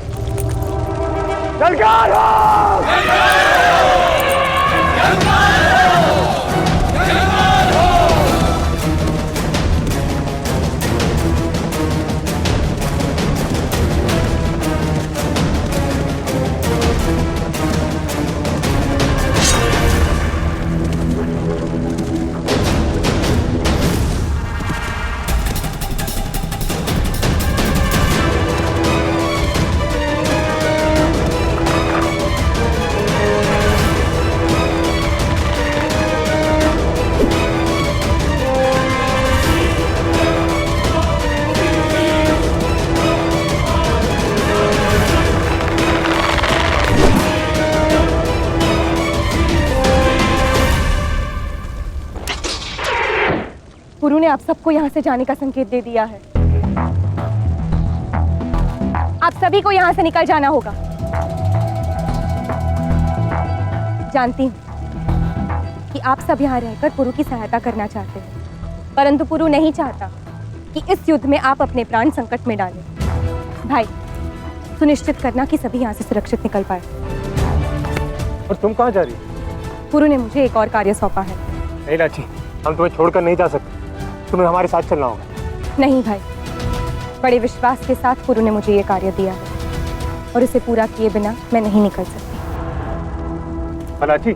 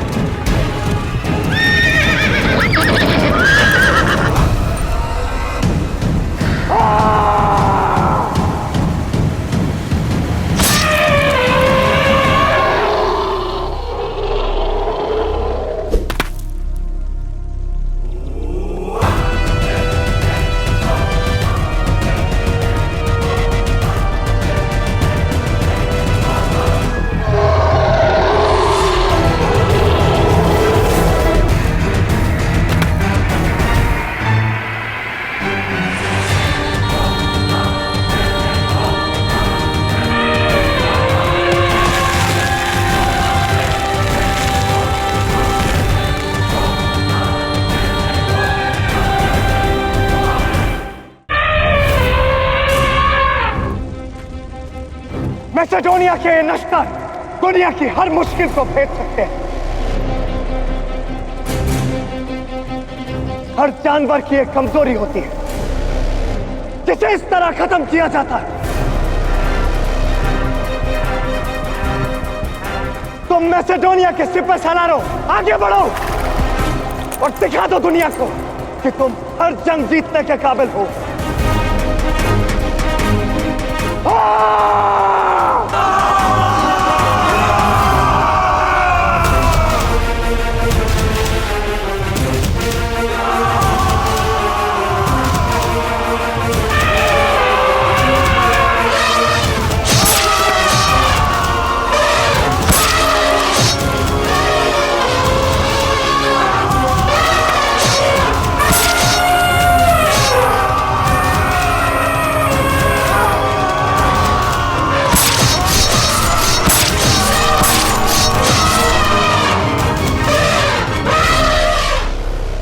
दुनिया में आज तक कोई जानवर पैदा नहीं हुआ पोरस जो अलेक्जेंडर को अपने काबू में कर सके।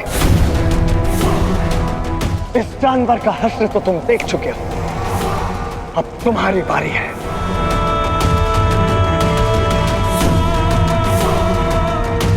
अब तुम्हें समझ आ गया होगा मेरे कहने का तात्पर्य क्या था। बस कुछ क्षण और गुरु के साथ साथ ये युद्ध भी समाप्त। गुरु का सामर्थ्य उसकी सेना या उसके शस्त्रों में नहीं, बल्कि उसकी बुद्धि में। मुझे विश्वास है गुरु अलेक्जेंडर को मात देने की कोई ना कोई योजना अवश्य खोज लेगा।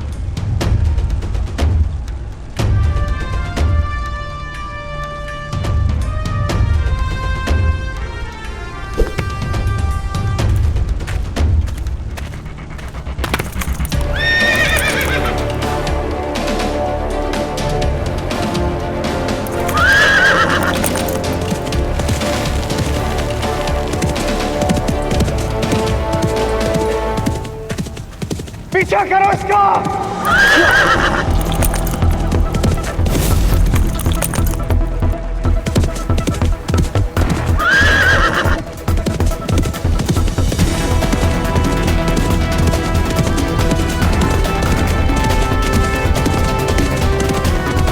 गुरु अब क्या? अलेक्जेंडर स्वयं को विजयी समझ बैठा है हस्ती। वो मुझे भागता देख मेरा पीछा अवश्य करेगा। उसको मेरे पीछे लाना मेरी योजना है। तुम करना क्या चाहते हो बुरो? तुम्हें ज्ञात हो जाएगा भाई। तुम हमारी सारी सेना को लेकर यहां से सुरक्षित निकलो। ठीक है बुरो।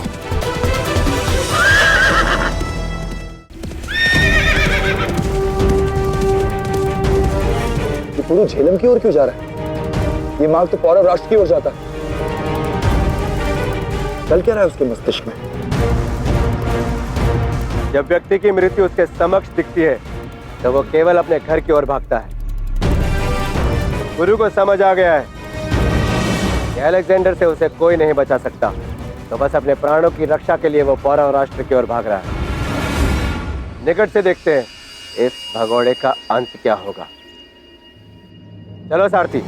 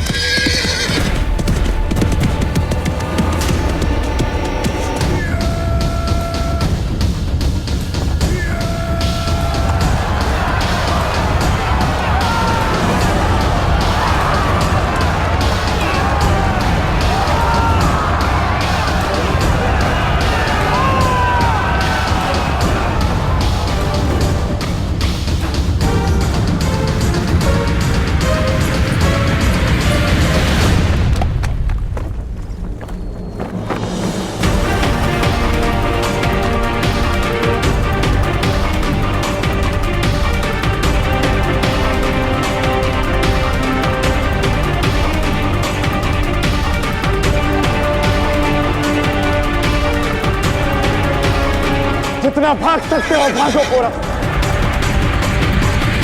क्योंकि तुम्हारी दौड़ मेरे कदमों में गिर के खत्म होगी। ऐसा है तो रोक कर दिखाओ अलेक्जेंडर। यदि रोक पाओ तो भेजो अपनी सेना को। पुरुष सामने खड़ा है, जवाब दो इसे।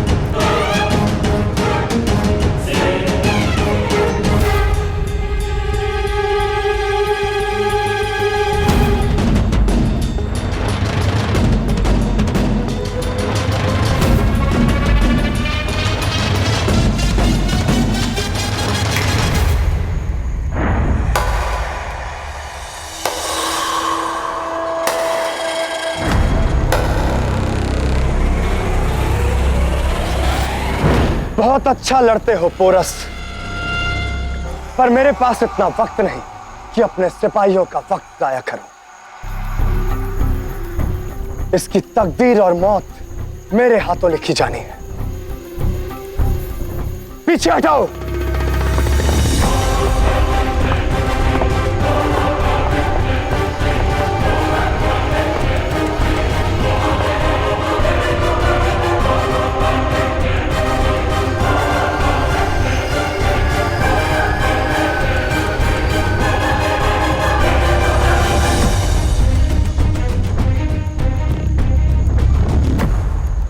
नहीं पुरु, जो तुम मुझे कह रहे हो वो मेरे लिए कर पाना असंभव है। लाची, तुम्हें वो कार्य करना ही होगा अपने देश, अपनी मातृभूमि के लिए। मैं कुछ भी करके अलेक्जेंडर को सेतु पर आने पर विवश कर दूंगा और फिर तुम्हें वो कार्य करना होगा। लाची, मैं किसी और पर विश्वास नहीं कर सकता।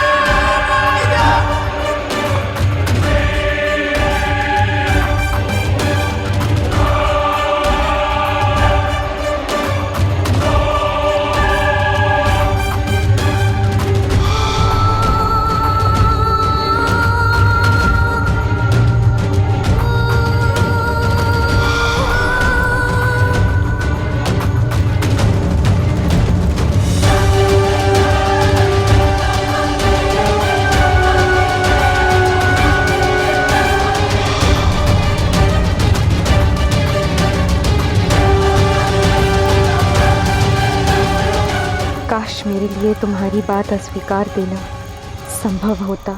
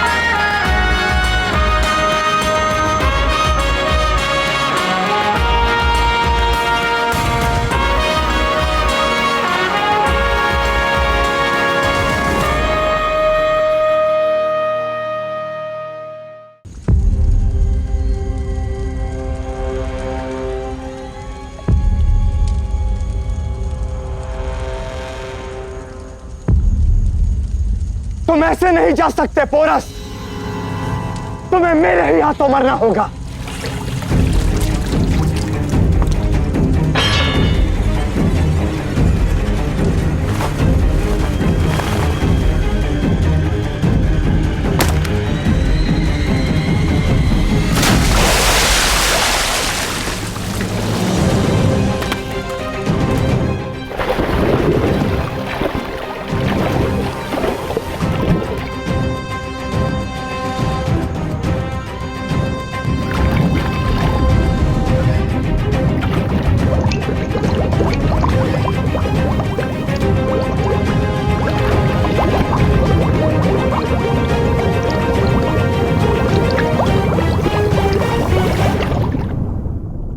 वर्षों पहले यही नवजात पुरु मेरी गोद में आया था, क्योंकि उसे जीवित रहना था अपनी मातृभूमि का रक्षक बनने के लिए। इतिहास स्वयं को दोहराता है और दोहराया भी। पुरु आज फिर से बेसुध अपनी झेलम माँ की गोद में आ गिरा। कोई भी युद्ध बिना बलिदान के पूर्ण नहीं होता, पर युद्ध में विश्वासघात भी होते हैं। हैरान थी मैं ये सोचकर कि यदि तक्षशिला ने इस युद्ध में पुरु का साथ दिया होता, विश्वासघात न करता, तो इस युद्ध का परिणाम क्या होता? सिकंदर के लिए, पुरु के लिए और भारत पर उसका प्रभाव क्या पड़ता?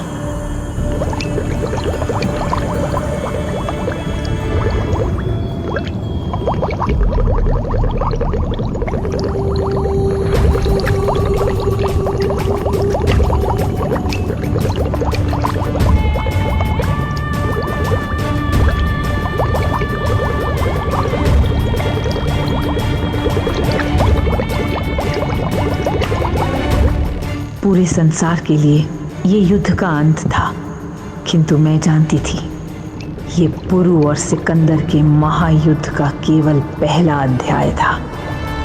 आरंभ अभी होने को था। एक पुत्र ने अपनी मातृभूमि की रक्षा के लिए अपने प्राण दांव पर लगाए। अब उसकी मां का धर्म था कि अपने पुत्र के प्राणों की रक्षा करे।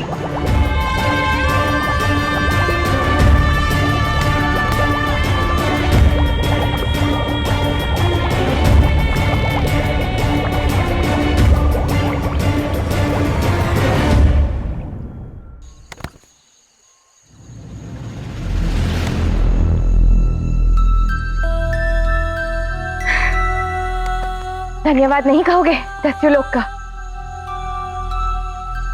वही तो तुमने सीखा कि पानी में इतनी लंबी देर तक श्वास कैसे रोक कर रखते हैं।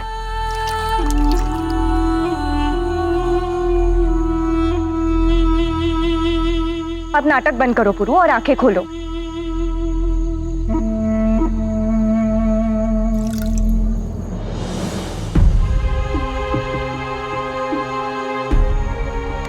पुरु, उठो पुरु, पुरु अपनी आंखें खोलो। पुरु, पुरु, उठो पुरु। नहीं, ये नहीं हो सकता। तुम ऐसा नहीं कर सकते। तुम अपनी आंखें खोलो पुरु।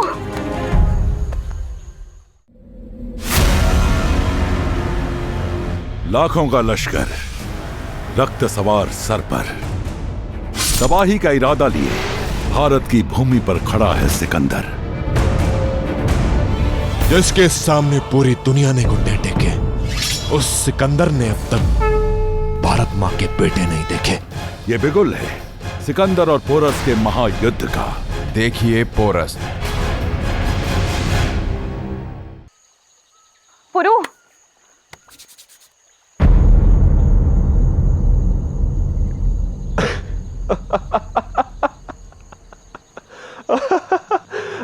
लाची,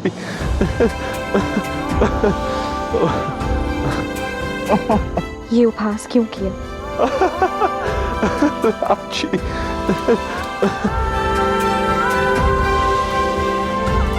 जो जैसा करता है नियति पलटकर उसको वैसा ही फल देती है। लाची, तुम्हें याद नहीं?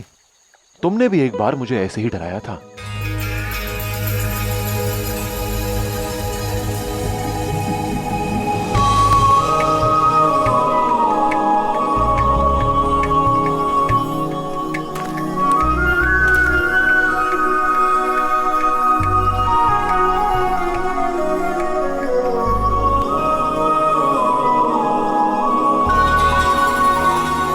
तुम्हें कुछ हो जाता तो? जब तक लाची पुरु के साथ है, भला पुरु को क्या हो सकता है?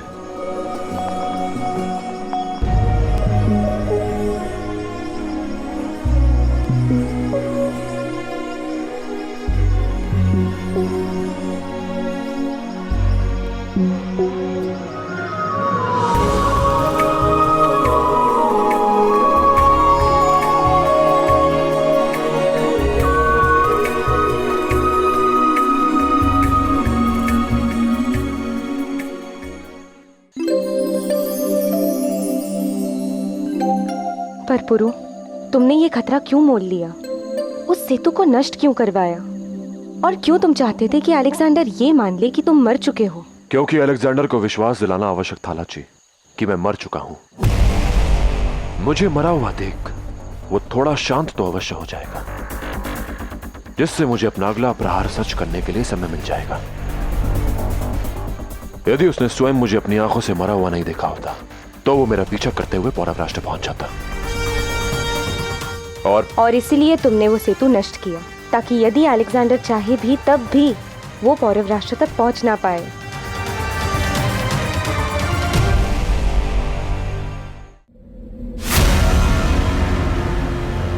लाखों का लश्कर रक्त सवार सर पर तबाही का इरादा लिए भारत की भूमि पर खड़ा है सिकंदर,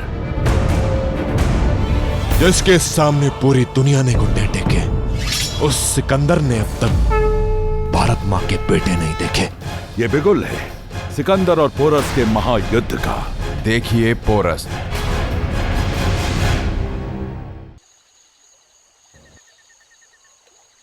लाची, अब भला तुमसे कोई प्रेम ना करे तो क्या करे? इतनी समझदार हो तुम।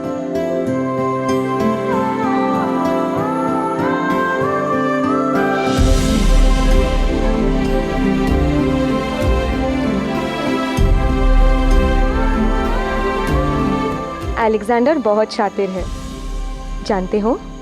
ये आश्वस्त करने के लिए कि तुम मर चुके हो, वो स्वयं झेलम में कूद पड़ा। मुझे लगा कि वो बाहर आ जाएगा, किंतु ऐसा नहीं हुआ। जब तक उसके लोगों ने उसे खींचकर बाहर नहीं निकाला तब तक वो झेलम के भीतर ही रहा। मुझे आभास था लाची कि वो कुछ ऐसा ही करेगा, पर वो अलेक्जेंडर इस बात से अनजान है कि मैं एक दस्यु था जो एक कछुए के भांति लंबे समय के लिए अपनी सांस पानी के नीचे रोक सकता है। पर अच्छा है मां झेलम ने उस पर दया दिखाई, क्योंकि यदि मां झेलम उसके प्राण ले लेती तो उसका ये बेटा पुरु वो क्या करता?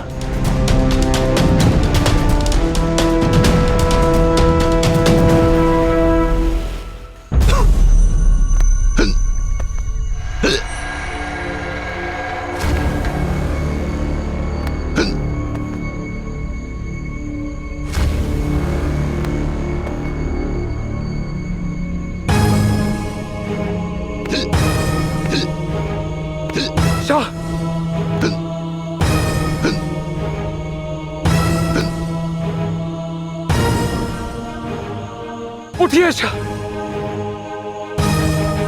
आंखें खोलिए, आंखें खोलिए।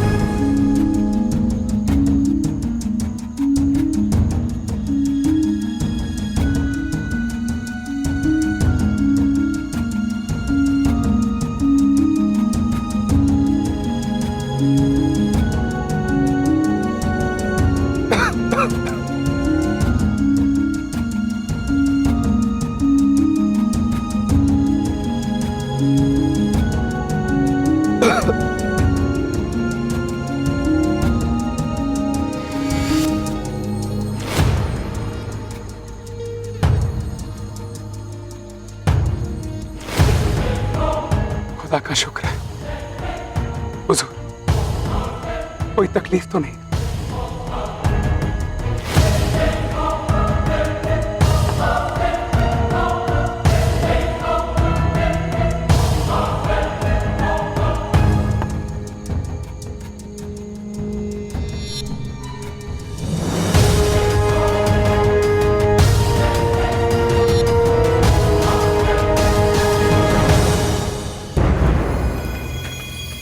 तुम कुशल तो होना पुरु? हाँ भाई, पर वो कहाँ है? वो भीतर।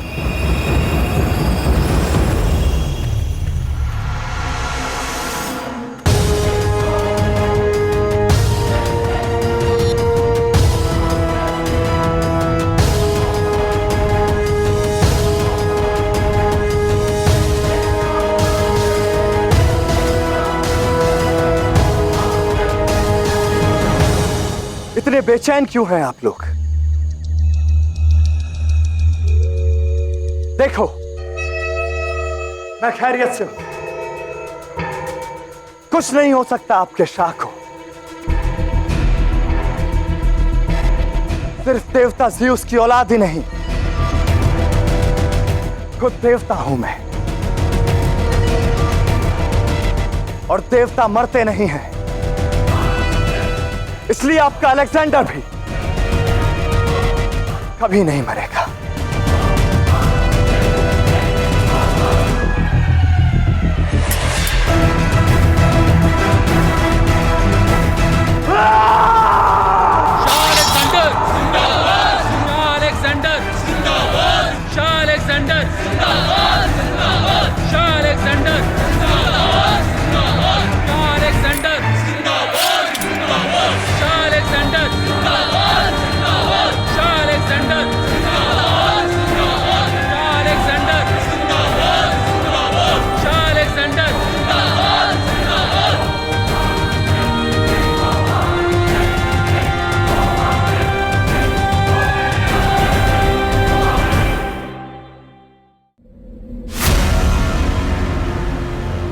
लाखों का लश्कर रक्त सवार सर पर तबाही का इरादा लिए भारत की भूमि पर खड़ा है सिकंदर, जिसके सामने पूरी दुनिया ने घुटने टेके। उस सिकंदर ने अब तक भारत मां के बेटे नहीं देखे। ये बिगुल है सिकंदर और पोरस के महायुद्ध का। देखिए पोरस। अम्बिराज के विश्वासघात के पश्चात आपके प्राणों का भय लगने लगा था हमें महाराज, किंतु आप यहाँ तक पहुंचे कैसे?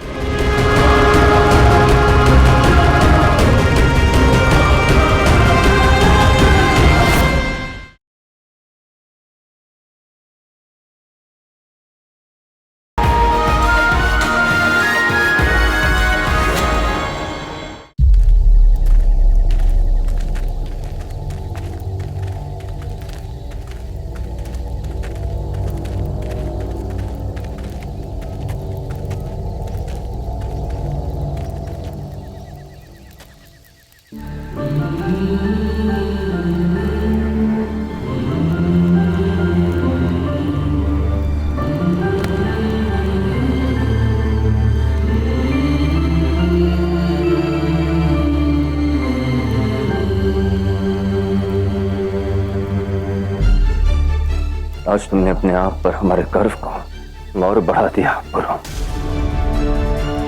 तुमने सिद्ध कर दिया कि व्यक्ति को अपने पर विश्वास हो तो ना उसे किसी के साथ की आवश्यकता है, ना किसी विश्वासघात का भय।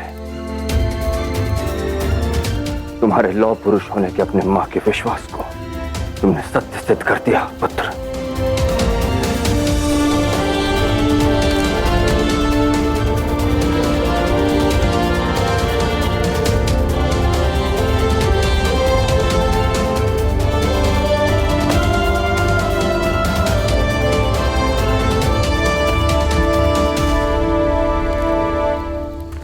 तक्षशिला के विश्वासघात के पश्चात आपके प्राणों का भय लगने लगा था हमें महाराज,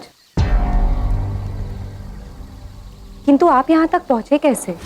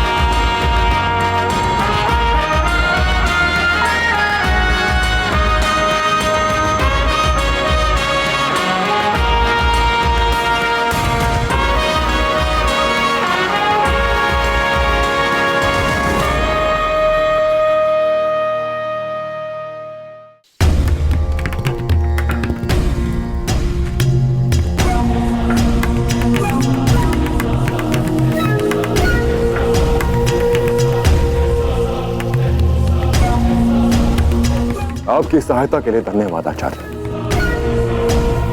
धन्यवाद ईश्वर का करो पुरु कि तुम सकुशल लौट आए। जल में इतने समय तक बिना श्वास के रहना प्राण घातक हो सकता था। आपका ज्ञान साथ हो तो प्राण साथ नहीं छोड़ सकते। आपके मार्गदर्शन के कारण ही हम अपने लक्ष्य तक पहुंच सके। सदैव स्मरण रखना कुमार, पवन कभी एक दिशा में नहीं बहती। तक्षशिला के विश्वासघात के पश्चात भी वो आपकी चेतावनी थी आचार्य। इससे हम अलेक्जेंडर से एक कदम आगे निकलने में सक्षम हुए। बल चेतावनी में नहीं होता पुरु, चेत जाने वाले में होता है। तक्षशिला की सेना के बिना समर्थन तुमने जो कार्य कर दिखाया वो प्रशंसनीय है।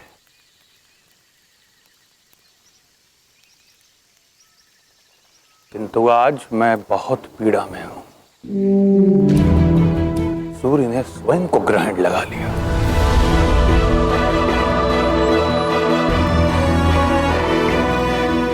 इस तक्षशिला का नाम पूरे संसार में अपने ज्ञान के कारण जाना जाता है। इस तक्षशिला के लिए मैंने अपना पूरा जीवन देश की संस्कृति सभ्यता समझाने के लिए समर्पित कर दिया। तक्षशिला ने अपने लाभ के लिए तुम्हारे साथ विश्वासघात किया। देश का शीश शर्म से झुका दिया। जो तक्षशिला भारत के इतिहास के लिए सुनहरे पृष्ठ लिख सकता था, उसने आने वाली पीढ़ियों के लिए एक काला अध्याय लिख डाला।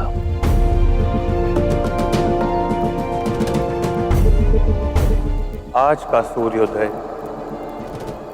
भारत के इतिहास में सबसे बड़ा ग्रहण सिद्ध होगा। भारत का एक राजा अपने हित के लिए एक विदेशी आक्रमणकारी की गर्दन काटने के लिए तलवार नहीं उठाएगा, बल्कि उसके गले में पुष्पों का हार डालेगा। जिसके हाथ काटने थे उसके सामने हाथ जोड़ेगा, हाथ जोड़ेगा, हाथ जोड़ेगा। मैं तक्षशिला नरेश अंबिराज और मेरा पुत्र युवराज अंबी कुमार आपका स्वागत करते हैं।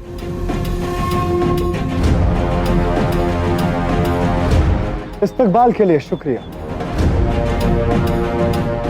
यह है हमारी मलिका शरीयत, मलिका रॉक्सटेन। प्रणाम। प्रणाम।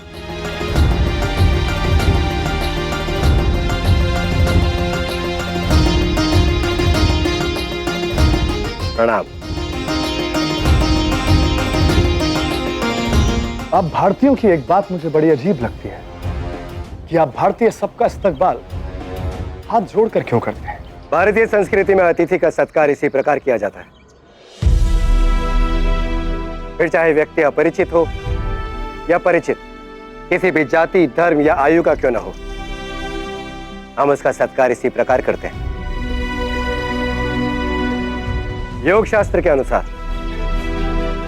जब इस प्रकार दोनों हथेलियों को जोड़ा जाता है तो हथेलियों का यह स्पर्श मस्तिष्क के दाएं व बाएं हिस्से को संपर्क में लाता है, जो मिलन का प्रतीक है। अर्थात हम अपने भीतर उपस्थित दिव्यता के साथ साथ अतिथि अर्थात दूसरे व्यक्ति के भीतर उपस्थित दिव्यता का भी सम्मान करते हैं। काफी दिलचस्प होते हैं आप लोग, और आपके फलसफे भी।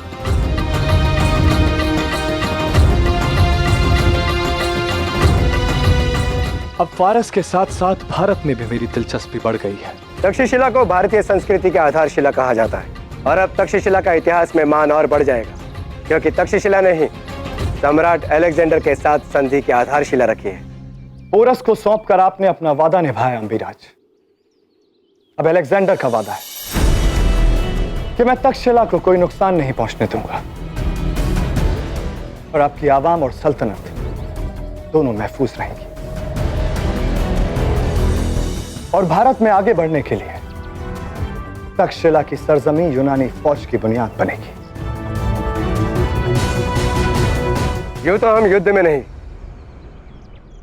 शांति में विश्वास रखते हैं, परंतु तक्षशिला की सुरक्षा के लिए कुछ भी कर सकते हैं।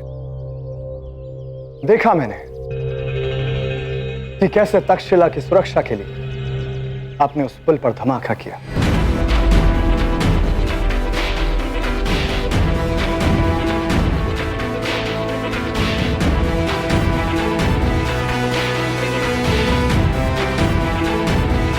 जी, क्योंकि जितना हम पुरु को जानते हैं, वो आपसे युद्ध के बिना हार नहीं मानता।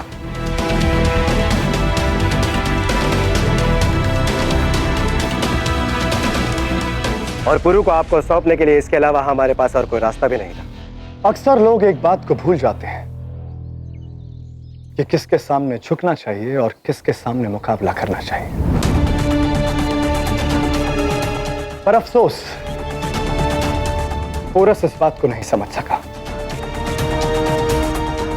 पर मुझे यकीन है कि तक्षशिला इस बात को जरूर समझेगा कि जो अलेक्जेंडर के सामने खड़ा होता है उसकी मौत तय है।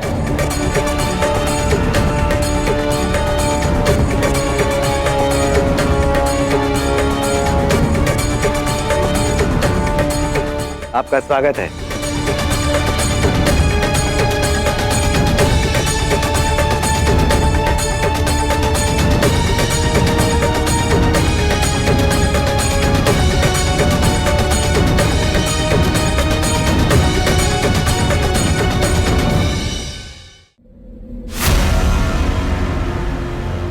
लाखों का लश्कर रक्त सवार सर पर तबाही का इरादा लिए भारत की भूमि पर खड़ा है सिकंदर, जिसके सामने पूरी दुनिया ने घुटने टेके। उस सिकंदर ने अब तक भारत मां के बेटे नहीं देखे। ये बिगुल है सिकंदर और पोरस के महायुद्ध का। देखिए पोरस।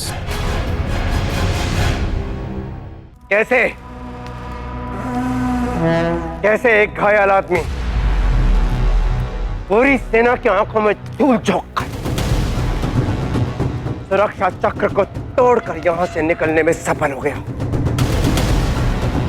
कैसे किसी को ज्ञात नहीं हुआ कि बमनी यहां से जा चुका है? कैसे?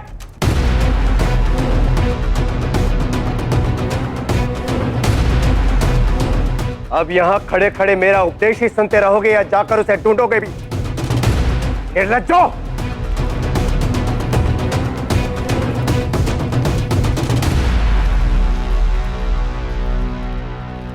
समझ में नहीं आ रहा कि हो क्या रहा है। हम जानते हैं कि ना हमने और ना अलेक्जेंडर ने सेतु नष्ट किया, पर नाम हमारा आ रहा है। किया किसने ये? पुरु स्वयं के प्राण क्यों लेगा? और उस पर बमनी भी यहां से लुप्त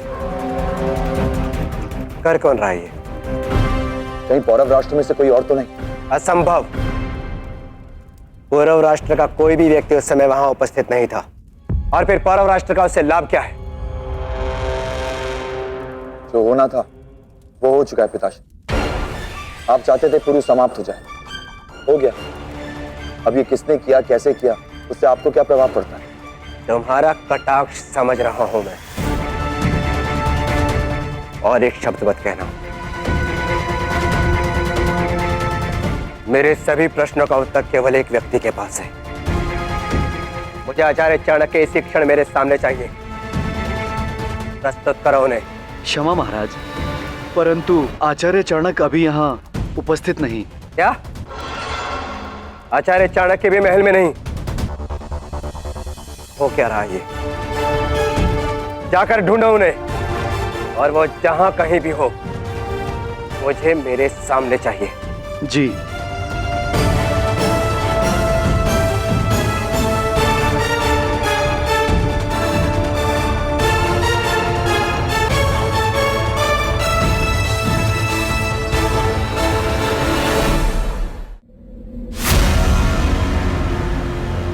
लाखों का लश्कर रक्त सवार सर पर तबाही का इरादा लिए भारत की भूमि पर खड़ा है सिकंदर, जिसके सामने पूरी दुनिया ने घुटने टेके। उस सिकंदर ने अब तक भारत मां के बेटे नहीं देखे। ये बिगुल है सिकंदर और पोरस के महायुद्ध का। देखिए पोरस। हवा का क्या है? आज इस ओर से तो कल उस ओर से बहेगी। कुछ दिनों के लिए अलेक्जेंडर को भारत के आतिथ्य का आनंद लेने देते हैं और तक्षशिला नरेश अम्बिराज को अपने विश्वासघात का उत्सव मनाने देते हैं, क्योंकि उचित समय आने पर दोनों को अपने किए का फल अवश्य भुगतना पड़ेगा। सिंह को हराना आसान है पुरु, सियार को नहीं। तुमने अपनी आंखों से अलेक्जेंडर की नीति देखी। अपने शत्रु से 5 पग आगे की सोच रखता है वो। मैंने स्वयं पहली भेंट में उसकी प्रतिभा को पहचाना है। अलेक्जेंडर से पहले भी कई आक्रांताओं ने पूरे विश्व को अपने ध्वज के तले लाने का स्वप्न देखा है। जानते हो उनमें और अलेक्जेंडर में क्या अंतर है? वो अपनी विजय के लिए ईश्वर से प्रार्थना करते थे और अलेक्जेंडर ने स्वयं को ईश्वर घोषित कर दिया।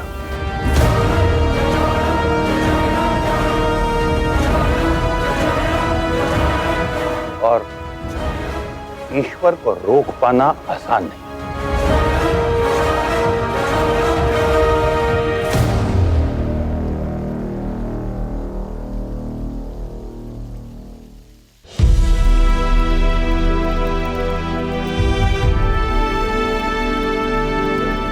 बस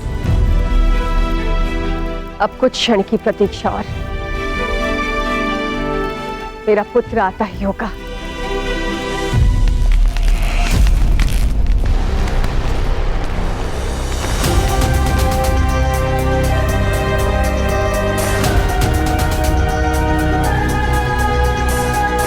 क्या कर रहे हो? कहां लेके जा रहे हो इसे? सुनो, छोड़ो मुझे, छोड़ो उसे, छोड़ो।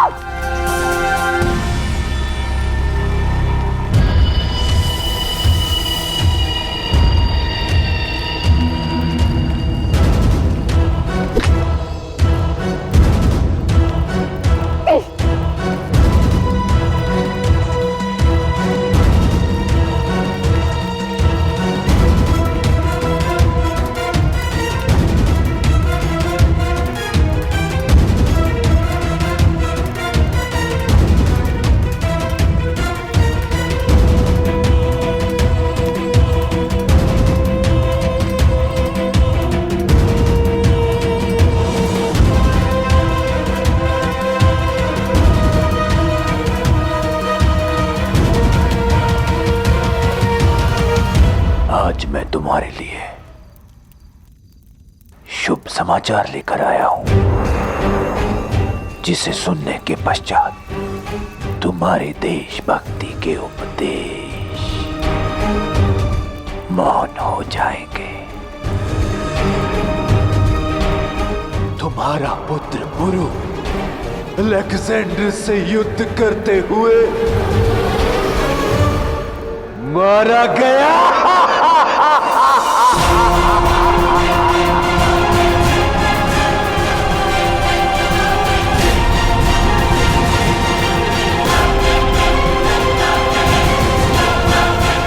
असंभव। तुमने मेरे पुत्र पुरु को अब तक नहीं समझा शिवदत्त। मैं जानता हूं आचार्य कि अलेक्जेंडर को एक संगठित सेना के बिना पराजित करना असंभव है, पर सेना संगठन में समय लगता है। इसलिए मैंने अलेक्जेंडर को विश्वास दिलवाया कि मैं मर चुका हूं, ताकि सेना संगठन के लिए मुझे समय मिल सके। और यही कारण है आचार्य कि मैंने उस सेतु को भंग किया। जानता हूं पुरु, मैं उसकी प्रशंसा पहले ही कर चुका हूं। लेकिन अलेक्जेंडर वो धारा है जिसे भटकाया तो जा सकता है रोका नहीं जा सकता।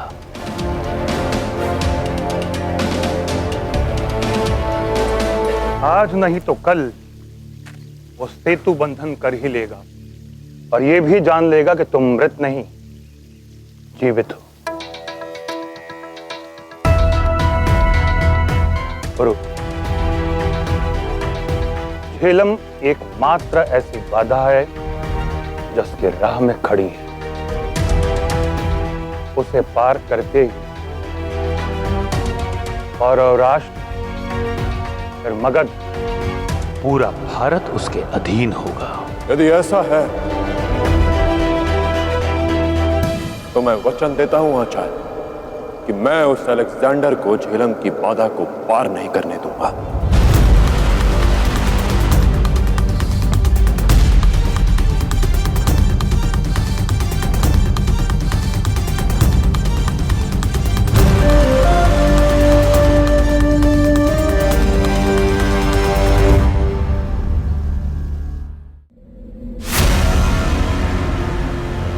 लाखों का लश्कर रक्त सवार सर पर तबाही का इरादा लिए भारत की भूमि पर खड़ा है सिकंदर,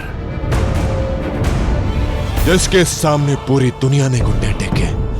उस सिकंदर ने अब तक भारत मां के बेटे नहीं देखे। ये बिगुल है सिकंदर और पोरस के महायुद्ध का। देखिए पोरस।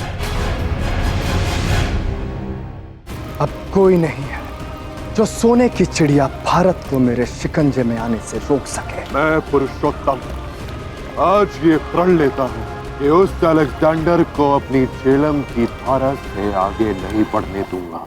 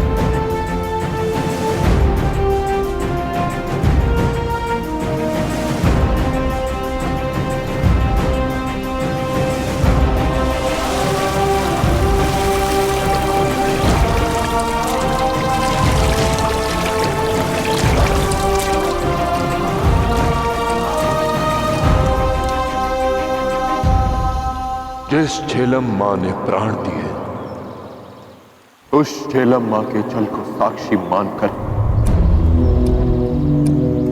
मैं पुरुषोत्तम प्रण लेता हूं कि अपनी मां के आंचल पर उस अलेक्जेंडर को अपने कदम आगे नहीं बढ़ाने दूंगा। भले ही वो 7 समुंदर पार करके भारत तक पहुंचा हो, भले ही उसने रक्त की नदियां बहाई हो, पर आवश्यकता पड़ने पर मैं उसके सैनिकों के रक्त से एक महासागर बना डालूंगा। जब एक दस्यु था तब भी मैंने अपने मां के मान को लुटने नहीं दिया। और आज एक रक्षक हूं, तब हर सांस, हर निश्वास में मैं अपनी मां के मान की रक्षा करूंगा। अब मेरे जीवन का केवल एक ही लक्ष्य है कि मैं उस अलेक्जेंडर को अपनी भूमि में आगे नहीं बढ़ने दूंगा, फिर चाहे उसके लिए मुझे प्राण लेने पड़े या देने पड़े।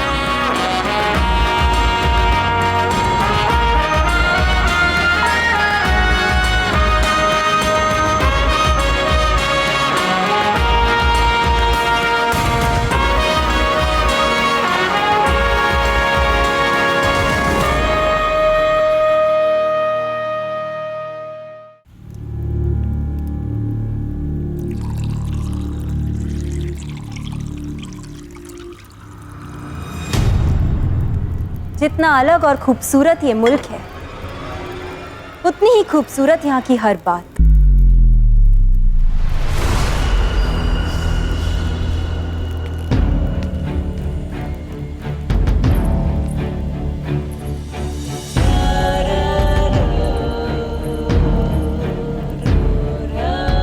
ये मिट्टी के बुत, यहाँ की ये हवाएं, ये चिराग एक अलग ही कहानी बयां करते हैं। जैसे कि इस मुल्क की जमीन में सैकड़ों रंग और रिवाज कैद हों। एक ही दिन में बहुत कुछ देख लिया तुमने, बहुत खूब। जब एक दिन में मैंने इतना कुछ देख लिया, तो जिन्होंने अपनी जिंदगी यहां गुजारी, वो लोग कितने कमाल के होंगे ना।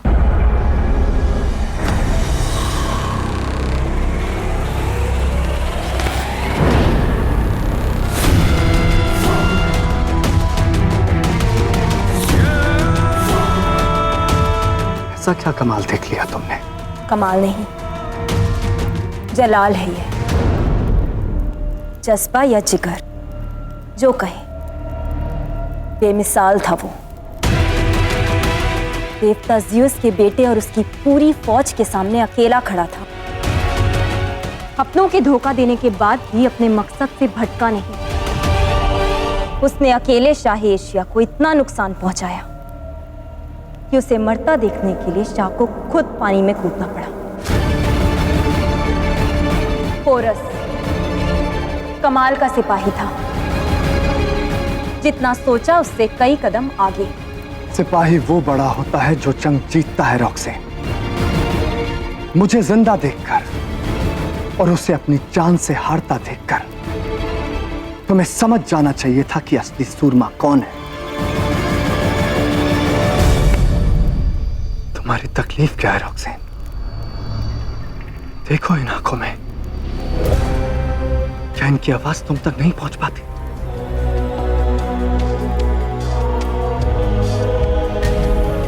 जरूरत से ज्यादा पास आने पर घुटन होने लगती है शाह। अपने जज्बात की जोर आजमाइश करके आप हमारे नजदीक आना चाहते हैं, लेकिन दरअसल ऐसा करके आप हमारे पास नहीं, हमसे और दूर जा रहे हैं। आप चाहे अपने आप को हमारे सामने जितना ताकतवर पेश क्यों ना करें, लेकिन हमारे दिल में आपके लिए जो जज्बात हैं, वो इससे बदल नहीं जाएंगे।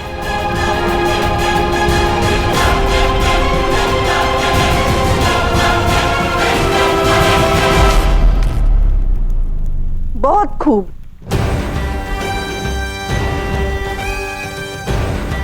अच्छी बहस है, मगर मेरा मानना है कि ये बहस मेरे सवालों के जवाब देने के बाद जारी रखी जाए। जब तुमने अपने सामने पोरस को दरिया में डूबते देख लिया, तो तुम्हें पानी में कूदने की क्या जरूरत थी? क्योंकि दुश्मन की मौत दिखनी नहीं मां, महसूस होनी चाहिए। एक बेऔकात बागी के लिए चाहे एशिया अपनी जिंदगी जोखिम में डाले, ये बेवकूफी नहीं, बेवकूफी की हद है अलेक्जेंडर। अगर तुम्हें ये यकीन करना था कि पोरस जिंदा है या नहीं, तुम अपनी फौज के सिपाहियों को हुक्म देते, वो पोरस की लाश तुम्हारे कदमों में हाजिर कर देते और तुम उसे अपने हाथों से दफना भी सकते थे। फिर तुमने इसके लिए इतना बड़ा जोखिम क्यों उठाया?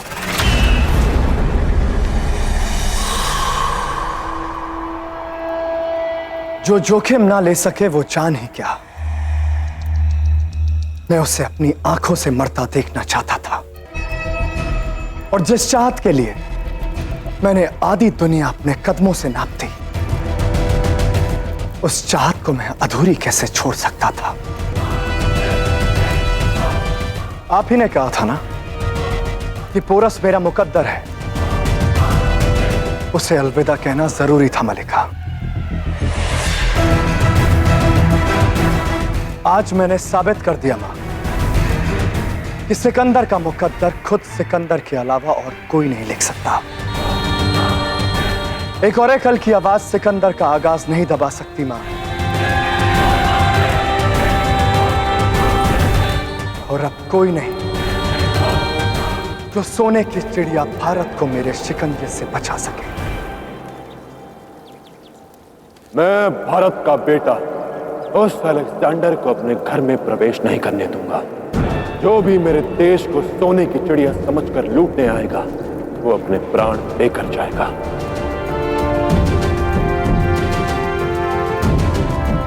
अपनी मातृभूमि की ओर प्रत्येक कर्तव्य को मैं पूरा करूंगा।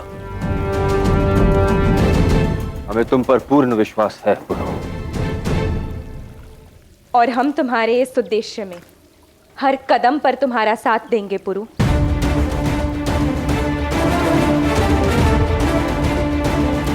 मैं तुम्हें वचन देता हूं पुरु कि मैं तुम्हारी ढाल बनकर तुम्हारी रक्षा करूंगा।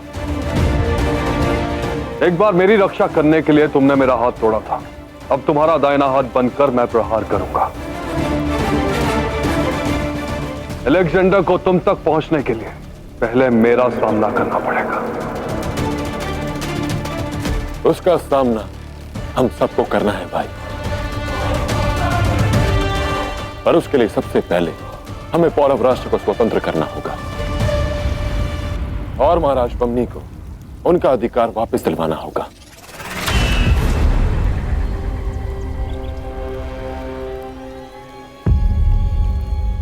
मातृभूमि की रक्षा में अभी समय है, पहले उस वचन को पूरा करना है जो मैंने अपनी मां को दिया था। अमात्य शिवदत्त के बंधन से उन्हें मुक्त करवाना है और अवराष्ट्र को स्वतंत्र करना है और एक एक राज्य की ईंट को मिलाकर ऐसी दीवार बनानी है जिसे वो अलेक्जेंडर कभी तोड़ ना पाए, जिससे टकराकर उसका स्वप्न टूट जाए।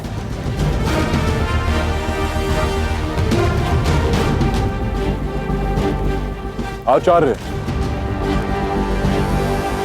यदि इस उद्देश्य को पूरा करने में आपका सानिध्य और आपका मार्गदर्शन प्राप्त हो जाए तो इससे बड़ा सौभाग्य और क्या हो सकता है मेरे लिए। हाँ आचार्य, आपकी कूटनीति का साथ मिले तो हम भारत की नियति बदल सकते हैं।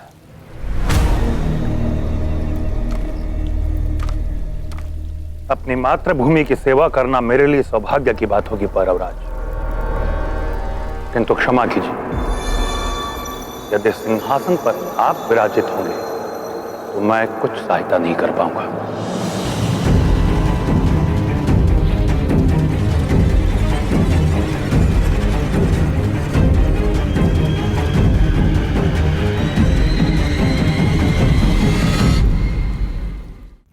तुम्हें अपने पुत्र की मृत्यु का समाचार सुनकर भी विश्वास नहीं।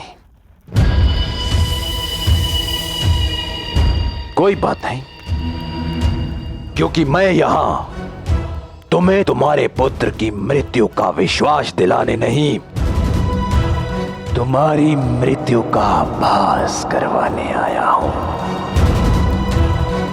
तुम्हें समाप्त करने आया हूं, क्योंकि अब जब पुरु ही जीवित नहीं तो मुझे तुम्हारी कोई आवश्यकता नहीं।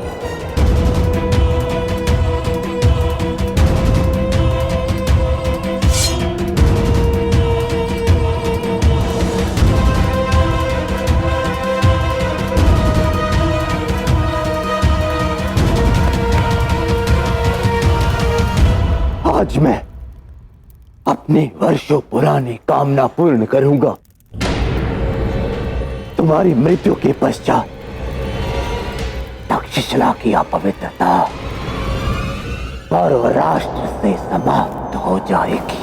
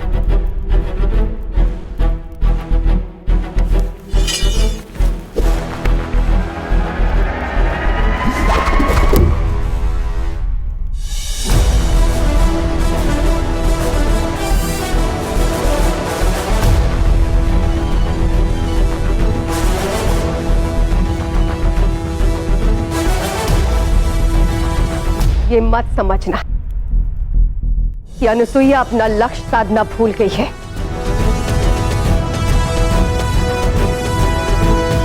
मैं चाहती तो ये कटार तुम्हारे सीने के आर पार कर देती, किंतु तब मेरा पुत्र तुम्हारी मृत्यु नहीं देख पाता।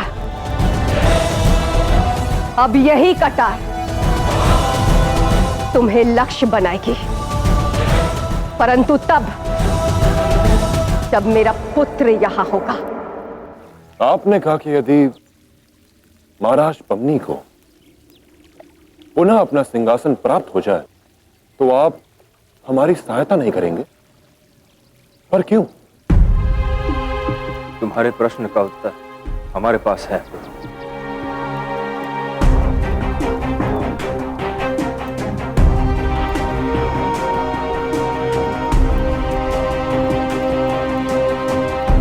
आचार्य का मानना है कि पौरव राष्ट्र को अब हमसे भी अधिक क्षमतावान, वीर और मेधावी राजा की आवश्यकता है, और वो तुम हो पुरु।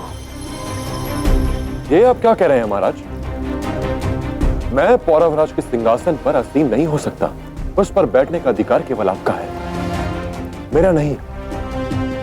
राजा सिंहासन नहीं चुनता पुरु, सिंहासन अपने योग्य राजा को चुनता है। स्मरण करो, जब कनिष्क ने बलपूर्वक सिंहासन पर आधिपत्य करना चाहा, तो हमने उससे क्या कहा था? जानते हो कनिष्क, यह सिंहासन वो पवित्र स्थान है जो सदैव उसका सम्मान करता है, जो इसके योग्य होता है। नई कपोल के लिए वृक्ष की डालियां स्वयं मार्ग देती है पुरु।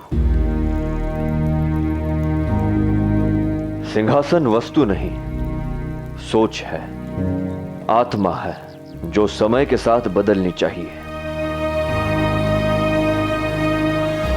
और अब समय आ गया है जब हम इस सिंहासन को एक समर्थ और उत्तरदायी व्यक्ति के हाथ में सौंपते हैं। पौरव सिंहासन के साथ अब उचित न्याय केवल तुम कर सकते हो पुरु। प्रजा नाम सुखम राज्ञा प्रजा नाम तु हिते हितम नमत सुखम हितम राज्ञा प्रजा सुखम प्रियम हितम।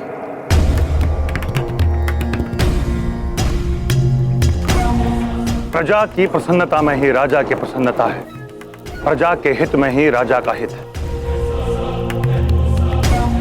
क्योंकि संसार राष्ट्र को प्रजा से नहीं राजा से जानता है। इसीलिए राजा का उचित होना आवश्यक है।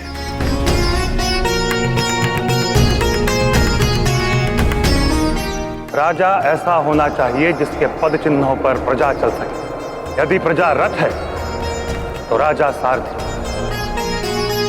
सारथी रथ नहीं चुनता, रथ और रथी सारथी चुनते हैं। अभी हमारा राष्ट्र जिस समस्या में है उसके लिए तुम्हें सारथी बनना होगा पुरु। तुम्हारा सामना किसी साधारण आक्रमणकारी से नहीं है, एक सम्राट से, एक राजा से, अलेक्जेंडर से। इसीलिए तुम्हारा राजा होना आवश्यक है। अगर भारत को उत्तम बनाना है, पुरुषोत्तम को राजा बनना ही होगा। आचार्य के शब्द शब्द नहीं, ब्रह्मनाद है पुरु। और तुम्हें ग्लानि रखने की कोई आवश्यकता नहीं, क्योंकि जो विचार आचार्य के शब्दों में प्रकट हुए वही हमारे मन की कामना है। तुम्हें शासक बनता देख हमसे अधिक गर्व किसी को नहीं होगा पुरु।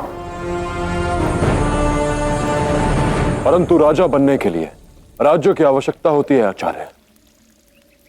तो आगे बढ़े।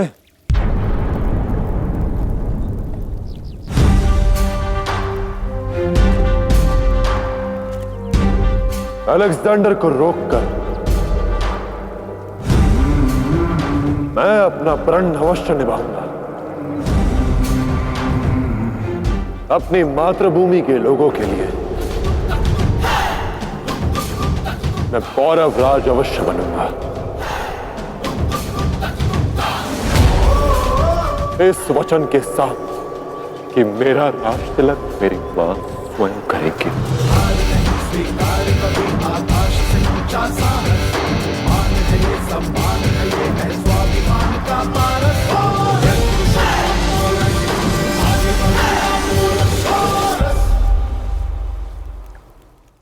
उस पुल का विध्वंस हमने नहीं किया था।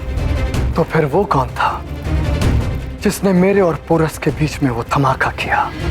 मेरा पुत्र जीवित है और वो शीघ्र पौरव राष्ट्र आएगा। तुम्हारा पुरु लौट आया है मां, तुम्हें तुम्हारा अधिकार वापस दिलवाने।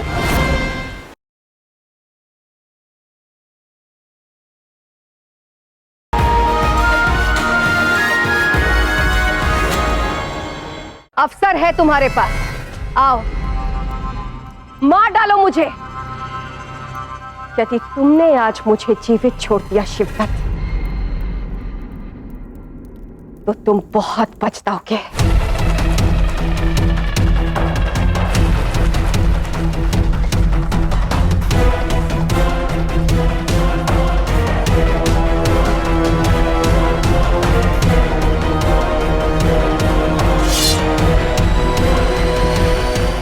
अमात्य, पिछली बार मौन रहकर हम महारानी पर होते अत्याचार को देखते रहे, किंतु इस बार हम आपको महारानी का तिरस्कार नहीं करने देंगे।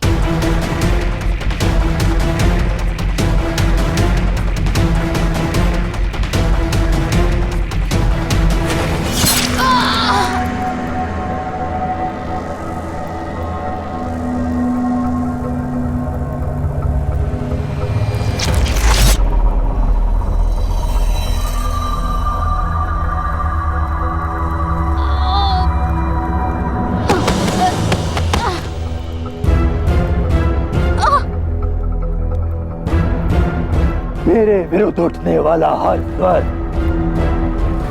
ऐसे ही मौन कर दिया जाएगा।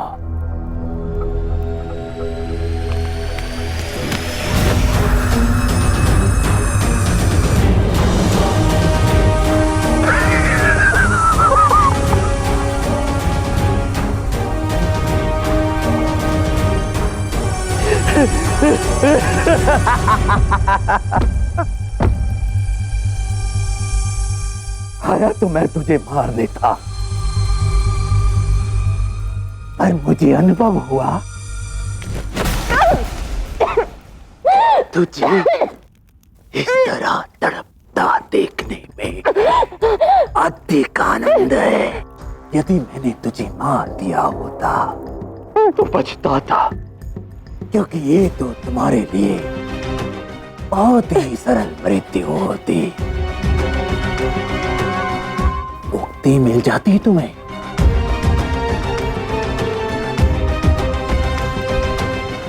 कैसे इस गणिका को मिली? मैं तुम्हें इतनी सरल मृत्यु नहीं दूंगा अनुसुईया। और अब तुम देखो कि मैं तुम्हारे साथ क्या क्या करता हूं।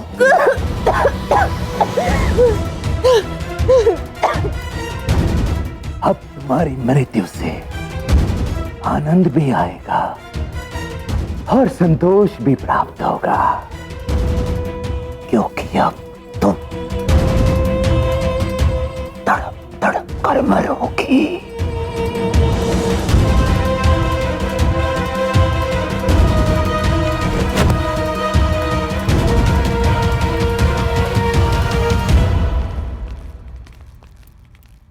तड़प तड़प कर तो तुम्हारा अंत होगा शिवदत्त।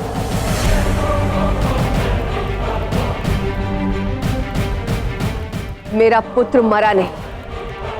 21 वर्ष पूर्व झेलम मां ने खुद अपने पुत्र को अपनी गोद में लिया, उसे जल में भी जीवन दान दिया। तो वो अपने पुत्र के प्राण कैसे ले सकती है? मेरा पुत्र जीवित है और वो शीघ्र पौरव राष्ट्र आएगा, और तब तुम्हारे इस अध्याय का अंत करूंगी मैं।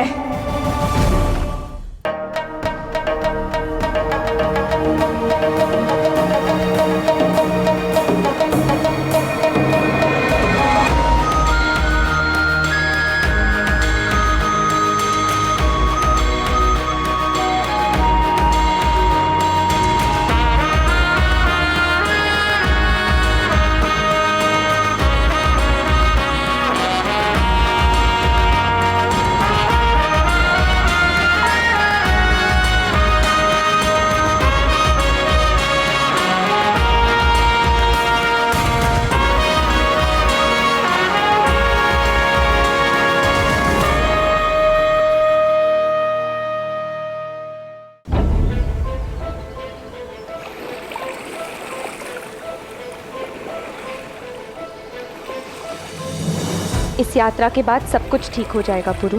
तुम्हें तुम्हारा अधिकार मिलेगा और अमात्य शिवदत्त को उनकी करनी का प्रतिकार। हाँ लाची, पर यह कार्य सरल नहीं होगा। आज पौरव राष्ट्र में वसंत उत्सव है। आज वहां बहुत भीड़ होगी और कड़ी निगरानी भी। हमें एक कार्य सावधानी से करना होगा। पौरव राष्ट्र में प्रवेश करने के लिए हमें अपना वेश बदलना होगा। उसकी चिंता मत करो, मैंने तैयारी कर रखी है।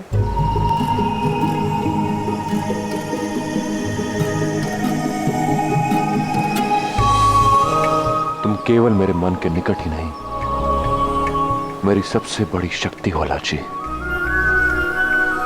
और मेरी शक्ति मेरे साथ हो तो मैं अमात्य से पूरे पौरव राष्ट्र को मुक्त करवाने का बल रखता हूं, और अपनी मां को भी।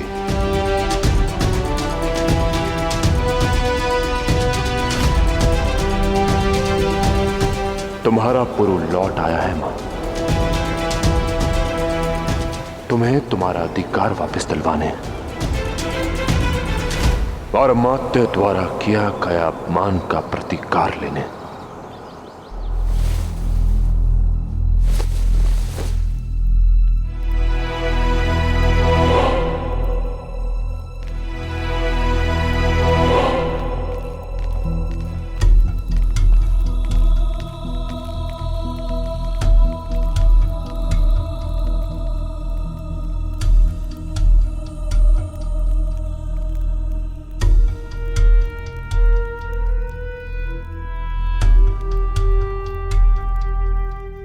आज तुम सबके सामने एक निर्दोष की हत्या कर दी गई। सबसे पहले उसे वेश्या बनाकर उसके सम्मान, उसकी आत्मा की हत्या कर दी गई। अब उसके शरीर को भी मार डाला गया। उसकी मृत्यु की पीड़ा अपने आंसुओं में मत बहाओ। अपने एक एक आंसू को गिनो और शपथ लो अपने साथ हुए अन्याय से लड़ने की। सुनने में तो बड़ा ही प्रेरणादायक लगता है महारानी, परंतु हम योद्धा नहीं गणिकाएं हैं, कैसे लड़ेंगी?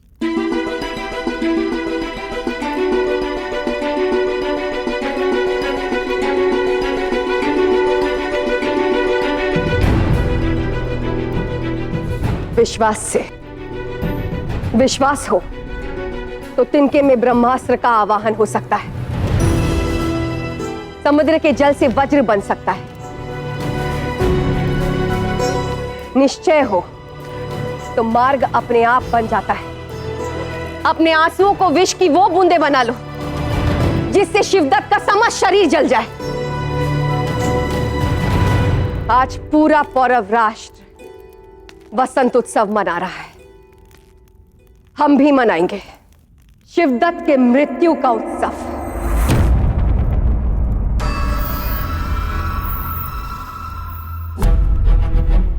उचित सुना आप सबने।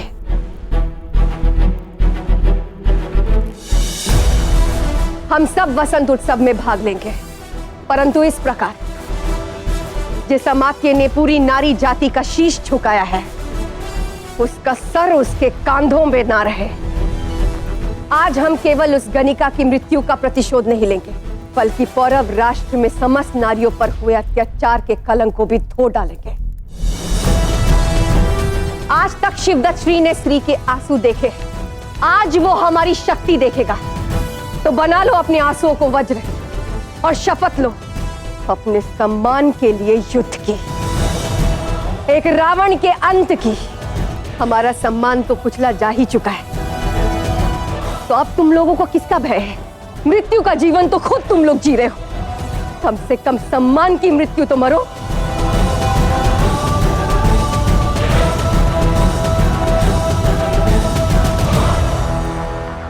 उचित कहा महारानी, आज हमारी मृत आत्मा में प्राण फूंक दिया है आपने। हम युद्ध करेंगे, किसी और नारी को अपमानित नहीं होने देंगे। हम हमें पतिता बनाने वाले पापी का अंत होगा आज। हम आपके साथ हैं महारानी, हम आपके साथ हैं महारानी, हम आपके साथ हैं महारानी, हम आपके साथ हैं महारानी, हम आपके साथ हैं महारानी। सज्ज हो जाओ अमात्य शिवदत्त श्री, क्योंकि आज का वसंत उत्सव तुम्हारा अंतिम उत्सव होगा। और आज मैं वचन देती हूँ कि अपने ही हाथों से आपका वध करने का शपथ आज इस उत्सव में पूर्ण करूंगी। आज पूरे पौरव राष्ट्र में अमात्य शिवदत्त श्री के नाम का कलंक सदा के लिए मिट जाएगा।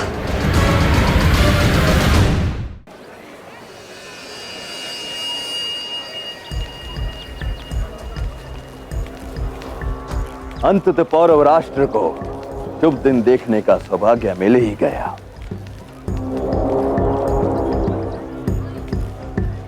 नहीं?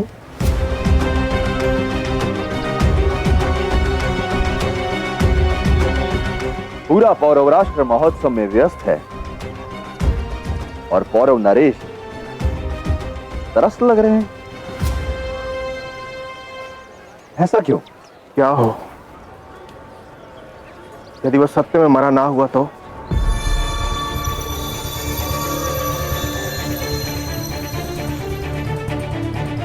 हो सकता है वो अब तक जीवित हो, और यदि ऐसा है तो वो यहां लौटकर अवश्य आएगा ताउश्री। वैसे भी वेश बदलने में वो एक सिद्धहस्त है।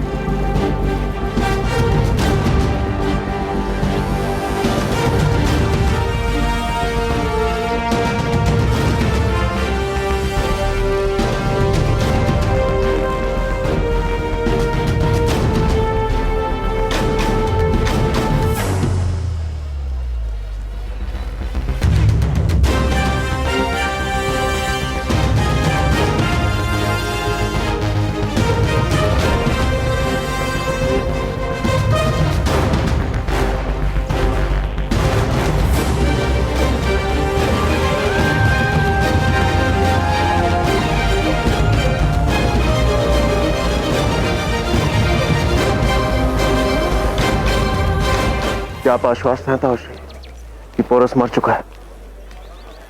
हमें अभी तक उसका शव तक नहीं मिला है।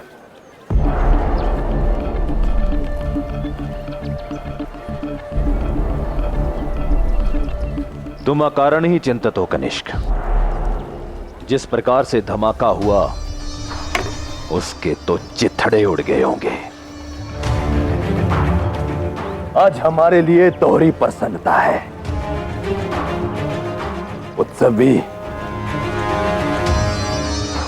और पुरु की मृत्यु का भी। आनंद मनाओ।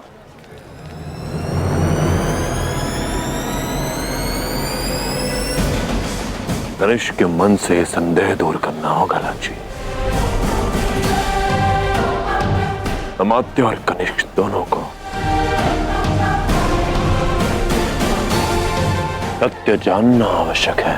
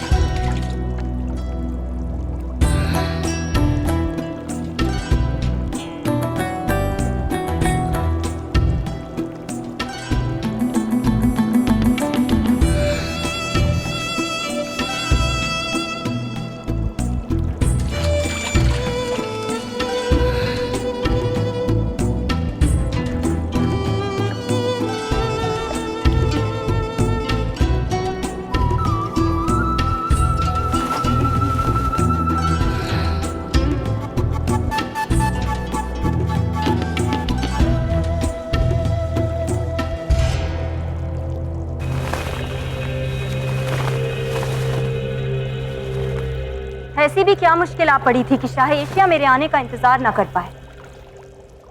शाही रिवाजों को ताक पर रखकर खुद मलिका के हमाम में आना पड़ा।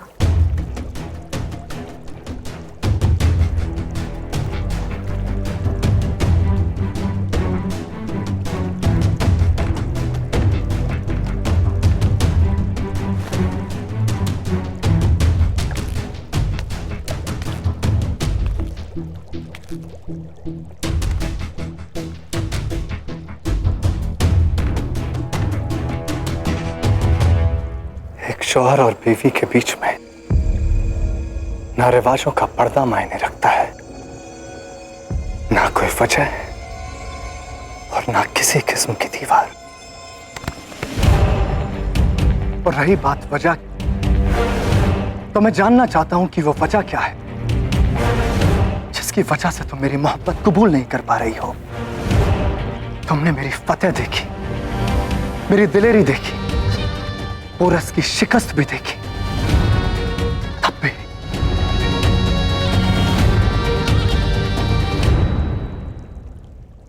मैंने सब देखा, मगर अपनी फतेह के गुरूर में मगरूर शाह एशिया शायद कुछ बारीकियां नहीं देख पाए। ऐसा कुछ नहीं है जो मैंने नहीं देखा रोकसेन।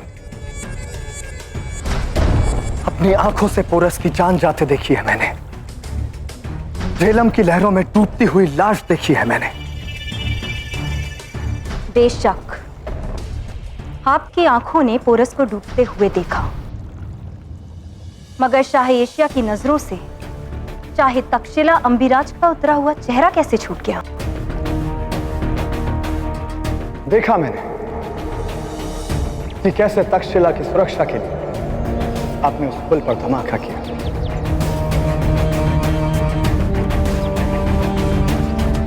जी, जीत की खुशी में मगरूर होकर हार पहनने वाले अक्सर खुद हार का शिकार हो जाते हैं शाह एशिया।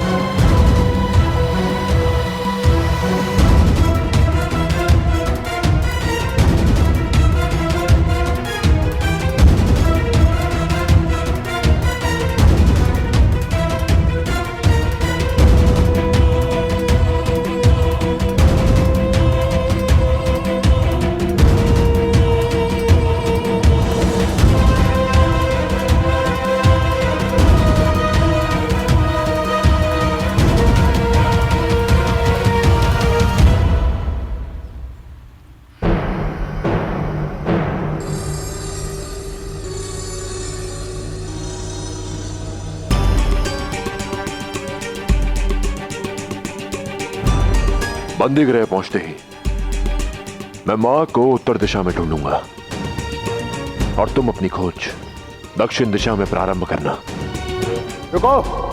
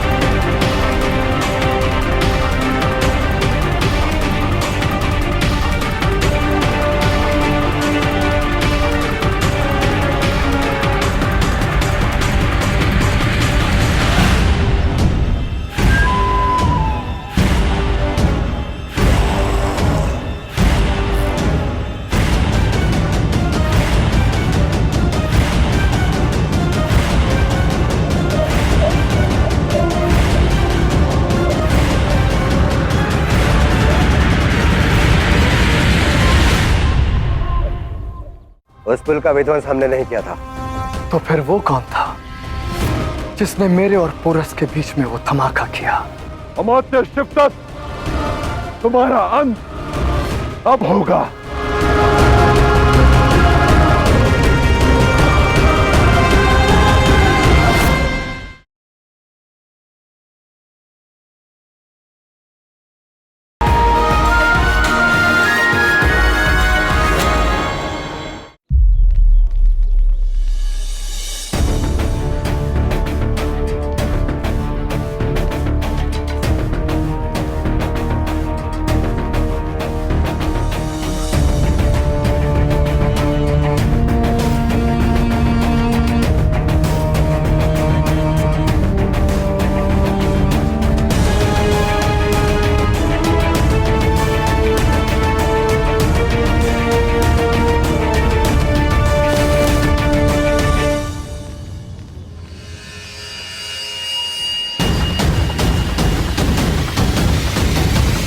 अगली बार सावधानी रखना।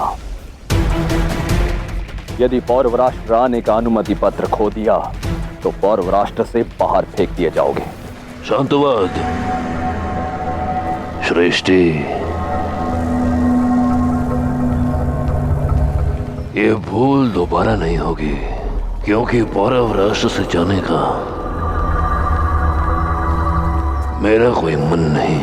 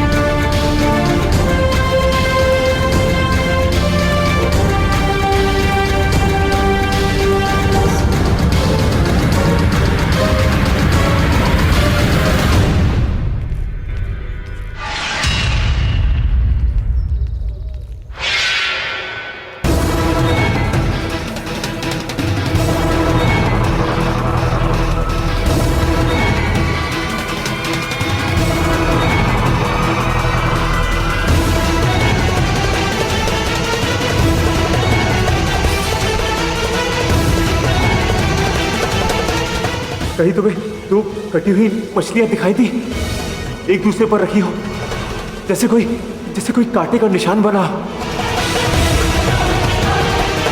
निश्चित है कि पौरव राष्ट्र आया है। यह हम दस्युओं का एक दूसरे को सूचित करने का चिन्ह है। ये भूल दोबारा नहीं होगी, क्योंकि पौरव राष्ट्र से जाने का मेरा कोई मन नहीं।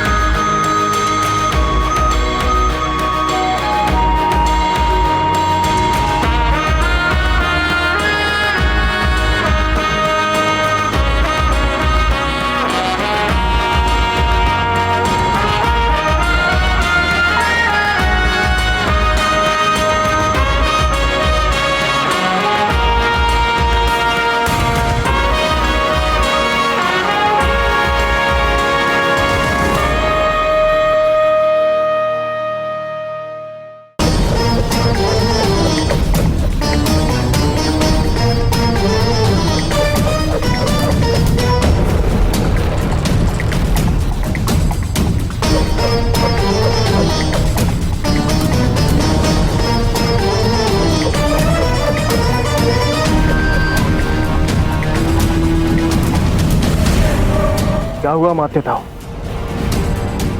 आप किसे खोज रहे हैं?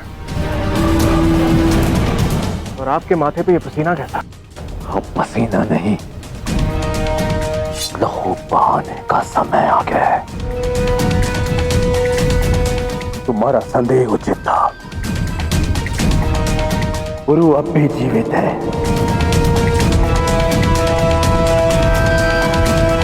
और वो पौरव राष्ट्र में प्रवेश कर चुका है।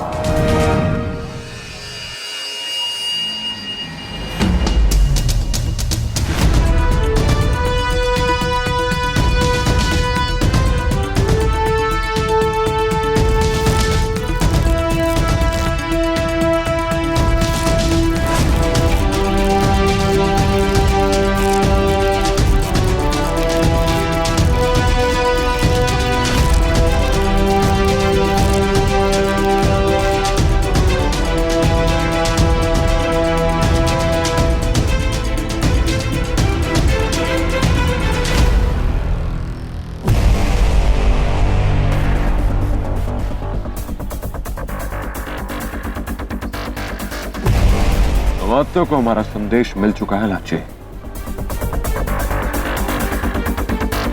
वो ये जान चुका है कि मैं जीवित हूं और पौरव राष्ट्र में हूं। अब हमें क्या करना होगा गुरु? हमें अमात्य को हमारा पीछा करने पर विवश करना होगा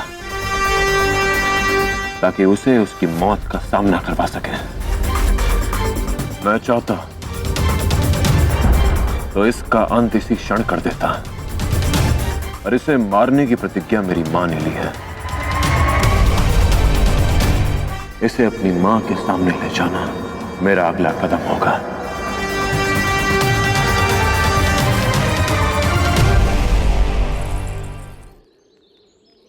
अपनी मां को अमात्य के बंधन में छोड़कर आना पड़ा, क्योंकि मुझे मेरी मां ने सिखाया कि मातृभूमि से बढ़कर कुछ नहीं होता।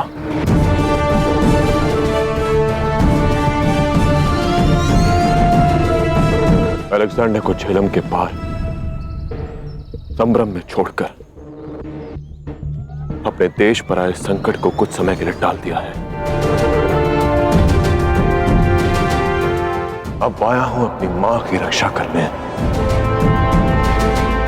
और इसका अंत मेरी मां के हाथों से लिखा है।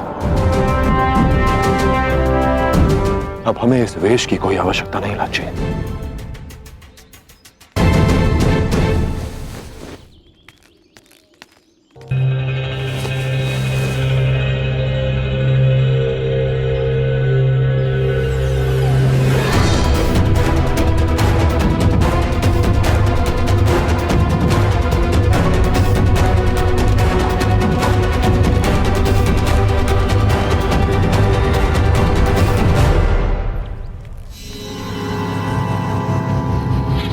ये धोनी के वस्त्र हैं, अर्थात उन्होंने फिर से भेष बदल लिया है। अब वो किसी भी रूप में हो सकते हैं।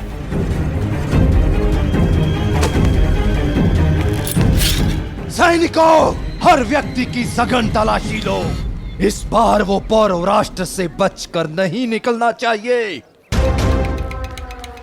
मैं जानता था वो कुरु मुझे कभी सुख शांति से जीने नहीं देगा।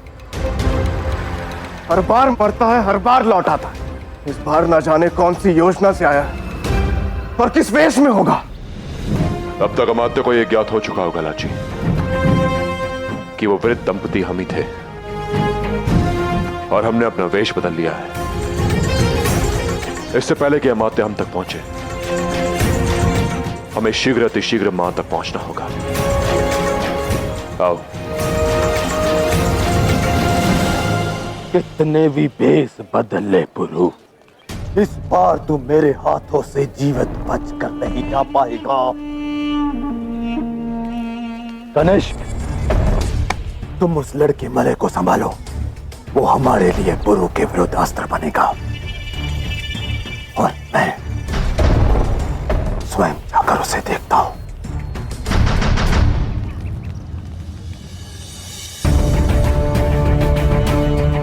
समझ नहीं आता ये पुरु सेतु पर हुए धमाके से बच कैसे गया, और किसने उसकी सहायता की।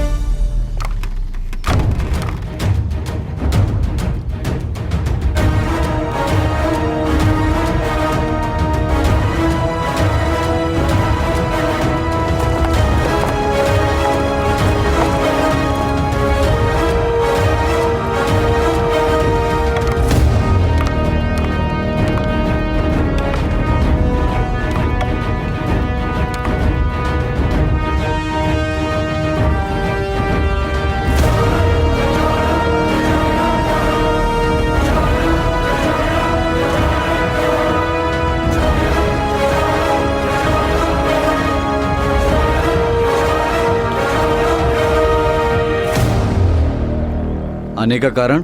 मैं वसंत उत्सव पर हर वर्ष पौरव राष्ट्र आता हूँ और इस वर्ष तो उत्सव और भी विशेष होगा, क्योंकि अब पौरव राष्ट्र का नेतृत्व वो राजा करेगा जो पौरव राष्ट्र में प्रगति लाएगा।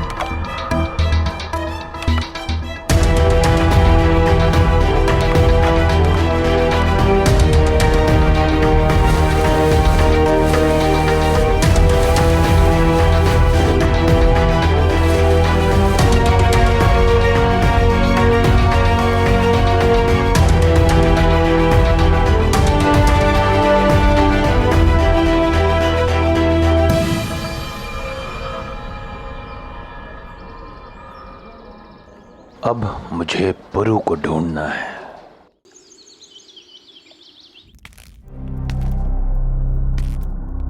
अम्बी कुमार, हमें किसी भी तरह पता लगाना होगा कि उस दिन सेतु पर क्या हुआ था, अन्यथा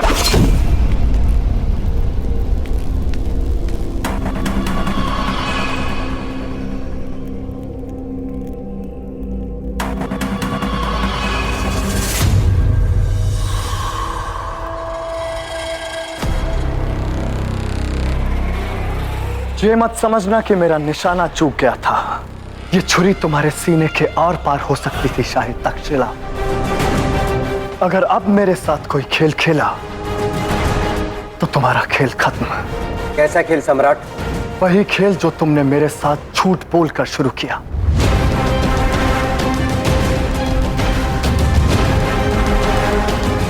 अब बताओ मुझे, उस दिन उस पुल पर क्या हुआ था? क्या वो धमाका तुमने किया था? आपका संदेह अनुचित नहीं सम्राट। उस पुल का विध्वंस हमने नहीं किया था।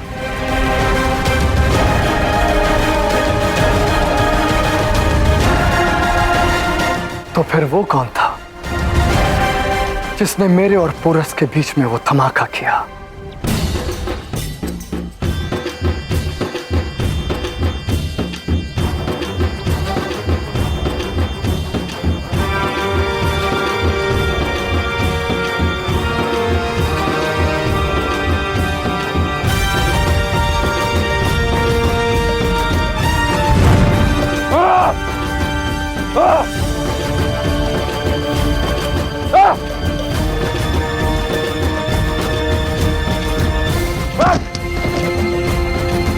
ये उत्सव मेरे लिए बाधा बन गया है।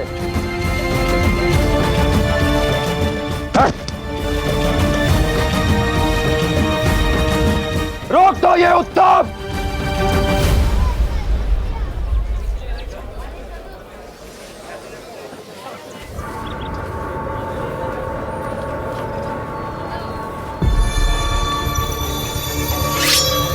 जो जहां है वहीं रहेगा।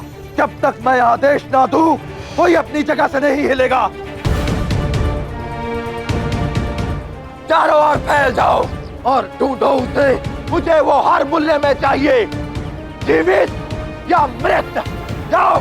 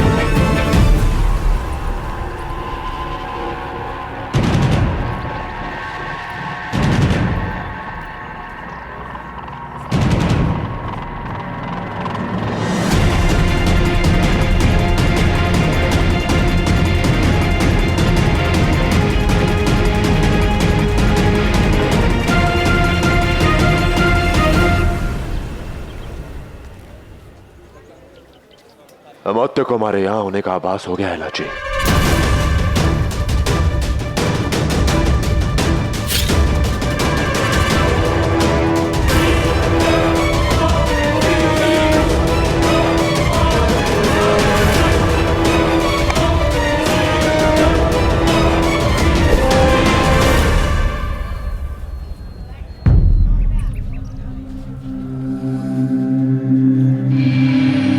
क्षमा आचार्य।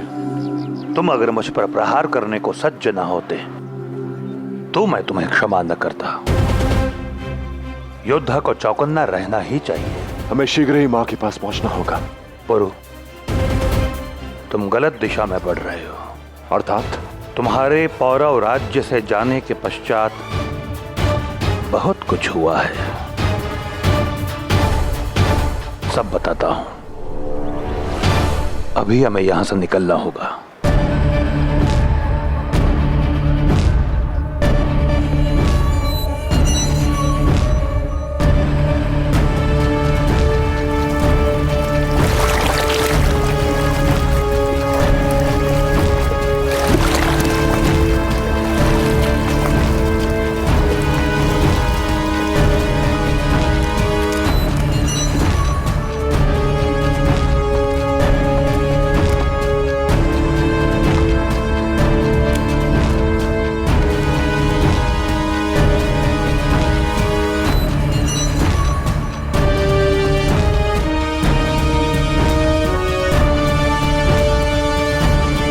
ये भी पोरस नहीं है। बेचैन ना हो जा। तक्षशिला के बेहतरीन 10 गोताखोर उसे ढूंढने में लगे हुए हैं। 10 क्यों है फेस्टियन? 100 क्यों नहीं? 1000 क्यों नहीं? मुझे आज का सूरज ढलने से पहले पोरस की लाश देखनी है फेस्टियन।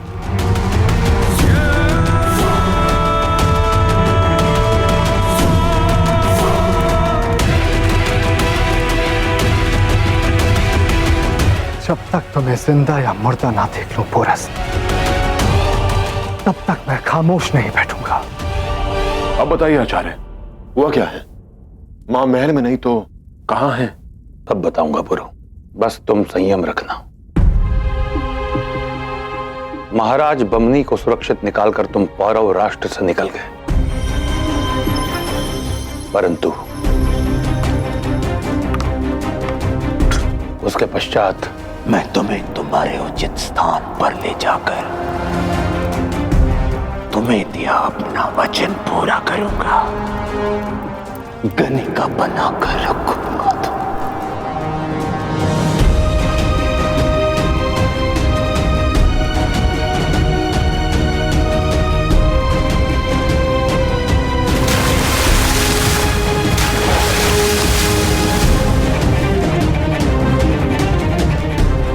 एक वैश्या ना रानी होती है ना प्रजा। वैश्या तो वैश्या होती है जिनका प्रारब्ध होता है पुरुषों को आनंद देना। आज तुमने पापों की सारी सीमा पार कर दी अमात्य। अब मुझे तुम्हारा रक्त बहाते हुए इस बात का कोई खेद नहीं होगा कि वही रक्त मेरी धमनियों में भी बह रहा है।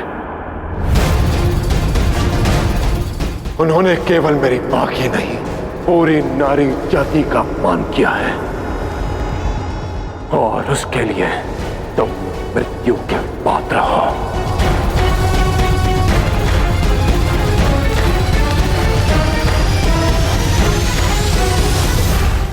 शिवदत्त जानता है कि तुम यहाँ महारानी को मुक्त कराने आए हो, इसीलिए उसके सैनिकों के गणिका ग्रह पहुंचने से पूर्व तुम्हें वहां पहुंचना होगा।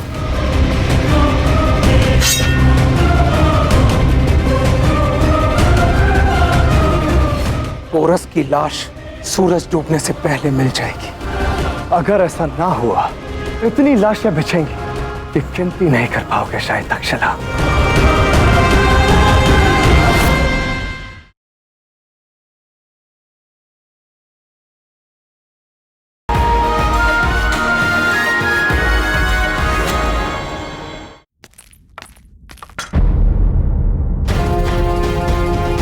मेरे मार्ग से हट जाइए आचार्य। आज मैं माते के प्राण लेकर ही रहूंगा। गुरु, मैंने पहले ही चेताया था, संयम रखना। भावनाएं व्यक्ति के विवेक को सही दिशा में बढ़ाने में सहायक होती हैं, किंतु आवश्यकता से अधिक भावुकता व्यक्ति के विवेक को नष्ट कर देती है। अपनी भावनाओं को अपनी शक्ति बनाओ पुरु, दुर्बलता नहीं।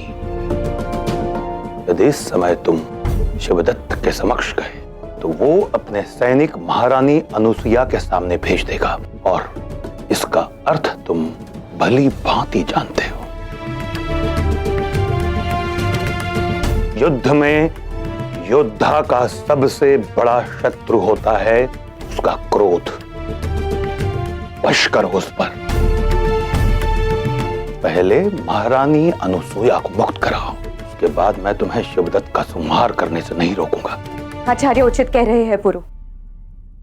शिवदत्त जानता है कि तुम यहाँ महारानी को मुक्त कराने आए हो, इसीलिए उसके सैनिकों के गणिका ग्रह पहुंचने से पूर्व तुम्हें वहां पहुंचना होगा।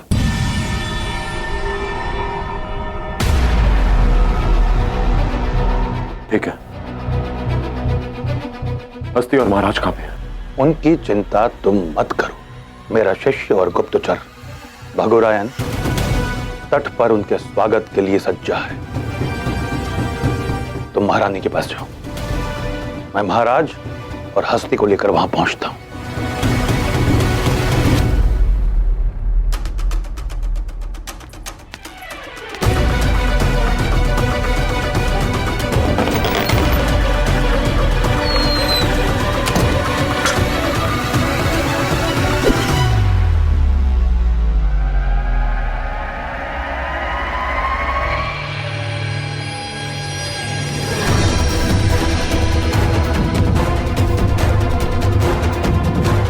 यदि अपने प्राण खोना नहीं चाहते तो बताओ ब्राह्मण, किससे बात कर रहे थे तुम?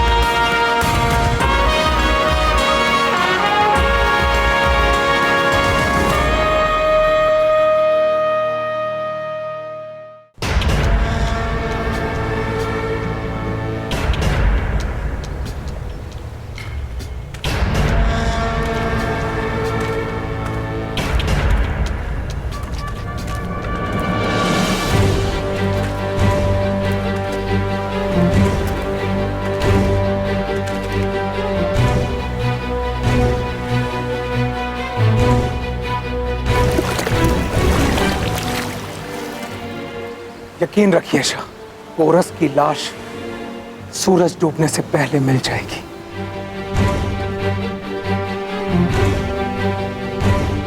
अगर ऐसा ना हुआ तो तक्षशिला के 100 गोताखोरों की लाशें यहीं गिरेंगी और इतनी लाशें बिछेंगी कि गिनती नहीं कर पाओगे शायद तक्षशिला।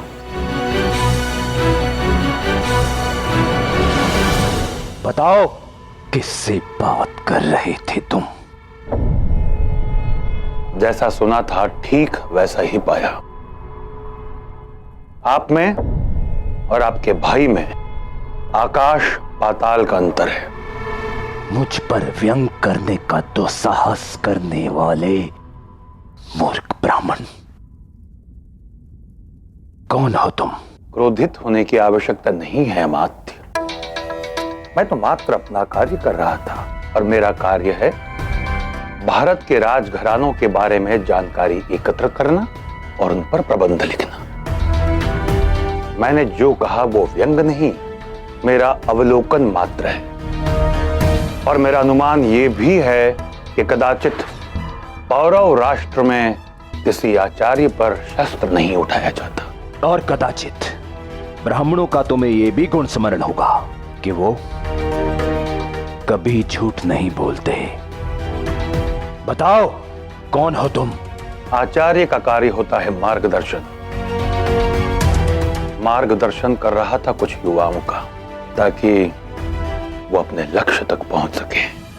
यदि तुम कोई खेल खेल रहे हो ब्राह्मण, तो ब्राह्मणों पर शस्त्र ना उठाने की ये परंपरा आज यही खत्म हो जाएगी। अमात्य की जय हो। किसी को गड़िका गिरे की ओर छुपकर जाते हुए देखा गया है। वही होगा।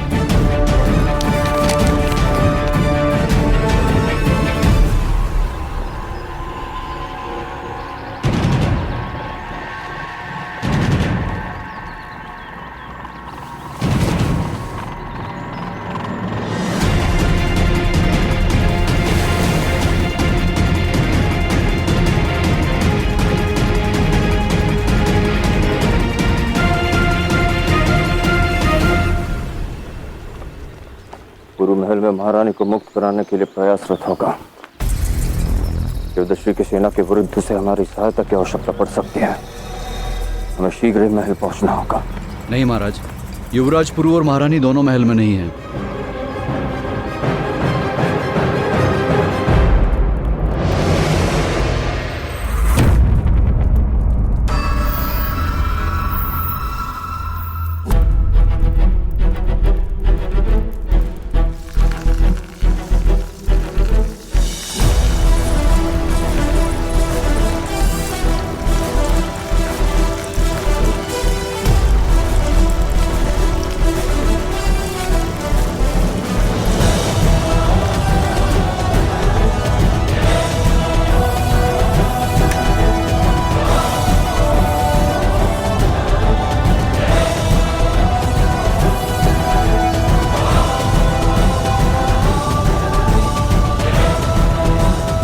क्या है महारानी?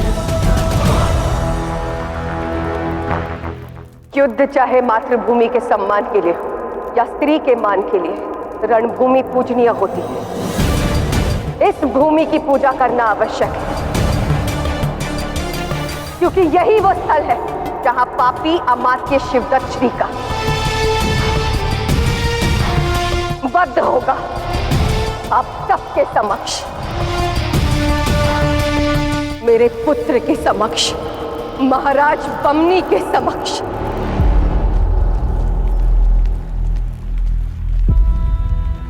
महारानी, कनिका गृह में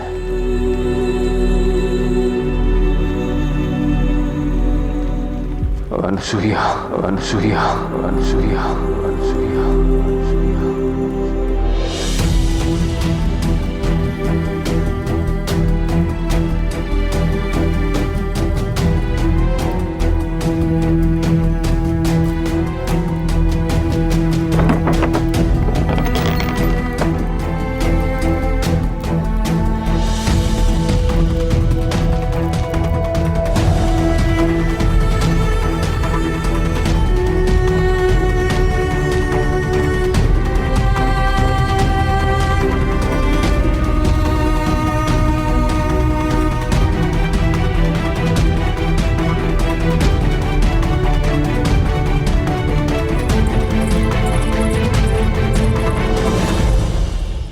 दुख के दिन गए अनसुईया। हमारा पुत्र पुरु यहां पहुंच चुका है। वो तुम्हें मुक्त कराएगा। हर अशुभ को शुभ करेगा। क्या हुआ महारानी? क्या देख रही हैं आप?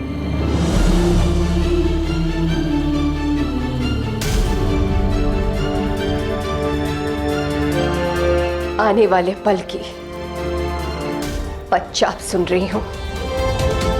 सज्ज हो जाओ, मेरा पुत्र आ रहा है और उस शिवतत्व का अंत भी निकट आ गया।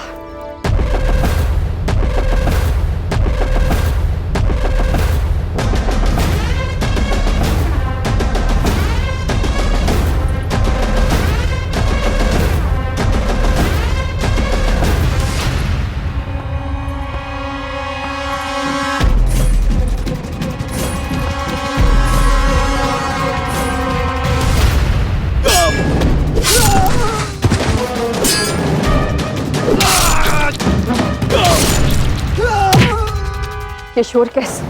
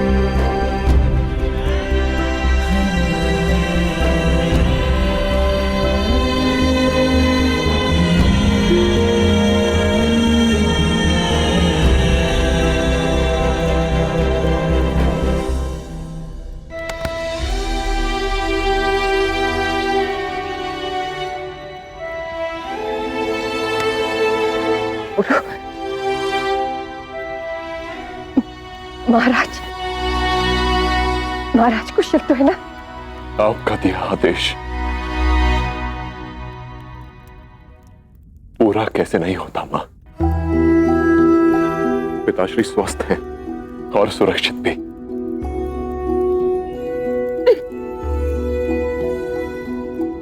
और वो यहां पौरव राष्ट्र में है।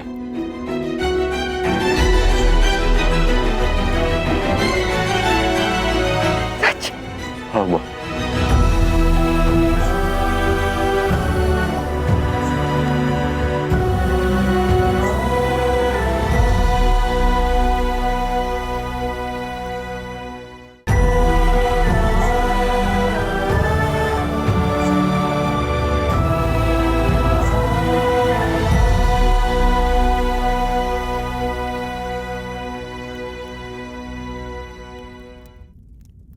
क्या हुआ पुत्र?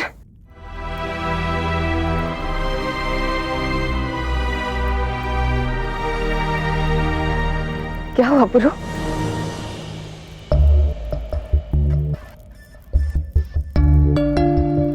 पुरु? आपके पुरु के होते हुए भी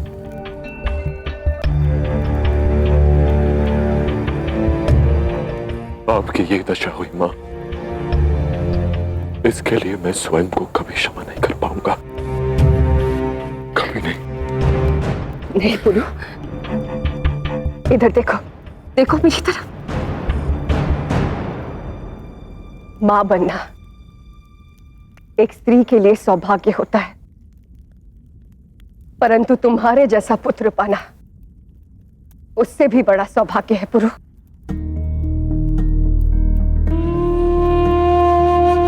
मैंने तुम्हें सदा यही सिखाया है कि मातृभूमि से बढ़कर कुछ नहीं, मां भी नहीं, परंतु समय आने पर मां और मातृभूमि में से किसी एक का चयन करना सरल नहीं है पुरु।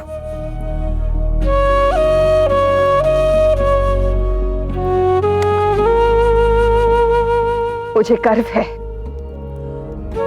कि तुमने उचित चयन किया और अपने कर्तव्य का पालन किया।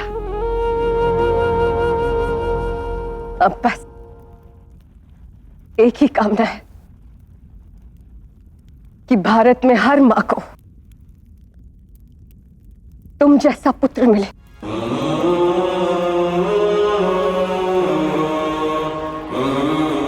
मेरा कार्य अभी पूरा नहीं हुआ है मां।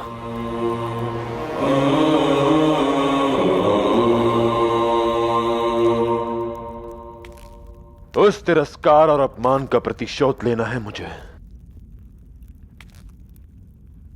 जो अमात्य ने आपके साथ किया।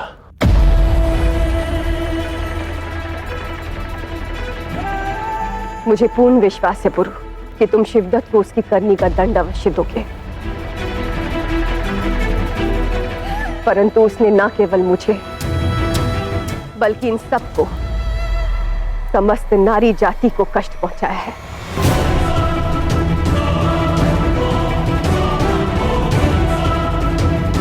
तुम्हें सबसे पहले इन सब का सम्मान और इनका अधिकार वापस दिलाना होगा पुरु। और रहा प्रश्न शिवदत्त का, तो उसका आज मैं अंत करके अपनी शपथ पूरी करूंगी।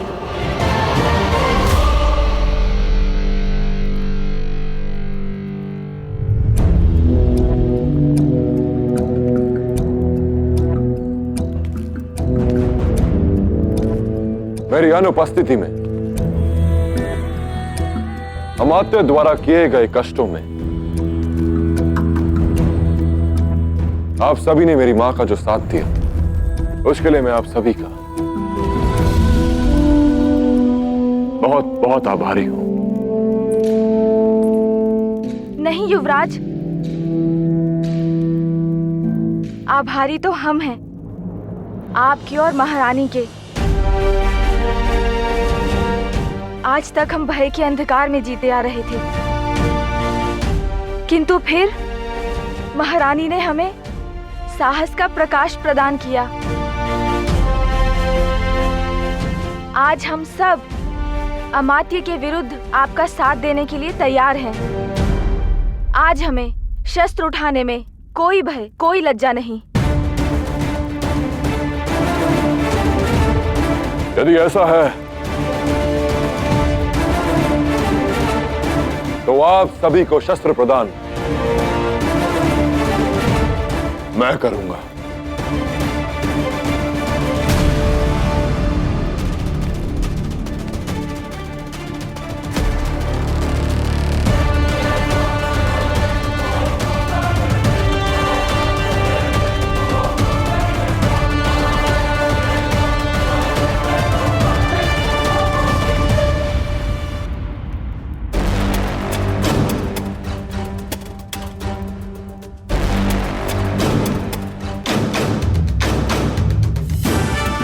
मैं शीघ्र ही लौट कर आऊंगा मां, और जब मैं लौटूंगा तब अमात्य के सामने उनकी मृत्यु खड़ी होगी।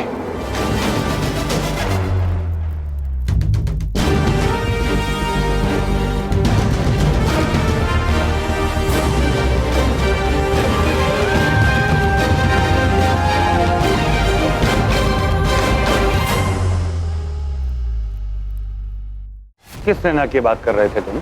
गणिकाओं की सेना। आज अमात्य को ज्ञात होगा कि जिस स्त्री को उसने अबला समझा उस स्त्री में कितना बल छिपा है। अब बहुत जल्द तुम्हारी ये सरजमी भी तुम्हारी ही तरह मेरे कदमों में होगी पोरस। अमात्य शिवदत्त, तुम्हारा अंत अब होगा।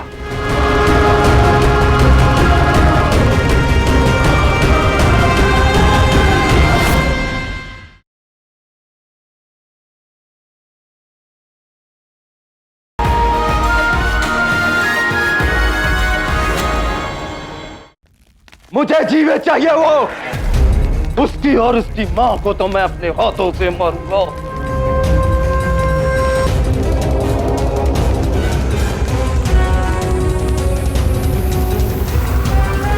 महाराज, आप हस्ती के साथ मिलकर अमात्य की सेना को रोकेंगे तब तक जब तक पुरु अपनी योजना पूर्ण नहीं कर लेता।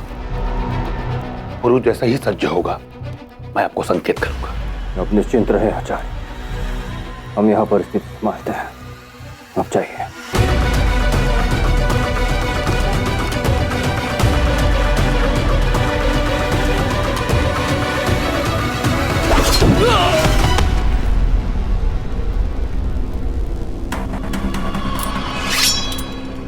मैं जानता हूं यह तुम हो पुरु, बाहर आओ।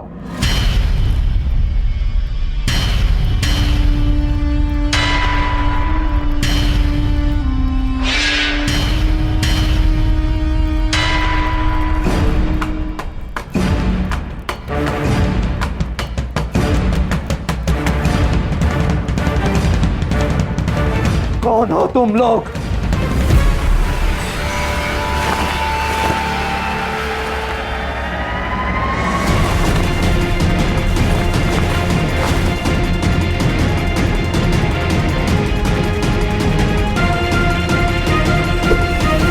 अवश्य ही उस पुरु के भेजे हुए दस्यु हो तुम।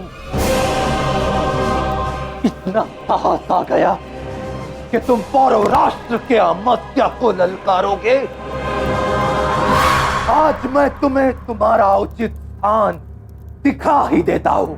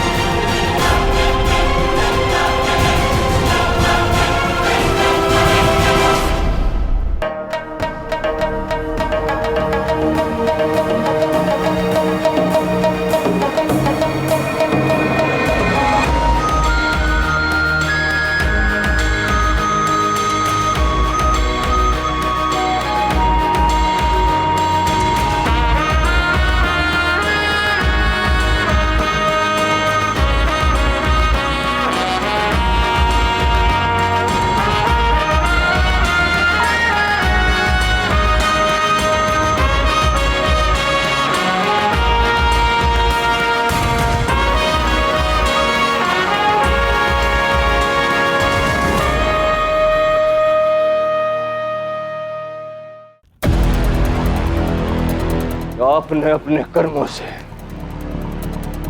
संसार के हर संबंध को लज्जित कर दिया शिवदश्री। न आपने अपने पद का मान रखा, न ही संबंधों की गरिमा का। किंतु आज आपके हर पाप का अंत होगा। पुरु पौरव राष्ट्र पहुंच चुका है।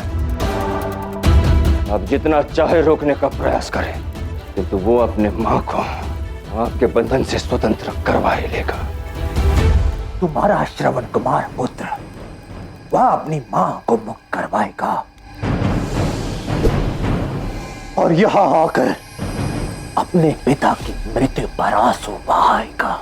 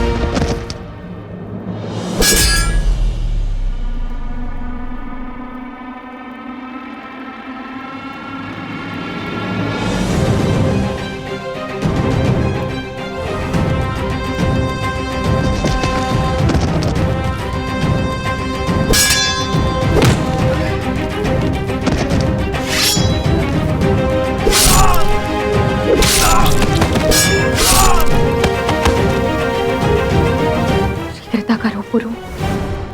किस सेना की बात कर रहे थे तुम? गणिकाओं की सेना। आज अमात्य से गणिकाओं की सेना युद्ध करेंगी। मुझे केवल उनके हाथों में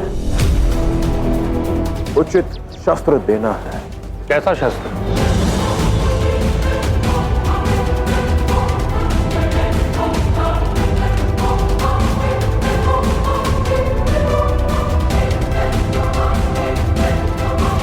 आज तक तुम्हारी सोच के विषय में सुना था, आज देख भी लिया। मैं समझ पा रहा हूं तुम्हारा लक्ष्य क्या है। हाँ आचार्य, आज अमात्य को ज्ञात होगा कि जिस स्त्री को उसने अबला समझा, उस स्त्री में कितना बल छिपा है।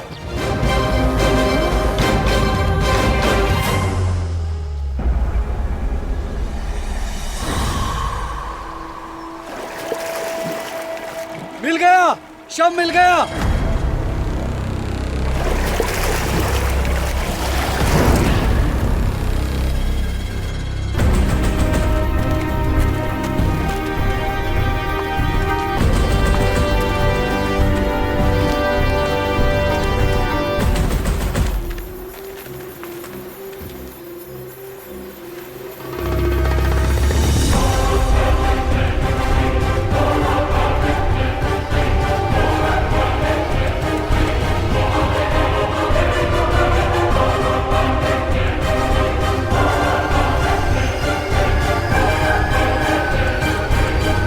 इतनी देर तक शव जल में रहने के कारण सड़ गया है और फूल गया है।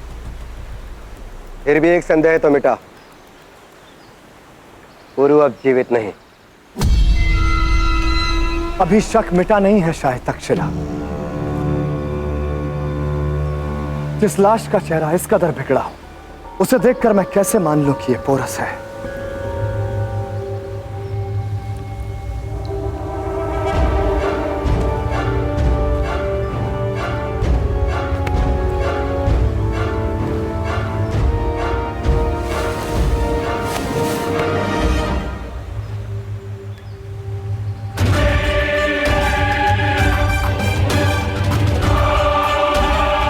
यह है साक्षी सम्राट। यह पौरव राष्ट्र के राजा की अंगूठी है, जो राजा के बाद युवराज के अलावा और किसी अन्य के हाथ में नहीं हो सकती।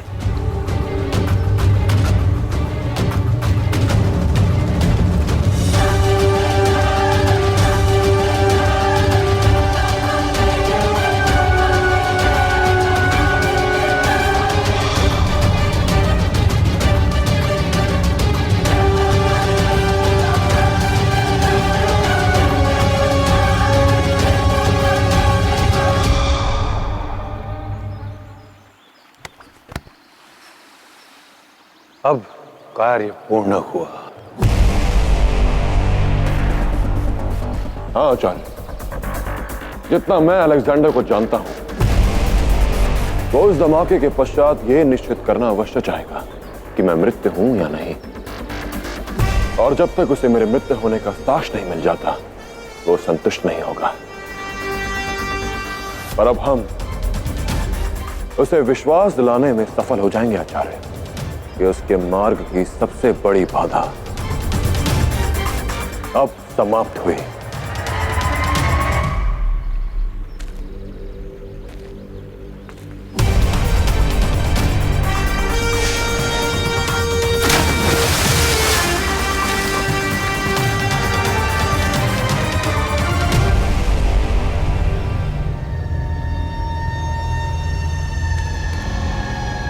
क्या दावा किया था तुमने कि तुम मेरी तकदीर हो? सिकंदर का मुकद्दर तुम लिखोगे। आंखें खोलकर देखो पोरस, मेरा मुकद्दर लिखने वाले हाथ ही नहीं, बल्कि ये जिस्म भी बेजान पड़ा है सिकंदर के पांव में। अगर तुम्हें लगा कि इस पुल पर धमाका करके तुम मेरे भारत पर कब्जा करने के ख्वाब को तोड़ दोगे, मुझे भारत पर कब्जा करने से रोक लोगे तो बेशक बहुत बड़े बेवकूफ थे तुम।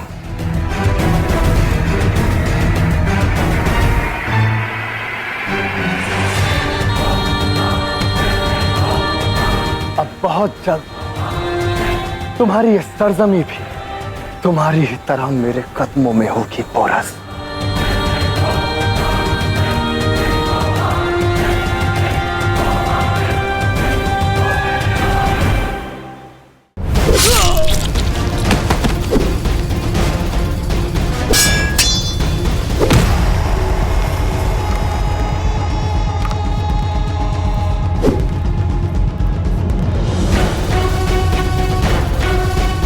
इसका तात्पर्य है कि पुरु अपनी योजना के साथ सच है। शिवदत्त को गणिका गृह ले जाने का समय आ गया है।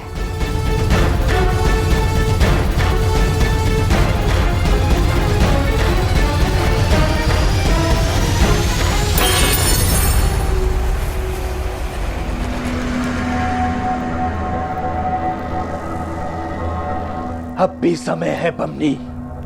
यदि तुमने अब भी आत्मसमर्पण नहीं किया तो तुम्हारी इस भूल का परिणाम इस दस्यु लड़की को भुगतना पड़ेगा।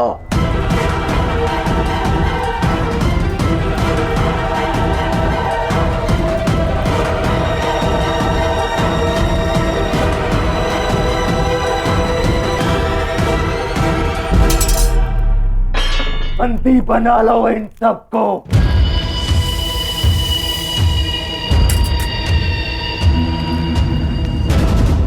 कितना सोचा था, उससे कहीं अधिक सरल निकला तुम्हारा हारना। प्रतीत होता है कि आज का दिन मेरे विजय उत्सव का दिन है। दिन तो तुम्हारा ही है शिवदत्त, किंतु विजय उत्सव मनाने के लिए नहीं, बल्कि तुम्हारा पतन देखने के लिए। आज मृत्यु स्वागत करेगी तुम्हारे, और वो भी पुरु के हाथों।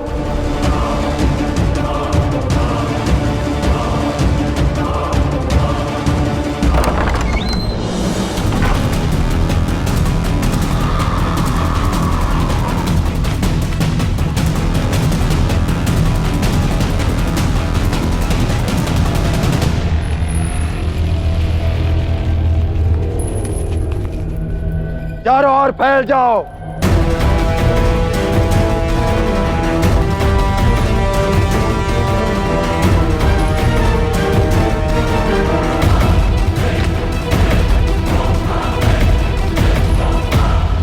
तुम्हारा विश्वास सत्य था।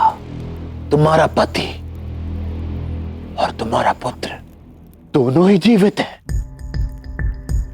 और मैं यहां तुम्हें ये बताने आया हूं कि तुम्हारा विश्वास समाप्त होगा। तुम्हारा पति और तुम्हारा पुत्र दोनों ही तुम्हारी आंखों के सामने मृत्यु को प्राप्त होंगे। जो वश में है कर लो तुम शिवदत्त, परंतु पहले भी जीत सत्य की हुई थी, और आज सत्य ये है कि किसी का अंत होगा तो वो होगा तुम्हारा, मेरे पुत्र का नहीं, और ना ही मेरे पति का।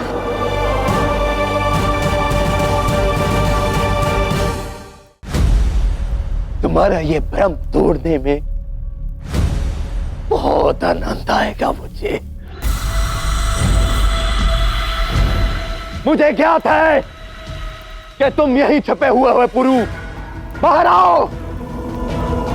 तुम्हारी मां चाहती है कि तुम्हारे सामने वो मुझे मृत्यु दे, पर मैं चाहता हूं कि तुम्हारा अंत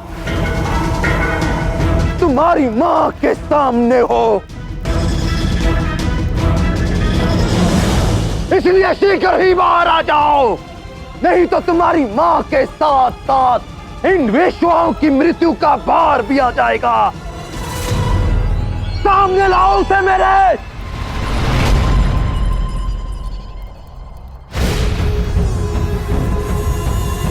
देख क्या रहे हो?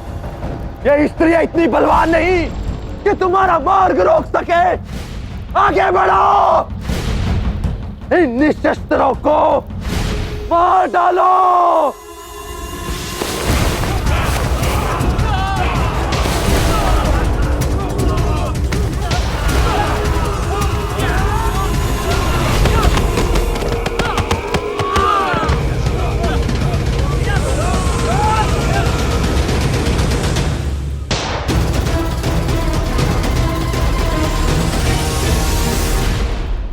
आपके गुप्तचर भगुराइन से यह ज्ञात हुआ कि आपका झोला उसके झोले के साथ बदला जा चुका है। मैं जानता हूं कि यह भेंट मेरे लिए। दीजिए। ये संसार का सबसे भयानक और प्राणघातक विषय है। इसके स्पर्श से व्यक्ति को कोई हानि नहीं होती, किंतु यदि इसकी एक बूंद भी व्यक्ति की जिह्वा को छूकर उसके देह में प्रवेश कर जाए तो वो उसे समाप्त कर देती है।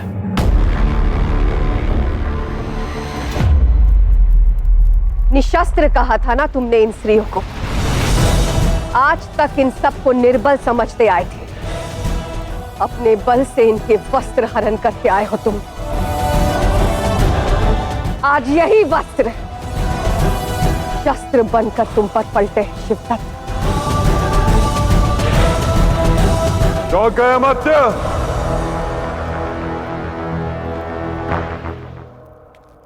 तुम्हारी सेना को संसार से विदा किया ताकि नरक में तुम्हारा स्वागत करने के लिए सच रहे।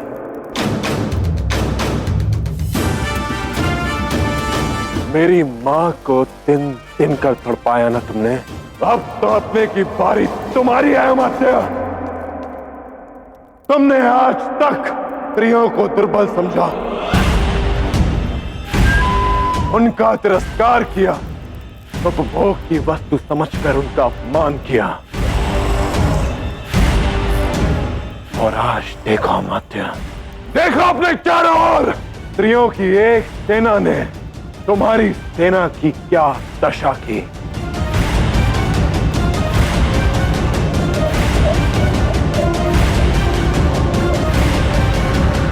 और ये सब कैसे हुआ जानना नहीं चाहोगे?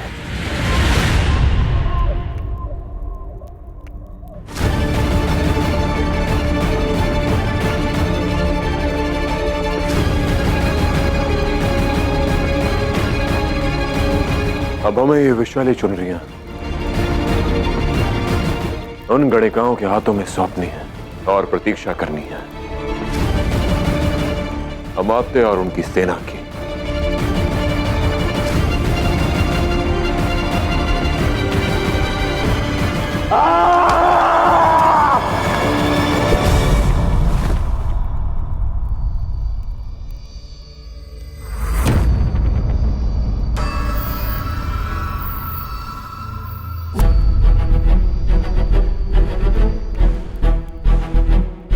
वो वस्त्र ही थे ना अमात्य, जिसे उतारकर एक मनिनी नारी को मलिन गणिका बना दिया आपने। आओ आगे बढ़ो, लो ये वस्त्र। अमात्य शिवदत्त श्री की आंखों में पहली बार मैंने भय देखा।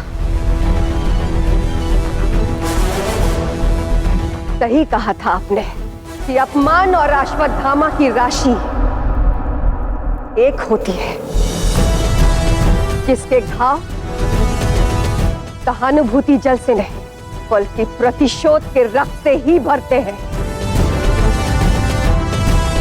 आज तुम्हें समस्त नारी जाति के अपमान का प्रतिकार देना होगा शिवदत्त। और आज मेरी शपथ पूर्ण करने का समय भी आ गया है।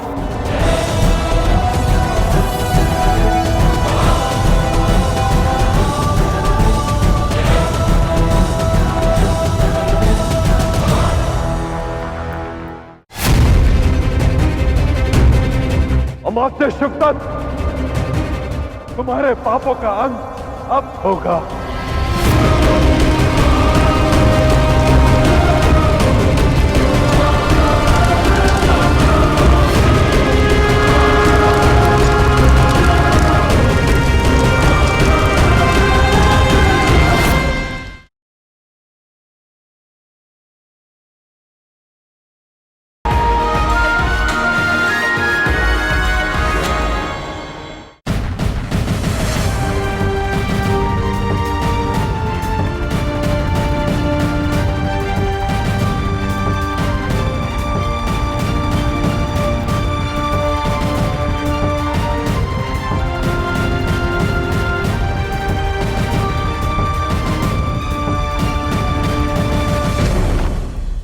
कहते हैं कि मृत्यु के पहले मनुष्य की आंखों के सामने उसके पाप दिखाई देने लगते हैं। कुछ स्मरण आया शिवदत्त श्री? अपने पाप याद आए या नहीं?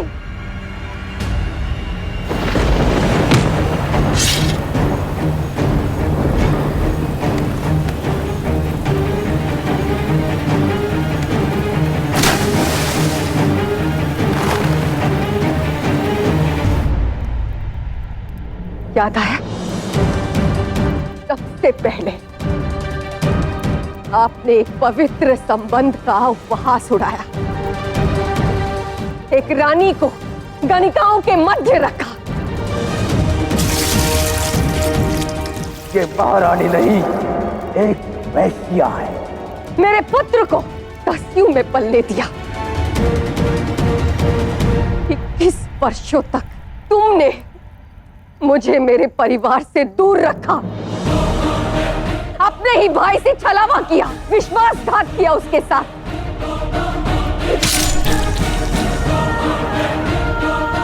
और फिर दरायस के साथ मिलकर अपनी ही मातृभूमि की स्वतंत्रता का सौदा किया। कहते हैं कि पापों का घड़ा एक ना एक दिन फटता है और साथ ही साथ टूटता भी है। तुम्हारा अंत निश्चित है शिवदत्त।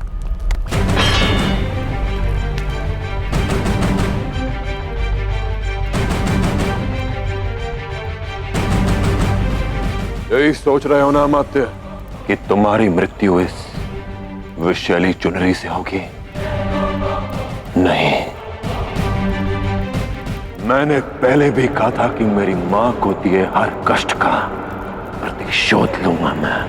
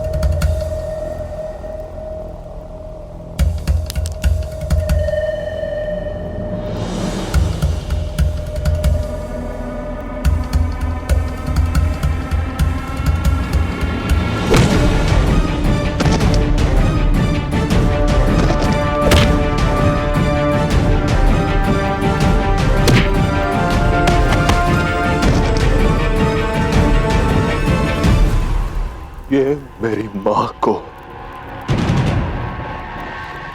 मुझसे दूर करने के लिए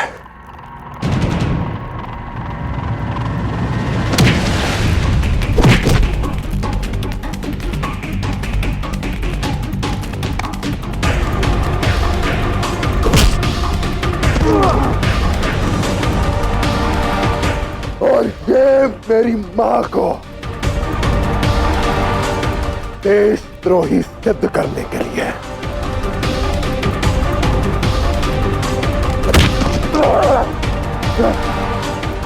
और ये एक विदेशी के हाथों में हमारे देश की संस्कृति सौंपने के लिए।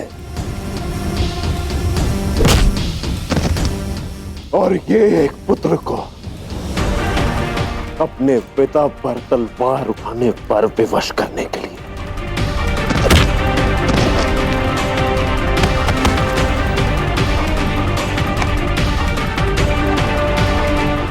और ये मेरी मां को वैश्या बनाने के लिए। और ये नारी जाति का अपमान करने के लिए। देख रहे हो ये स्थल? ये वही स्थल है जहां तुमने मेरी गरिमा को ललकारा था। आज इसी स्थान पर तुम्हारे प्राण लेकर मैं अपना प्रण संपन्न करूंगी।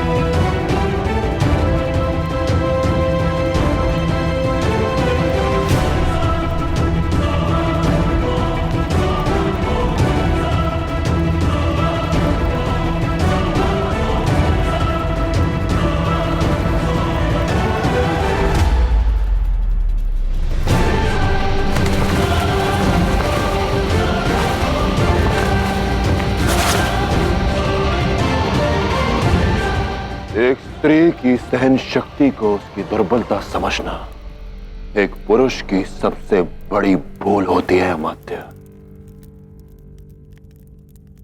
आज तुम्हें ज्ञात होगा कि जिस स्त्री को तुमने दुर्बल समझा उस स्त्री में कितना बल छिपा है।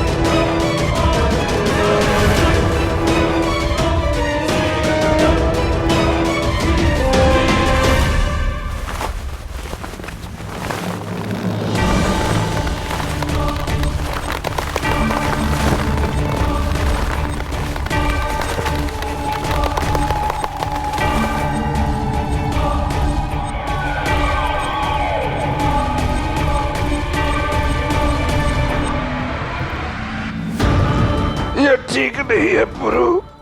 मैं राष्ट्र का अमात्य हूँ।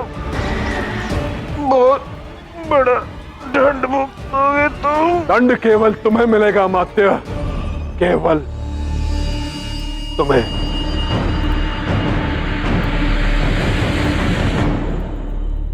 आइए मां, आज पौरव राष्ट्र से बुराई और बुरे दोनों का अंत होगा।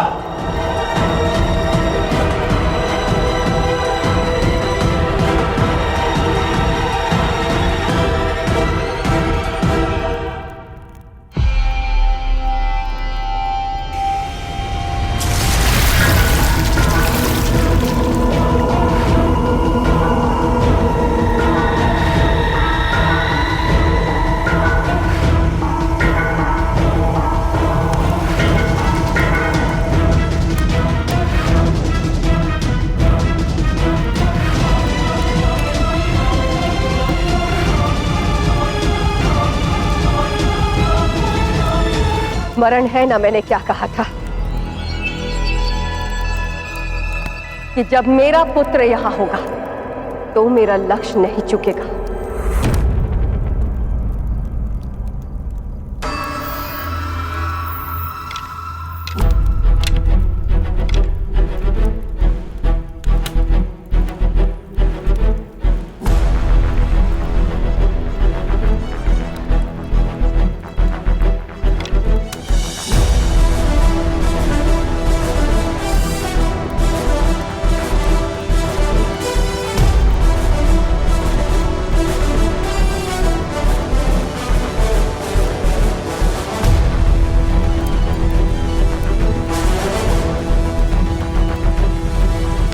अनुसुईया आज अमात्य शिवदत्त का अपने ही हाथों से अंत करने की शपथ को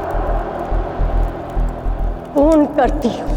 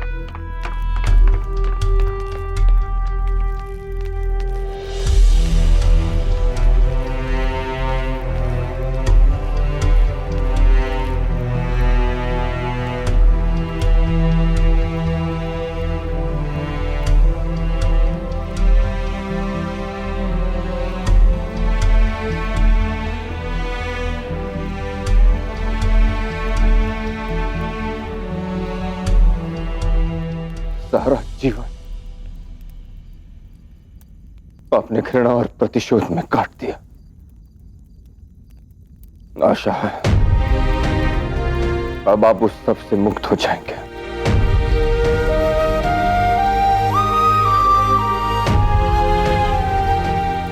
और आपकी आत्मा को शांति मिलेगी।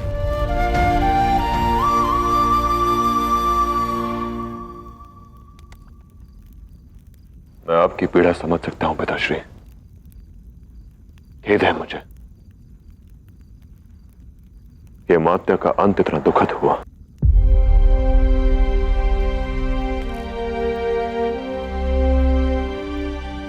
नहीं पुरु,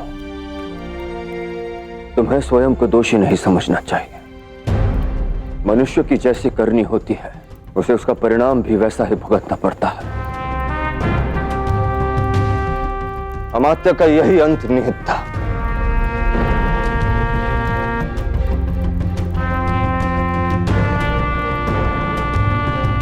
हमें प्रसन्नता है कि महारानी अनुसुईया की शपथ पूर्ण हुई और आज पौरव राष्ट्र का एक काला अध्याय समाप्त हुआ।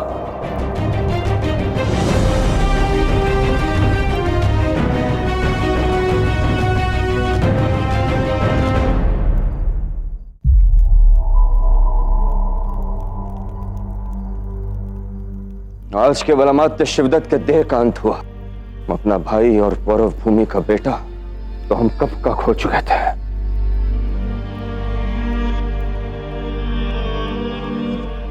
ताऊश्री कहाँ है? गणिका गृह से अब तक लौटे नहीं? नहीं महाराज। बस बहुत हुआ। इस पुरु नाम के सर्प को आज अपने हाथों से कुचलूंगा मैं। अमात्य का अंत हुआ। अब कनिष्क को उसके कर्मों का फल देने की बारी है। हाँ पुरु, और उसके पश्चात पौरव राष्ट्र के सिंहासन की प्रतीक्षा भी समाप्त हो जाएगी,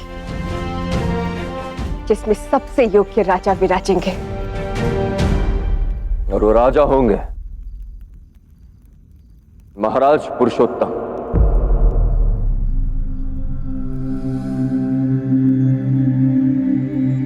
हाँ अनुसुईया, अगर तुलना की जाए तो हमने बहुत भूल की है। राजा वो जो दूर का देखे और अपने पास के लोगों पर दृष्टि रख सके। हम न अपने निकट के लोगों को परख सके, न दूर की सोच सके। इसलिए अधिकार कनिष्क और शिवदश्री को दे बैठे। इसलिए विदेशी डरायस को अपने देश में बसा लिया।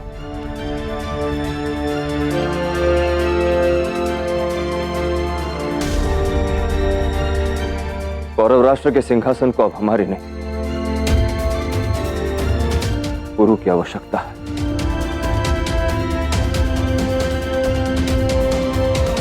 और पौरव राष्ट्र ही क्यों, पूरे भारत को पुरु जैसे शासक की आवश्यकता है।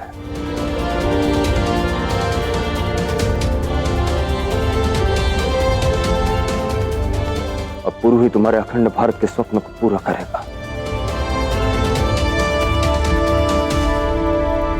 हाँ मां, बीते समय के साथ समझा है मैंने कि जब बात राष्ट्र की रक्षा की हो तब एक रक्षक को राजा बनना ही चाहिए।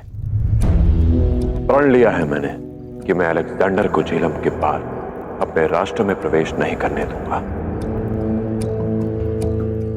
और उसके लिए मुझे राजा बनना ही होगा। एक निष्कासित कुमार की बात का कोई महत्व नहीं, और कनिष्क से सिंहासन प्राप्त करने के पश्चात उन सभी राजाओं को मेरा आमंत्रण स्वीकार करना ही होगा, और अलेक्जेंडर के विरुद्ध इस युद्ध में मेरा साथ देना ही होगा।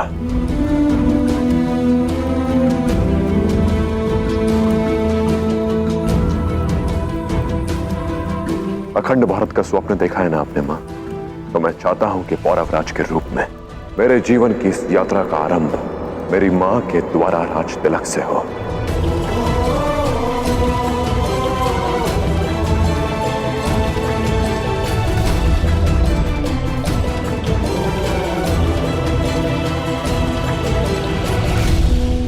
जिस दिन तुम्हारी मां तुम्हारा राज तिलक करेगी, वो क्षण उसके जीवन का सबसे गर्वित क्षण होगा पुरु।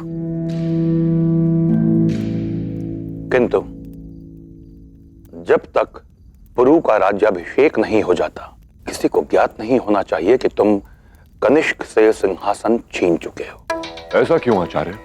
ऐसा इसलिए पुरु कि वसंतोत्सव के उपलक्ष्य में कनिष्क ने पूरे देश के राजा महाराजाओं को आमंत्रित किया है। यदि उन्हें सत्य का भान हो गया कि तुम कनिष्क से सिंहासन छीन चुके हो, कदाचित वो विद्रोह कर बैठे या फिर उत्सव में सम्मिलित ही ना हो।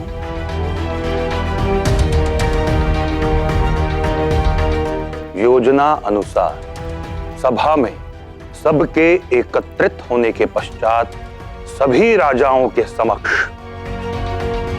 तुम्हारा राज्याभिषेक किया जाएगा। तब तक सभी को इसी भ्रम में रखना होगा कि पौरव राष्ट्र का राजा कनिष्क ही है।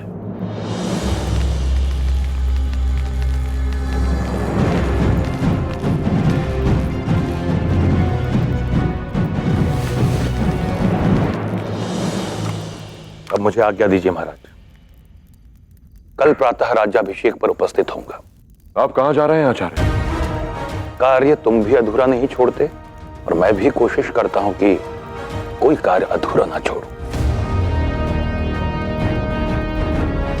कल राज्याभिषेक है पुरु, और राजा को कुछ भेंट तो देना चाहिए।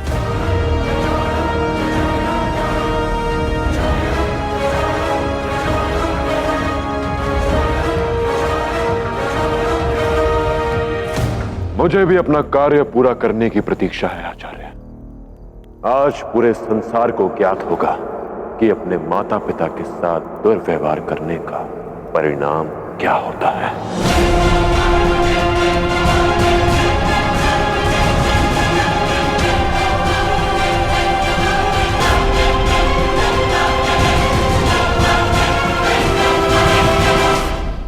मैं शपथ लेता हूं ताऊ कि आपकी हत्या का प्रतिकार लूंगा। उस दस्यु पुरु के शरीर से रक्त की एक एक बूंद बहाकर उससे आपका तर्पण करूंगा। उस दिन पुल पर वो धमाका किसने किया था? मैंने किया था।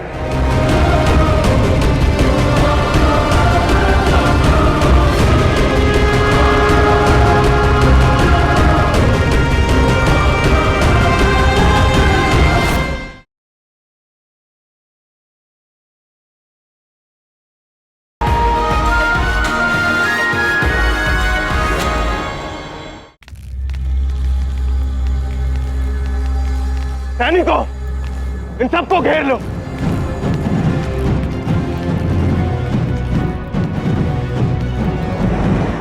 कहां है वो दस्यु? जवाब दो।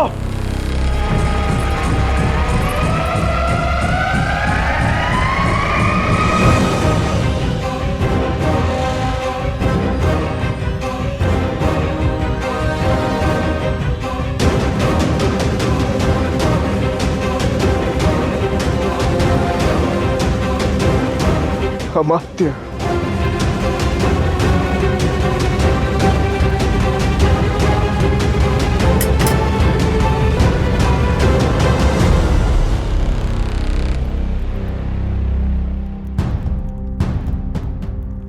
अमात्य,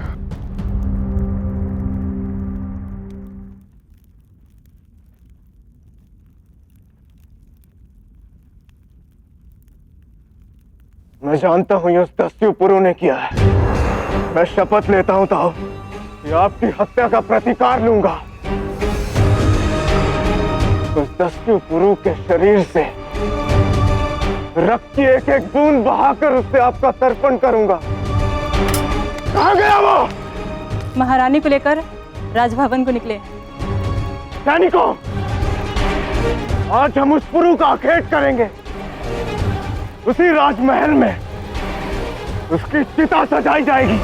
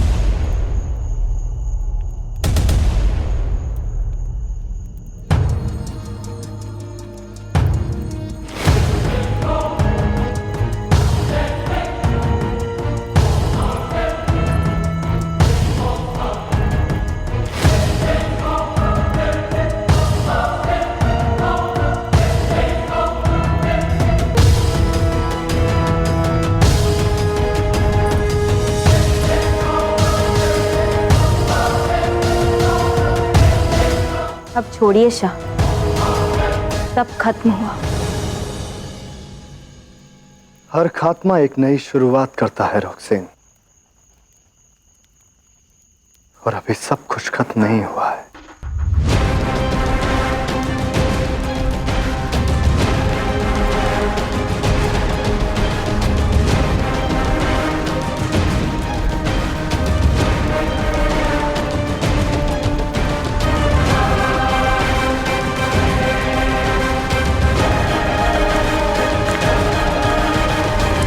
लगता है मैं गलत वक्त पर आ गई।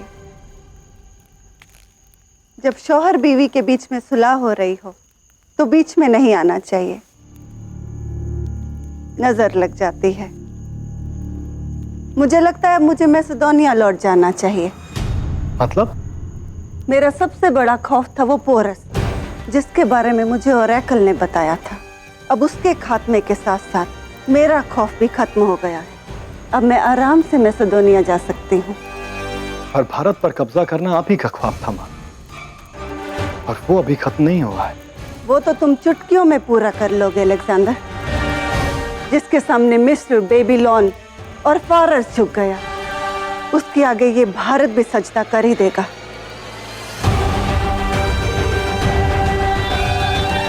और जब मेरा बेटा दुनिया का बादशाह बनकर मैसेडोनिया लौट कर आएगा, तो कोई तो होना चाहिए उसका इस्तेकबाल करने के लिए। और वैसे भी मुझे मैसेडोनिया की बहुत याद आ रही है। यहाँ के बादशाहों के बेडौल ताज और मशवर्दियों के घुटे हुए सर देखकर मुझे कौफ्त आने लगी है।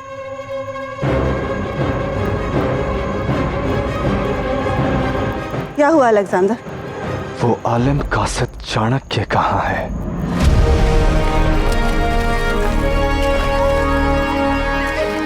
मेरी कर्म भूमि तक्षशिला आज तुम्हारे पंजे में है अलेक्जेंडर, लेकिन मेरे रहते अधिक समय तक तुम ऐसा नहीं कर पाओगे। फिर चाहे मुझे कोई मार्ग क्यों ना अपनाना पड़े।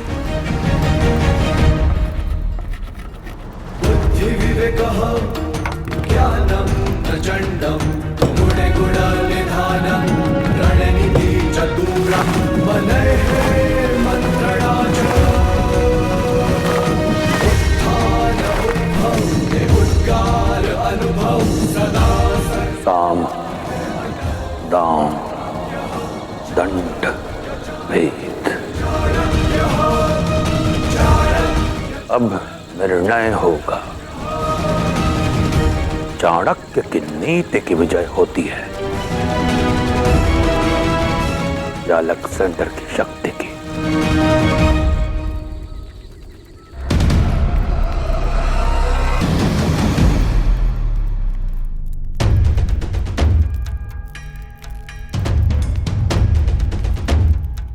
तुम मुझे वहां ढूंढ रहे थे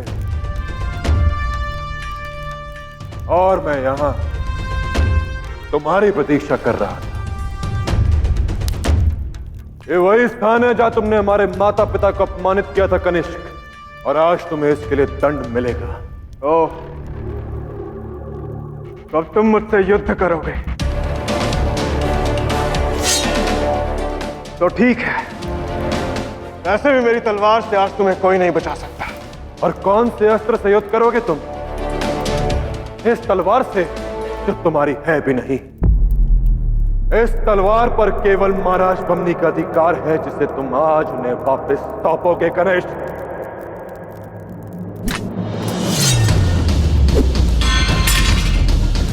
मन तो था कि आज तुम्हें अपने हाथों से दंड दूं, पर तुम्हें सीख देने और सबक सिखाने का अधिकार आज किसी और का है कनिष्क।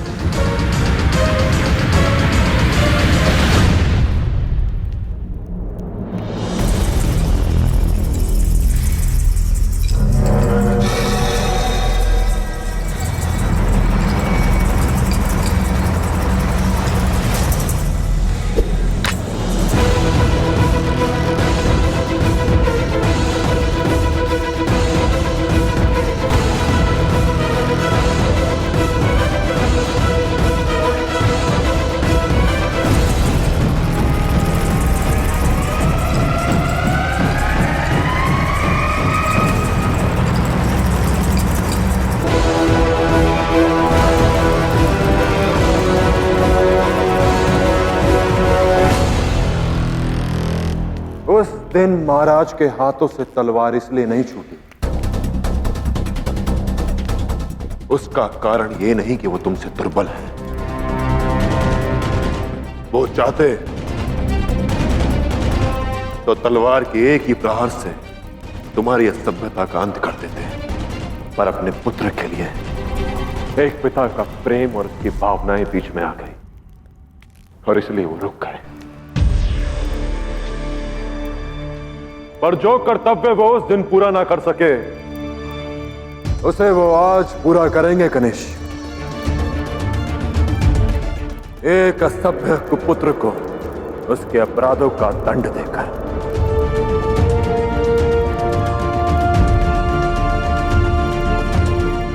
देख क्या रहे हो? सबको बंदी बना लो। पौरव राष्ट्र के नरेश महाराज बमनी थे और आज भी हैं। समय रहते अपनी गलती को मान लोगे तो क्षमा दान मिल भी सकता है। अब चुनाव आप सभी के हाथों में है।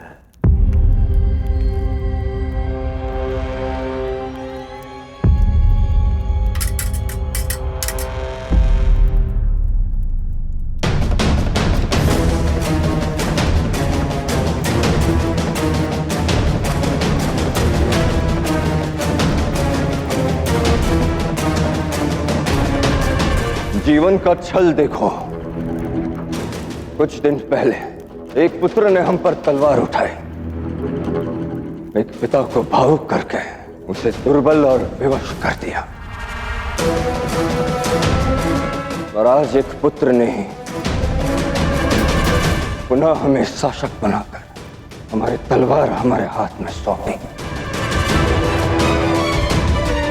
आगे बढ़ो कनिष्क, उठाओ हम पर तलवार जैसे उस दिन उठाई थी। आगे बढ़ो, प्रहार करो अपने पिता पर।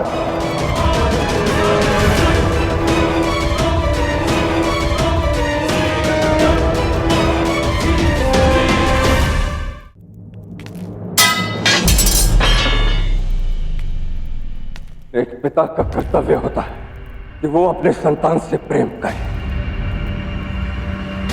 अपना हाथ उसके सिर पर रखे।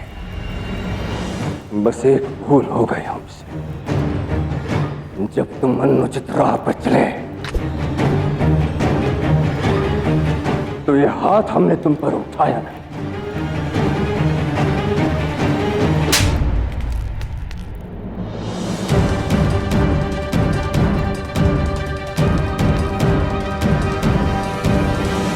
तुम्हारी पहली भूल पर यदि यह हाथ तुम पर उठ जाता, तुम अपने पिता पर तलवार कभी नहीं उठाते।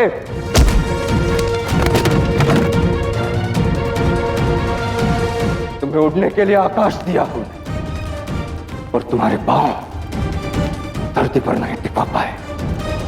इसीलिए आज तुम गिरोगे।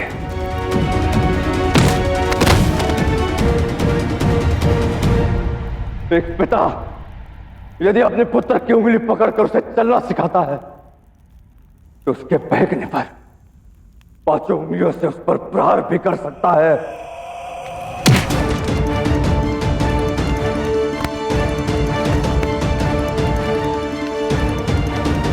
संतान माता पिता की दुर्बलता होती है, परंतु जब वो अपने माता पिता के प्रेम का अनुचित लाभ उठाने लगे तो पिता को कठोर हो ही जाना चाहिए।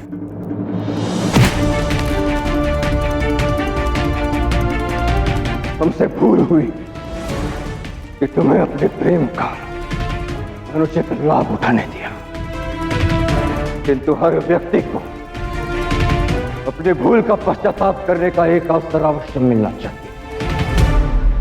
आज हम न केवल पश्चाताप करेंगे बल्कि अपनी भूल सुधारेंगे भी।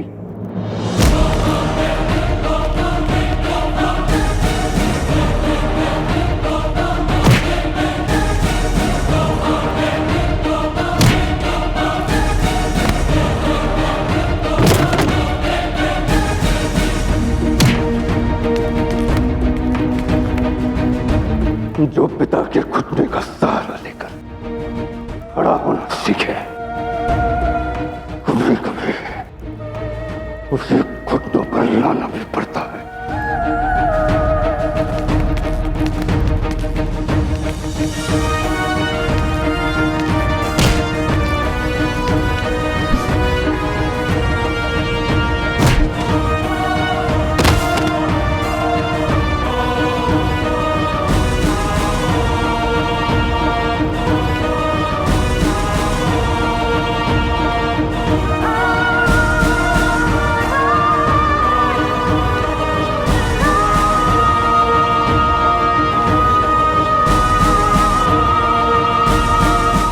यदि आज हमारे हाथ कांपे तो संसार में अनुचित संदेश जाएगा कि पुत्र भले ही कितना ही बड़ा अपराध क्यों ना कर ले, उसके प्रेम में दृष्टिहीन माता पिता उसे क्षमा कर ही देते हैं। परंतु आज हम ऐसा होने नहीं दे सकते। आज के बाद पौरव राष्ट्र का हर पुत्र अपने माता पिता का तिरस्कार करने से पहले 100 बार सोचेगा।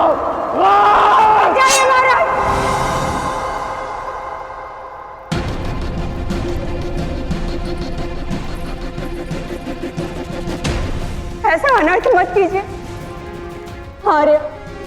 मैं मानती हूँ कि कनिष्क ने जो कुछ किया वो क्षमा के योग्य नहीं,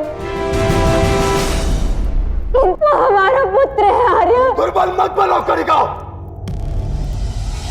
माता पिता का कर्तव्य होता है अपने संतान को सही रास्ते पर चलाना। यदि इस समय हम दुर्बल हो गए तो यह हमारी दूसरी बड़ी भूल होगी। संतान के लिए माता पिता का प्रेम इतना बड़ा नहीं होना चाहिए कि न्याय और अन्याय के बीच का भेद भुला दिया जाए। आपने जो कहा मैं उससे सहमत हूँ आर्य, किंतु एक माता अपने पुत्र को अपनी आंखों के समक्ष मरते कैसे देख सकती है? यदि आप कनिष्क को समाप्त करना चाहते हैं तो उससे पूर्व आपको मुझे समाप्त करना होगा।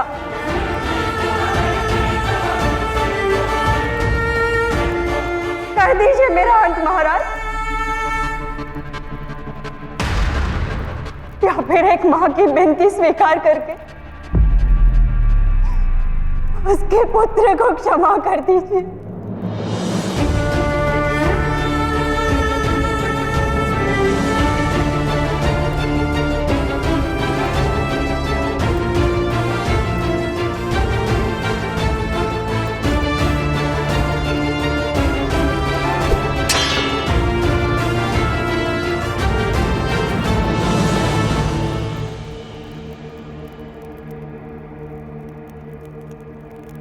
नहीं छोटी मां,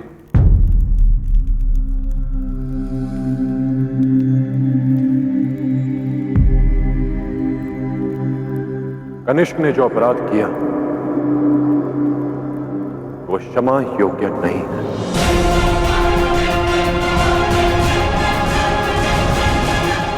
अपने अपराध का दंड से अवश्य मिलेगा।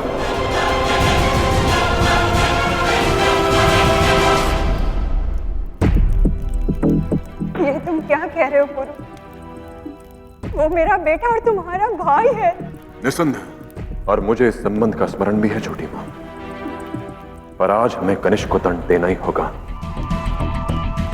ताकि भविष्य में कोई भी संतान अपने माता पिता का अपमान करने से पहले 100 बार सोचे। तो क्या संसार के सामने तुम ये उदाहरण रखोगे कि भूल होने पर एक पिता को अपने पुत्र की हत्या कर देनी चाहिए? नहीं छोटी मां, मैंने ऐसा कुछ नहीं कहा, क्योंकि कनिष्क को मृत्यु दंड देना उचित नहीं होगा।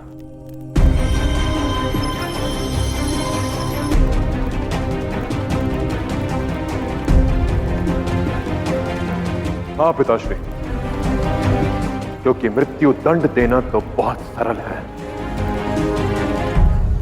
आज हमें पूरे संसार को यह संदेश देना होगा कि जो संतान अपने माता पिता को अपमानित करे, जो संतान अपनी मां को बंदी बनाने का दुस्साहस करे, जो संतान अपने ही पिता पर तलवार उठाए, वो संतान जीते जी हर पल मरेगी।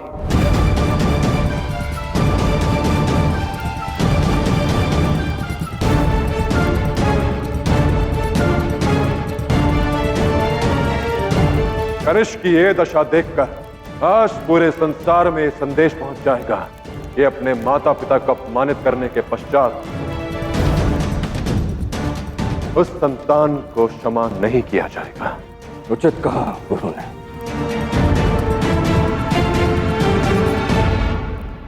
और क्योंकि अब इस सिंहासन पर तुम आसीन होने वाले हो, तो कनिष्क का दंड भी तुम ही निश्चित करोगे।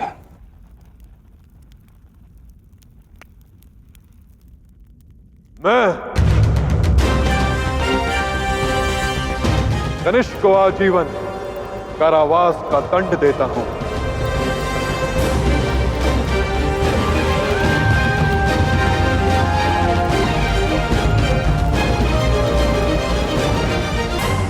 इसे इसी क्षण काल कोठरी में डाल दिया जाए।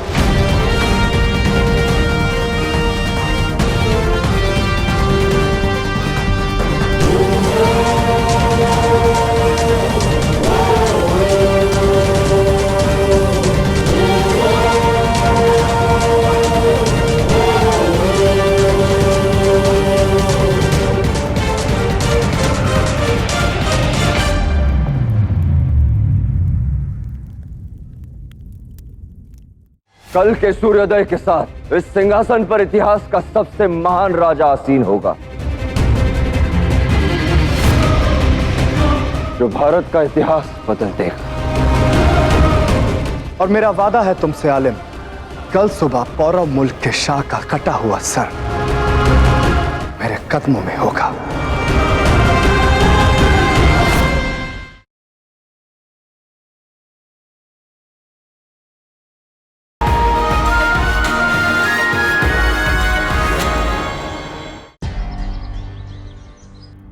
आचार्य चाणक्य की अब तक कोई सूचना नहीं, समझ में नहीं आता हो क्या रहा है। सेतु पर अचानक से विस्फोट होता है। बमनी हमारा सुरक्षा चक्र तोड़ निकलता है।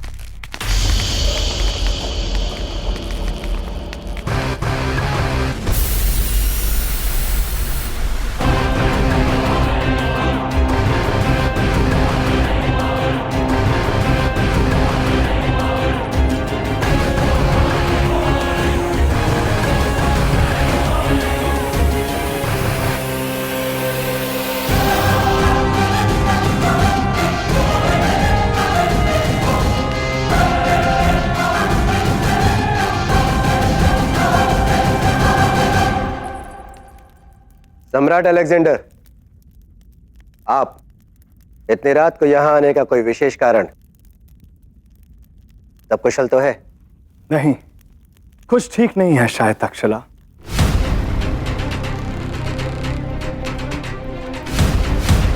जो आलिम कासिद चाणक्य जो तक्षशिला से हमारे पास सुलह का पैगाम लेकर आया था, कहां है वो? जंग के दौरान और जंग के बाद मैंने उसे देखा नहीं।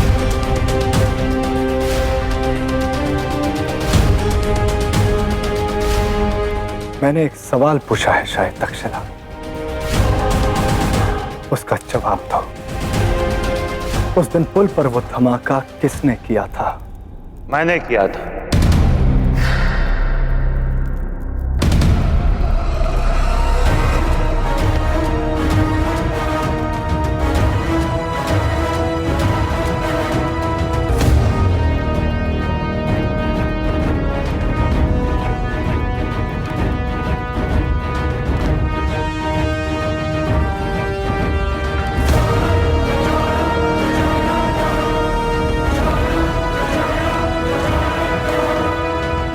मैंने ही उस सेतु पर विस्फोट किया था और किसी को मेरी इस योजना के विषय में ज्ञात नहीं था।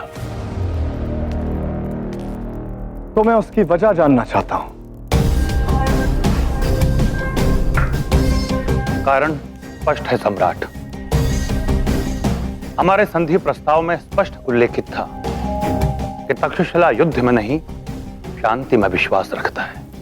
इस संधि का मुख्य उद्देश्य तक्षशिला में शांति, प्रजा की सुरक्षा आश्वस्त करना था। हमारे महाराज ने संधि के बदले आपको पुरु सौंपा, किंतु जब मैंने देखा पुरु आपके साथ कपट करके पौरव राष्ट्र की ओर पलायन कर रहा है, तो उसे रोकने के लिए मेरे पास बस एक यही मार्ग था। तुम्हें लगता है कि मैं तुम्हारी इस कहानी पर यकीन कर लूंगा, ये जानते हुए कि मेरी फौज पौरव राष्ट्र सिर्फ उसी पुल के रास्ते पहुंच सकती थी? तुमने उसे निस्तो नाबूद किया, तो अब मैं क्यों ना समझूं कि तुम चाहते थे कि हम तक्षशिला में ही रुक जाएं? तो अब मैं जानना चाहता हूं आलम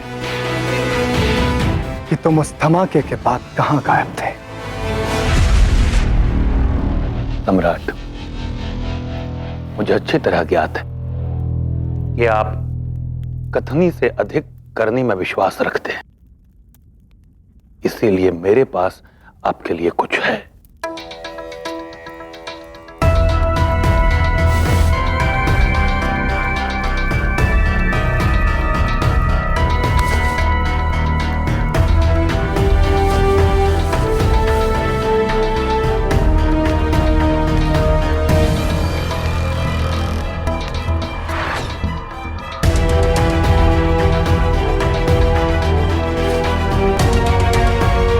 सुलह का पैगाम।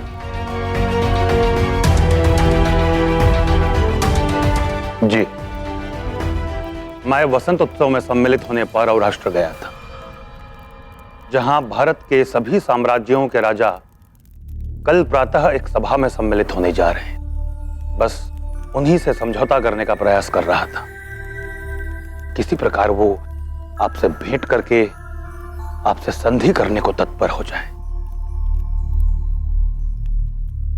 ये प्रस्ताव उसी का प्रमाण है। अब तो आपको विश्वास हो गया होगा सम्राट कि मैं आपके भारत पर आधिपत्य के मार्ग में बाधा बनकर नहीं आया। सम्राट अलेक्जेंडर, हम तुरंत आपके पौरव राष्ट्र जाने का प्रबंध करते हैं। उसकी कोई जरूरत नहीं, हम वहां नहीं जाएंगे। पर क्यों सम्राट? बिना रक्त बहाए समस्त भारत पर आधिपत्य कर सकते हैं आप। ऐसा अवसर पुनः नहीं आएगा श्रीमान। अलेक्जेंडर किसी मौके का मोहताज नहीं आलम। मैंने सारी दुनिया अपनी शर्तों पर जीती है और भारत को भी मैं अपनी शर्तों पर जीतूंगा। और अगर किसी को मुझसे सुलह करनी है तो वो खुद मुझ तक चलकर आए। मुझे किसी के पास जाने की क्या जरूरत है? और शेर के लिए जंगल अपना हो या किसी और का, वो जंगल के दूसरे जानवरों के सामने दोस्ती का हाथ नहीं बढ़ाता।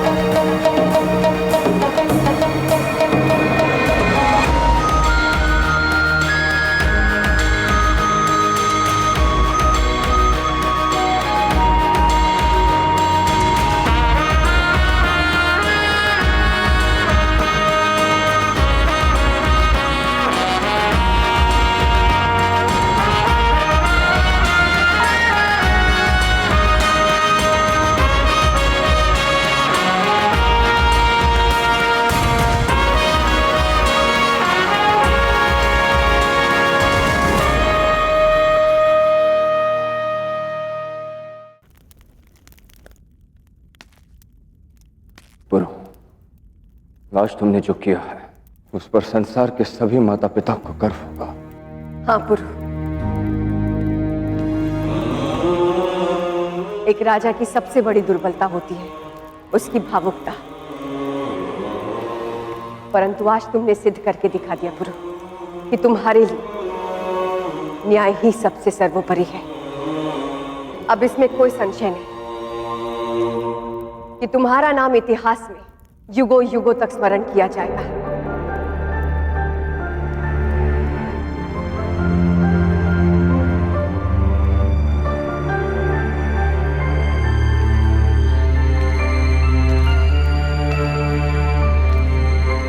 कल के सूर्योदय के साथ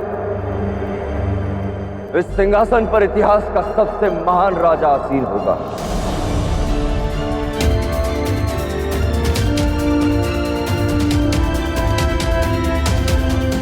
जो भारत का इतिहास बदल देगा।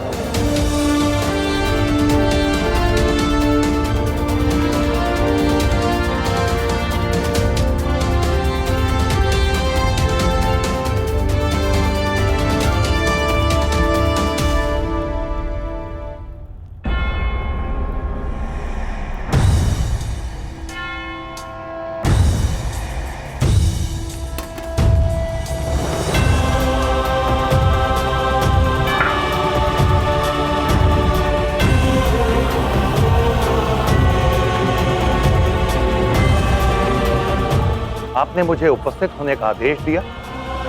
वैसे दुनिया की महारानी,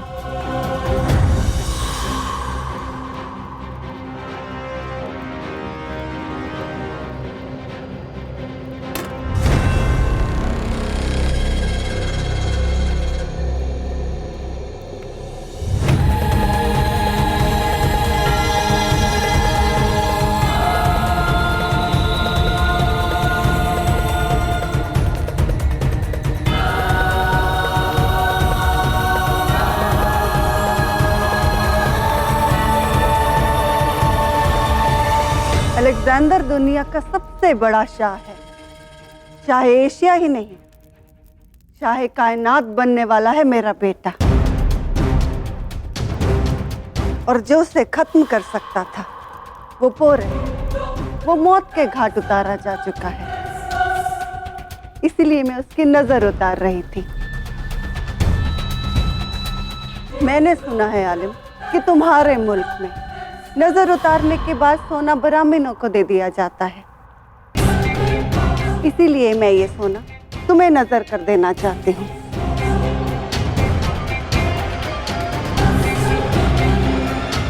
क्षमा चाहता हूं महाराज, किंतु ये दान मैं ग्रहण नहीं कर सकता। इसे ठुकराकर आप हमें रुस्वा कर रहे हैं आलिम। लेकिन यदि मैंने इसे स्वीकार कर लिया तो ये धर्म विरुद्ध होगा। लेकिन क्यों? क्योंकि हमारे देश में ब्राह्मण दान तभी स्वीकार करते हैं जब विधि पूर्ण हो जाए। अब इसमें क्या अधूरा है? आपको भविष्यवाणी सुनाई गई थी कि झेलम पार का एक राजा शाह सिकंदर के विरुद्ध खड़ा होगा जो उनका भाग्य बदल देगा।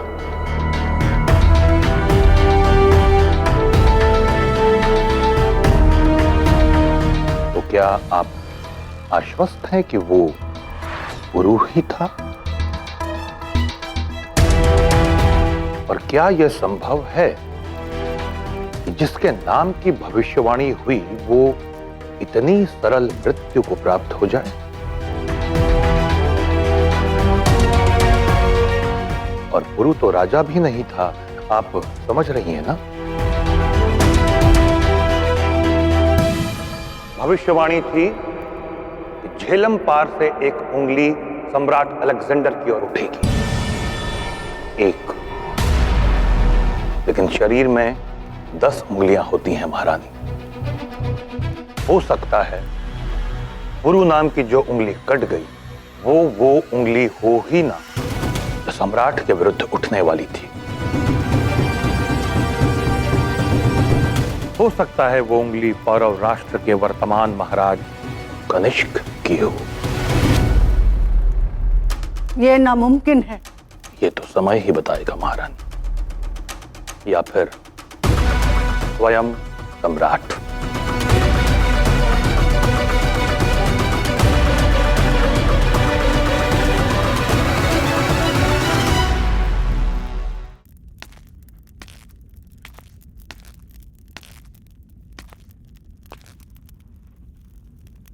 जो नजर तुम्हें मलिका ने की है उसे कबूल करो आलिम। शाम ढल चुकी है, खर्च तो कल ही करोगे। और मेरा वादा है तुमसे आलिम कि कल सुबह पौरव मुल्क के शाह का कटा हुआ सर मेरे कदमों में होगा।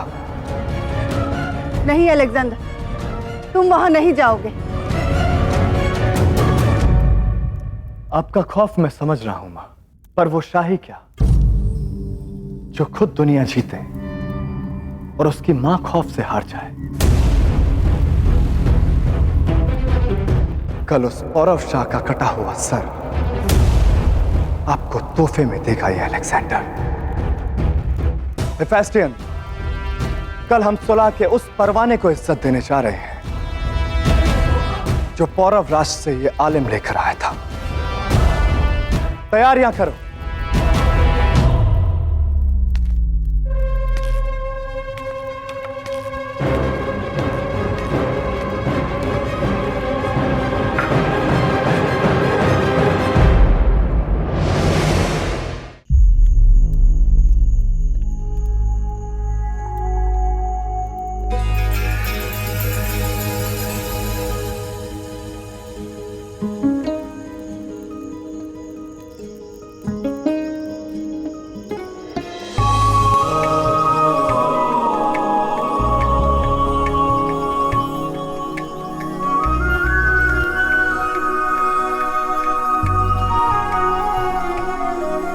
प्रतीत होता है कि कल का सूर्योदय देखने के लिए कोई बहुत आतुर है। और क्यों ना हो, कल तुम्हारा राज्याभिषेक है पुरु। कल तुम पुरु से महाराज पुरुषोत्तम बन जाओगे। राजा बनने के पश्चात जब मेरा विवाह होगा तब मैं सबको आमंत्रित करूंगा। क्या विवाह में? हाँ लाची, जब मैं राजा बनूंगा तब महाराज से लेकर पूरी प्रजा को अपने अगले उत्तराधिकारी की चाह होगी। पड़ोसी राज्यों की राजकुमारियां विवाह का प्रस्ताव भेजेंगी। और लाची, मैं कब तक टालूंगा? विवाह तो करना ही होगा। और उस दिन मैं तुम्हें न्योता अवश्य भेजूंगा। तुम आओगी ना? क्यों आऊंगी? मेरे पास विवाह में जाकर भोज करने से अतिरिक्त और भी बहुत से कार्य है पुरु। और हाँ, अपनी और उस पड़ोसी राजकुमारी के विवाह का न्योता मुझे भेजकर अपना धन और श्रम व्यर्थ मत कर। वैसे बात तो ठीक कह रही हो तुम। तुम्हें आमंत्रण देने की आवश्यकता ही क्या है?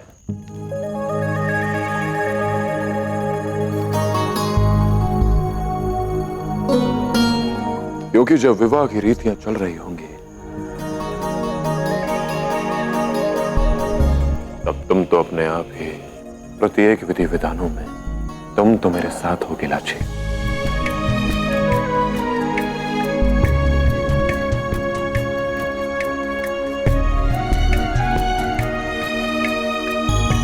मेरी धर्म पत्नी के रूप में।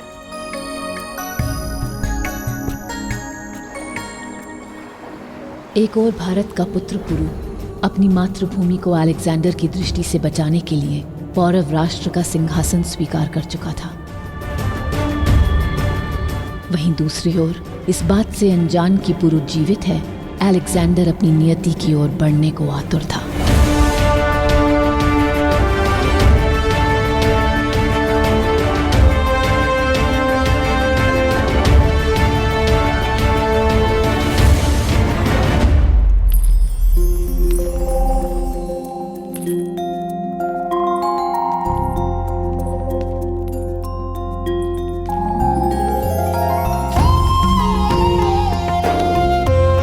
आप कहां चली गई थी मां?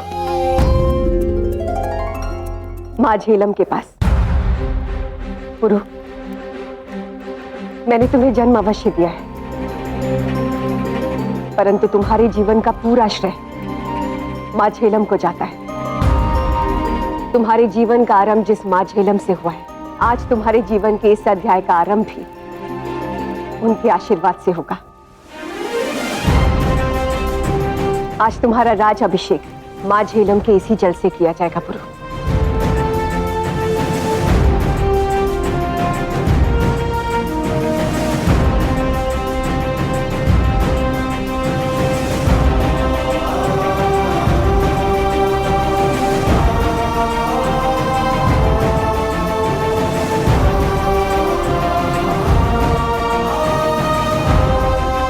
यह सभी साम्राज्यों के राजा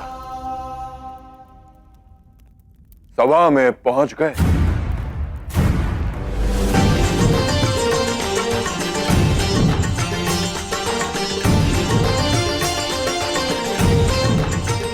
प्रणाम राजगुरु। प्रणाम राजगुरु। ये किस प्रकार की पूजा है राजगुरु? पौरव राष्ट्र के वसंत उत्सव में सम्मिलित होते होते हमें वर्षों बीत गए, किंतु हमने आज तक इस प्रकार की पूजा देखी नहीं। महाराज अम्बिसर, आज की ये बैठक प्रारंभ करने से पहले पौरव राष्ट्र के महाराज का राज्य अभिषेक होगा। ये क्या हो रहा है? जब महाराजा कनिष्क का राज्याभिषेक पहले ही संपन्न हो चुका है, तो फिर ये संस्कार पुनः कराने की आवश्यकता क्यों? हमें इसी क्षण पौरव राज से मिलना है।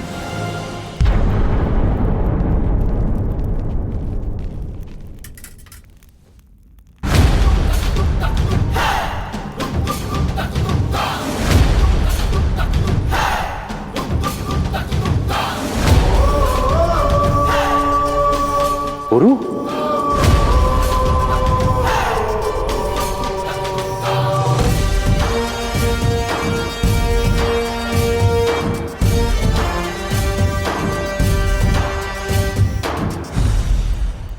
यहाँ पुरु का राज्य अभिषेक आरंभ होने को था और वहाँ अलेक्जेंडर के कदम पहली बार पौरव राष्ट्र की भूमि पर पड़े।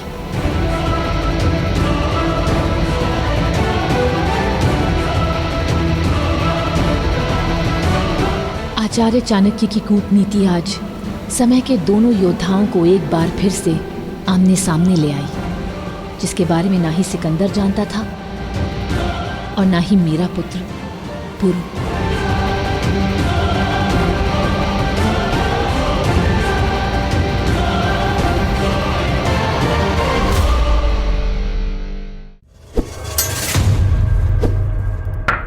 अपना वचन पूरा करो पुरु, शत्रु सामने है।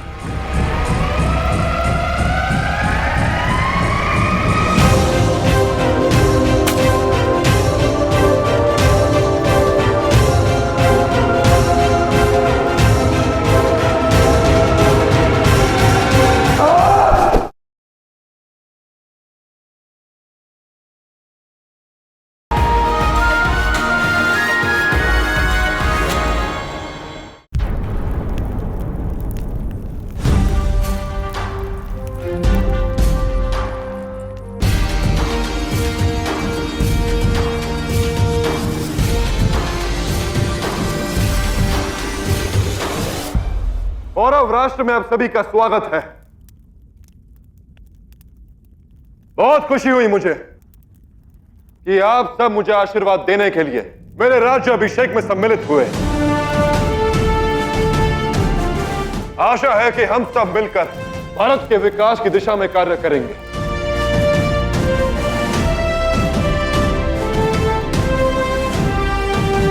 विराजिए।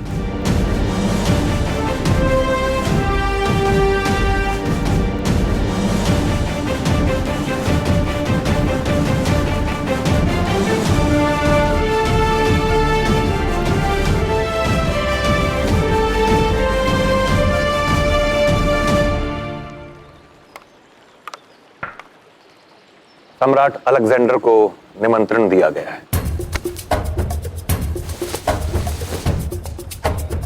इन्हें सम्मान के साथ भीतर जाने दिया जाए।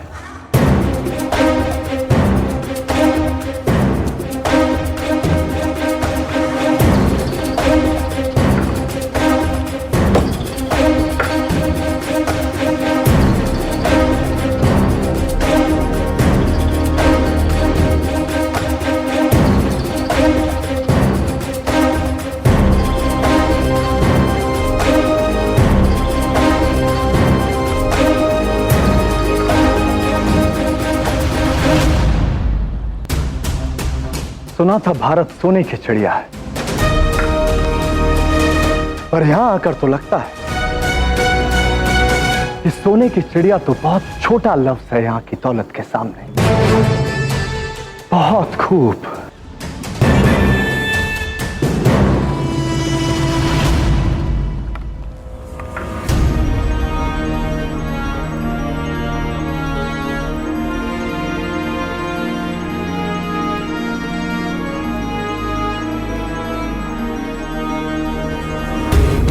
राजाधिदासी हरिद्राम देहं मले निरोगकाय संजीवनि समा हरिद्रः अभिषेकं भले।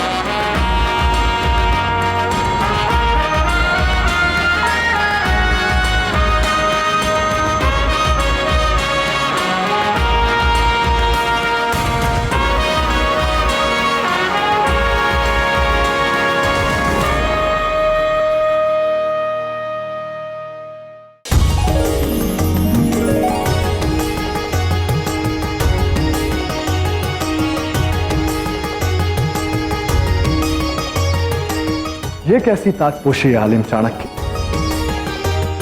हमारे यहां तो ताज पहनाकर ताजपोशी की जाती है। भारत में राजा को देवतुल्य माना जाता है शाह अलेक्जेंडर, क्योंकि वो देवों की ही भांति प्रजा का संचालन करता है, उनका पालन करता है। इसलिए राज्याभिषेक के समय उसे मात्र मुकुट की शक्ति नहीं प्रदान की जाती, वरन कर्तव्यों का उत्तरदायित्व भी सौंपा जाता है। यह अभिषेक उसी का प्रतीक है।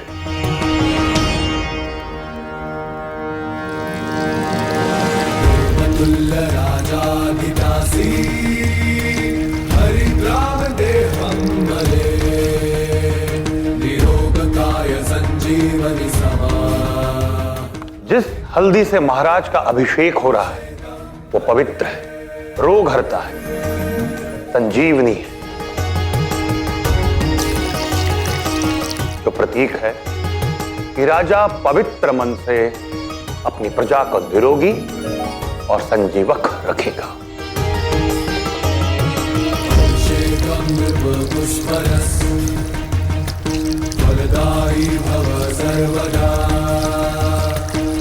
ये है मधु, आपकी भाषा में शहद।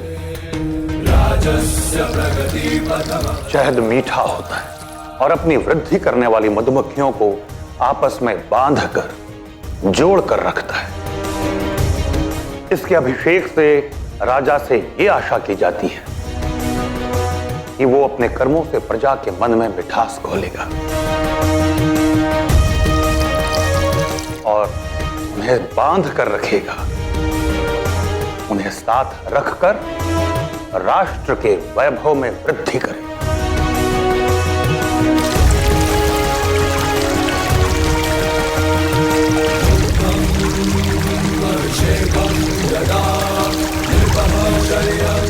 और ये दूध क्यों? दूध श्वेत होता है, पौष्टिक होता है। उज्ज्वल चरित्रः भविष्यते। इसके अभिषेक से राजा से यह आशा की जाती है कि वो अपनी प्रजा को पुष्ट रखेगा और उसके मन में अत्याचार और अनाचार जैसी कमियां कभी नहीं पनपेंगी। अंत में जलाभिषेक। आर्यवर्ते राजनस्य जलम् अभिषेकं करोमि निर्मल शीतल नीलसमा विवेकः बुद्धिः अवरा। जल शीतल होता है, निर्मल होता है। इसके अभिषेक से राजा से ये कामना की जाती है कि वो निर्मल मन से और शीतल विवेक से प्रजा हित में निर्णय लेगा।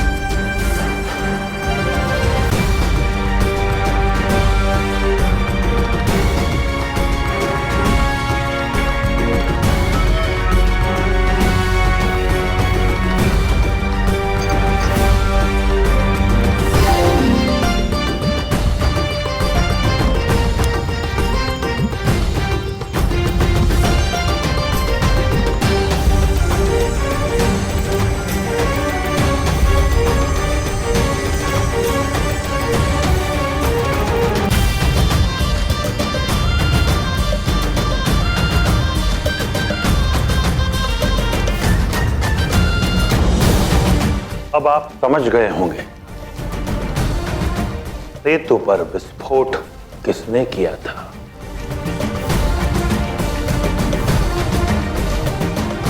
महाराज पुरुषोत्तम के राज्याभिषेक में आपका स्वागत है, सम्राट अलेक्जेंडर।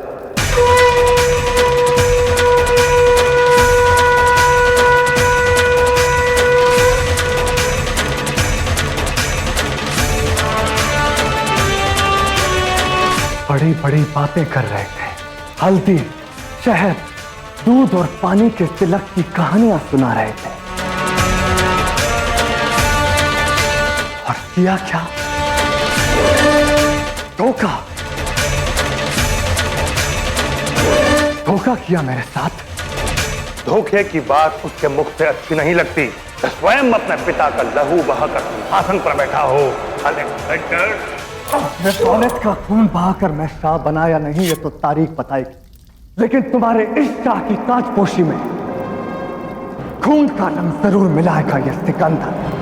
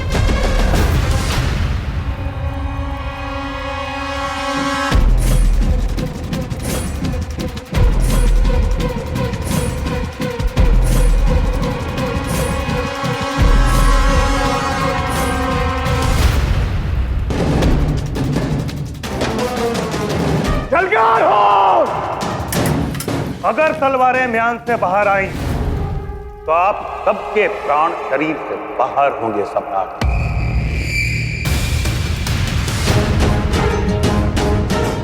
आक्रमणकारी को एक कदम आगे बढ़ाने से पूर्व 2 कदम पलट कर देख लेना चाहिए।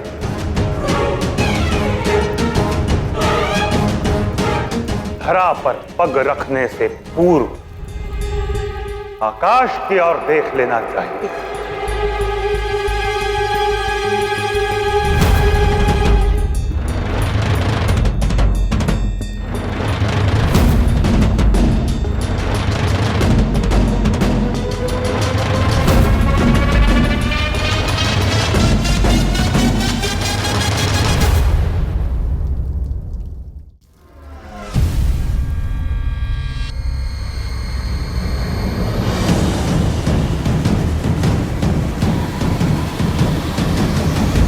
महाराज पुरुषोत्तम शत्रु समक्ष खड़ा है, कर दीजिए उसका अंत, कीजिए अपना वचन पूर्ण जो आपने अपनी मातृभूमि को दिया था।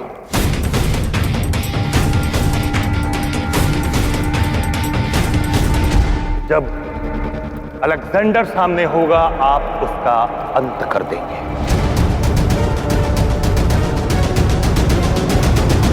प्रजा आपके लिए अमूल्य भेंट लाई है महाराज, आप अपनी प्रजा को भेंट दीजिए।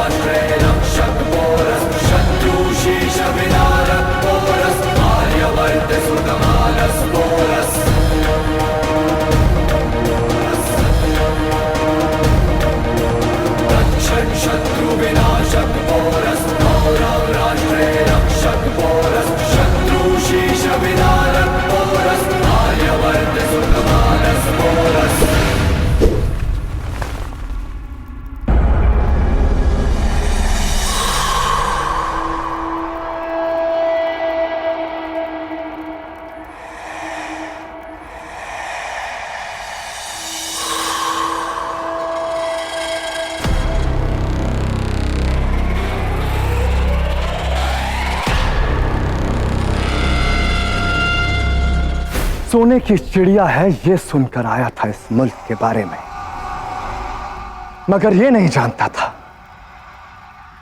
कि यहां के बाशिंदे तो गिद्धों की तरह शातिर निकलेंगे। मेहमान बनाकर न्योता देंगे और दुश्मन बनाकर काट देंगे।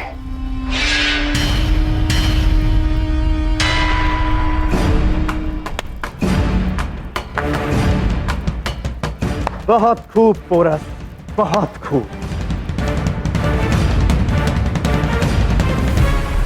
देख लो भारत वालों, ये है तुम्हारे राजा की हकीकत।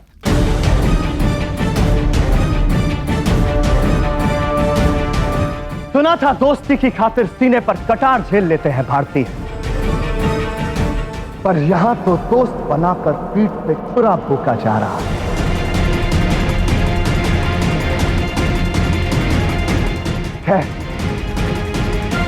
कबूल है, पर कम से कम दुनिया की तारीख ये तो मानेगी कि सिकंदर ने अपने जुनून और दुश्मनी में दुनिया फतेह की और उसकी शिकस्त हुई तो दोस्ती के बुलावे पर।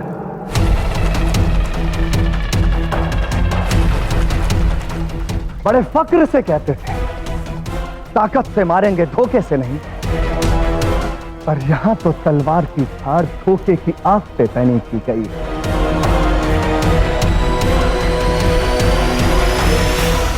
ठीक है पोरस, आगे बढ़ो। सिकंदर तुम्हारे सामने निहत्ता खड़ा है।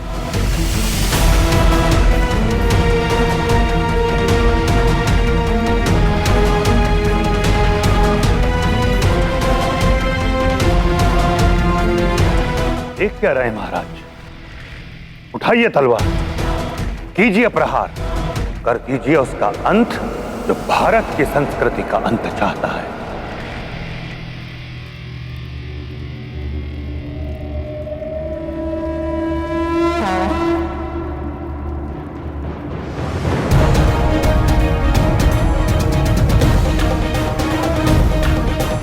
रक्षक शत्रु विनाशक पोरस, कौरव राष्ट्रे रक्षक पोरस, शत्रु शीश विदारक पोरस, आर्यवर्त सुतमानस पोरस।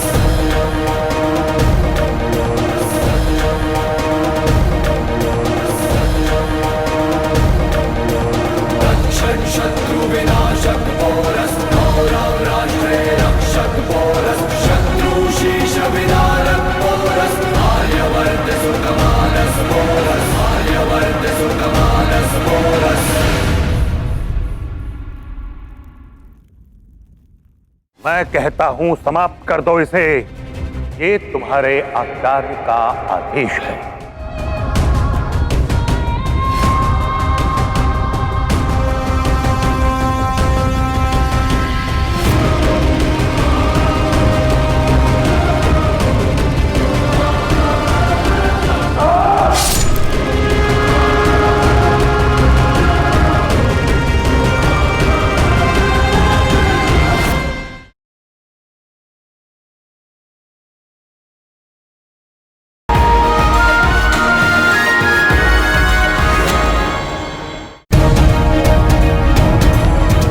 रक्षक शत्रु विनाशक पोरस, कौरव राष्ट्रे रक्षक पोरस, शत्रु शीश विदारक पोरस, आर्यवर्त सुतमानस पोरस।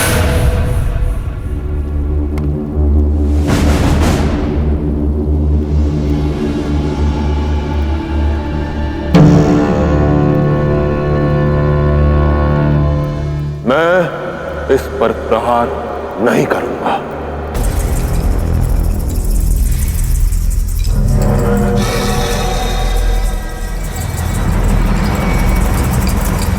ये क्या कह रहे हो पुरु?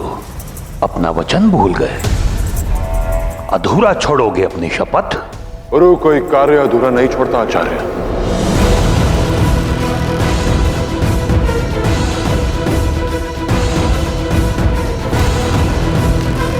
ना ही मैं अपना वचन भुलाऊं। मैंने वचन दिया था आचार्य कि जिस दिन ही अलेक्जेंडर मेरी मातृभूमि पर बुरी मंशा से कदम रखेगा उसी दिन मैं इसके प्राण ले लूंगा। पर आज ये अलेक्जेंडर हमारा मित्र बनकर आया है। हम पर प्रहार करने नहीं, शरणागत पर हम घात नहीं होने देते और अतिथि पर आघात नहीं करते। अतिथि देवो भव, ये हम भारतीयों की नीति है आचार्य। और कूटनीति ये कहती है कि सर्व और शत्रु को वापस नहीं जाने देना चाहिए, पलट कर प्रहार करते हैं। यदि इसने प्रहार किया तो मैं प्रतिकार करूंगा, पर छल से पुरुष पर वार नहीं करेगा आचार्य।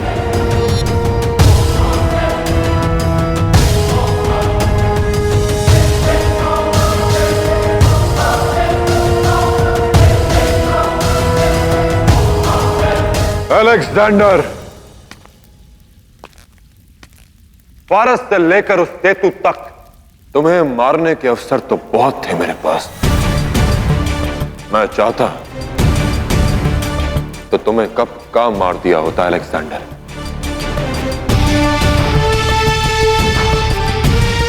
पर मातृभूमि की रक्षा के लिए उसके मान को डुबा दूं, ऐसा पुरु कभी होने नहीं देगा। मैं कहता हूं समाप्त कर दो इसे। ये तुम्हारे आचार्य का आदेश है। आचार्य के आदेश पर शिष्य पुरु अपना सर भी कटवा ले, पर पौरवराज पुरुषोत्तम ये सब करने में अक्षम है आचार्य। तुम बहुत बड़ी भूल करने जा रहे हो पुरु। हो सकता है आचार्य, हो सकता है कि ये एक भूल हो, पर भूलें बुला दी जाती हैं आचार्य, और अपराध इतिहास बन जाते हैं।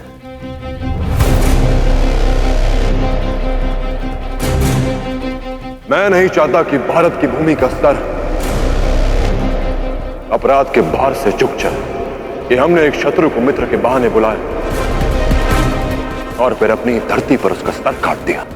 ताम दाम दंड भेद किसी भी विधि से शत्रु का संहार करना ही राजनीति है, और राष्ट्र के गौरव की रक्षा करना राजधर्म है। राष्ट्र की रक्षा सबसे बड़ा राजधर्म है। और क्या है राष्ट्र आचार्य? राष्ट्र बनता है संस्कारों से, परंपराओं से, संस्कृति से। भले ही आपकी कूटनीति अपना के हमें विजय प्राप्त हो जाए, पर छल करना भारत के संस्कार नहीं, और न ही नियत्ते पर आक्रमण करना हमारी संस्कृति है।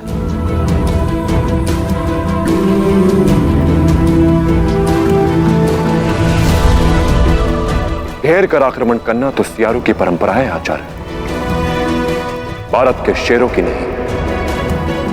यदि आज हमने इसका वध किया तो यह हार होगी भारत के धर्म की, भारत के संस्कारों की, भारत की संस्कृति की।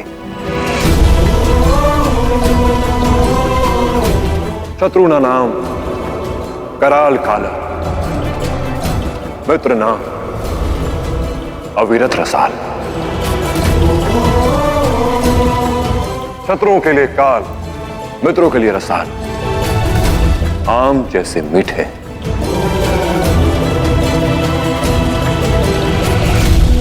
कभी कभी हम भारतीयों की बुरी दशा हो सकती है, पर हम मीठी छुरी नहीं है आचार्य।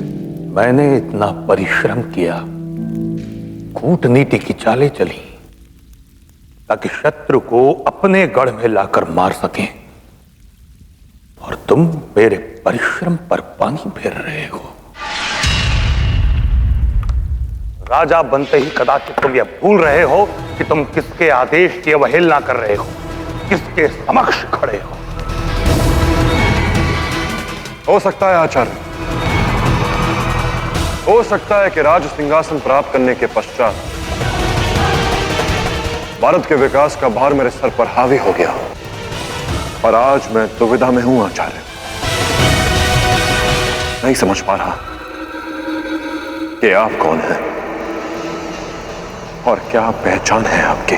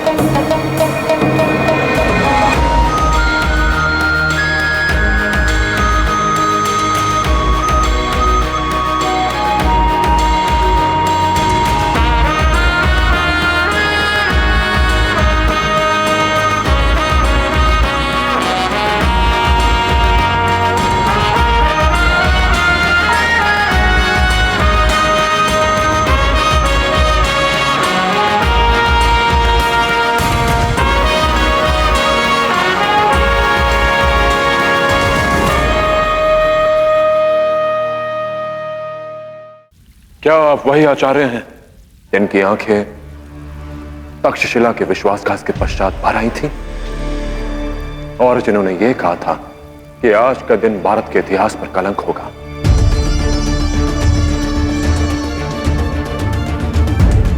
या फिर आप वो कूटनीतिज्ञ कौटल्य हैं जो अपने ही देश के माथे पर छल का दाग लगाना चाहते हैं?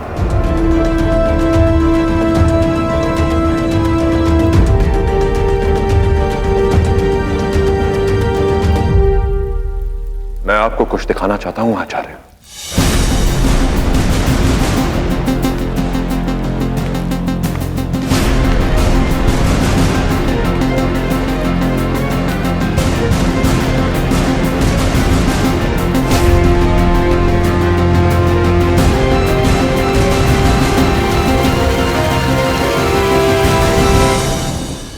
मेरे अभिषेक के समय आप उपस्थित नहीं थे आचार्य, इसलिए मैंने आपके लिखे अर्थशास्त्रों को साक्षी मानकर अपना अभिषेक करवाया। पढ़ते हैं आपने क्या लिखा है उसमें।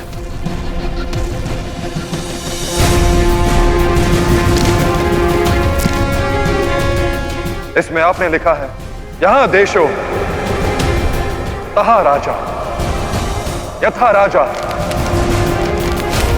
तथा प्रजा, यथा भूमि तथा तोयम, यहां बीजम तथा अंकुरम।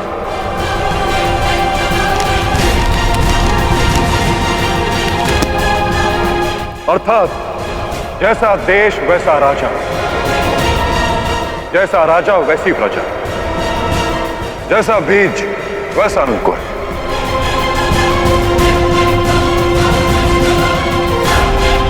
जैसी भूमि वैसा पानी।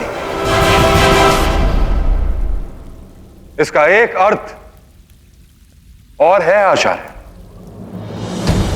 यदि पानी मीठा या खारा हो तो उसका उत्तरदायी भूमि है, यदि अंकुर दूषित हो तो उसका दोष बीज है,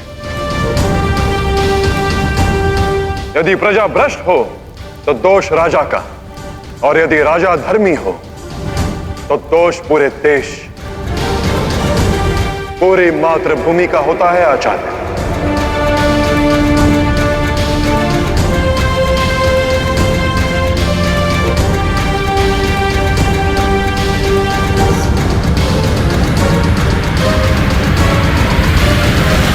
और आज मैं कोई अनर्थ नहीं कर सकता आचार्य, नहीं तो लांछन मेरे पूरे देश पर आएगी और वो मुझे सहन नहीं होगा। भले ही छल करके मुझे विजय प्राप्त हो जाए, और इससे मेरी पूरी प्रजा प्रेरणा लेगी और आपस में एक दूसरे के साथ छल करेगी।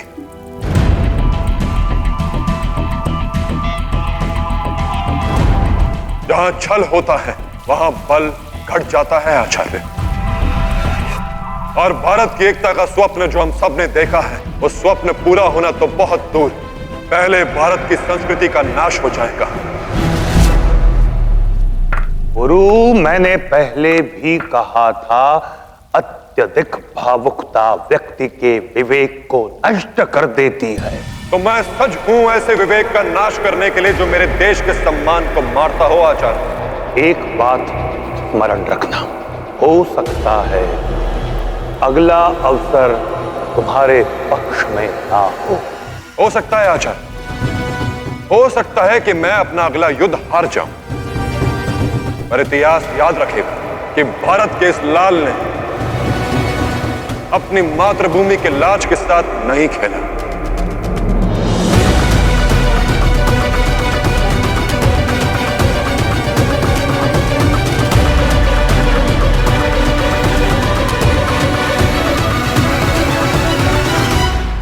हमारा लक्ष्य एक है पर नीति अलग। मैं भारत की नीति पर चलता हूं आचार्य, और वो है धर्म का बल, ना कि छल। मां गंगा भी अपना धर्म निभाने के लिए हिमालय से गिरती है। मार्ग में आने वाले चट्टानों से छल से नहीं, बल से काटती है। इसलिए वो पवित्र है।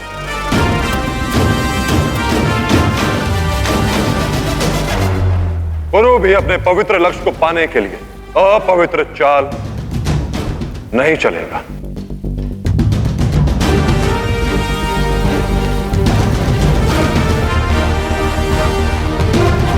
यदि मैंने कुछ अनुचित कहा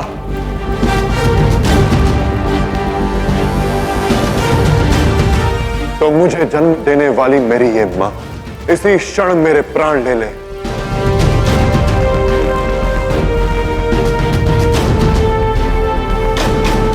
यदि मैं अज्ञानी हूं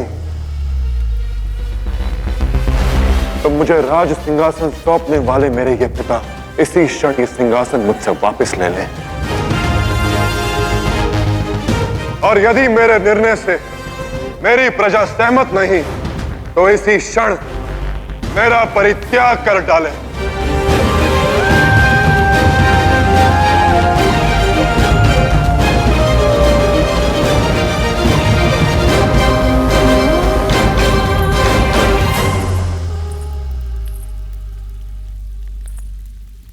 अनुसुईया की कोख को तुम पर गर्व है पुरुषोत्तम।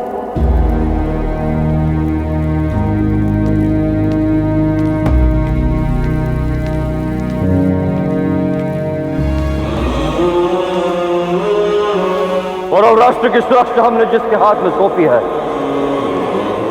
हमें उस पर पूर्ण विश्वास है।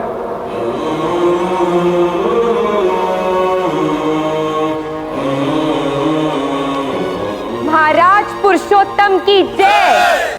महाराज पुरुषोत्तम की, महाराज पुरुषोत्तम की, महाराज पुरुषोत्तम की, महाराज पुरुषोत्तम की, महाराज पुरुषोत्तम की, महाराज पुरुषोत्तम की, महाराज पुरुषोत्तम की। अपनी मां की बात में हमेशा ठुकराता रहा, सोचता रहा कि अपना मुकद्दर मैं खुद लिखूंगा, मगर अब कबूल किया कि सिकंदर का मुकद्दर तुम्हें शिकस्त दिए बिना पूरा नहीं होगा। तो अब क्या करोगे शाह पौरव?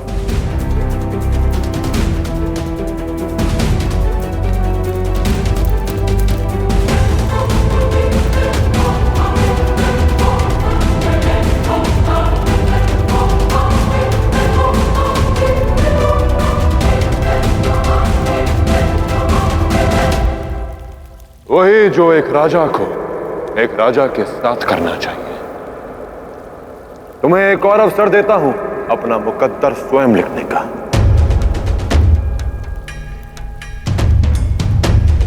सैनिकों, हमारे अतिथि को सम्मान पूर्वक विदा किया जाए।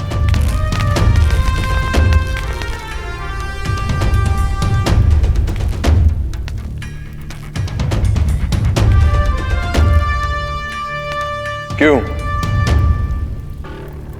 यहां से जाने का मन नहीं? मन तो यहां पर काबू पाने का है, मगर क्या करें? कुछ रस्में मैसेडोनिया और भारत दोनों में एक जैसी है।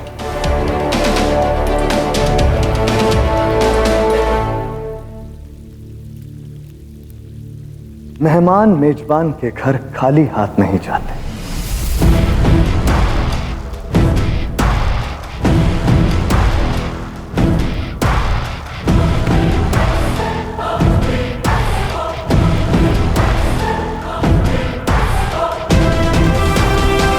तुम्हारे लिए तोहफा।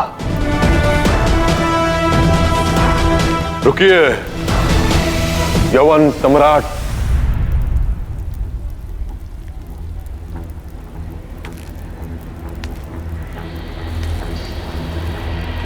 हम भी अपने अतिथि को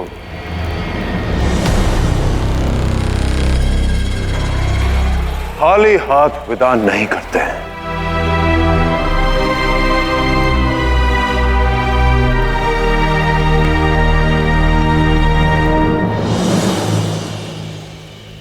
एक अतिथि को भेंट दे रहा हूं।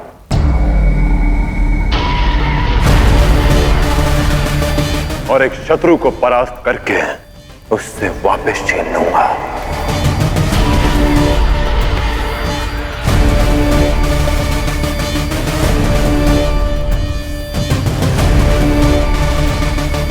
मुझे लौटाकर बहुत बड़ी गलती कर रहे हो पोरस। पछताओगे, क्योंकि अलेक्जेंडर वो आंधी बनकर आएगा कि तुम्हारी सोने की चिड़िया के पर बिखर जाएंगे।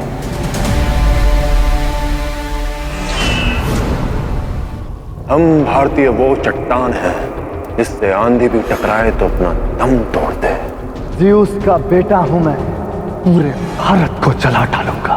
तुम्हारे पास आग है तो हमारे पास मां झेलम का आशीर्वाद है। उनके पवित्र जल से तुम्हारी आग भी बुझ जाएगी और राख का तर्पण भी हो जाएगा।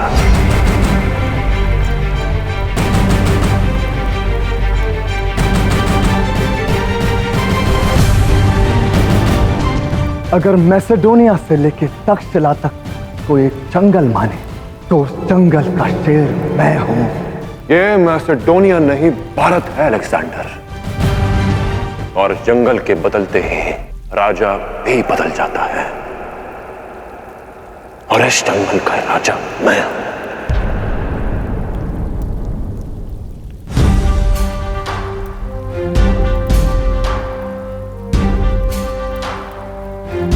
सूर्यास्त होने को है। हमारे अतिथि के जाने का क्षण आ गया है। आशा है कि सूर्यास्त से पहले आप गंतव्य तक पहुंच जाएंगे। अतिथि देवो,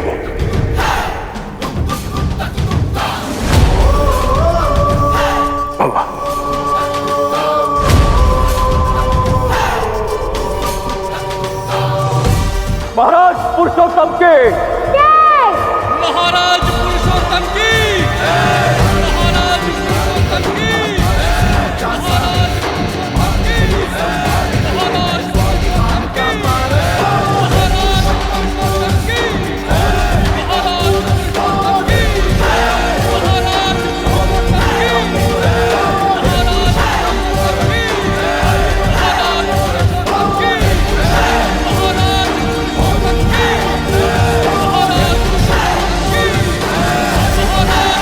पुरुषोत्तम की महाराज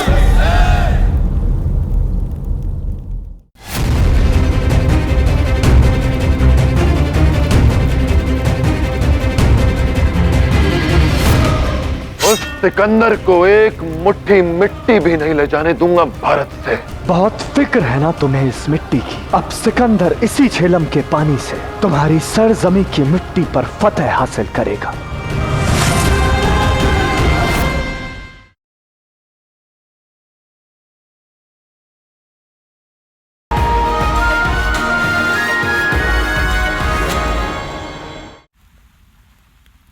पौरव राष्ट्र का सिंहासन अपने राजा की प्रतीक्षा कर रहा। लाओ पुरु। अवश्य पिताश्री, पर अभी एक कार्य शेष है और पुरु कोई कार्य अधूरा नहीं छोड़ता।